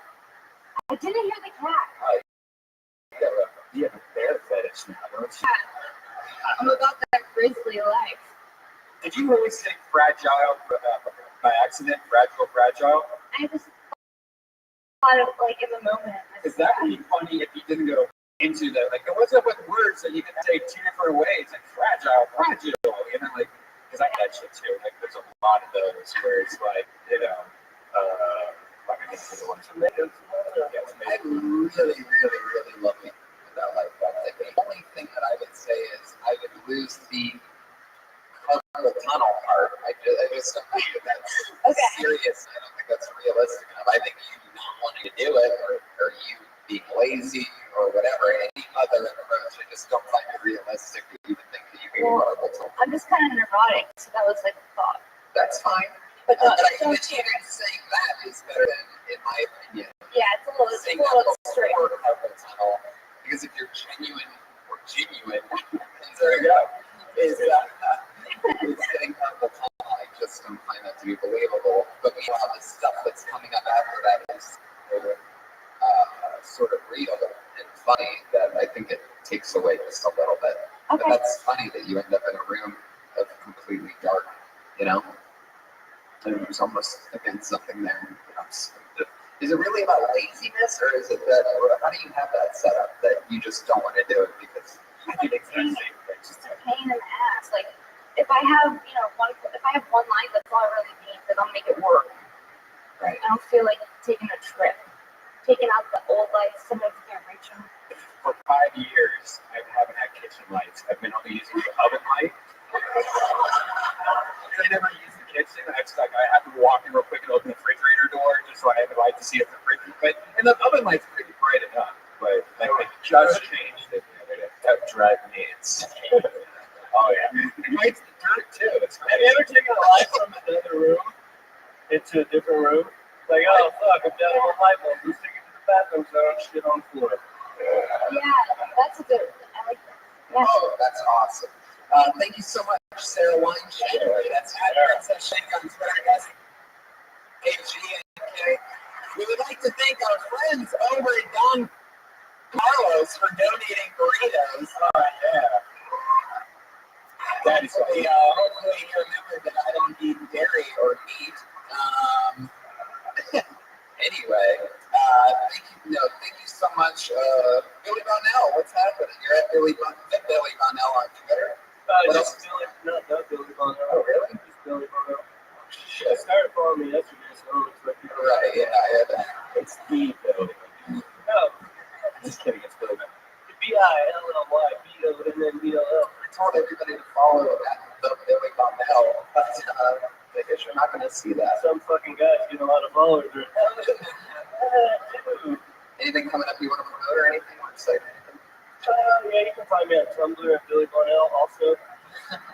That sounds like a joke, but you're being serious. So serious. I didn't think about what I had coming up. Oh, I'm in Las Vegas next Friday at the Canyon Saloon. That doesn't sound prestigious, but it's a pretty good show. And I'm in Las Vegas 8 p.m. next March 7th, 8 p.m. Yes, I'm at Jeremiah Standup on Twitter, and then my website is jeremiahwatkins.tv. Got a bunch of cool videos, stuff like that. Next Thunder Pussy on the Death Squad Network is we're doing a live show at the Ice House on March 7th. We got some cool, exciting guests. I can't wait to announce who's going to be on that show. So it's going to be awesome. If you guys don't know what Thunder Pussy is, check it out at deathsquad.tv or on iTunes Death Squad, where comedians go on stage, people yell out topics from the audience, and then we have to do stand-up on the spot. Whatever you want to do. It's so much fun. It's amazing that you guys came together and had a podcast for the people. Iron Josh is at Josh Martin Comic, everybody. One of my favorite Patriots of all time. Follow him relentlessly at Josh Martin Comic. And we are actually debuting our first ever Phil Tony tour poster for sale in that lobby right now for the very time, if anybody's interested. And we have 2 shows tonight after this. If I believe, if you're in this show right now, you get to come to the 8 o'clock show for free. Yeah, you just stay where you're at. You want to watch a comedy show, you get free. It's going to be fucking awesome. At Red Band, at Tony Hinchcliffe. Yeah. Well, yeah, we did it. Thank you guys so much for coming out.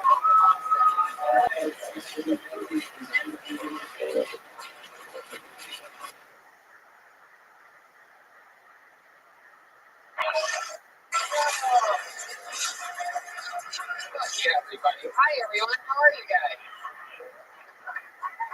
Have a fun Monday evening live here in the Deli Room. It fixed the neons from the 70s on the sides of the stage. Figured it together for that. Yeah. The Comedy Store bringing back neons from decades ago. I'm very excited about this. That's for you podcast listeners out there. Just a little special shout out for you. The sound system's actually degraded. One thing that's important though is like they don't fix, but the neon. But that's happening. Is it? Yeah, this month they said that they are getting an all-new sound system in the belly room as well. It turns out it only took a Comedy Store 45 years to realize that internet thing might take off. So they're doubling down on their podcasts here. We just did one at the La Jolla Comedy Store. Speaking of old black and red comedy clubs, we went to the only other comedy store in the world, the La Jolla one, and had an amazing time. So much fun. Bunch of sold out shows, and the podcast was amazing. Iron Josh made his return as the Patriot, which was very exciting. Yeah, we had a bunch of sold out shows, and it was really cool seeing the talent that's in Diego, because these guys, you know, that they have open mics down in Diego, but they barely ever get to go to Los Angeles. And these are people that just get a shitload of stage time. They are just, I mean, it's just amazing how talented they are. Totally. Yeah. And there was a couple guys that have been being built there for years, and they were just amazing, very stamped out stand-ups, you know, just like on this show, once in a while, there's, you know, at least once or twice, or maybe 3-4 times a show, there's just a comedian who we see for the first time that really makes us laugh for a minute. It's always impressive. So to see that down there, and we let them know who they were. What else was cool was that we had a couple people do stand-up for the very first time down there. Because fans of the show, they've always wanted to do stand-up, and decided that if they were going to try it out, best to start with 1 minute on the show where they could get feedback quickly before doing it again. And that was a lot of fun. Yeah, and then we had a bunch of sold out comedy shows, so that was awesome. Yeah, we sold out La Jolla. Boom. Thank you. Only 200 people per show. No big deal. We had a group, there was one night, we had a group of 80 old, like all came in a big bus. Yeah, it was a party of 80. They loved squirting jokes. I can tell you what. I had a cougar come out, an older lady, I'm sorry, came out after the show, and she was really mad at me. She's like, how do you know that we don't squirt? Man, she shouldn't say that. Yeah. I was like, prove it, lady. Yeah. Next thing you know, it's Golden Girls Gone Wild all over Red Man's face. So yeah, La Jolla was fun, the podcast was fun, the shows were fun, and it's great to be back. This is episode 41 of Kill Tony, ladies and gentlemen. We're very excited about that. And if you know anything about the show, we've always had a head of security here to make sure that we're safe, to keep an eye on us, just to make sure anything ever does happen, even though a couple times crazy things have happened. And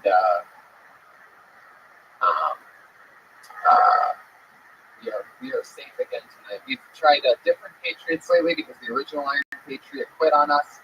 And we've had a Mexican Patriot. We've tried all different kinds of Patriot. We got a black Patriot, a female Patriot, all different kinds. But tonight we are combining both our black and our female Patriot.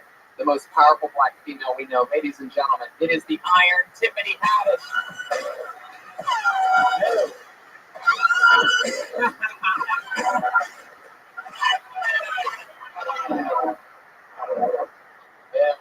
She is back with us. She was once a guest, and now she has taken the reins as the new, most badass Patriot we've ever had. How's it going? Patriotica. Patriotica, everybody. Put your hands together for Patriotica. This is one bad bitch. She's a part of the Cat Pack. Yeah. We are actually going on the road in April to Seattle, Oregon, and Vancouver on 420. And Tiffany's along for the ride. Tiffany actually was in Texas with us. Yeah. She was we there. Came up with the Cat Pack very quickly because we realized that us three together is fucking diabolical chemistry. Not even so much. I mean, definitely for the comedy shows, because we're all so different. But more than anything, after the shows, when we're that's right. She introduced us to the magic of Pedialyte. It turns out that you can have 20 alcoholic beverages and feel all right the next day.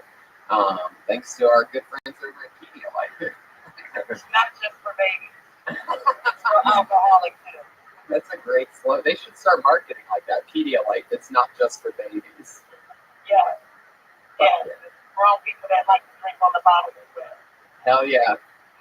We were offering people. We kept it raw, but always fun. I didn't even want to put the mask on Tiffany because you look so great today. Show us your face, Tiffany. Fuck that. I like it like this. All right. It really is. It did feel bad to put a mask on such a beautiful face. But yeah, it's Tiffany.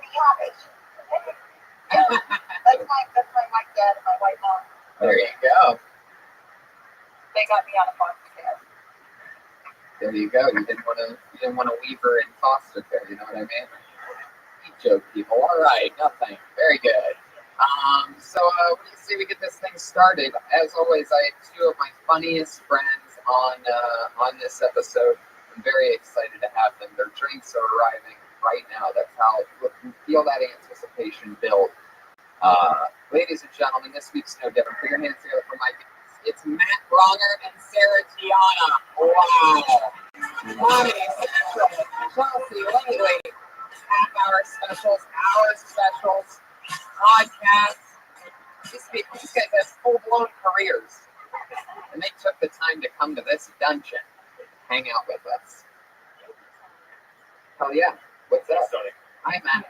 Hey, what's happening? Welcome to Phil Tony. Sarah, you've been on a couple times, right? This is my third time. Wow. That puts you up there with all of the upper echelon guests. Nobody's had 4 times, so you're tied for. Okay, I'll be back next week. You're tied with 6 other people for the most used guests. 6. Yeah. Matt, what's happening, man? Nothing, man. Just glad to be here. I just learned of this podcast existence. It's got like a massive following. Like, yeah. When you tweeted about it, all these people were just like, that's what. Yeah. Phil Tony and stuff. So now, I feel like the straight out of touch middle-aged dude. What is it? It's a radio show. No. What you're talking about?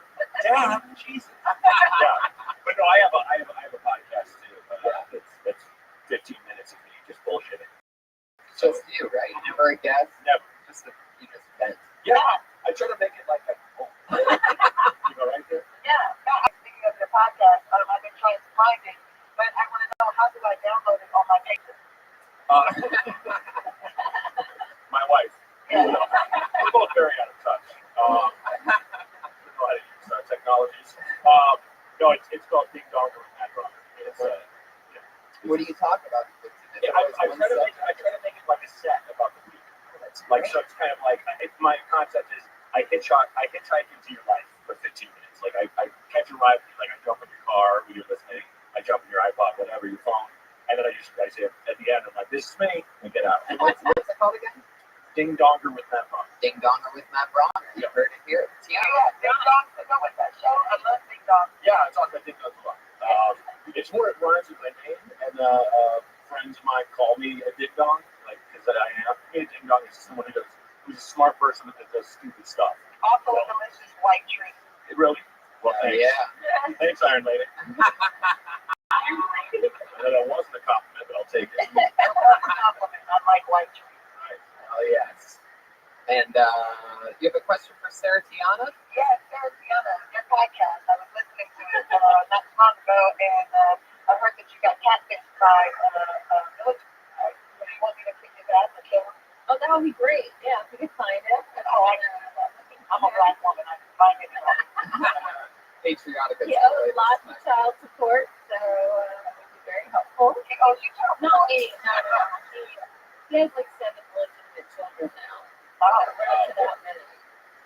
what? You got that? Yeah. Oh, no, Baby mama? Yeah, no, not legit. That's so shitbaggy. That's almost an achievement. Like, oh wow, I know. you're a real piece of garbage. I tried with the podcast like so many other ones. Yeah, it's true. It's almost like he was going for biggest piece of shit of all time. That takes real effort in your own negligence. Yeah. To just unprotected sex with 7 different women, and each time it took. Right. Crazy. Now, yeah, he likes getting girls pregnant. It was like his thing. How do you even get 7 girls to not take the morning after pill? Like 7 different He girls. has military benefits. Yeah. Oh, that's what Remember, it he is. said he was rich. How did they not know that he came inside of them? He's so military. No, he tells me he wants to. He's that stealth. He's so military. He's obviously a Navy SEAL. His semen is camouflage covered. Yeah. It was the most disgusting event of my life, and it's over. Yeah, Well, she's not pregnant, so obviously she's yeah, Matt Bronger, the night is young. Oh, oh yeah. Grandpa Bronger. Still got it. I got it. how it works. We always have comedians sign up for the opportunity to do 1 minute, and then me and my funny friends talk to them about what they talked about, maybe something else they could talk about. We ask them questions, get to know them, and then we do it again. And tonight will be no different. Comedians, you know that you did your minute when you hear the sound of a kitty. Oh, how cute. That means your time's up. Now don't go much longer than that, or else you're going to bring out the angry West Hollywood bear.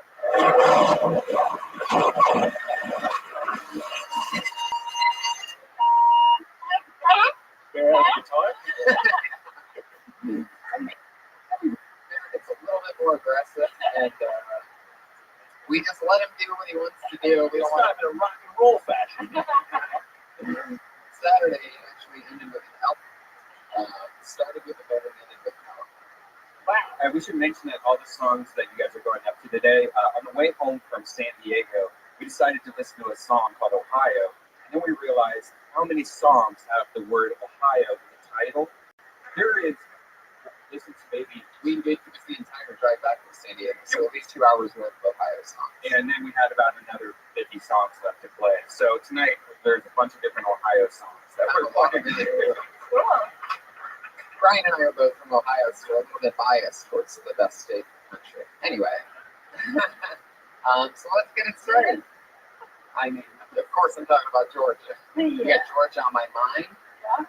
Sweet little Georgia. Sweet little Georgia. Midnight train to Georgia. The devil went down to Georgia. Midnight train to Georgia. The devil went down to Georgia. NCI has a variety of songs about him being the king of Georgia.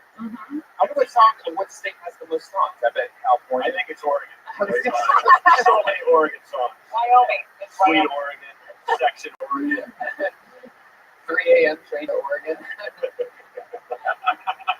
Nobody wants to go to Oregon. Hot bone on the wagon trail in Oregon. I left my flannel in Oregon. Because I'm high. Okay, so let's get it started, everybody. Your first comedian tonight will be. Are you guys ready for this or what? Yay! Yeah. Oh, we've had him on before, our little Asian buddy. It's Kenny Lyon, everybody. Here he is.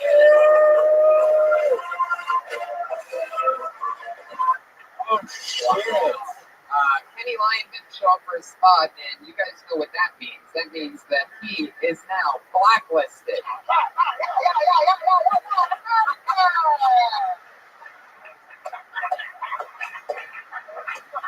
Was that karate? That was fucking awesome, whatever that was. That was the beginning of it. That's the thing. Put on the blacklist. I fucking love you so much. I love you too. Oh my god. Okay, so Kenny Lyon is blacklisted not only from the show for life, but also from the Comedy Store for 3 months. So sucks to be Kenny Lyon. Yeah, it's a tough business, people. Put your hands up for Sean Hart.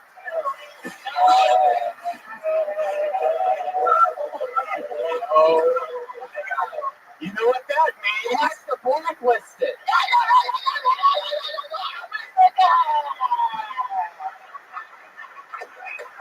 To the world, can we go for free? Why am I rooting for people to get blacklisted right now? It's a whole show just blacklisted. We've never had it before. That doesn't sound fun. Black to blacklist. People can work together. Wow. Yeah, they can slap or you do room together because they're not performing here. Put your hands together for both.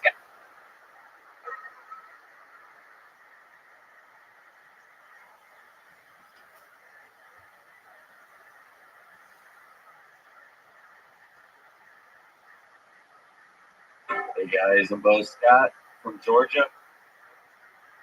True story. Josh for me. I moved out here to get my weed card, which I got today. It was totally awesome. Just now I can use it.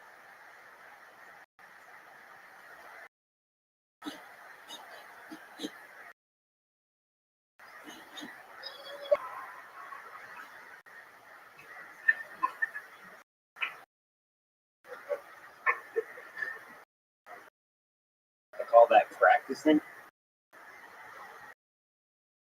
So I'm pretty sure if I do that all day, every day for the rest, this is how I practice.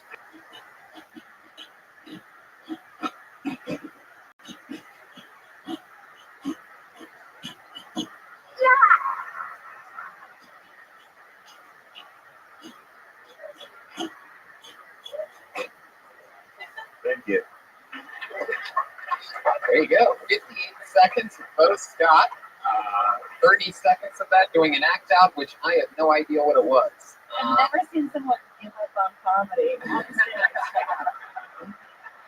Sarah asked when the cat was going to play 25 seconds into that. Maybe it was just me. What was that thing you were doing? It's called practicing. I heard that part, but what were you practicing? Just practicing how to do that good. It's impossible.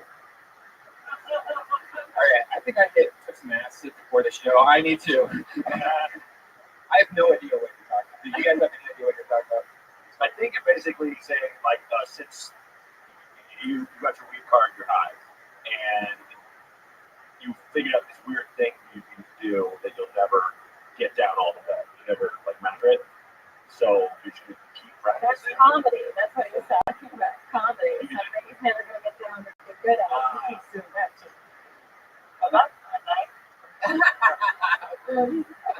Higher justice. All right. So, I understand what you're saying when you're saying that. Well, I don't understand what you're saying when you're saying that you're practicing. But what physically are you practicing? Like, What are you motioning out? What is What is in your hands? Are you humping something? You're like, it seems like Is it a bong rip?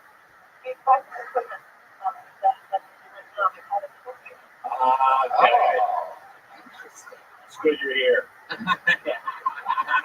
didn't recognize that's what that was. I never would have guessed. You're welcome. How the hell would never heard of moving? What kind of phone fits in your butt? They put them inside of it.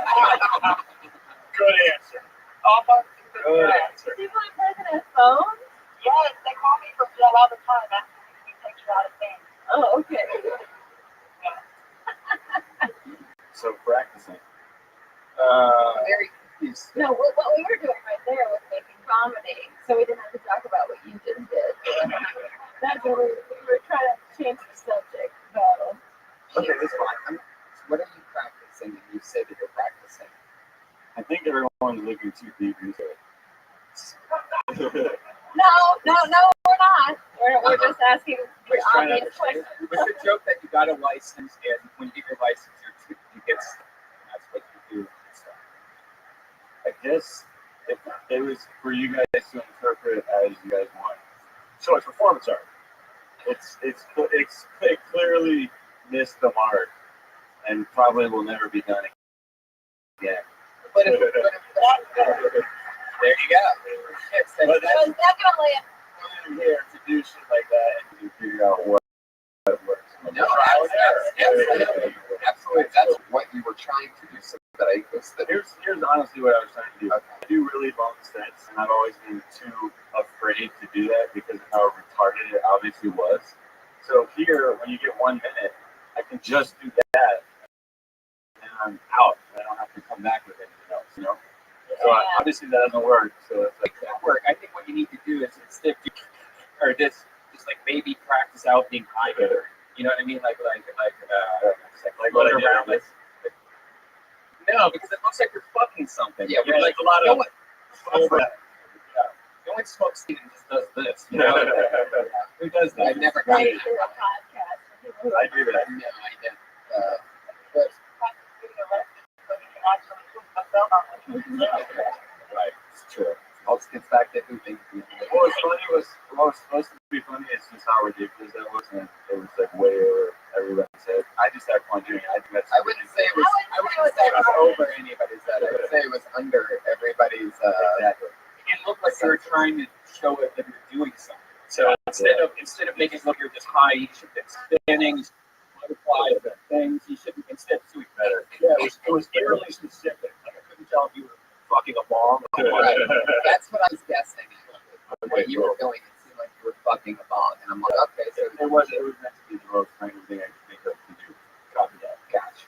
It was pretty random. Yeah. I could see why you were afraid to do that in your longer sets. Totally. I'd be afraid to do that bit too. But good for you for getting up here and trying.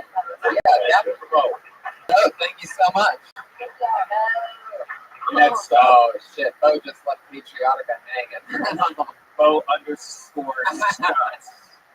Boom. Just got the double bird. Joe_Scott on Twitter. For you podcast listeners, what the fuck you just heard. It looked like he was stuck in an imaginary bomb. It looked like he was hitchhiking on one hand. On the other hand, he was like just, I don't know, slapping an ass. He was putting his finger in his ass from this side. That's why I said try to get the cell phone out.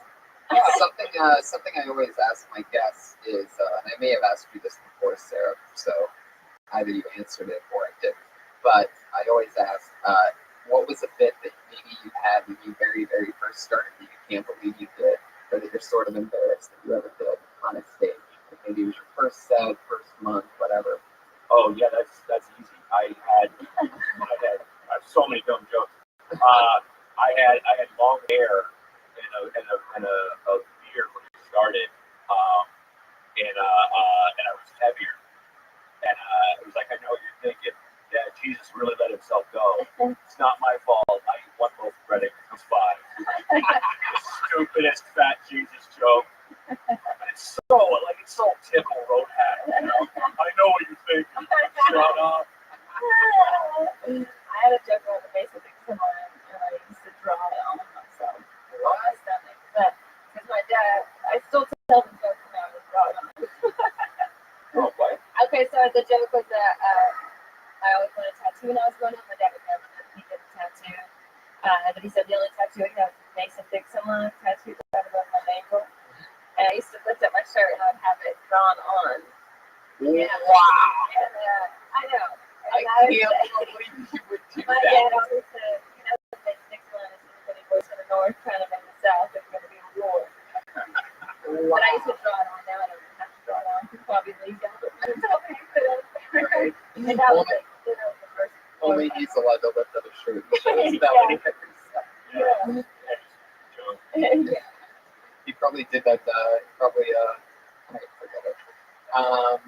That's hilarious that you would draw like a prop on your stomach. I cannot believe that. That's amazing. Wow. I just can't picture you because you're so like intellectual, and that's like the opposite of that. Hey, look what I drew on my stomach. Oh, remember that guy that used to like piss himself like every set? Like that was, it wasn't real. He had like a water bottle in his pocket. He'd tell a joke that would just eat it, and he'd go, That's actually hilarious. Go wrong. Right. Any joke he wanted after that, he basically peed himself in front of everybody. I never heard of that before, but you know, in that show that we all did together at Setlist, the three of us went to Traverse City together, me, Matt, and Sarah, and Dave Foley pulled out his dick. Dave Foley kissed the hall, yeah. To all-out applause break. I mean, the place went absolutely insane. Soft, medium hard. And then Sinbad went up after him, who's unbelievable, by the way. I had no idea that Sinbad, I mean, I should have known that Sinbad is effortlessly, completely hilarious. All the time. I mean, it's actually unbelievable. So it was Dave Foley who pulled his dick out on Setlist, and then Sinbad went up after him, crushing, destroying. And then I had to follow that. And Sinbad was already at like 5,000 miles an hour because he was following Dave Foley's dick. So I'm following Sinbad, just bringing it at 1,000 miles an hour. But anyway, I made a call back to Dave Foley pulling out his dick, and I had a hair fall out of my underwear, out of my pants during that, and I've never done anything like that, and it felt bad the whole time. Even though I got a big laugh, but I felt guilty the whole time for having a prop. It was very awkward walking onto the stage smoothly while just there's a hair up against my penis. Really? And then I had to not make so they had to eat bracelet and everything. I would have made that. You know what I did last time? I don't know if we've ever talked about it. The Iron Queen over here has this thing where she always squeaks on the microphone. I don't always do it. I'm just doing it for the point. Do you want to hear the Iron Queen? What? Oh, you don't know about this? No. Ladies and gentlemen, we present to you. Hey! Congratulations, everyone! We won! Oh, we won tonight. All of us. Do it again. So how many won them? Kill Tony 41. And so she did this on Thunder Pussy, which is another podcast on Death Squad. She did like 8 of them. I ran on stage, grabbed the microphone, and smelled it as a joke, not knowing what it actually smelled like tweets. I did it. What a quick. What's good? What's good?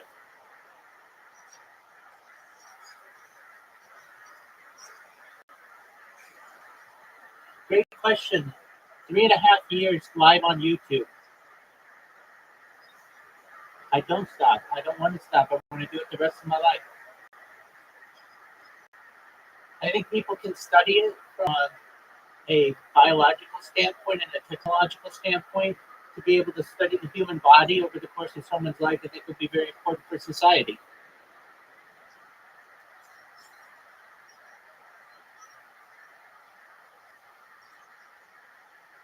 What did you say?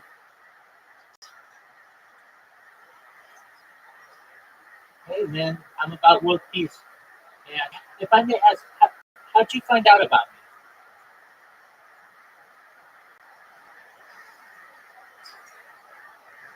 Let me see. Well, I meet a lot of people. Your name is just V.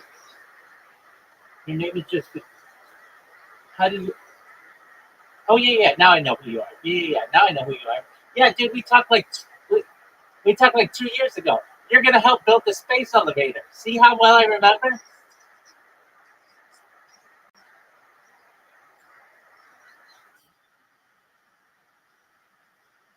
Yeah, but I remember. My Kuwaiti friends are gonna build the space elevator. Dude, I remember. I may not. I mean, it's hard for me to remember just V because that's like not really specific. But I remember you're from Kuwait. You're my space elevator homie.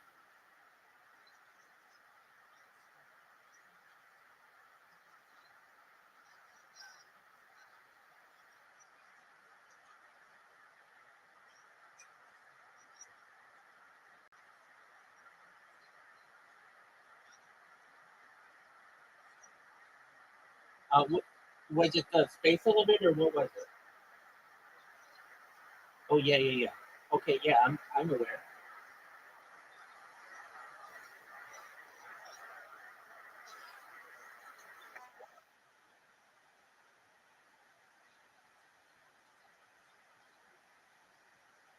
Gee, that's amazing. Shout out to you, V, for being so open-minded.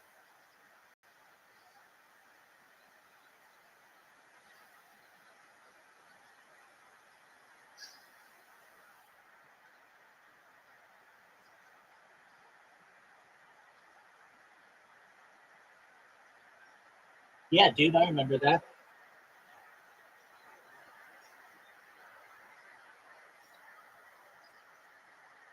Well, yeah, I mean, I got a Discord now. Do you know what Discord is? Yeah, so you should join it. Um, I have 1,600 people in there, and they've become basically my community. And all right, so what have we done in the last year? Essentially, I got banned from Twitter from like all my accounts. I made over 2,000 of them. So I went to Kick, which is another platform of live streaming. I did a bunch of interviews on Kick. I became the #1 streamer in Aiden Ross's Discord, the #1 streamer in Amaranth's Discord, the #1 streamer in Itro Speed's Discord, the #1 streamer in Kai Snot's Discord. I got connected with all these influencers. I was able to become friends on Discord with the owner of Kick. His name is Eddie Craven, and became very popular on Kick. But I wanted the ability to reach out to people on Twitter still, and so what I've done is, can you see I've got like video? Can you see my video? Excellent. So I've just started to live stream my life on Twitter, and then additionally, I'm live on 16 different YouTubes, and I'm live on Twitch, I'm live on Rumble, I'm live on a bunch of other platforms for people to be able to connect with me. And then I also created robots. So I built robots on Twitter that are now just sending out messages for me, and I can send up to 500 per day per account. And now I'm just creating more accounts and just building a bigger, better community.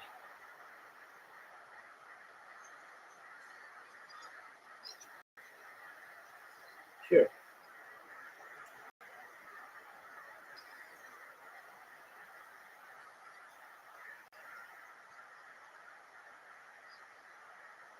Well, thank you. I sincerely appreciate that.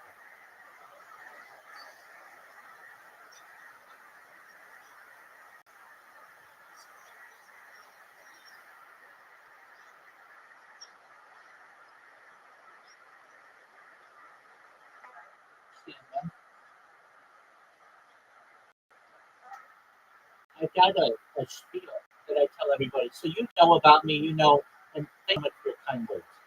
Let me give you my spiel. It takes 2 minutes. Here we go. Let's say we just met. All right, here we go. I'm Rabbi Rothschild. I shoot my life 24 hours a day, 7 days a week, 365 days a year for world peace. I don't want war anymore. My streak goes back to the pandemic. We've seen the death of a queen, the birth of AI, the coronation of a king, and everything in between. I talk about some things to help the world, technology like ending world hunger through the use of agricultural drones, floating greenhouses, saltwater greenhouses, hydroponics, vertical farming, cloud seeding. I want to help end world thirst through the use of digging of wells. I'm part of a cryptocurrency that's known as Harry Potter Obama Sonic Fen Inu. We have built wells in Nigeria.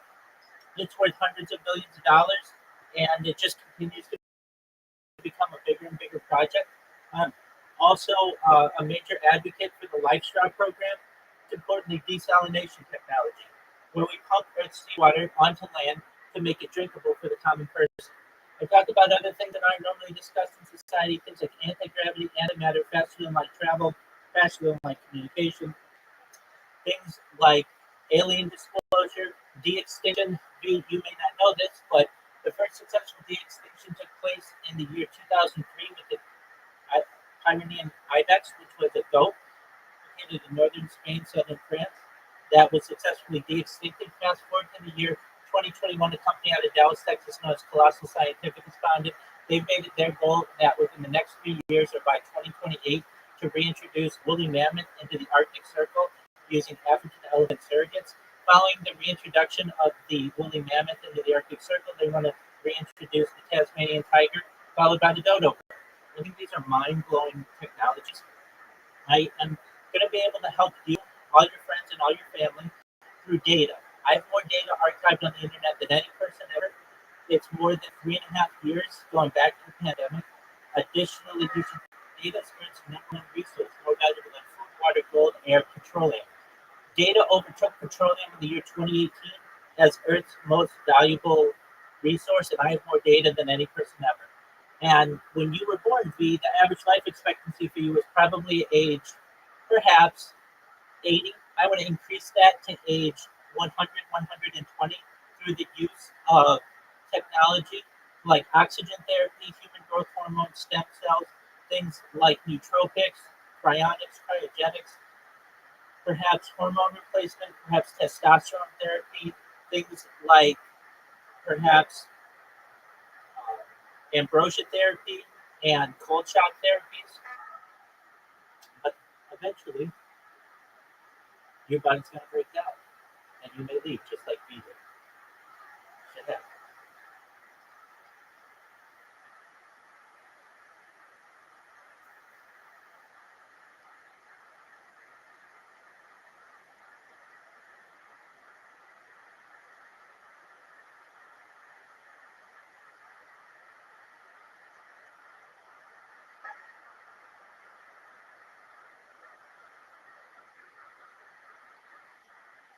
That's fucking hilarious. I did not remember.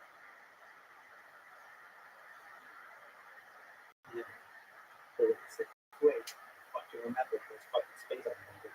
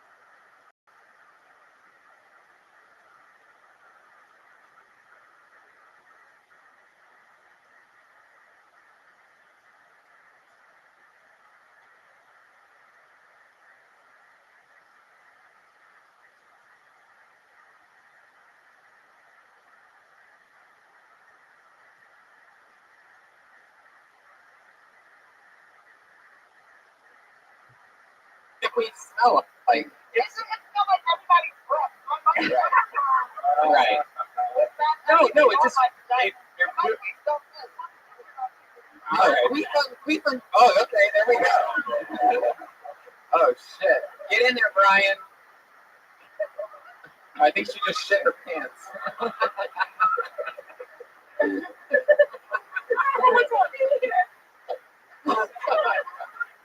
What happened, Brian? Smells like shit.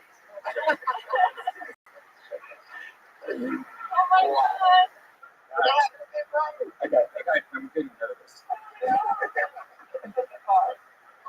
No, I get smell. But no, when I did grab the microphone, it just had a pussy smell to it. Not a bad pussy smell, like kind of like we're just in the face of pussy. That's what it smelled. Okie dokie. I get it. I guess that's one of those you had to be there. But I didn't put the microphone on my pussy though. It wasn't quite a distance away. Right. I have a vibrato. My pussy has vibrato. Oh my god. I felt a warm breeze. Of course. I want to go home. Aw, Sarah. So I can teach you how to do it. Sarah, Oh yeah. That's what we need. I know. Yeah. Okay. It's the equivalent of me drawing a line across my face.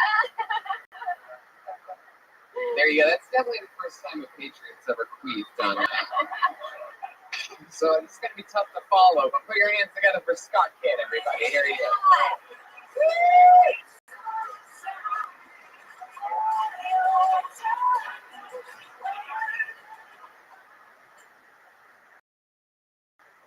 So I was wondering the other day, who would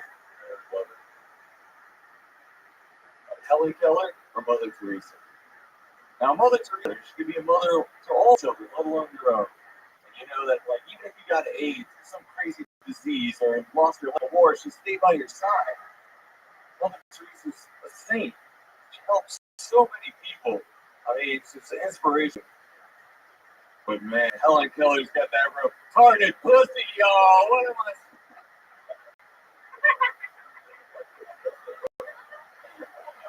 Plus, you know, she'll never talk back. Thank you. Some people might say it's too soon for Helen Keller jokes. And then some people might say it's too soon for Mother Teresa jokes. But I say, I don't know. That's an interesting one. That's a long build-up for retarded pussy. Love it. And I think when you come in with retarded pussy, you gotta commit. You know, you gotta stutter a little bit. Where it's like one of my favorite things is, if it's funny to me, is when a comedian goes filthy, but they don't go confident at the same time. It's like, so you grab her tits. Hey, come on, tell the story. I was like, you suck my dick. Okay. You know, you kind of stutter and you're already laughing at it, you know. Should just just drop the mic and just walk out. You know, like that's who I am.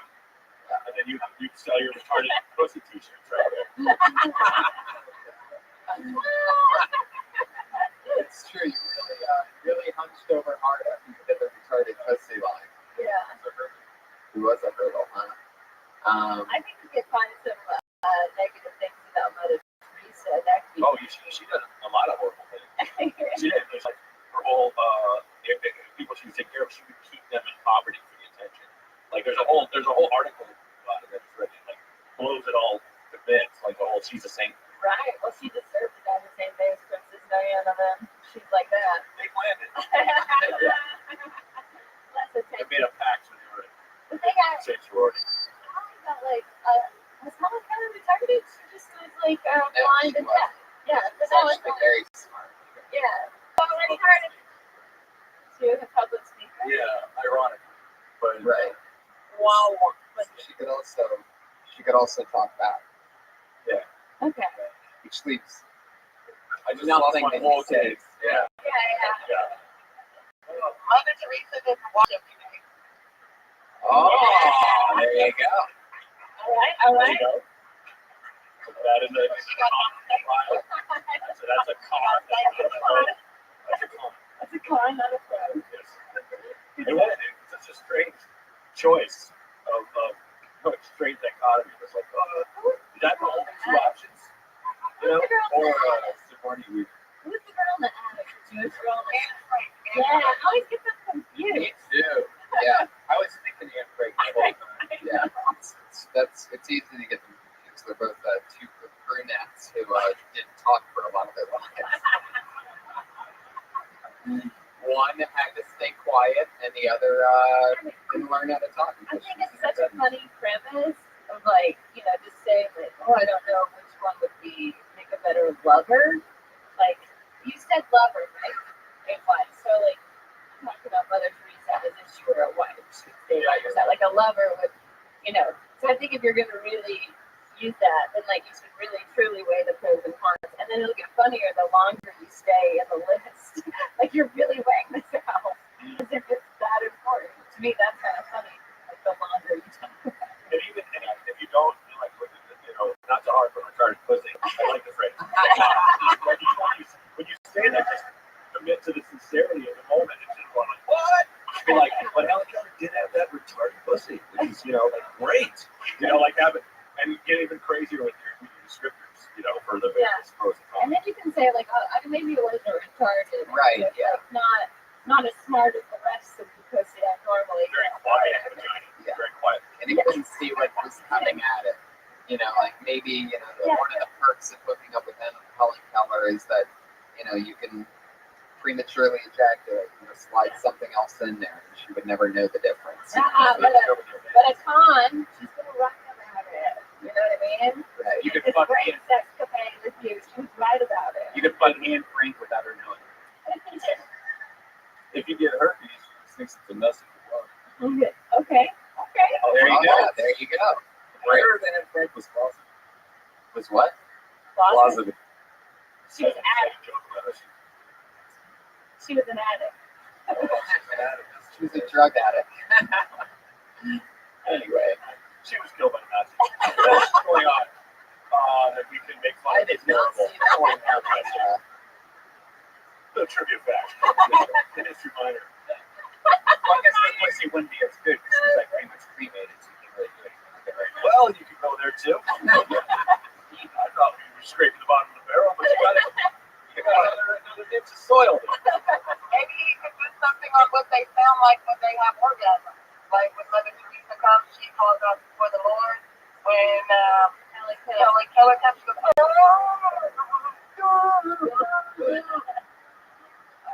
Alright, I thought the part were a little too offensive, but now it's probably going over the edge. Yeah. There you go. That's far. Well, we That's a great concept. You should still work on it. I would throw that. Yeah. There you go. Scott Kidd, everybody. At BO Kidd. EBOKID. Scott Kidd. He's been on the show a few times. Always fun. Bevo Kid. You know, Bevo. Can I order another one of these? Yes. I'll have a gobble. tell me why I'm here, what I'm here for. It's not for money. It's true. No, it is true. You know, I really had to. Just because. You know, ever since the Iron Patriot left the show because this quote, he got too big for it. I've had to book a new Patriot each week, and sometimes it gets a little stressful. And it was getting late today, and I'm like, God, jeez, how do I do it? And then I saw your name in my contacts, and I'm like, there's no way Tiffany's going to be available. But I promised her. She goes, well, I get paid for it. I go, no, but you'll get at least 50 new Twitter followers. She goes, that's not good enough for me. I need 100 Twitter followers. So everybody that's listening right now, even if you're not on Twitter, please go build an account and follow Tiffany Haddish. For those of you that are on Twitter, you should absolutely already be following Tiffany Haddish. Every single person in this room should be following Tiffany Haddish. I tweet sexy pictures twice a week. Yes, and she's absolutely hilarious. She's great. And it's a great way to get more funny tour pics of us all together when we're on the road together because, man, that's still my favorite Vine. There's a Vine that we made out there of us fucking partying one of the nights. We did the road in Texas together, 3 cities, 3 different nights. And there's one where I'm just fucking like, we're listening to rap music and I'm And Tiffany's ironing out her weave, even though the iron's not really on. She's making a video, and the camera pans out and is dancing like a gangster with this big bottle of Pedialyte, drinking it. And it really does look like a real music video. It's so funny. She brings up a fucking monster. Wait, it's just like, Man, I can't wait to get to Canada, man. I'm fucking a French Canadian. shit. Patriotic and stuff. Ooh la la, but it's la cuisse. Alright, let's keep it moving. Your next comedian. That's right. So, if you're new Twitter followers for Tiffany Haddish, so please follow her. Every single person. She's one of the funniest people I know. Put your hands go to the next comic. It's Hillary Adams, everybody.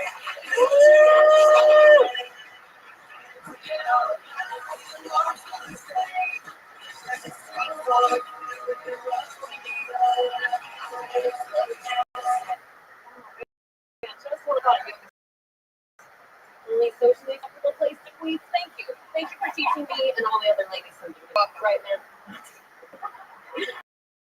Oh man, I really is going on your head, Brian, with that little computer over there. Oh. Do you need a therapist test when I have you? Which end are you? Anyway, I'm gonna start my stuff. Sorry.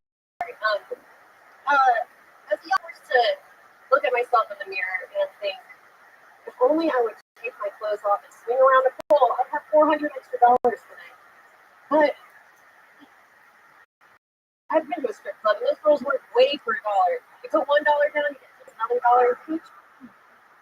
It just doesn't seem right to me. And those are things you could do, I suppose, as a lady, use extra money or whatever. You could do that. And I've sucked so many dicks and gotten nothing but a bad memory and a better definition of a douchebag. But I think to myself, if I sucked a dick for money, I could go see Book of Mormon. Like I could, and that's just expensive. I want to see that. And, Okay. Yeah.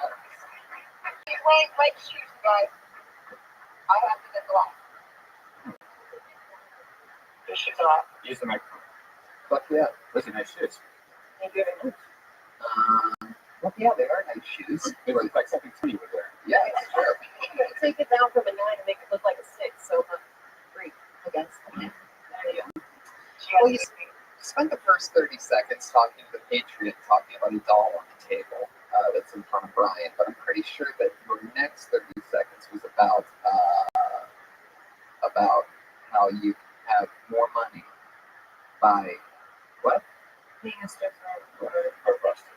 Right. It's true. Yeah. Yeah. A bunch of facts. Let's see, you could have the money for Book of Mormon by doing that. Was there okay. I don't know. I feel like it was just a little boring. Like I think it was just a little too I think your description of what girls do on the pole, if that was different, then it would be a good dichotomy for like what you would be able to do with that money. Just swinging around a pole is such a blasé term. You know what I mean? So like I think if you actually said if I pulled my 2 huge grapefruits out, put them into some stranger's face and said, killed it. I had to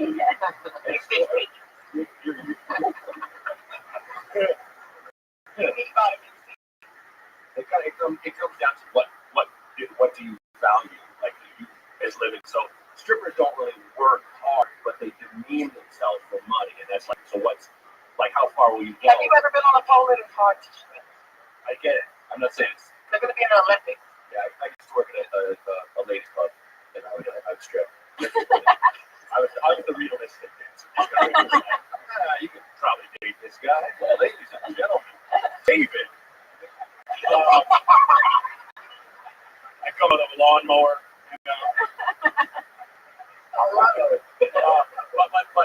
but it goes to when you're like, I guess I can suck dicks for money because I've done that. And like get into your and the part where Book of Mormon was the part that got the audience because it's such an absurd concept, but everybody can relate. Because those tickets are like $100 or more. She was like, yeah, I'll pull a guy to go see this amazing play. Like, that was really funny. Yeah, I think we just need more examples like that of things that like you would be willing to do that you already do for money that would pay you for it. Right. And what you were saying was the exact seed that started all of those jokes, but I do feel like it's a bunch of topics just like smushed together and there's not a lot of details or act outs or You should also just in your personal life write a list down of things that you wanted to do and what you would do for them and get them to me in time. That's not comedy advice. That's just you being a critic. Yeah. And why you drag me into that, I have no idea. Nobody wants to be a critic. Brian does. Brian has no problem. I know you have a good stage presence and that you think of things and that you write them down. How long have you been doing stand-up? A year. Where are you from? I started in Portland. I'm actually racing. Whoa, hello. Wrong or middle? I worked there. Should have been with that. I spent 6 months there. I had to leave it. Oh, okay. But it's a beautiful place. Yeah. I love it. It's so awesome. Become a lot cooler since I left. Like, when Ron probably co-founder of the Bridgetown Comedy Festival. Would you like to be on it? Congratulations. I submitted. There you go, Matt. It's too late now. Next year. Yeah, it's a joke. It didn't get a laugh, and that made it awkward. He wasn't gonna put you on it. I knew you were kidding. I was just about it. Not all of them are winners. I think there's so many things. Like there are so many things that, like, as a woman, that you're just like, oh, I just don't feel like getting my car washed right now. Like I would literally blow a guy to just. I have to go take my car down and get it cleaned and then have it brought back. Like there are like so many. or like an example of like a guy who has sex with same thing. That's sex with or blue. That you regret it and you're like, oh God, well, I blew Dennis. Yeah. You could have got tickets to Book of Mormon out of that or something. Like. Or like making it more personal inside my story joke. Or if it's like sometimes like I just wish I had a boyfriend that would kind of do those things for me based on the things that I've already retroactively given him. Right. There you go. Like a Bitcoin for blowjobs. Yeah. I mean, girls like literally like porn stars have like lists on Amazon or something. Yeah, spoil me. Wish lists. Like if you had a wish list, what would it be? I'm sure it wouldn't be like sunglasses. It would be like, oh my God, just like so many wash conditioners. There should be an app for that, though. Like if you really want something, like what would you do for sex? That would be an awesome thing if you really wanted a car wash. Like she'd be like, all right, you just like think for me. I'm like, all right, I'll wash the car. No, you would? Yeah. He's just wishing. I think I just saw the eyes of a transaction. Still just trying. You see a Tiana 30-second pause. I got it, my fingers. Ryan's about a sexual harassment seminar. It's like, well, what if my hand accidentally? I just saw Tiana's eyes say to Brian, wait, you'd finger me to wash my car? I know you would. And I'm thinking she would. He could have washed his hands on that. Really? That's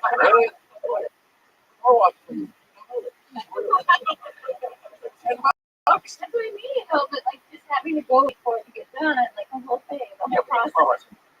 Way better job. And obviously, it's not $10. I get a nicer car wash than that. Okay. I'll get $40. I'll give you a detail 41 if I beat your ass up. Oh, gross! Oh my God, no. I think that's a win-win. Get your car and your ass clean.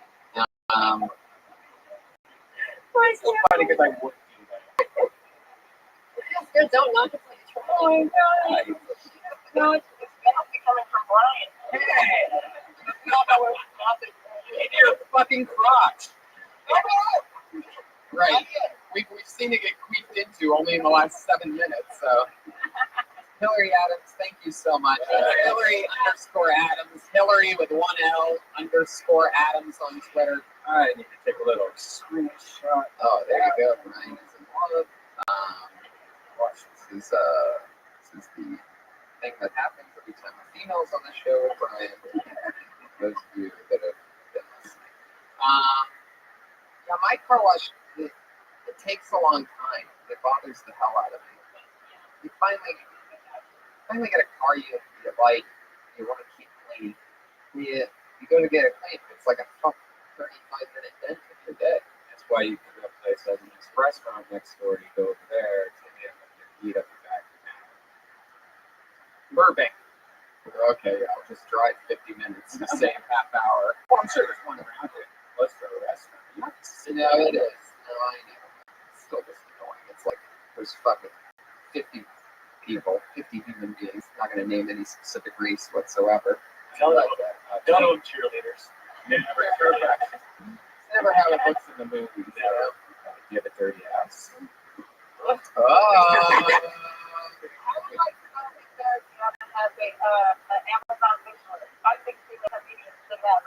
I agree. No, I don't. Do you? I'm thinking about starting one. Okay, you start one, I'll start one. Yeah, that'd be fun. Oh, me too. That's a good idea. Bacon, clothing. I tell you what, I got little Esther one that it was on wish list when we were doing Esther, Brone and Esther podcast, and she logged into my computer to build it, and she left. She forgot, and so it was said on the podcast like, "Hey, everyone can go to Esther's podcast. It's on wish list." But when she was gone, we sat there and started adding like anal beads, anal logo, and like all this like ridiculous stuff, and people just started sending her. She didn't know what was on it. So she got a bunch of stuff, guys. She didn't know. I don't think I'm going to buy anything. Yeah, they will. You'll be surprised. Oh, absolutely. You have a very loyal following from that whole fucking, that fucking crazy. Send me catfish.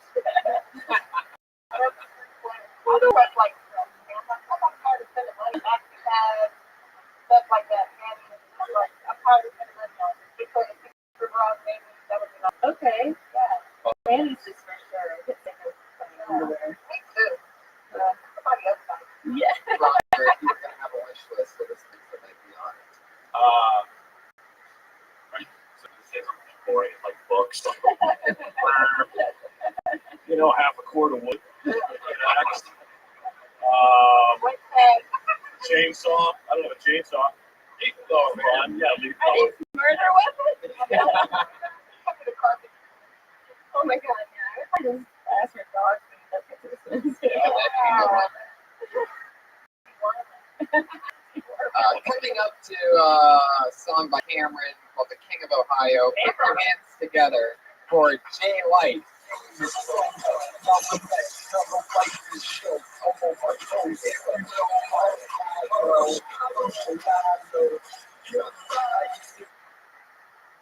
Brooks. I know a bad friend. I let a friend of mine drive home drunk. Well, drunk means bad friend. When I was drunk, I let a friend of mine drive home drunk. When I was in college, the next morning I got an email from the school that said, "Student found dead." Oh shit. I read the email. It was some other kid. So when I realized I'm a bad person, the first thing out of my mouth that morning was, "Thank God the dead kid's not my friend." Oh, that would be sad. Oh. They wouldn't memorialize it, so they dedicated a bench in his honor. They put his name on it. Which, why have your name in lights? We can just have it on a homeless person's bed. Seems appropriate. You know? Remember how he was in life. Wooden and covered in bird shit. But he'd be great. That's all I said. All for me.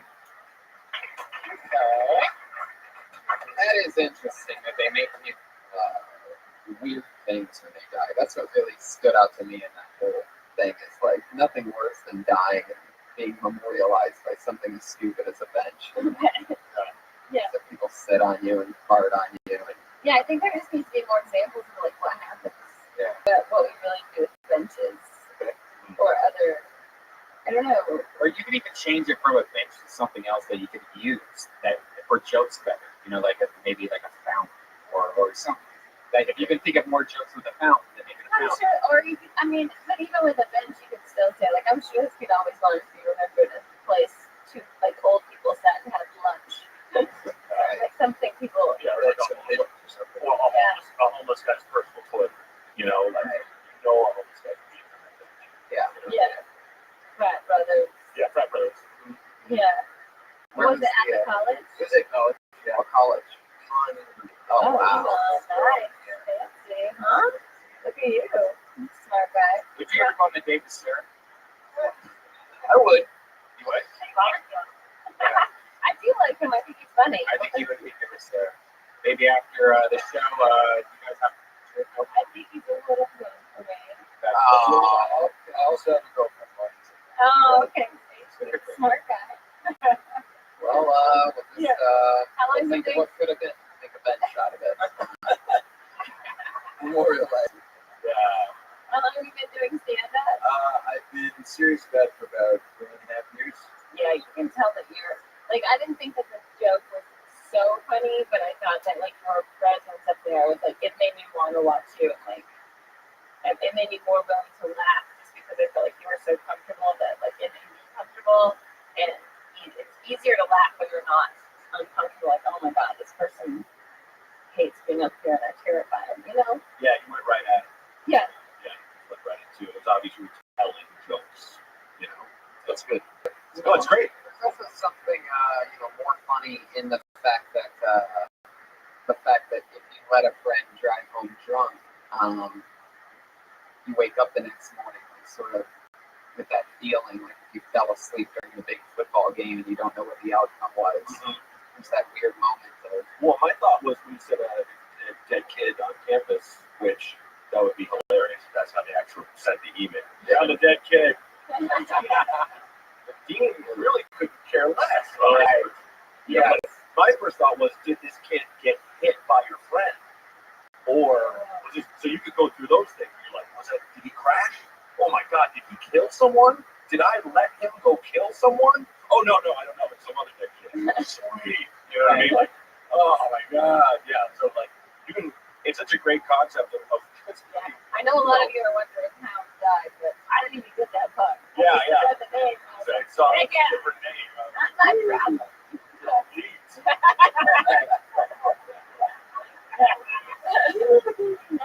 Oh, what's for brunch? Yeah. and maybe there's also something in that your buddy that drove home drunk that night gets to sit on that guy's bench. Like, unlucky motherfucker. But I did decide, after all of this, that I shouldn't let my friend continue to do this. So I sat him down and had a talk to him. Just happened to be on the bench of the day. Yeah, definitely bring it back and play with it. And swing all that stuff in there. And you can always reference that bench in other bits. What are other things that they do instead? Oh, they give you like a stone, like that you walk on. Yeah, like a memorial, like where the death happened, like a bunch of flowers, a picture of the person. We had a couple trees on campus that were also dedicated to people. Oh, trees. Like saplings. That's just lazy. Yeah. Yeah, this tree. Yeah, this tree. That's the circle of life. Yeah. Did it say that the friend was killed by a drunk driver? No. He died of respiratory problems. He said like an asthma attack or something. His parents were smokers. Secondhand smoke. Is he an athlete? I don't remember. What's up? I didn't get that far. I probably didn't get that far. You guys notice we have black people live? I've been told that before. Oh, shit. Thank I you. smell a new joke being written. Wow, he does. Jay White, one could say, is also a black name. Jay White. Are you hiding that you're really a black gay? No. As far as I know, I'm not. I don't think so. Sure. Maybe I'm like a scratch off, but A scratch off.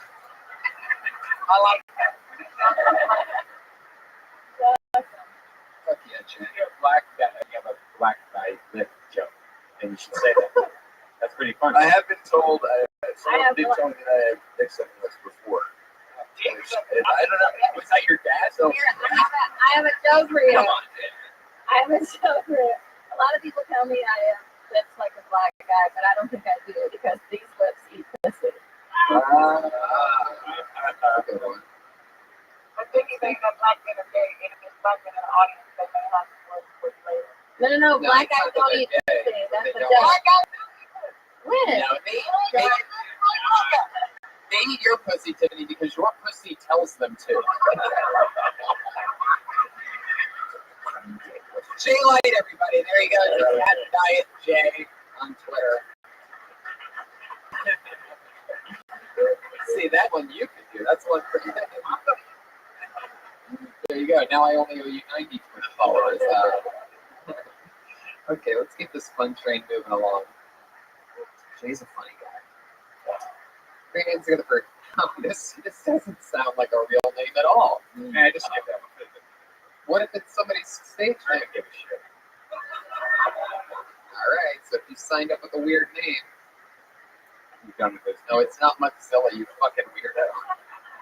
We know you. Put your hands together for Trey Stewart, everyone. Oh! You know what that means? You just got blacklisted.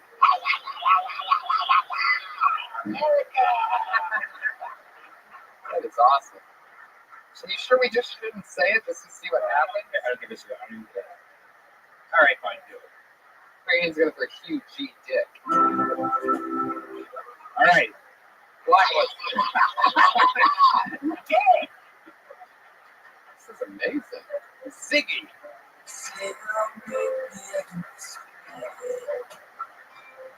Blacklist Ziggy. Most blacklisted ever, actually. You know that? Put your hands together for Brett Banta. Very common.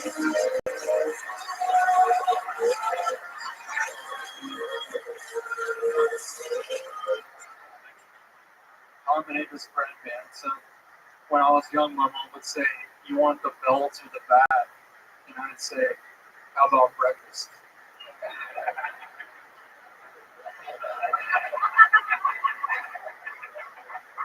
I had four stepdads growing up. It's always weird when you have four stepdads. It's always weird when you meet four stepdad. They'll be like, "Hi, I'm Greg. I'm gonna be banging your mom." I'm like, "Hi, I'm Brett. She's gonna be shit."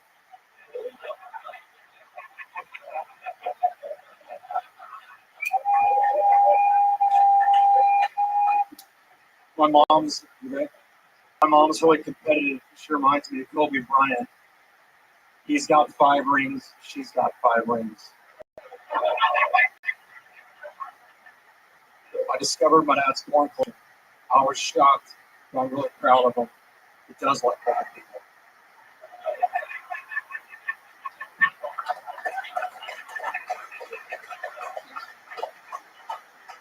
You know those guys that are skinny like me that wear the tap out shirts, the no fear gear?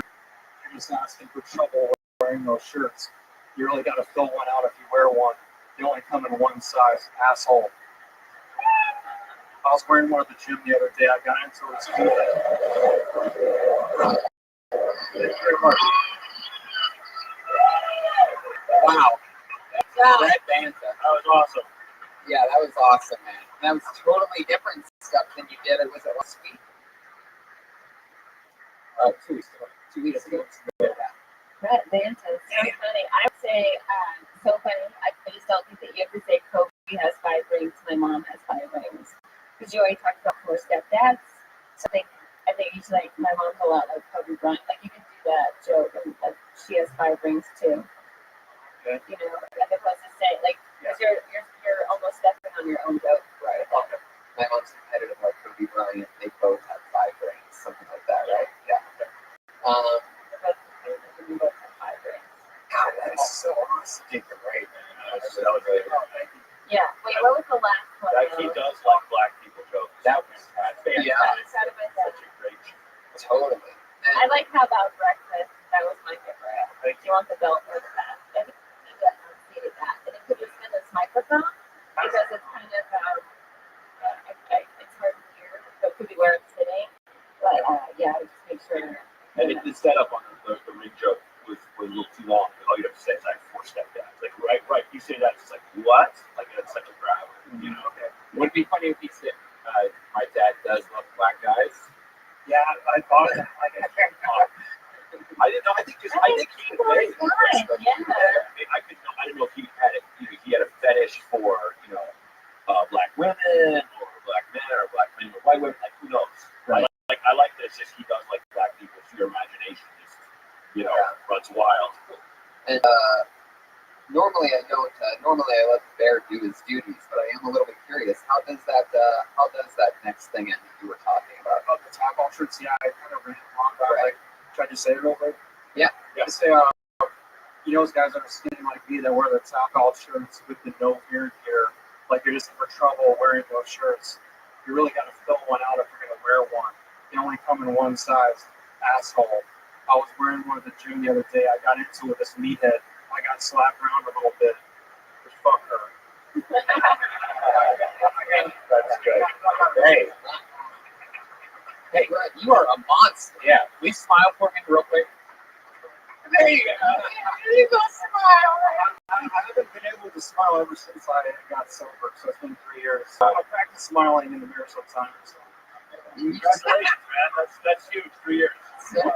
Yeah, totally. But I'm not religious, so I still love alcohol. Right. Start with a weed. Start smoking weed. Well, I got a weed card. It helps me sleep. There you Today go. I'm not totally sober, but weed has helped me kind of sleep for 7 hours. Oh, that's awesome. You know, whatever gets you In through the day. Not a drug, it is a spice. Spices of life. Now, just out of curiosity, again, how long have you been doing stand-up? Almost 2 years. Right. Great. But is that like off and on, or like? Yeah, I mean, I was thinking last time I was like, I'm getting up four nights. I'll do it depends. I'll try and get up, 3 to 4 times a week. But there were a couple months where I didn't quite able to go to nights. So it's I'd say like a year and a half of trying to get up to overnights. Good on you, man. Don't stop, man. You are a monster. You definitely have a natural knack for it. You absolutely killed tonight. That's Brett Vance, everybody. Brett Shea Vance on Twitter with 1 T. Brett J. Give shout out to Jeff Yaw in Ohio. He's a huge fan of Phil Tony. Jeff Yaw. There you go. There you go. You can do whatever you want, Brett.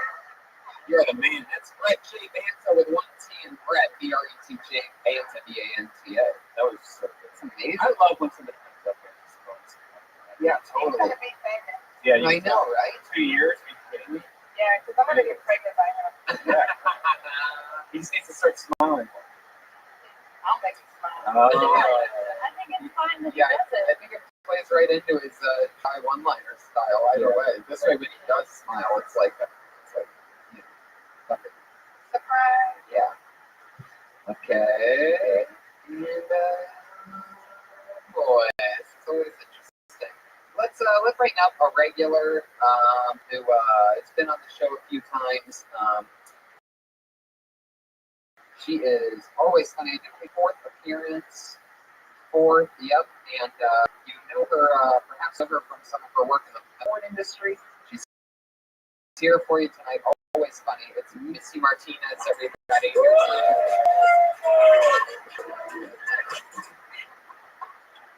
This is my mom, and I think of telling her that I do porn, and this has made my life a living hell because she saw that we take it, and now she thinks I'm being sex trafficked. And I have to explain to her, Mom, listen, whatever comes to sex trafficking is giving a blowjob on the 405. But I think the worst thing about it is she thinks it's okay for her to discuss her and my dad's sex life with me now. I had to sit through 10 minutes of her explaining why she won't fellatiate my dad, which coincidentally is the name of a movie I've been in. Sat me down for 10 minutes, and she said, oh, I won't do it because he pees from there. That is where he pees from there. And that's also another movie I was in. And she started asking me like practical things, like, well, what are you gonna do when you retire? I'm like, well, I have the retirement plan that every porn girl has. We're gonna black roll accounts. Damn, 58 seconds. Wow. I'll go the name of our movie. I started. Yeah, by the way, that's definitely a joke where, when you're doing longer sets, because you're not doing, I don't think you're doing much stand-up anywhere else, right? Here, I'm exclusively. I love it. That's right. You can only find Missy Martinez on Kill Tony. And you killed every single time you've been on, first of all. I've got to get that out there. Second of all, what I noticed about that thing, that's also the name of a movie that I was in, is in a longer set that you'll be doing a couple couple years from now or something, 15, 10, 20 minutes, you do that joke a few minutes in, and then that is just the most magical setup ever for your closing callback good night. You know, just when they least expect it, 8 minutes later, you say something, and oh, and by the way, that's also a, and you almost don't even need to finish it. That's when it's like good night, and the place just goes, oh my God. It's just such a perfect opportunity for a callback, so much so that normally I would say, hey, make a third one, and the fundamentals, but it's like I sort of like it that there too. Contemplating doing that when I first opened. My mom and I are really close. I was going to say that's a neighborhood movie. I didn't want to oversaturate it. Right. No. Yeah, no, you don't want to over. Yeah, I like that title. That's totally. Definitely want to pick and choose where to do. Oh, yeah. But it's one of the hardest things for comedians is projecting who they actually are on stage, and you've got to right away. You talk about how you weren't born, and so now your mom wants to talk to you about sex. It's like genius premise and also real. Yeah.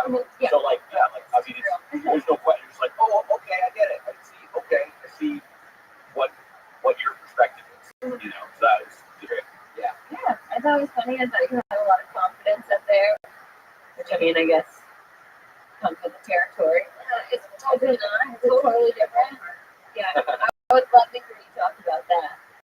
About how like you can have sex with dudes or whatever, whoever. I don't know your words. Sorry.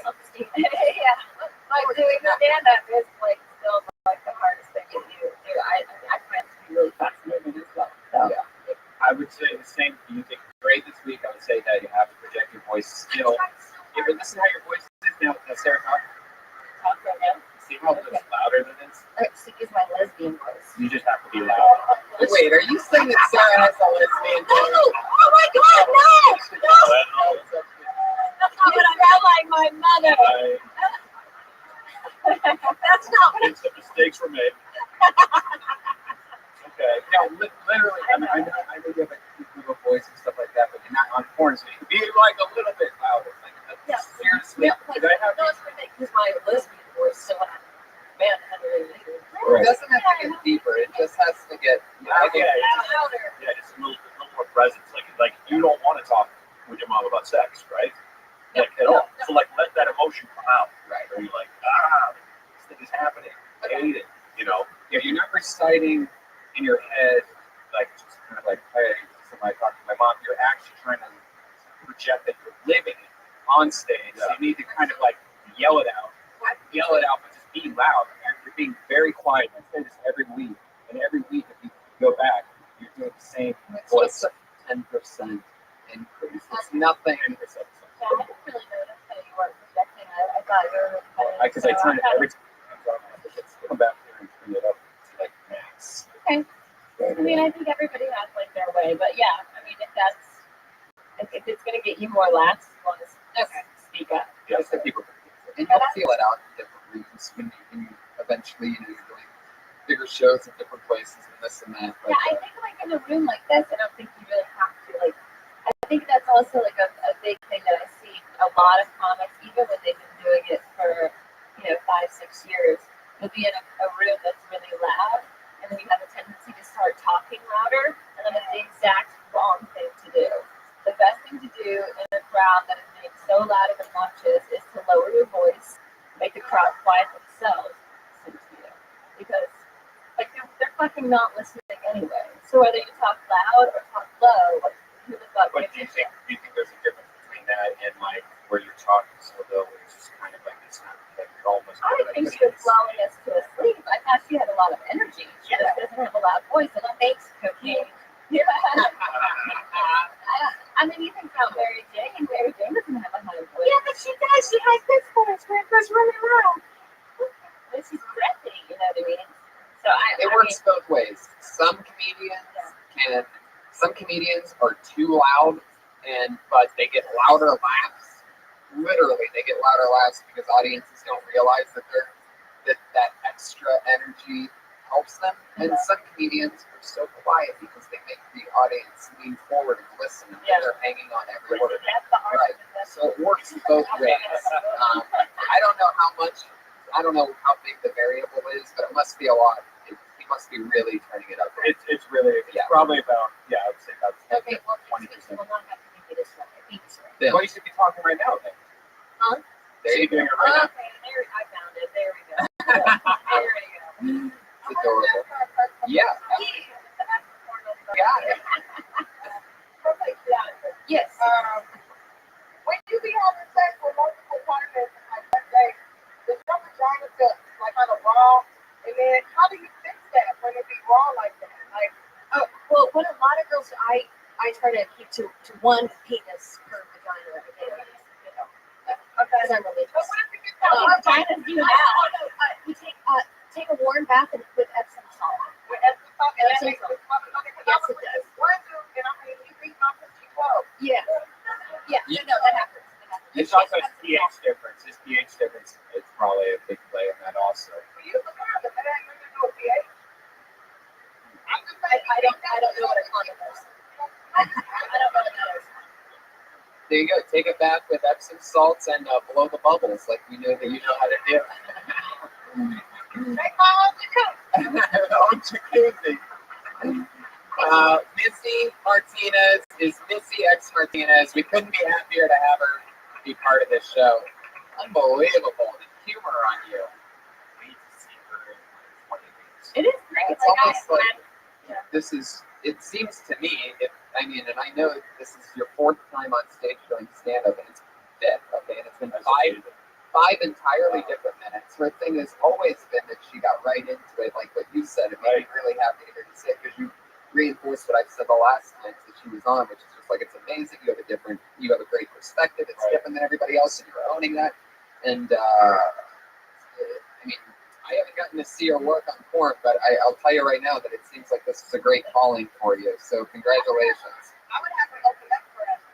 Have to do part of that. Oh yeah, definitely. Just in it. There you go. She has the best areolas in the business. Go check it out. Heck yeah. And then we have our two. And then we have our 2 regulars who have always been part of the show. They started with us throughout the entire time. They've been doing a new minute for 40 weeks in a row. And this is no different. They were just with us in La Jolla. They did an amazing job, 5-minute sets each for multiple shows. And they're with you here now with a brand new minute yet again. Even though they did a new one 2 nights ago, I sort of feel bad for them. Put your hands together for this first one. It's always different, a goofy sense of humor, always fun. It's Sarah Weinstein, everybody.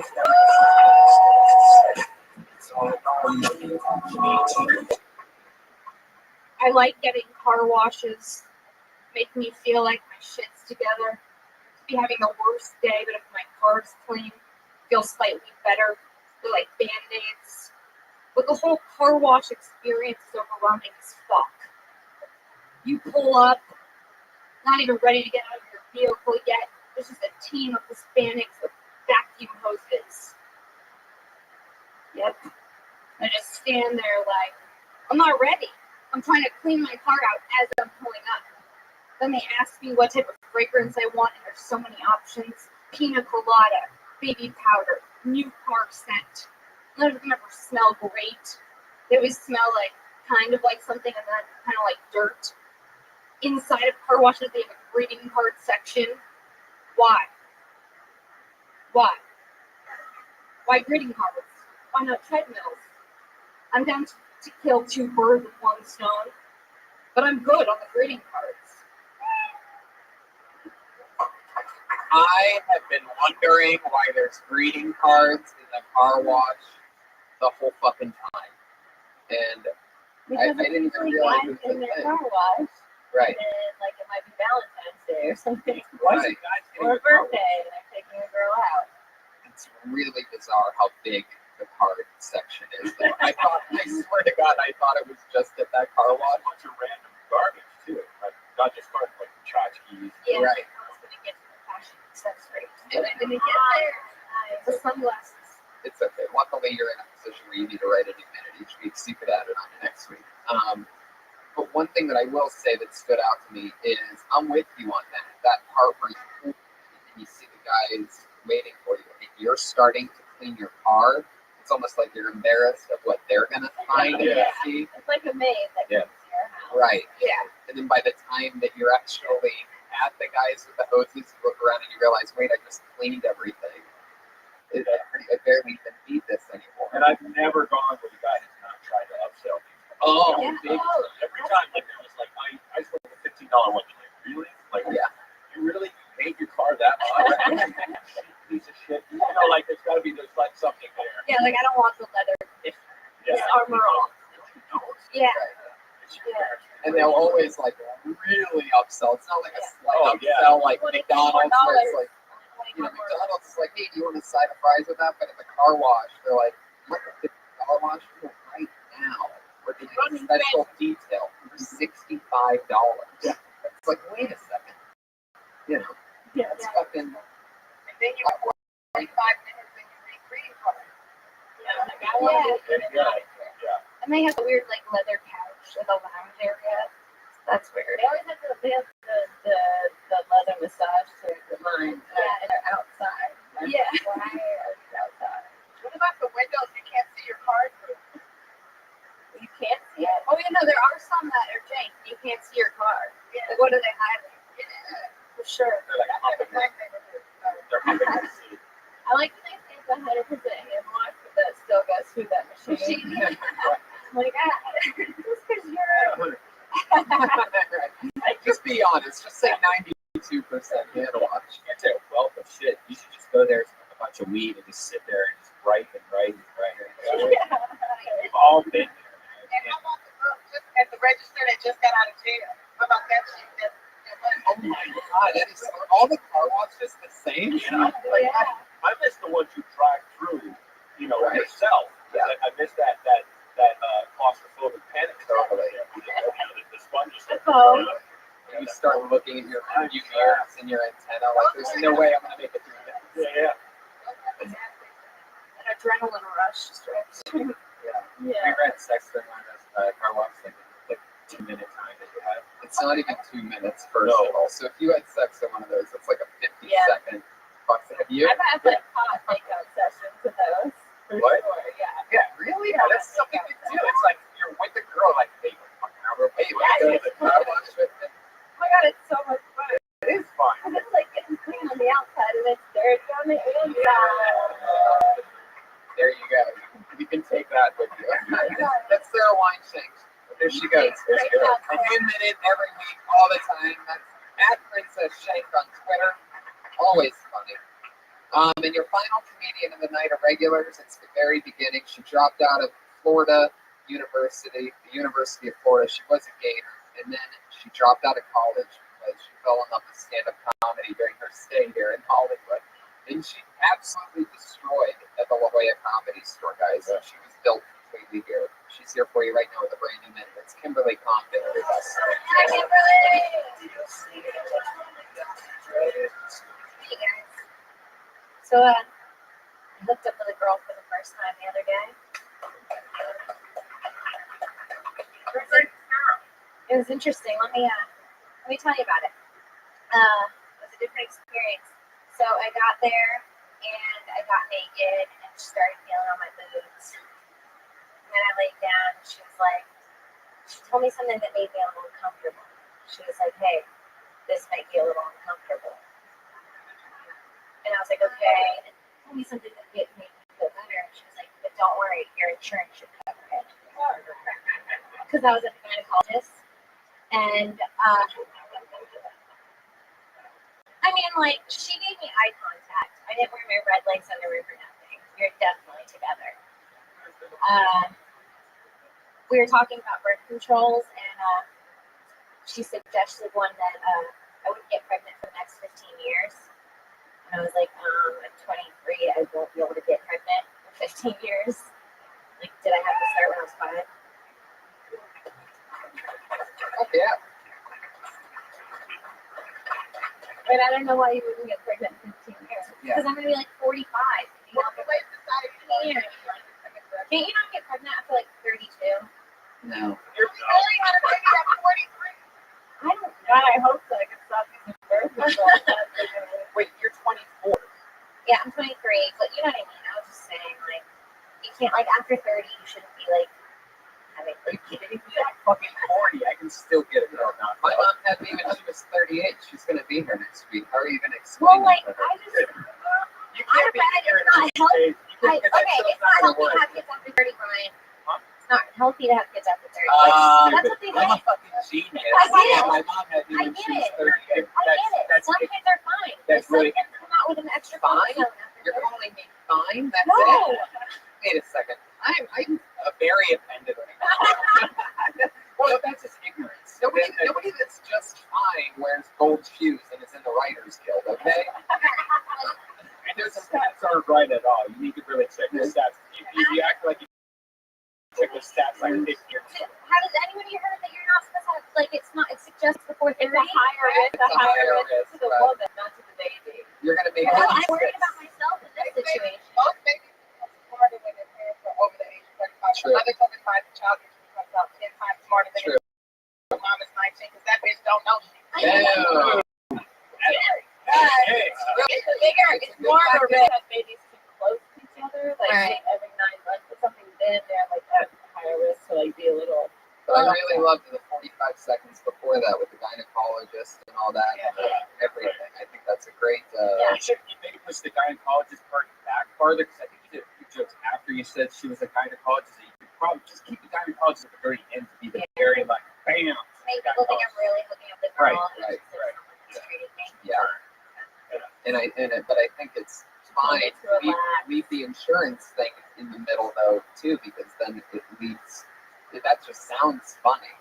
But when gynecologist comes right after that, it sort of ends the mystery. Like you can do it any way you want, of course. But She wanted to keep the lights on. I wanted them off.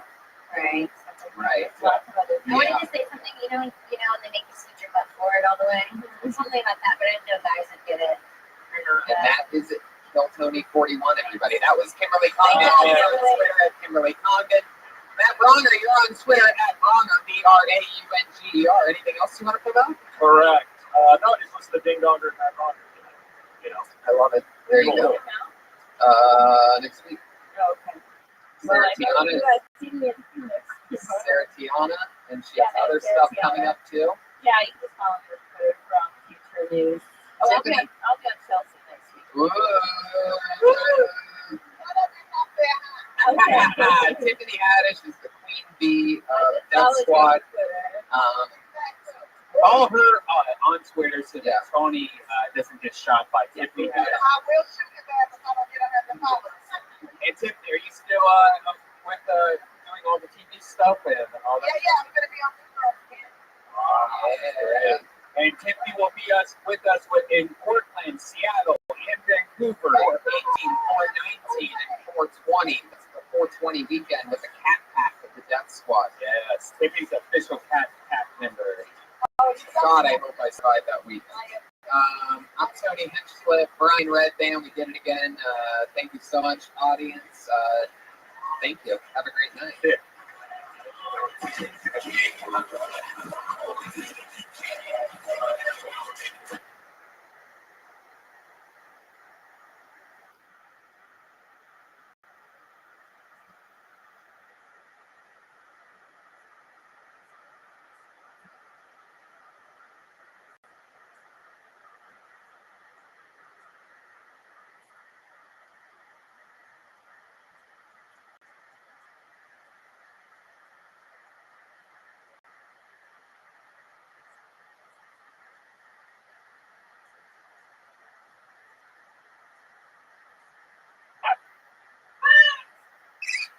So for a brand new episode of Kill Tony, Volume 2, give it up to Tony Hinchcliffe. Yay! Oh my goodness! Wow! Holy moly! Oh, you guys are still clapping! Wow! Oh my god! Oh my god! Now this is exciting. Boy, oh boy!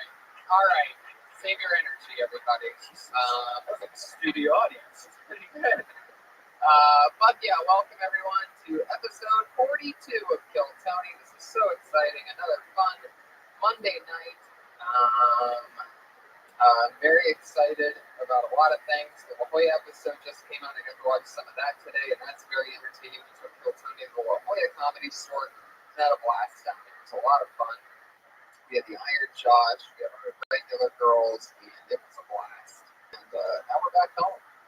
And yeah, and it's a Monday night, so what the fuck? Yeah. Right. So why am I so loud? This sound thing still drives me crazy. It's funny because we had the sound worked out right when we first, backwards and then ghosts. And they changed things. The ghosts? Yes. So, yeah, I get my wisdom teeth taken out tomorrow, everybody. Thank you very much. Very, very not excited about that. I'm in my head about it. You got this guy right here. Thank you. That's my dentist, everyone. He told me I'll feel good. Have you had any dental work before? Like, have you had a lot of dental work? I've been in the dentist most of my life. It's like I have acid reflux now, and I think these 2 teeth are fake, and they're just dissolving because of my massive burping. So I have to go back and get new teeth. Oh, God. And I was like, I think I was really thinking the other day, like Staples, like, should I just buy whiteout and just eat it? Oh, that'd be great. Please do that some night. You should do that the night before you go to the dentist one night, just so I can laugh my ass off. Start dazzling it. Oh, yeah. What's funny about that is you don't realize how not white people's teeth are until you have something white in your mouth. And then, yeah, so that would be great. I'd love to see you with some white on your teeth. And if you wanted me to, I'd be honored to be the guy to paint your teeth for you. Would it even stick? I don't know. It's a good question. Find out. Is anybody got any white on? This guy knows a lot about that. He just did the old, just gotta. Yeah. All right. Anyway, there's a battery here. That's exciting. We'd like to thank our new sponsor, Sony Alkaline, getting in the podcast game. Thank you, Sony. Congratulations.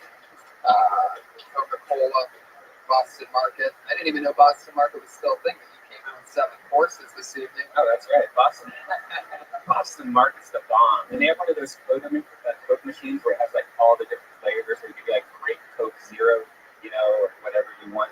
So what sucks though is it confuses old people. And so there's like a line of like 3 old people, and it took them literally like 10 minutes each to try to figure out how to work that machine. They don't know what the fuck's going on. That's like an answer machine to them or something. I don't get it. Weird.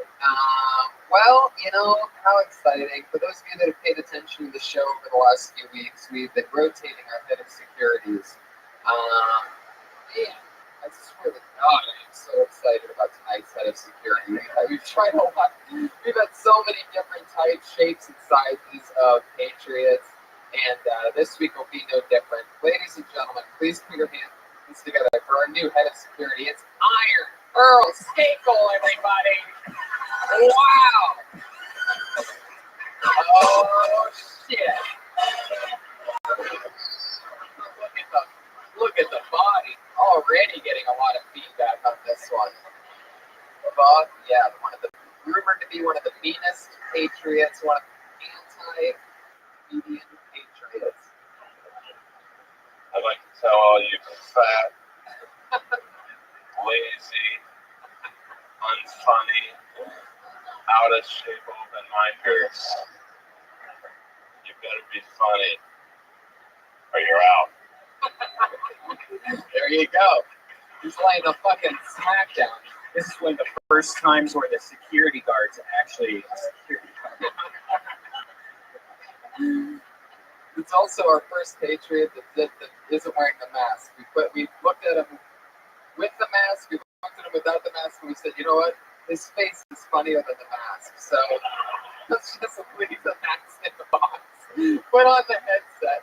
You have him wear those big bifocals that you wear. Superpowers come from these glasses. I can see how ugly all of you are.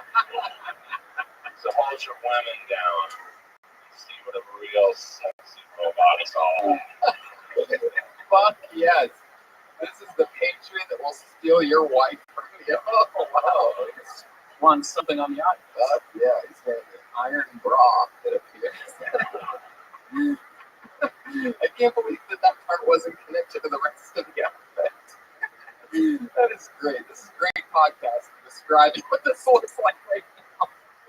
For the people listening to the audio, some imagine a gay porn with one person. Fuck yeah. It's like one guy, one cup. Solo masturbation scene in the billiard room. Just imagine a real sexy body in a woman's arm.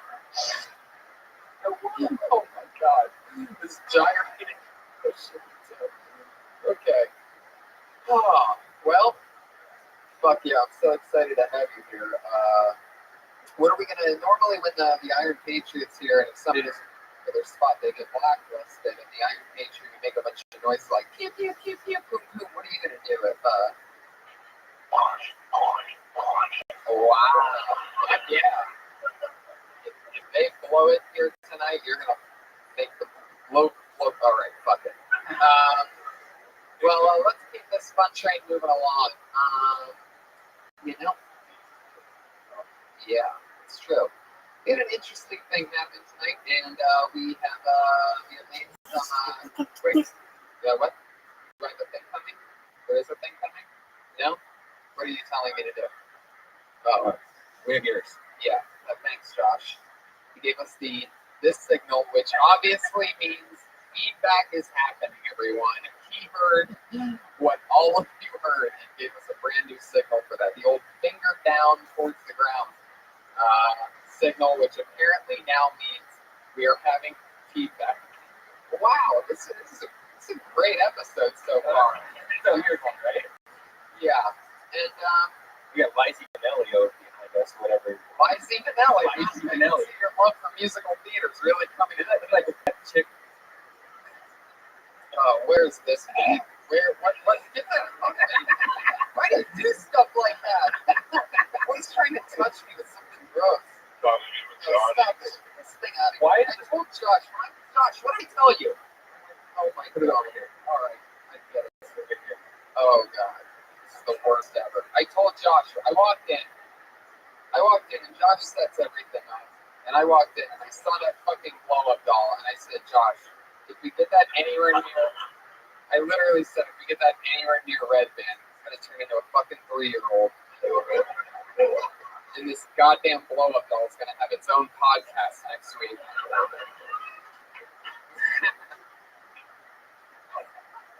Okay, there you go.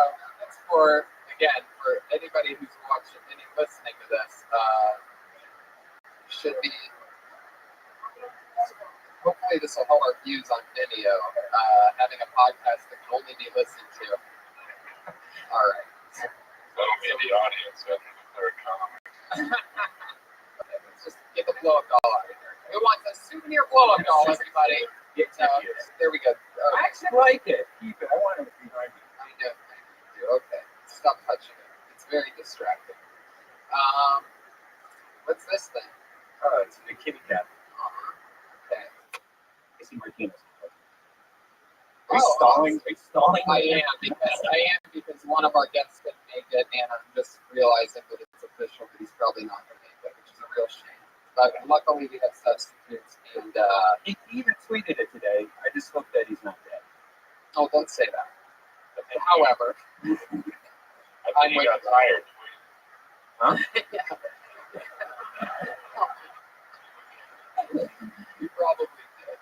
Luckily, I have two of my funniest friends here in place of all of that and with that. So here they are, everybody. It's the great Ari Shafir and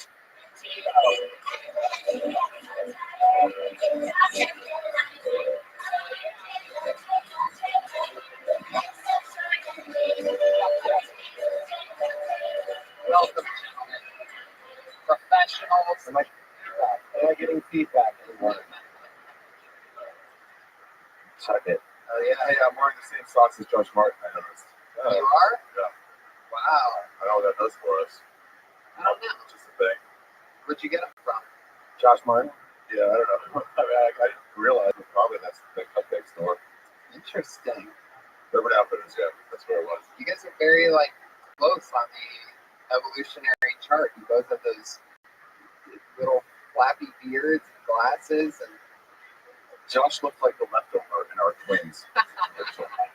Yeah, you're the Schwarzenegger in the movie. Yeah. Yeah. There's a little left if you want to do another one. That would be it. Hey, nobody asked you other one. I'm sorry, Ollie. new head of security. Have you ever seen anything like that before? We were saying earlier that like he's the first one of all the Iron Patriots. It actually looks like a superhero.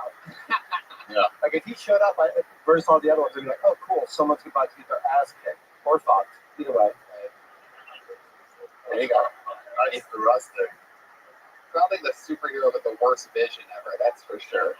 If, I mean, but if he finds the villain he's looking for, they're going to get it really bad. he looks like the bartender if Marvel Studios opened up a gay bar. But yeah, X-Men only. Bigger blaster. Haha, really? Haha. How dare you guys turn on me? Like the Marvel gay bar. All right, fuck it. That won't be the worst joke you've heard. God. Oh, shit. Oh, marvelous. Iron Staple, do you have any questions for our guests? No, I pretty much got this shit. Staple, what's in their front? What's in your pod piece there? About 9 inches. All right. Good answer. About, keyword about. Yeah. About 9 inches. 11 right hands. Which would be an infant's hands, just if anybody's wondering.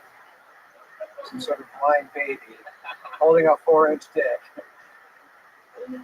If you were a superhero, what do you think your superpower would be? White power.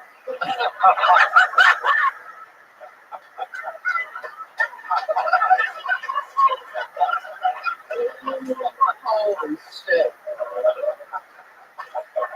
Wow. It was so fast. You didn't even let me finish the question. I think he didn't even hear the question. He was just coincidentally saying white power. And It was the slightest pause. Like he was thinking of maybe invisibility, but white power. What's better than invisibility? White power. White power. Wow. Splendid. Splendid. Awesome. What was you doing that power? Everything I could. Every white. Question for Earl. Know that you're actually white. Yeah, I'm white. I got money. All right. Backwards. Why is that? Well, I did the same thing with Philadelphia. Tom Hanks stands late. All right. Heavy fucking home runs. Set the bar high and work it back down. Well, this is great. I'm so glad to have all you guys here. You guys know how the format works. A bunch of comedians signed up tonight for the chance to do a minute and get some kind of criticism, constructive. I mean, it's a comedian's question. Have any of you guys gotten anything on this? Be like, people tweeted you guys and stuff? Did they hear you? Yeah? Oh, fuck yeah. Good. It's pretty cool. It's pretty cool. All we got to do was talk to Jamie. He was drunk. Just sat up there like, this is what Oh, he used to do that? Yeah. Yeah, he once told me, he didn't do that when we were on stage still. He would do that when we were on stage. Oh, yeah, you have to go up. He once told me about 6 years ago, he goes, buddy, here's what you do. You come back here, you wear a cowboy hat, talk about being from South. You Get out. good. From Ohio, though. Yeah, it made no sense to me whatsoever. 4 days later, you're in there. Sure do love it. Here in Hollywood, there's a snake in my food. There's a snake in my food. Anything to make it, guys. Jamie Masada wants me to put on a cowboy hat. Guess what? I got one in my pocket at all times. You would make a great witty voice. That's really funny. I know. That's why Pixar, if you're listening, A live action Toy Story. I'll play the hell out of that shit. That or a ventriloquist dummy of any kind. Hey, open micers, can I ask you another question? When this happens and everyone's having fun up here talking like shooting the shit, you guys get a little bit like, come on. Yeah. You did? Okay. This guy's not even in it. You're part of the audience. Did you sign up? This guy's the only guy to stand up for the comedians. Is the non-comedian. I'm sick and tired of the 4 actually funny people talking. Let's get to America Doesn't Have Talent.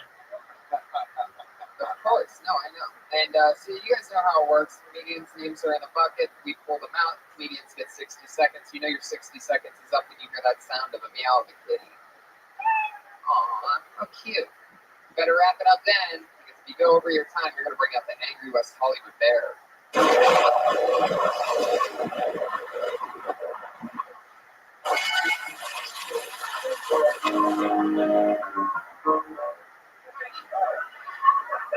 What the fuck was that? Jesus Christ. Like, if you go over your 60-second time limit, we're going to play a 90-second sound effect. That's right. Time is money, and I don't know. All right. Earl, you ready for this? Yeah. Okay. You guys ready for this? It's episode 42 of Tell Tony. We're doing it again, guys. So glad to have you guys back. Thanks for Here we go. It's Mike Grubbs.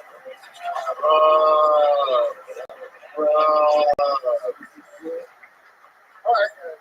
Does everybody know what a safety word is? Yeah. Yeah. Safety word. You know, you want to have some rough sex, but you don't want it to go too far. I've learned that it's a complete waste of time because a lady, rather than saying it, would rather just like ask me. So my girlfriend wanted to try it. I'm like, all right, you know, it's good. Getting into it, crushing that shit. I got my hand on her mouth. So she can't say that she actually can't breathe because I was crushing. But she finally gets away and falls on the floor. She still hasn't said anything. So I say, well, I'm not giving it right back in. She spins around and she's like, what the fuck? I can't believe you would keep fucking me and I couldn't breathe. I'm like, shit, now I don't know what to do. She seems like she's serious. Do I fucking stop or do I slap her in the face? She hasn't said fuck again. I don't know. I hope it's. No, it's not even close. I'm guessing 40. What was it? It was 54 seconds. 54, huh? All right, that's good enough. Pretty good, but you don't have to end it with, I'm hoping that's my time.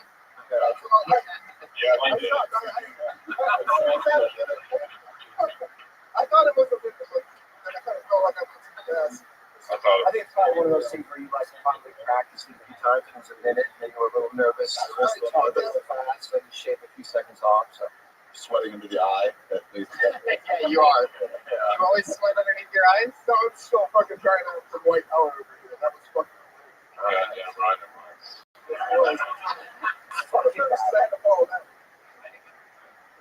Here's the joke, right there. He fucks hard. Yeah, it's a kill shit, really.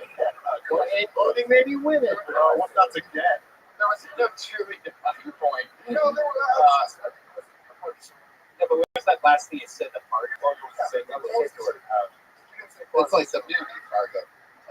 Right?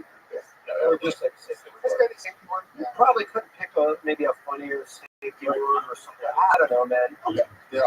It's a 54.32 second story. One punchline. That probably could have been wrapped up in maybe 20 or 30 seconds, maybe. Oh, And the funny thing, it's just a little word, even long. You know? I like that part where you fuck her and then she fell and then you keep fucking her. That's my favorite part. Actually, that's the best part of the show. Yeah. Can I ask you a question? Is it a true story? Yeah, 100% true. Follow-up question: is that story? How rock hard was your daughter? It was like it was real hard, and when she was down there coughing, catching her breath, pussy was tight. Oh wow, real tight. Oh, right now I'm guessing this isn't your wife that we're talking about here. Like, you're very excited about this experience. probably his cousin. What is my kind of wife? we have a kid together. We've been together for like 6 years, but we're not married. Oh, wow. There you go. That must be the trick to having it all happen. Do not get married. Stay rock hard after 6 years. Boom. So much so that you don't even let the girl get her safety word out. That's amazing. I didn't know someone needed a safety word, and I go, if we have a safety word, then how do you know you don't have control? I denied her the ability to have a safety word. Wow. Well, don't go too far. We're not going to go too far. Wow. What did you like have in your hand at the time of this? Like fucking A boner. a chainsaw? Yeah, right. A boner wasn't even his. You needed a tool? Hold on, boner. Whose boner?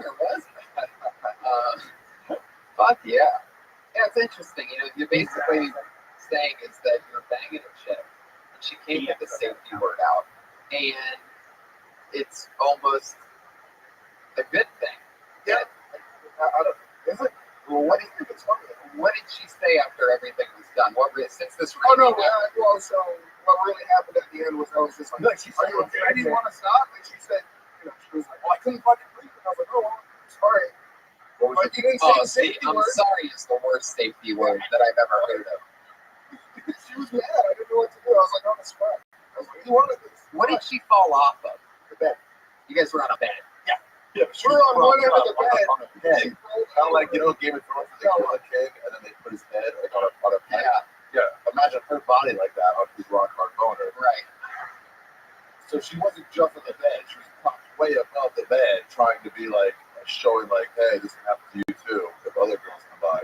I love that you're telling me this and over your shoulder he's just nodding. Yeah, like, exactly. He's got it right. Yeah, man, that's what kind of wife. I basically Game of Thrones beheaded my wife with my dick.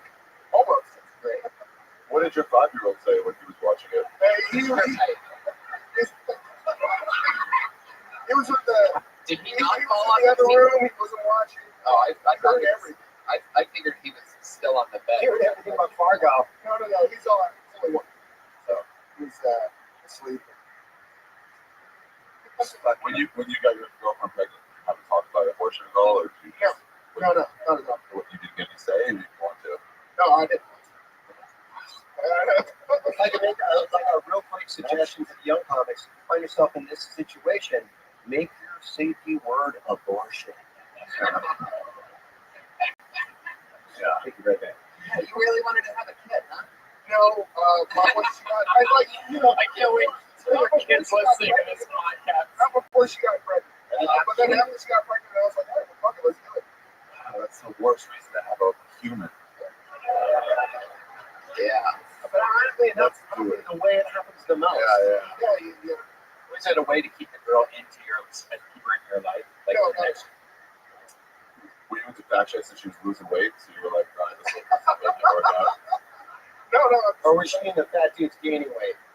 Yeah, that was going to be my next question. Did you gain weight after you knew she was pregnant because you knew that you had her locked in?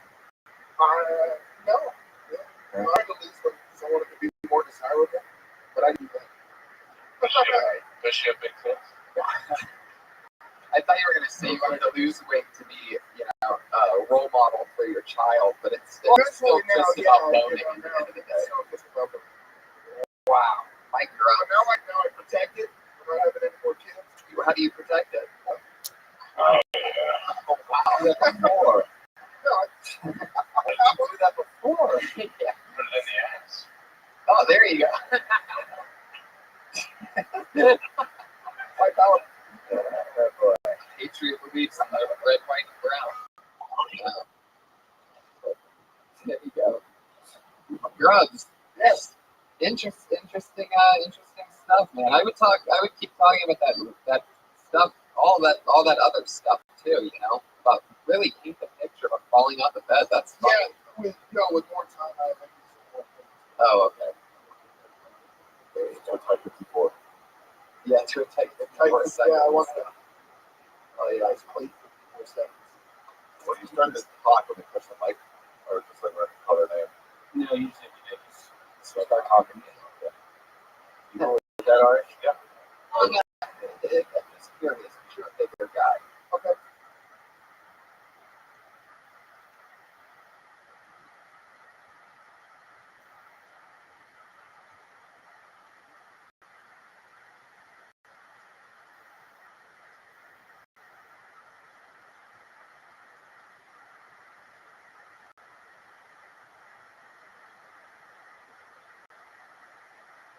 What's up, you sexy bitches? I'm homicide Penina. It's everybody's favorite pimp here, Rabbi Rothschild, holding it down. Hey, I want you all to know that I created a robot that is spam. And it spams like a motherfucker on Twitter. So here we go. I'll show you.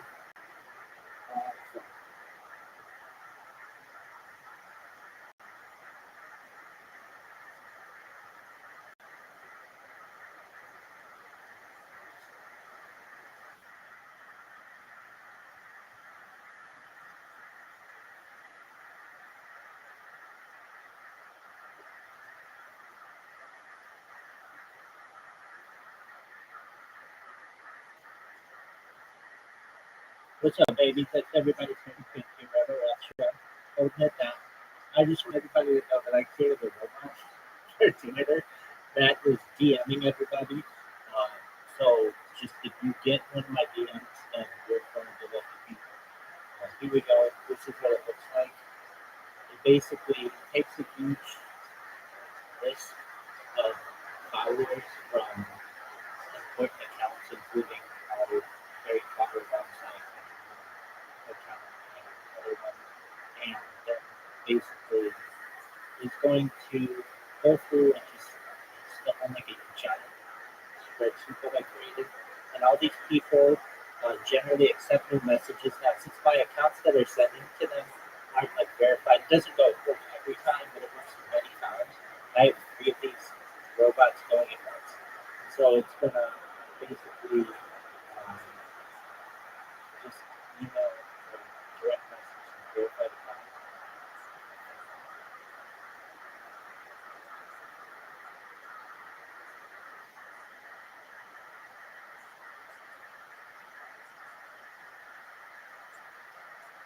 Yo, what's up, baby? It's everybody's favorite thing here on West Side 10.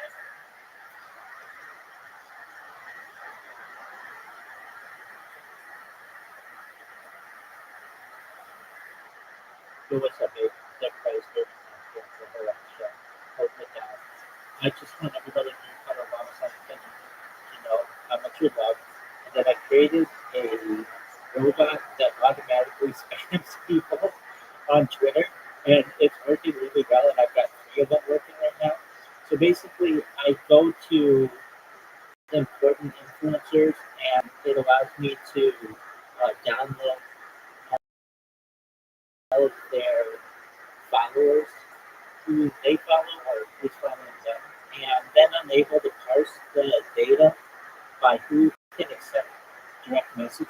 Now, some people have it so that you can only get direct messages from verified accounts or premium users or whatever, but that's okay if I don't have the ability to message them. It just goes through and messages the next person on the list.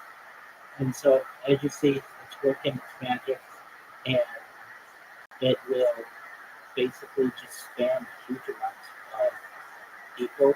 And I'm sending them my driver's license and like this huge spam message. It's hilarious.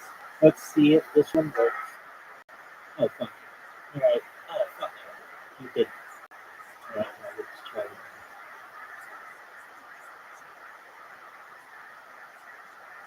What's up, babies? It's everybody's favorite pimp here, Rabbi Rothschild, holding it down for Harry Potter Obama Sonic 10 email. I want you guys to know that I built this robot that essentially will spam people. What it does is it takes important influencers and either collects a list and puts in a spreadsheet who is following them or who they follow. And then what it does is it sends messages to the people, and I can parse the data so that it is sending to people who only accept messages or DMs from people.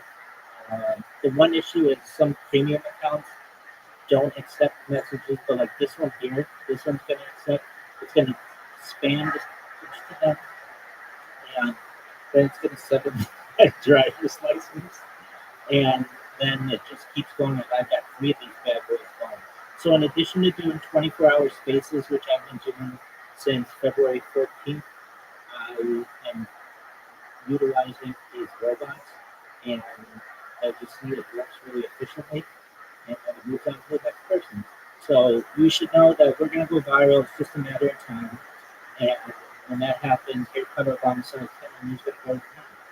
So I want everybody to maintain your confidence because Daddy is bringing it home. Peace out, Girl Scouts. Stay black, everybody.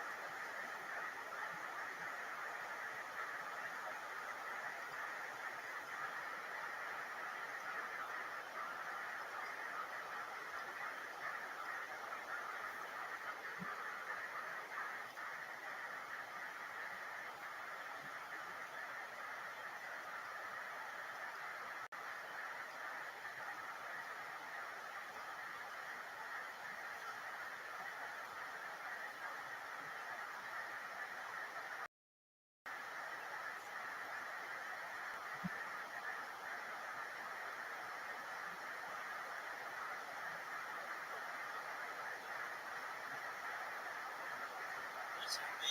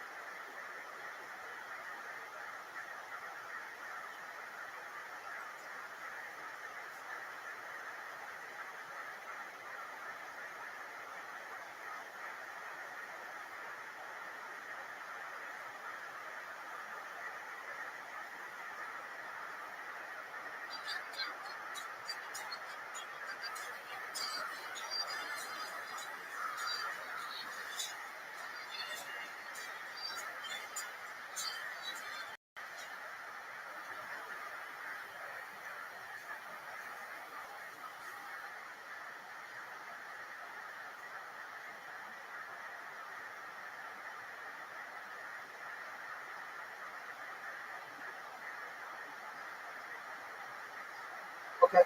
So like when you're boning this chick that hard and you won't even stop if she falls off the bed, there's like nothing stopping. That was like the point.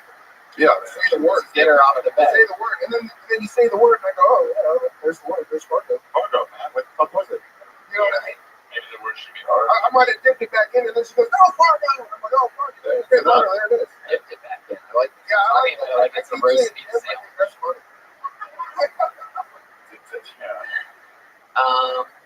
Okay, so my question is, big guy like you, how long can you have sex for? When I was a wrestler in high school, believe it or not, I could. Yeah. But what about with a woman? What'd you wrestle at? 207? It was 215. What? So what's stamina to you? Well, obviously 54 seconds. Yeah, we learned that. Because you were sweating under your eyeballs. Seconds and I call it a minute. I love it, man. Mike Grubbs, keep fucking. Thank you. What's his Twitter? What's his Twitter handle? mgrubs87, everybody. Follow him on Twitter at mgrubs with 2 B's, GRUBDS 87. I was going to guess that was the Twitter handle. It would have been a good guess. Some of the people are really tough. You'd be surprised because of interesting Twitter handles. It sucks having to choose your Twitter account when you're an open micer. So you don't really know how to get a good one yet. When numbers get the guy that just gave up on AOL email. What was your email? Hotmail. He just got rid of his Hotmail account. What was it before? He got a fancy Angel Fire address or something like that. Oh, that's the other serious account. He just sent me a MySpace friend request the other day. So I'm weird. trust me, I'm leaving to it. You didn't see that. So you're on It's hot. You on Gmail now, right? Yeah, Gmail. Congratulations, man. Thanks. Welcome to 98. Emails everywhere. Just go to everywhere. I just told you didn't know that, but emails there. Yeah, it's a crazy thing that they've been working on this technology for the last decade. It sucks. Yeah. Just throws your shit in folders. Oh, you don't like it? No, you like Hotmail more. That just makes sense. You feel like inbox should be all the mail. You can just click on all mail. Why are we talking about this? I'm still with Yahoo, guys. I trust Yahoo. Send mail too. We're 45 minutes into the show. Ari's like, I gotta clean my living room. This is a new name, I do believe. Put your hands together for T-Pack. I got some black eye. I had a premonition my name was going to be called. Man, we gotta watch out for each other. Dangerous on the streets. These gay guys are getting really aggressive nowadays. Last night, I'm standing out front with my back to the street, and I feel this really hard slap on my back, and I turn around, there's this gay kid, he goes, I'm like, is that the new code word for job in Valley right now? This case in point, the other time I go to the bar by my house, it's like one of those everybody knows your name type places, very straight bar. I walk to the corner, and to order a drink, and this guy goes, I'm going to fuck you. And not even nice, right? He's been in the game or asked me if I wanted to get fucked. He just told me he's going to rape me in the alley. So I'm like belligerent. I'm like, can't talk to me like that. I got your ass. My friend steps in. He goes, hey, what's going on? What this guy says he's going to fuck me. He goes, hey, so I don't know how they do it in your country, but here, by the gentleman first. I just didn't even say that. What he said was, you can't say that shit. That's not cool. And he goes, I'm going to take it.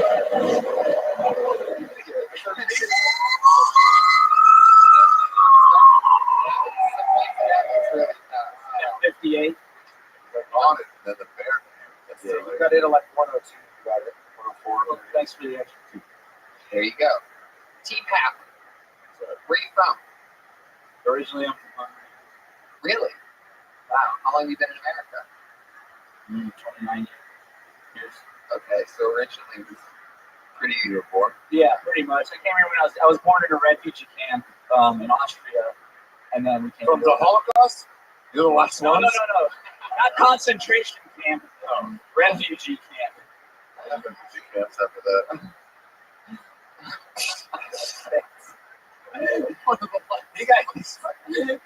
You got hot quick.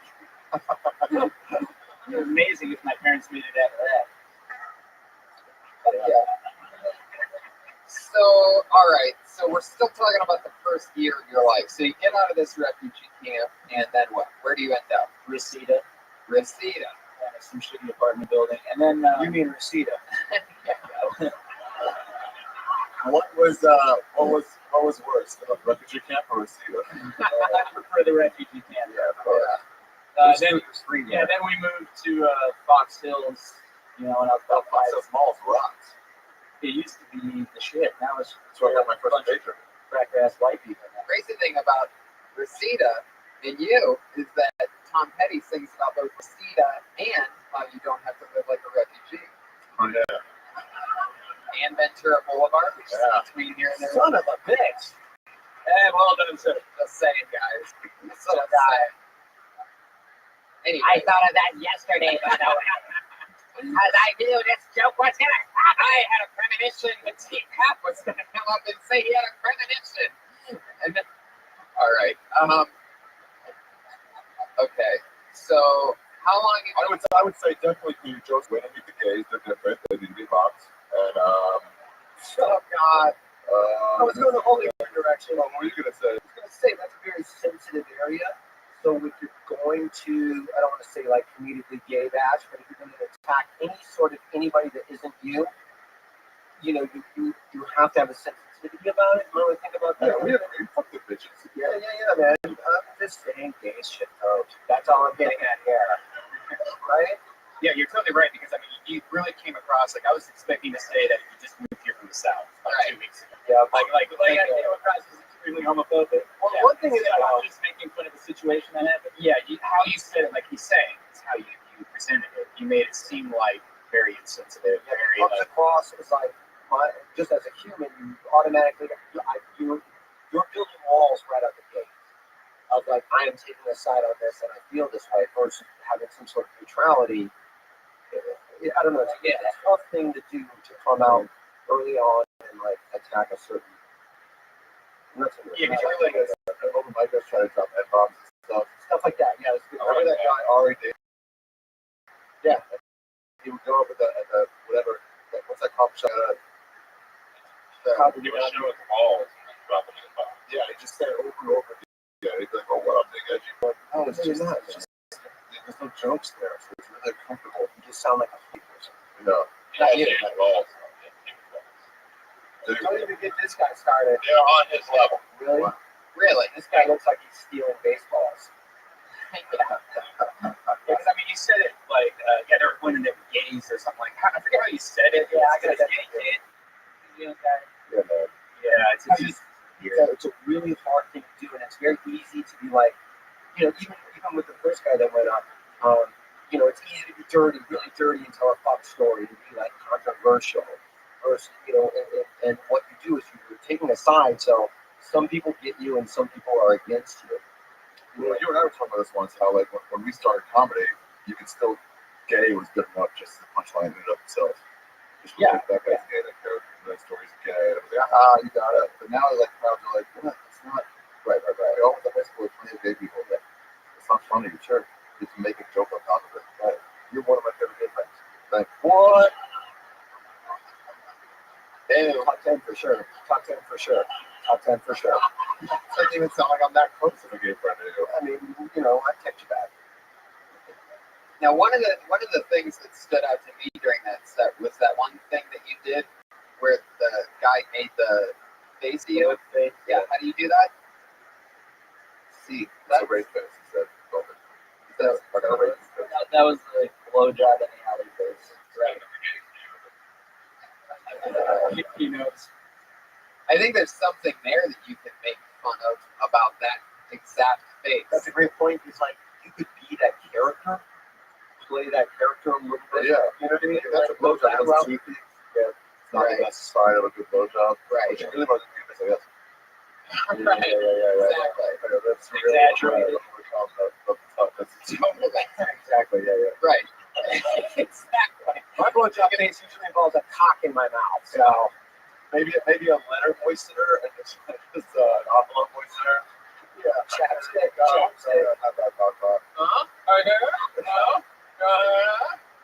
That seems like it would be a better blowjob mating call than the bite your bottom lip and tilt your head back hard thing. What's your real name? T-Pap is not your real name. It's Thomas Pap, but I've been called T-Pap nonetheless. Okay, so Teddy was also named Thomas. That was actually, I was gonna say that. T-Pet is what they used to call Tom Petty. T-Pet. Really?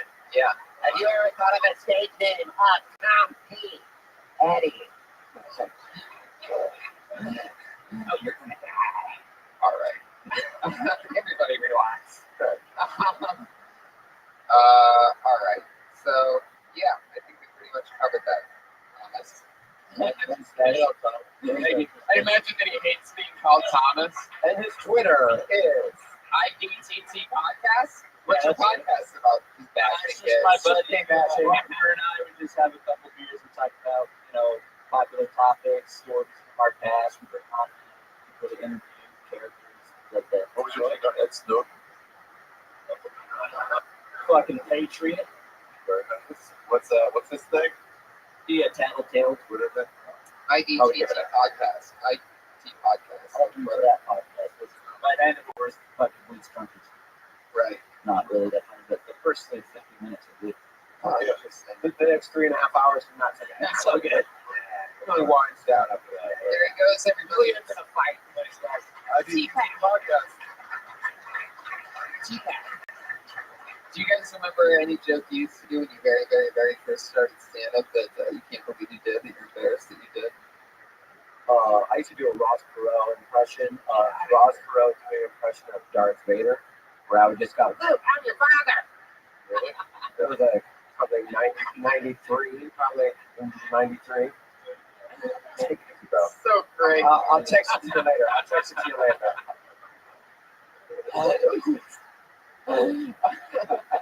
That's true. I've done that in this room. You really date how long you've been doing stand-up. It's not a Ross I used to Perot. do a Nixon impression. What about you?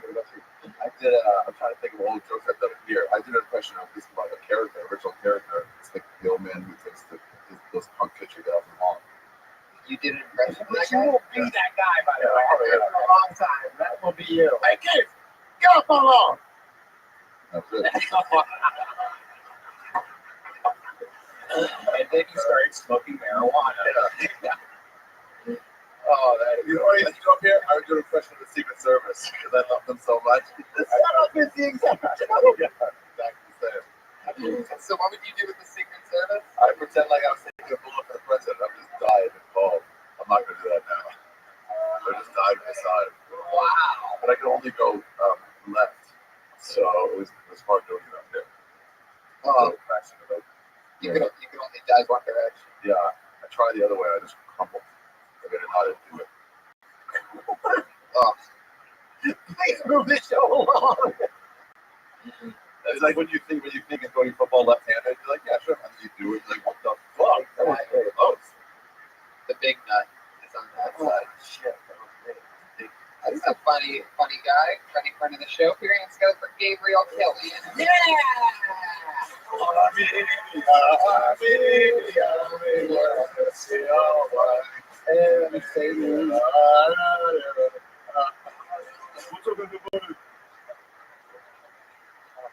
Sure. Man, I wasted 5 hours at the D&D this morning. I didn't have any personal business there. I was just hanging out trying to meet new people.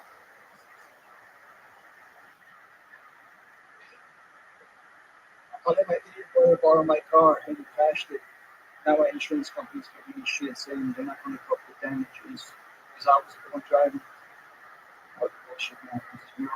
I was on the phone with them for over an hour yesterday for my brother's funeral.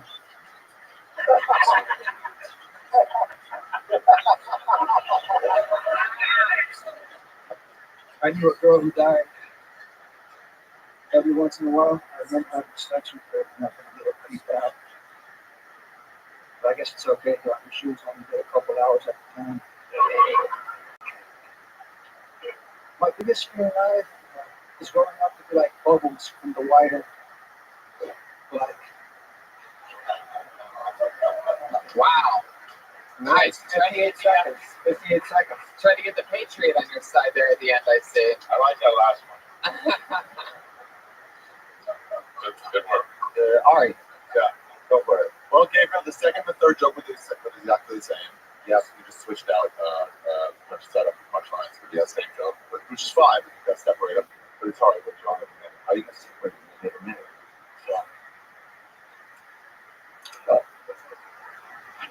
Don't defend yourself too much. What I'm saying is this.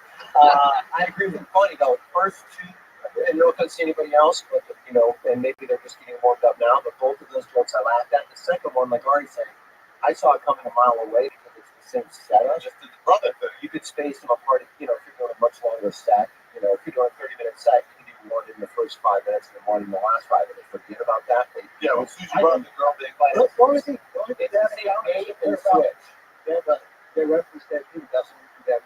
Yeah, but as you say it, a lot of times it's like cracking a safe. Stand-up is like a magic trick where it's like there's a setup, but when you can telegraph that, show me how I think it. Okay, let's we need to wear it. Yeah. So,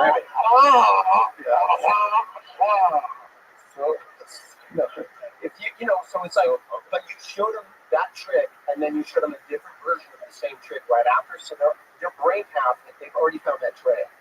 Definitely. We definitely knew that was coming. Yeah, so if you split them apart a little bit, that's fine. The second one got to figure out. Then he was we're just telling you the second and third joke. The first joke didn't get any. The second joke was like that. Yeah. The third one didn't get as big as the second. Nope. And the dead brother, and then the dead chick. That's really right. Thank you. One little way that you can go about that, other than spacing them away from each other, obviously, back to back. But what you said was, I knew a dead girl once, something like that. I remember died once. I remember having sex with her, but they were separated, right? Those two things were separated. You said dead first, and then you said, I knew Rabbi died. yeah. Sometimes I said that. I remember exactly what after you go. And I told you outside, I go, you going out tonight? You got your gift bracelet on. Oh, all right. Is that for Falcons?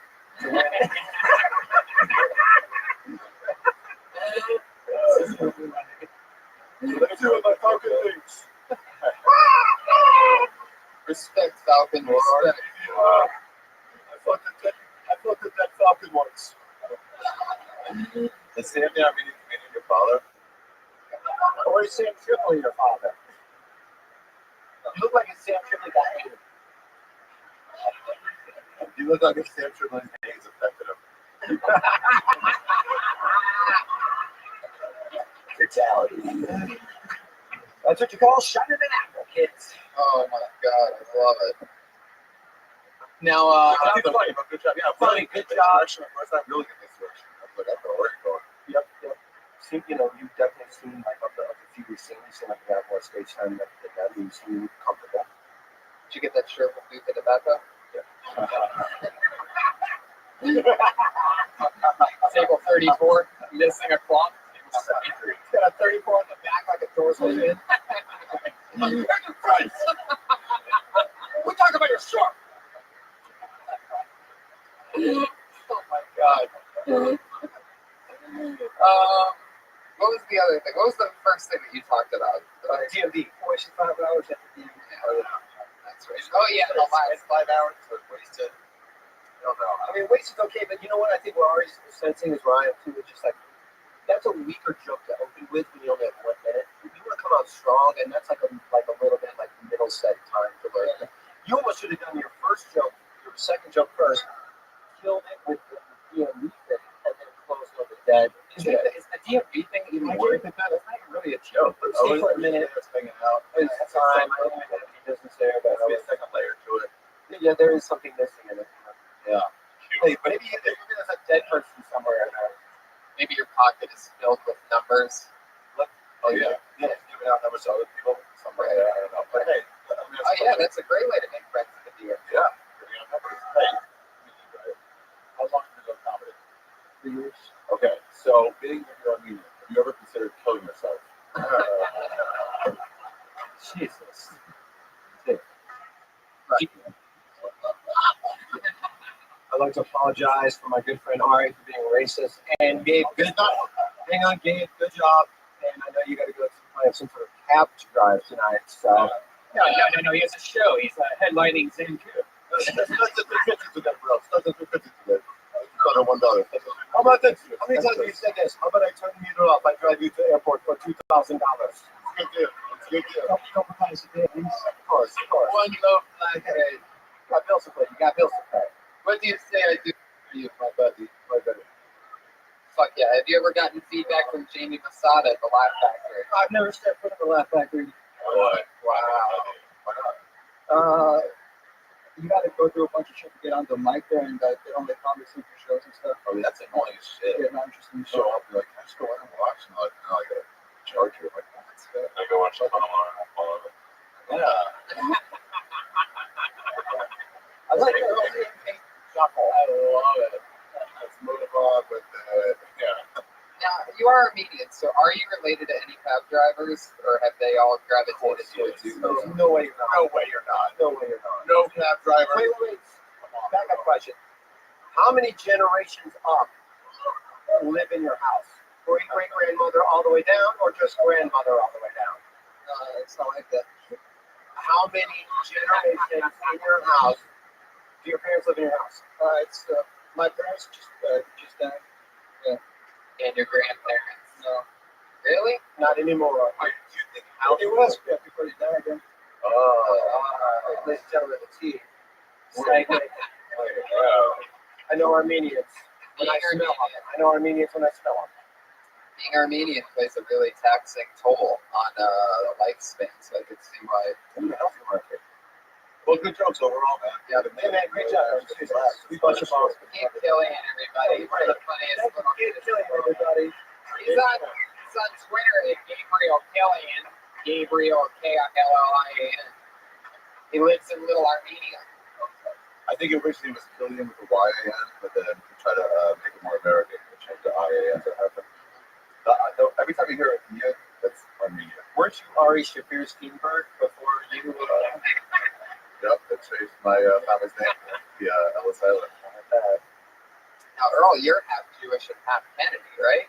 Yeah. Some crazy combination. Yeah, it's born Jew, raised Catholic. Damn, that's like a fucking power machine. That's what. that's pretty much like perfect. Wait, did you get to see the sex tape with Marilyn Monroe and the Kennedys? I heard about that. She had what was coming to her. She got about 2 presidents. At the same time. Who was the second one? Jesse Jackson. Wow. They never, He's a president of Church's Fried Chicken on the bread.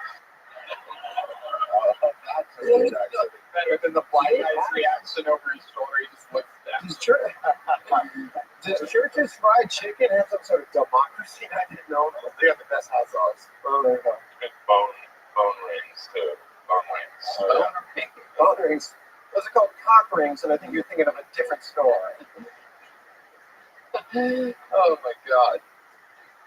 This is like Into bucket of doom. it's true. Back to the bucket we go. It's Big Al Gonzalez. There he is. Big Al. I was watching C-SPAN the other night because I was high, and I thought it was a bad episode of Law and Order. Now, if you've never seen C-SPAN before, it's a political channel where you can watch your politicians argue about bills and laws and such. The night I was watching, they were arguing about getting rid of the phrase act of terrorism and replacing it with the phrase man-made disaster. I was like, okay, I'll go with that, Congress, but let's be clear. If a man walks into a building and blows it up, we can all agree that that is an act of terrorism. But if a man walks into a building and shits his pants, that's a man-made disaster. That would be a whole different call to Homeland Security. It would be a whole different call to Homeland Security. Like, what's that smell? The smell of terrorism. And move on. Thank you. Okay, that's it. Okay. Hey, oh, God, solid. I don't know, man. I got wordy or something. I don't know. I got high. I feel like two things. One, Ari's pop bounty is kicking in, and two, I've been on the podcast before. And two, you had that time, going, you ended like 42 or 43. Did you have something like prepared, or was it the kind of thing like the first couple jokes didn't go how you wanted, so you just kind of like pulled the ripcord? Yeah, no, I was on for a longer bit. I didn't know how long it lasted. I haven't done it just by itself, so I have no idea how long. I think it's somewhere close. Yeah. I think I missed a part in the middle, whatever the smell thing was about, right before the smell thing. What did I say? I stumbled on my word. I was watching C-SPAN. I was watching C-SPAN because I was high and I thought I was watching the episode of Law and Order. And they were saying how they should classify. They were talking about how they were going to get rid of the phrase act of terrorism and replace it with the phrase man-made disaster. I was like, I'll go with that. But let's be clear. If a man walks into a building and blows it up, we can all agree that is an act of terrorism. But if a man walks into a building and shits his pants, that's a man-made disaster. Yeah, can I say something real quick? The Law and Order thing, it really came across like you set something up that you never went to. Oh yeah, you could probably just nix that and go, I was watching C-SPAN and they were talking about this.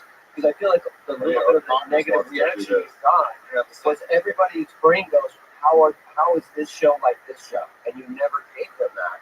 And then you went a different direction, so they had to rethink. And then, you know what I mean? Okay. I mean, that's all I would say about that. Yeah, we had this guy in my high school. He starts stories way too early. It's weird. He talked about some basketball game, and he'd be like, "Yeah, I remember I was in high school, and I graduated. I was in that class, but I moved on with the college, and a bunch of my friends there were going to a basketball game." And you're like, "What does this have to do with the high school thing?" Yeah. It just never had anything to do with it. That's a good analogy. Yeah. What a card. Wait a second. You went to a high school with a Yeah, can you say that without clearing your throat in the middle of it? Mortified.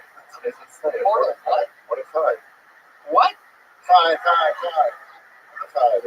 You're really good at That's an H. There's plenty of H's. Yeah, like a 5 of them. Yeah, a couple C's in there too. That's like a hard ugh. Mortified. I've heard of a hard R, but I've never heard of a hard ugh. And so you have any examples of a hard R?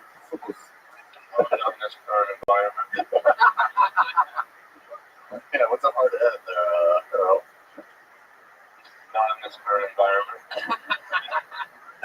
Yeah, there was a 42-minute joke. That the end of the joke was, there, and if I guess you could tag it up, make it a little bit more fun. But I think that even the end, maybe think of a different way, or a different natural disaster or whatever, man-made disaster. Because I don't know, it just didn't pay off for me. That last joke. It seemed like there was a lot of build-up, and it's like, oh, that's cute, but that's, not A lot of this goes like, if they in the past, it seems better. If it doesn't, it seems worse. This is hard to fucking.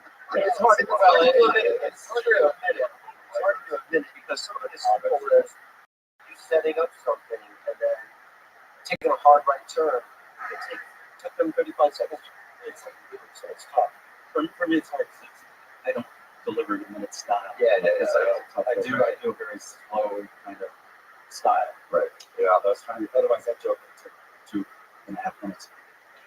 Now, when you say that joke would have took 2.5 minutes, I thought is that you're uneducated or you chose to use the book there?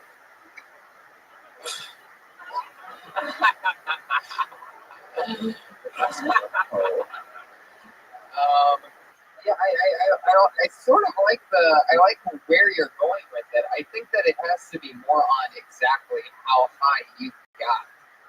Like, if that makes sense at all. I think that either the amount of pot that you smoked or the quality of pot that you has to be the defining reason and out ahead of the fact that you watched C-SPAN thinking it was Law and Order. Or even if it was almost in question form, like, have you ever gotten so high that you watched Law and Order? Right. Yeah. I smoked so much pot, I watched Law and Order, and it turned out it was this show after an hour. That was the intention. I watched an hour and a half roll call for their morning whatever. I think all the same thing. All four is just a little like trimming the back. Yeah, these are shorter. Yeah, yeah, exactly. That's it. Shorter than 42. Got it. No, the first part's short. Yeah, it's a 4-second joke you have. No, but it's a great premise, and definitely some stuff to be made there. Okay. Big Al Gonzalez. Yeah. Oh. He's got the Twitter handle Big Ass Comedy. Big Ass Comedy. That's it.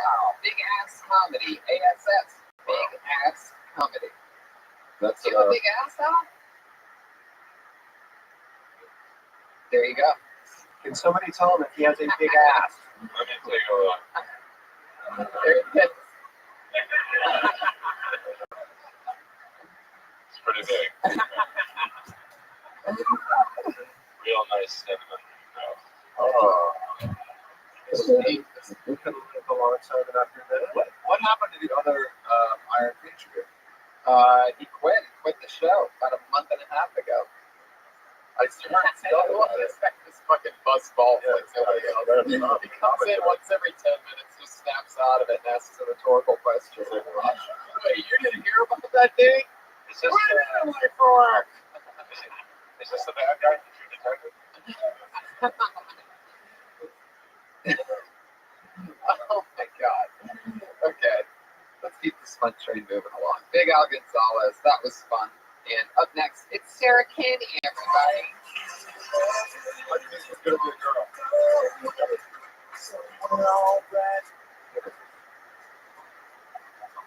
So over the years, as our population has grown fatter and fatter, the fat joke has really suffered. Like, your mom is so fat, she's fat as my mom. Your girlfriend is so fat, I bet you just have sex with her. Anyway, so my roommate and I have been living together long enough that our periods have synced up. We get them at the same time. But there's something really messed up about that, because I don't think that my roommate should have blood coming out of his penis every month. You should really get that checked out. Whenever you hear somebody say, I'm usually not like that, they're definitely always like that. My experience. I think that's close to me. Yeah. Okay, everybody. Time for Sarah. Sarah Candy. That means someone just won a television. What was that sound? The TV elephant. Yeah, that was good. Man, fuck, this is so hard. It is hard. It is hard because, like, it's hard to get momentum with a minute. Oh yeah, good joke about the blood cock. Yeah. I like that. What was the one before that? The fat joke? The fat joke. Yeah. You could, with the fat joke thing, and I know it's a minute, you get to it really quick, you can set up how fat America thing is. Because if they, you didn't tag that, like Tony says, if you could tag that little, 10-second setup or something, and then you just pow those out. Yeah, I do have It's funny. It's funny. People are getting fat. That is true. Fat and lazy. Yep. As the economy gets. Hey, Earl, Iron. If you had to pick one people that would be the fattest, laziest, what would they be? Open micers. Oh. Great answer. I remember this girl when I was a judge. She did that abortion joke up top. Yeah. Oh yeah, that was you. You did the mic stand left in front of you. Oh, yeah. I was going to tell another joke for any of him. I didn't tell it. So Still 8 seconds. It would take longer than 8 seconds. it's almost a minute. It would have been just. Is the punchline of that joke this?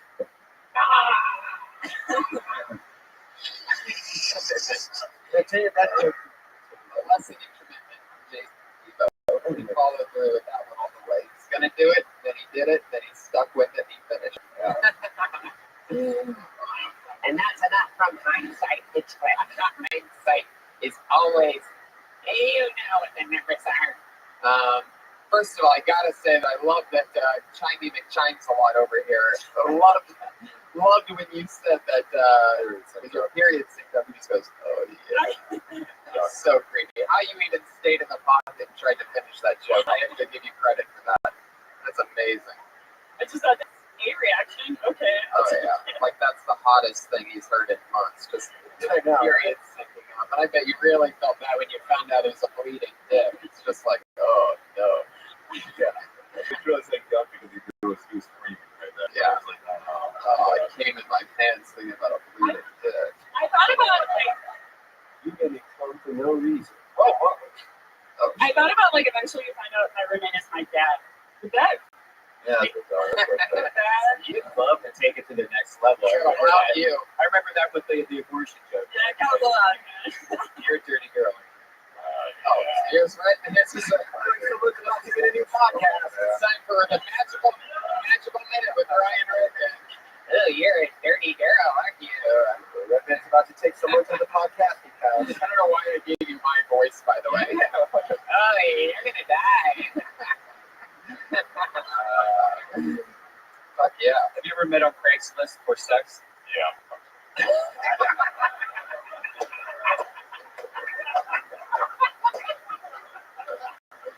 Yeah, that's how we met initially. Oh.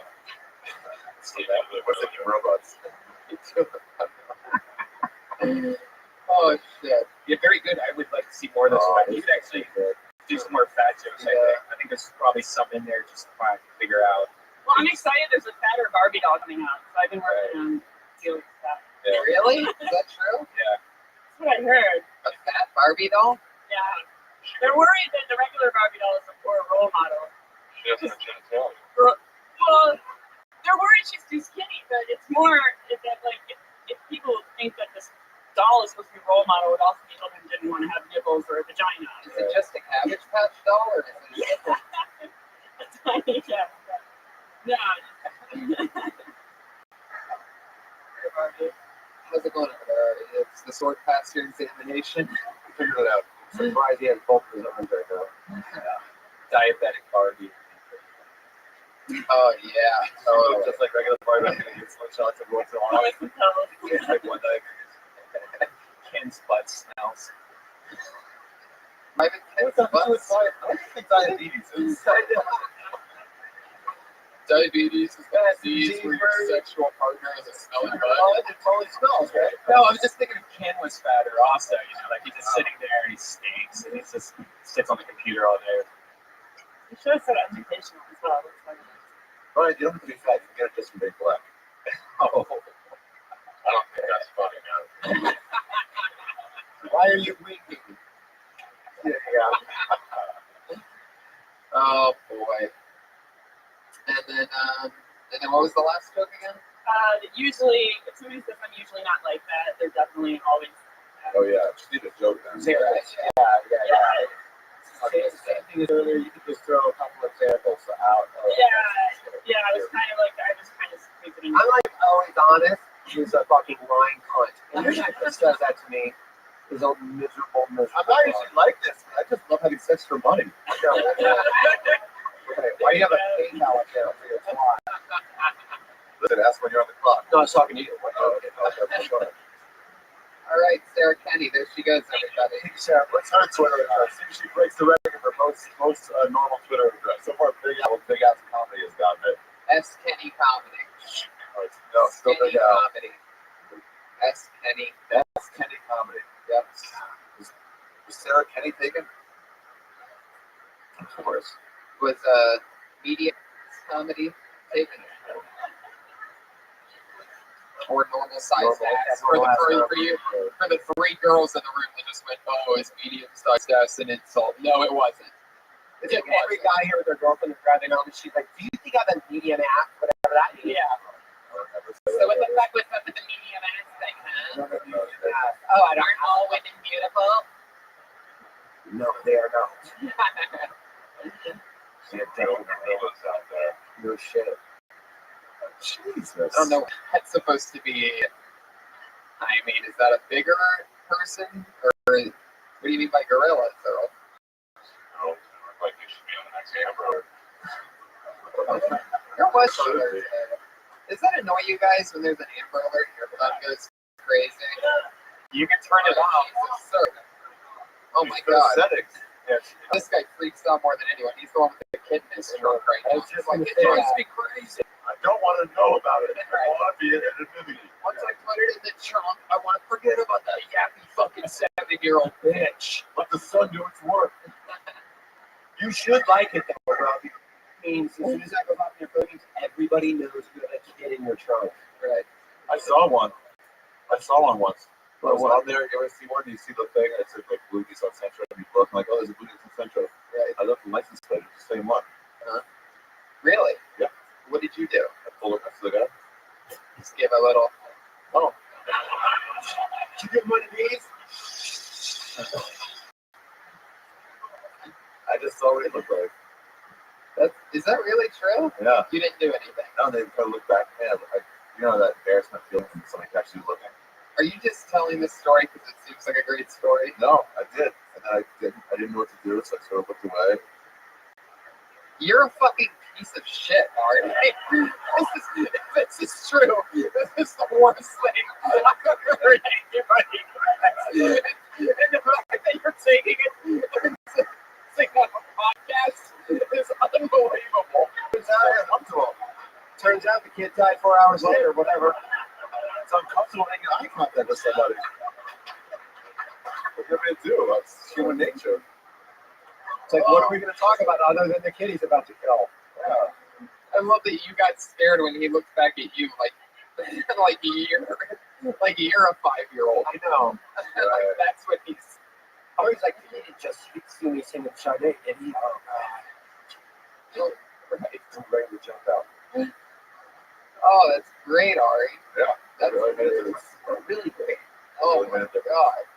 I mean, wow.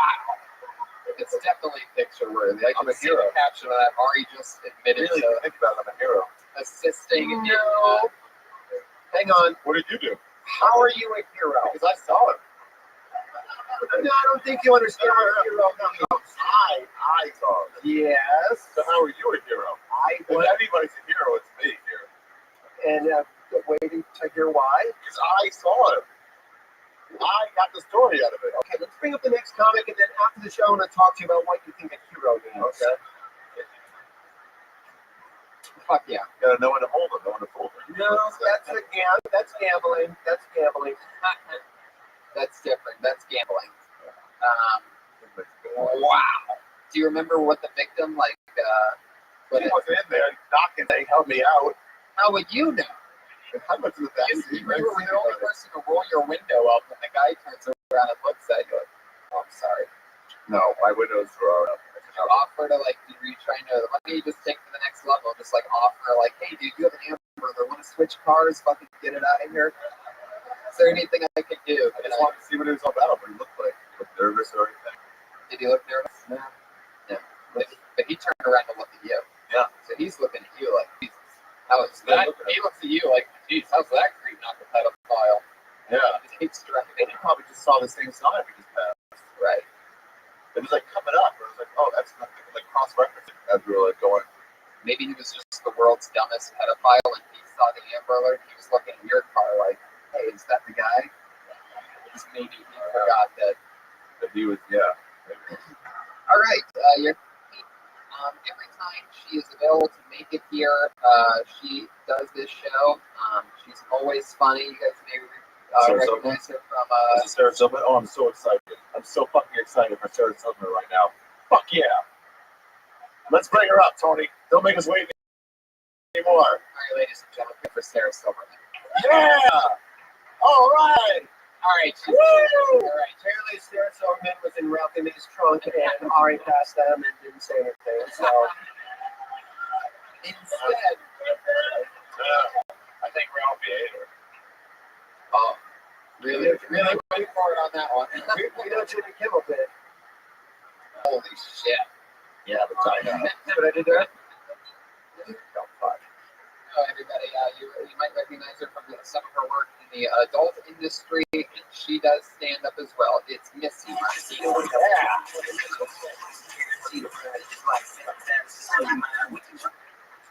So being in court has taught me a lot about myself and life. For instance, I learned that sweatpants and Uggs can be formal attire. I learned a hidden talent of mine is photography. Apparently, I am the Ansel Adams of taking pictures of buttholes. And speaking of buttholes, I learned it can be an entrance. It can. Another thing I learned though is that how much porn stars and it's actually really eerie. We both had the same statistical chance of dying of a drug overdose or mental trauma. We both sucked a lot of dicks to get to where we are. No, literally, figuratively. I hope figuratively. What else? We both spend a lot of time with 7-inch black things by our mouths. And I think the biggest thing we have in common is our dads are very disappointed with our career choices. It's a minute. Fuck yeah. That's good. Is this your 5th time on the show? I think that's, yeah. Fun. One thing I noticed that it's almost like you're reading off cue cards.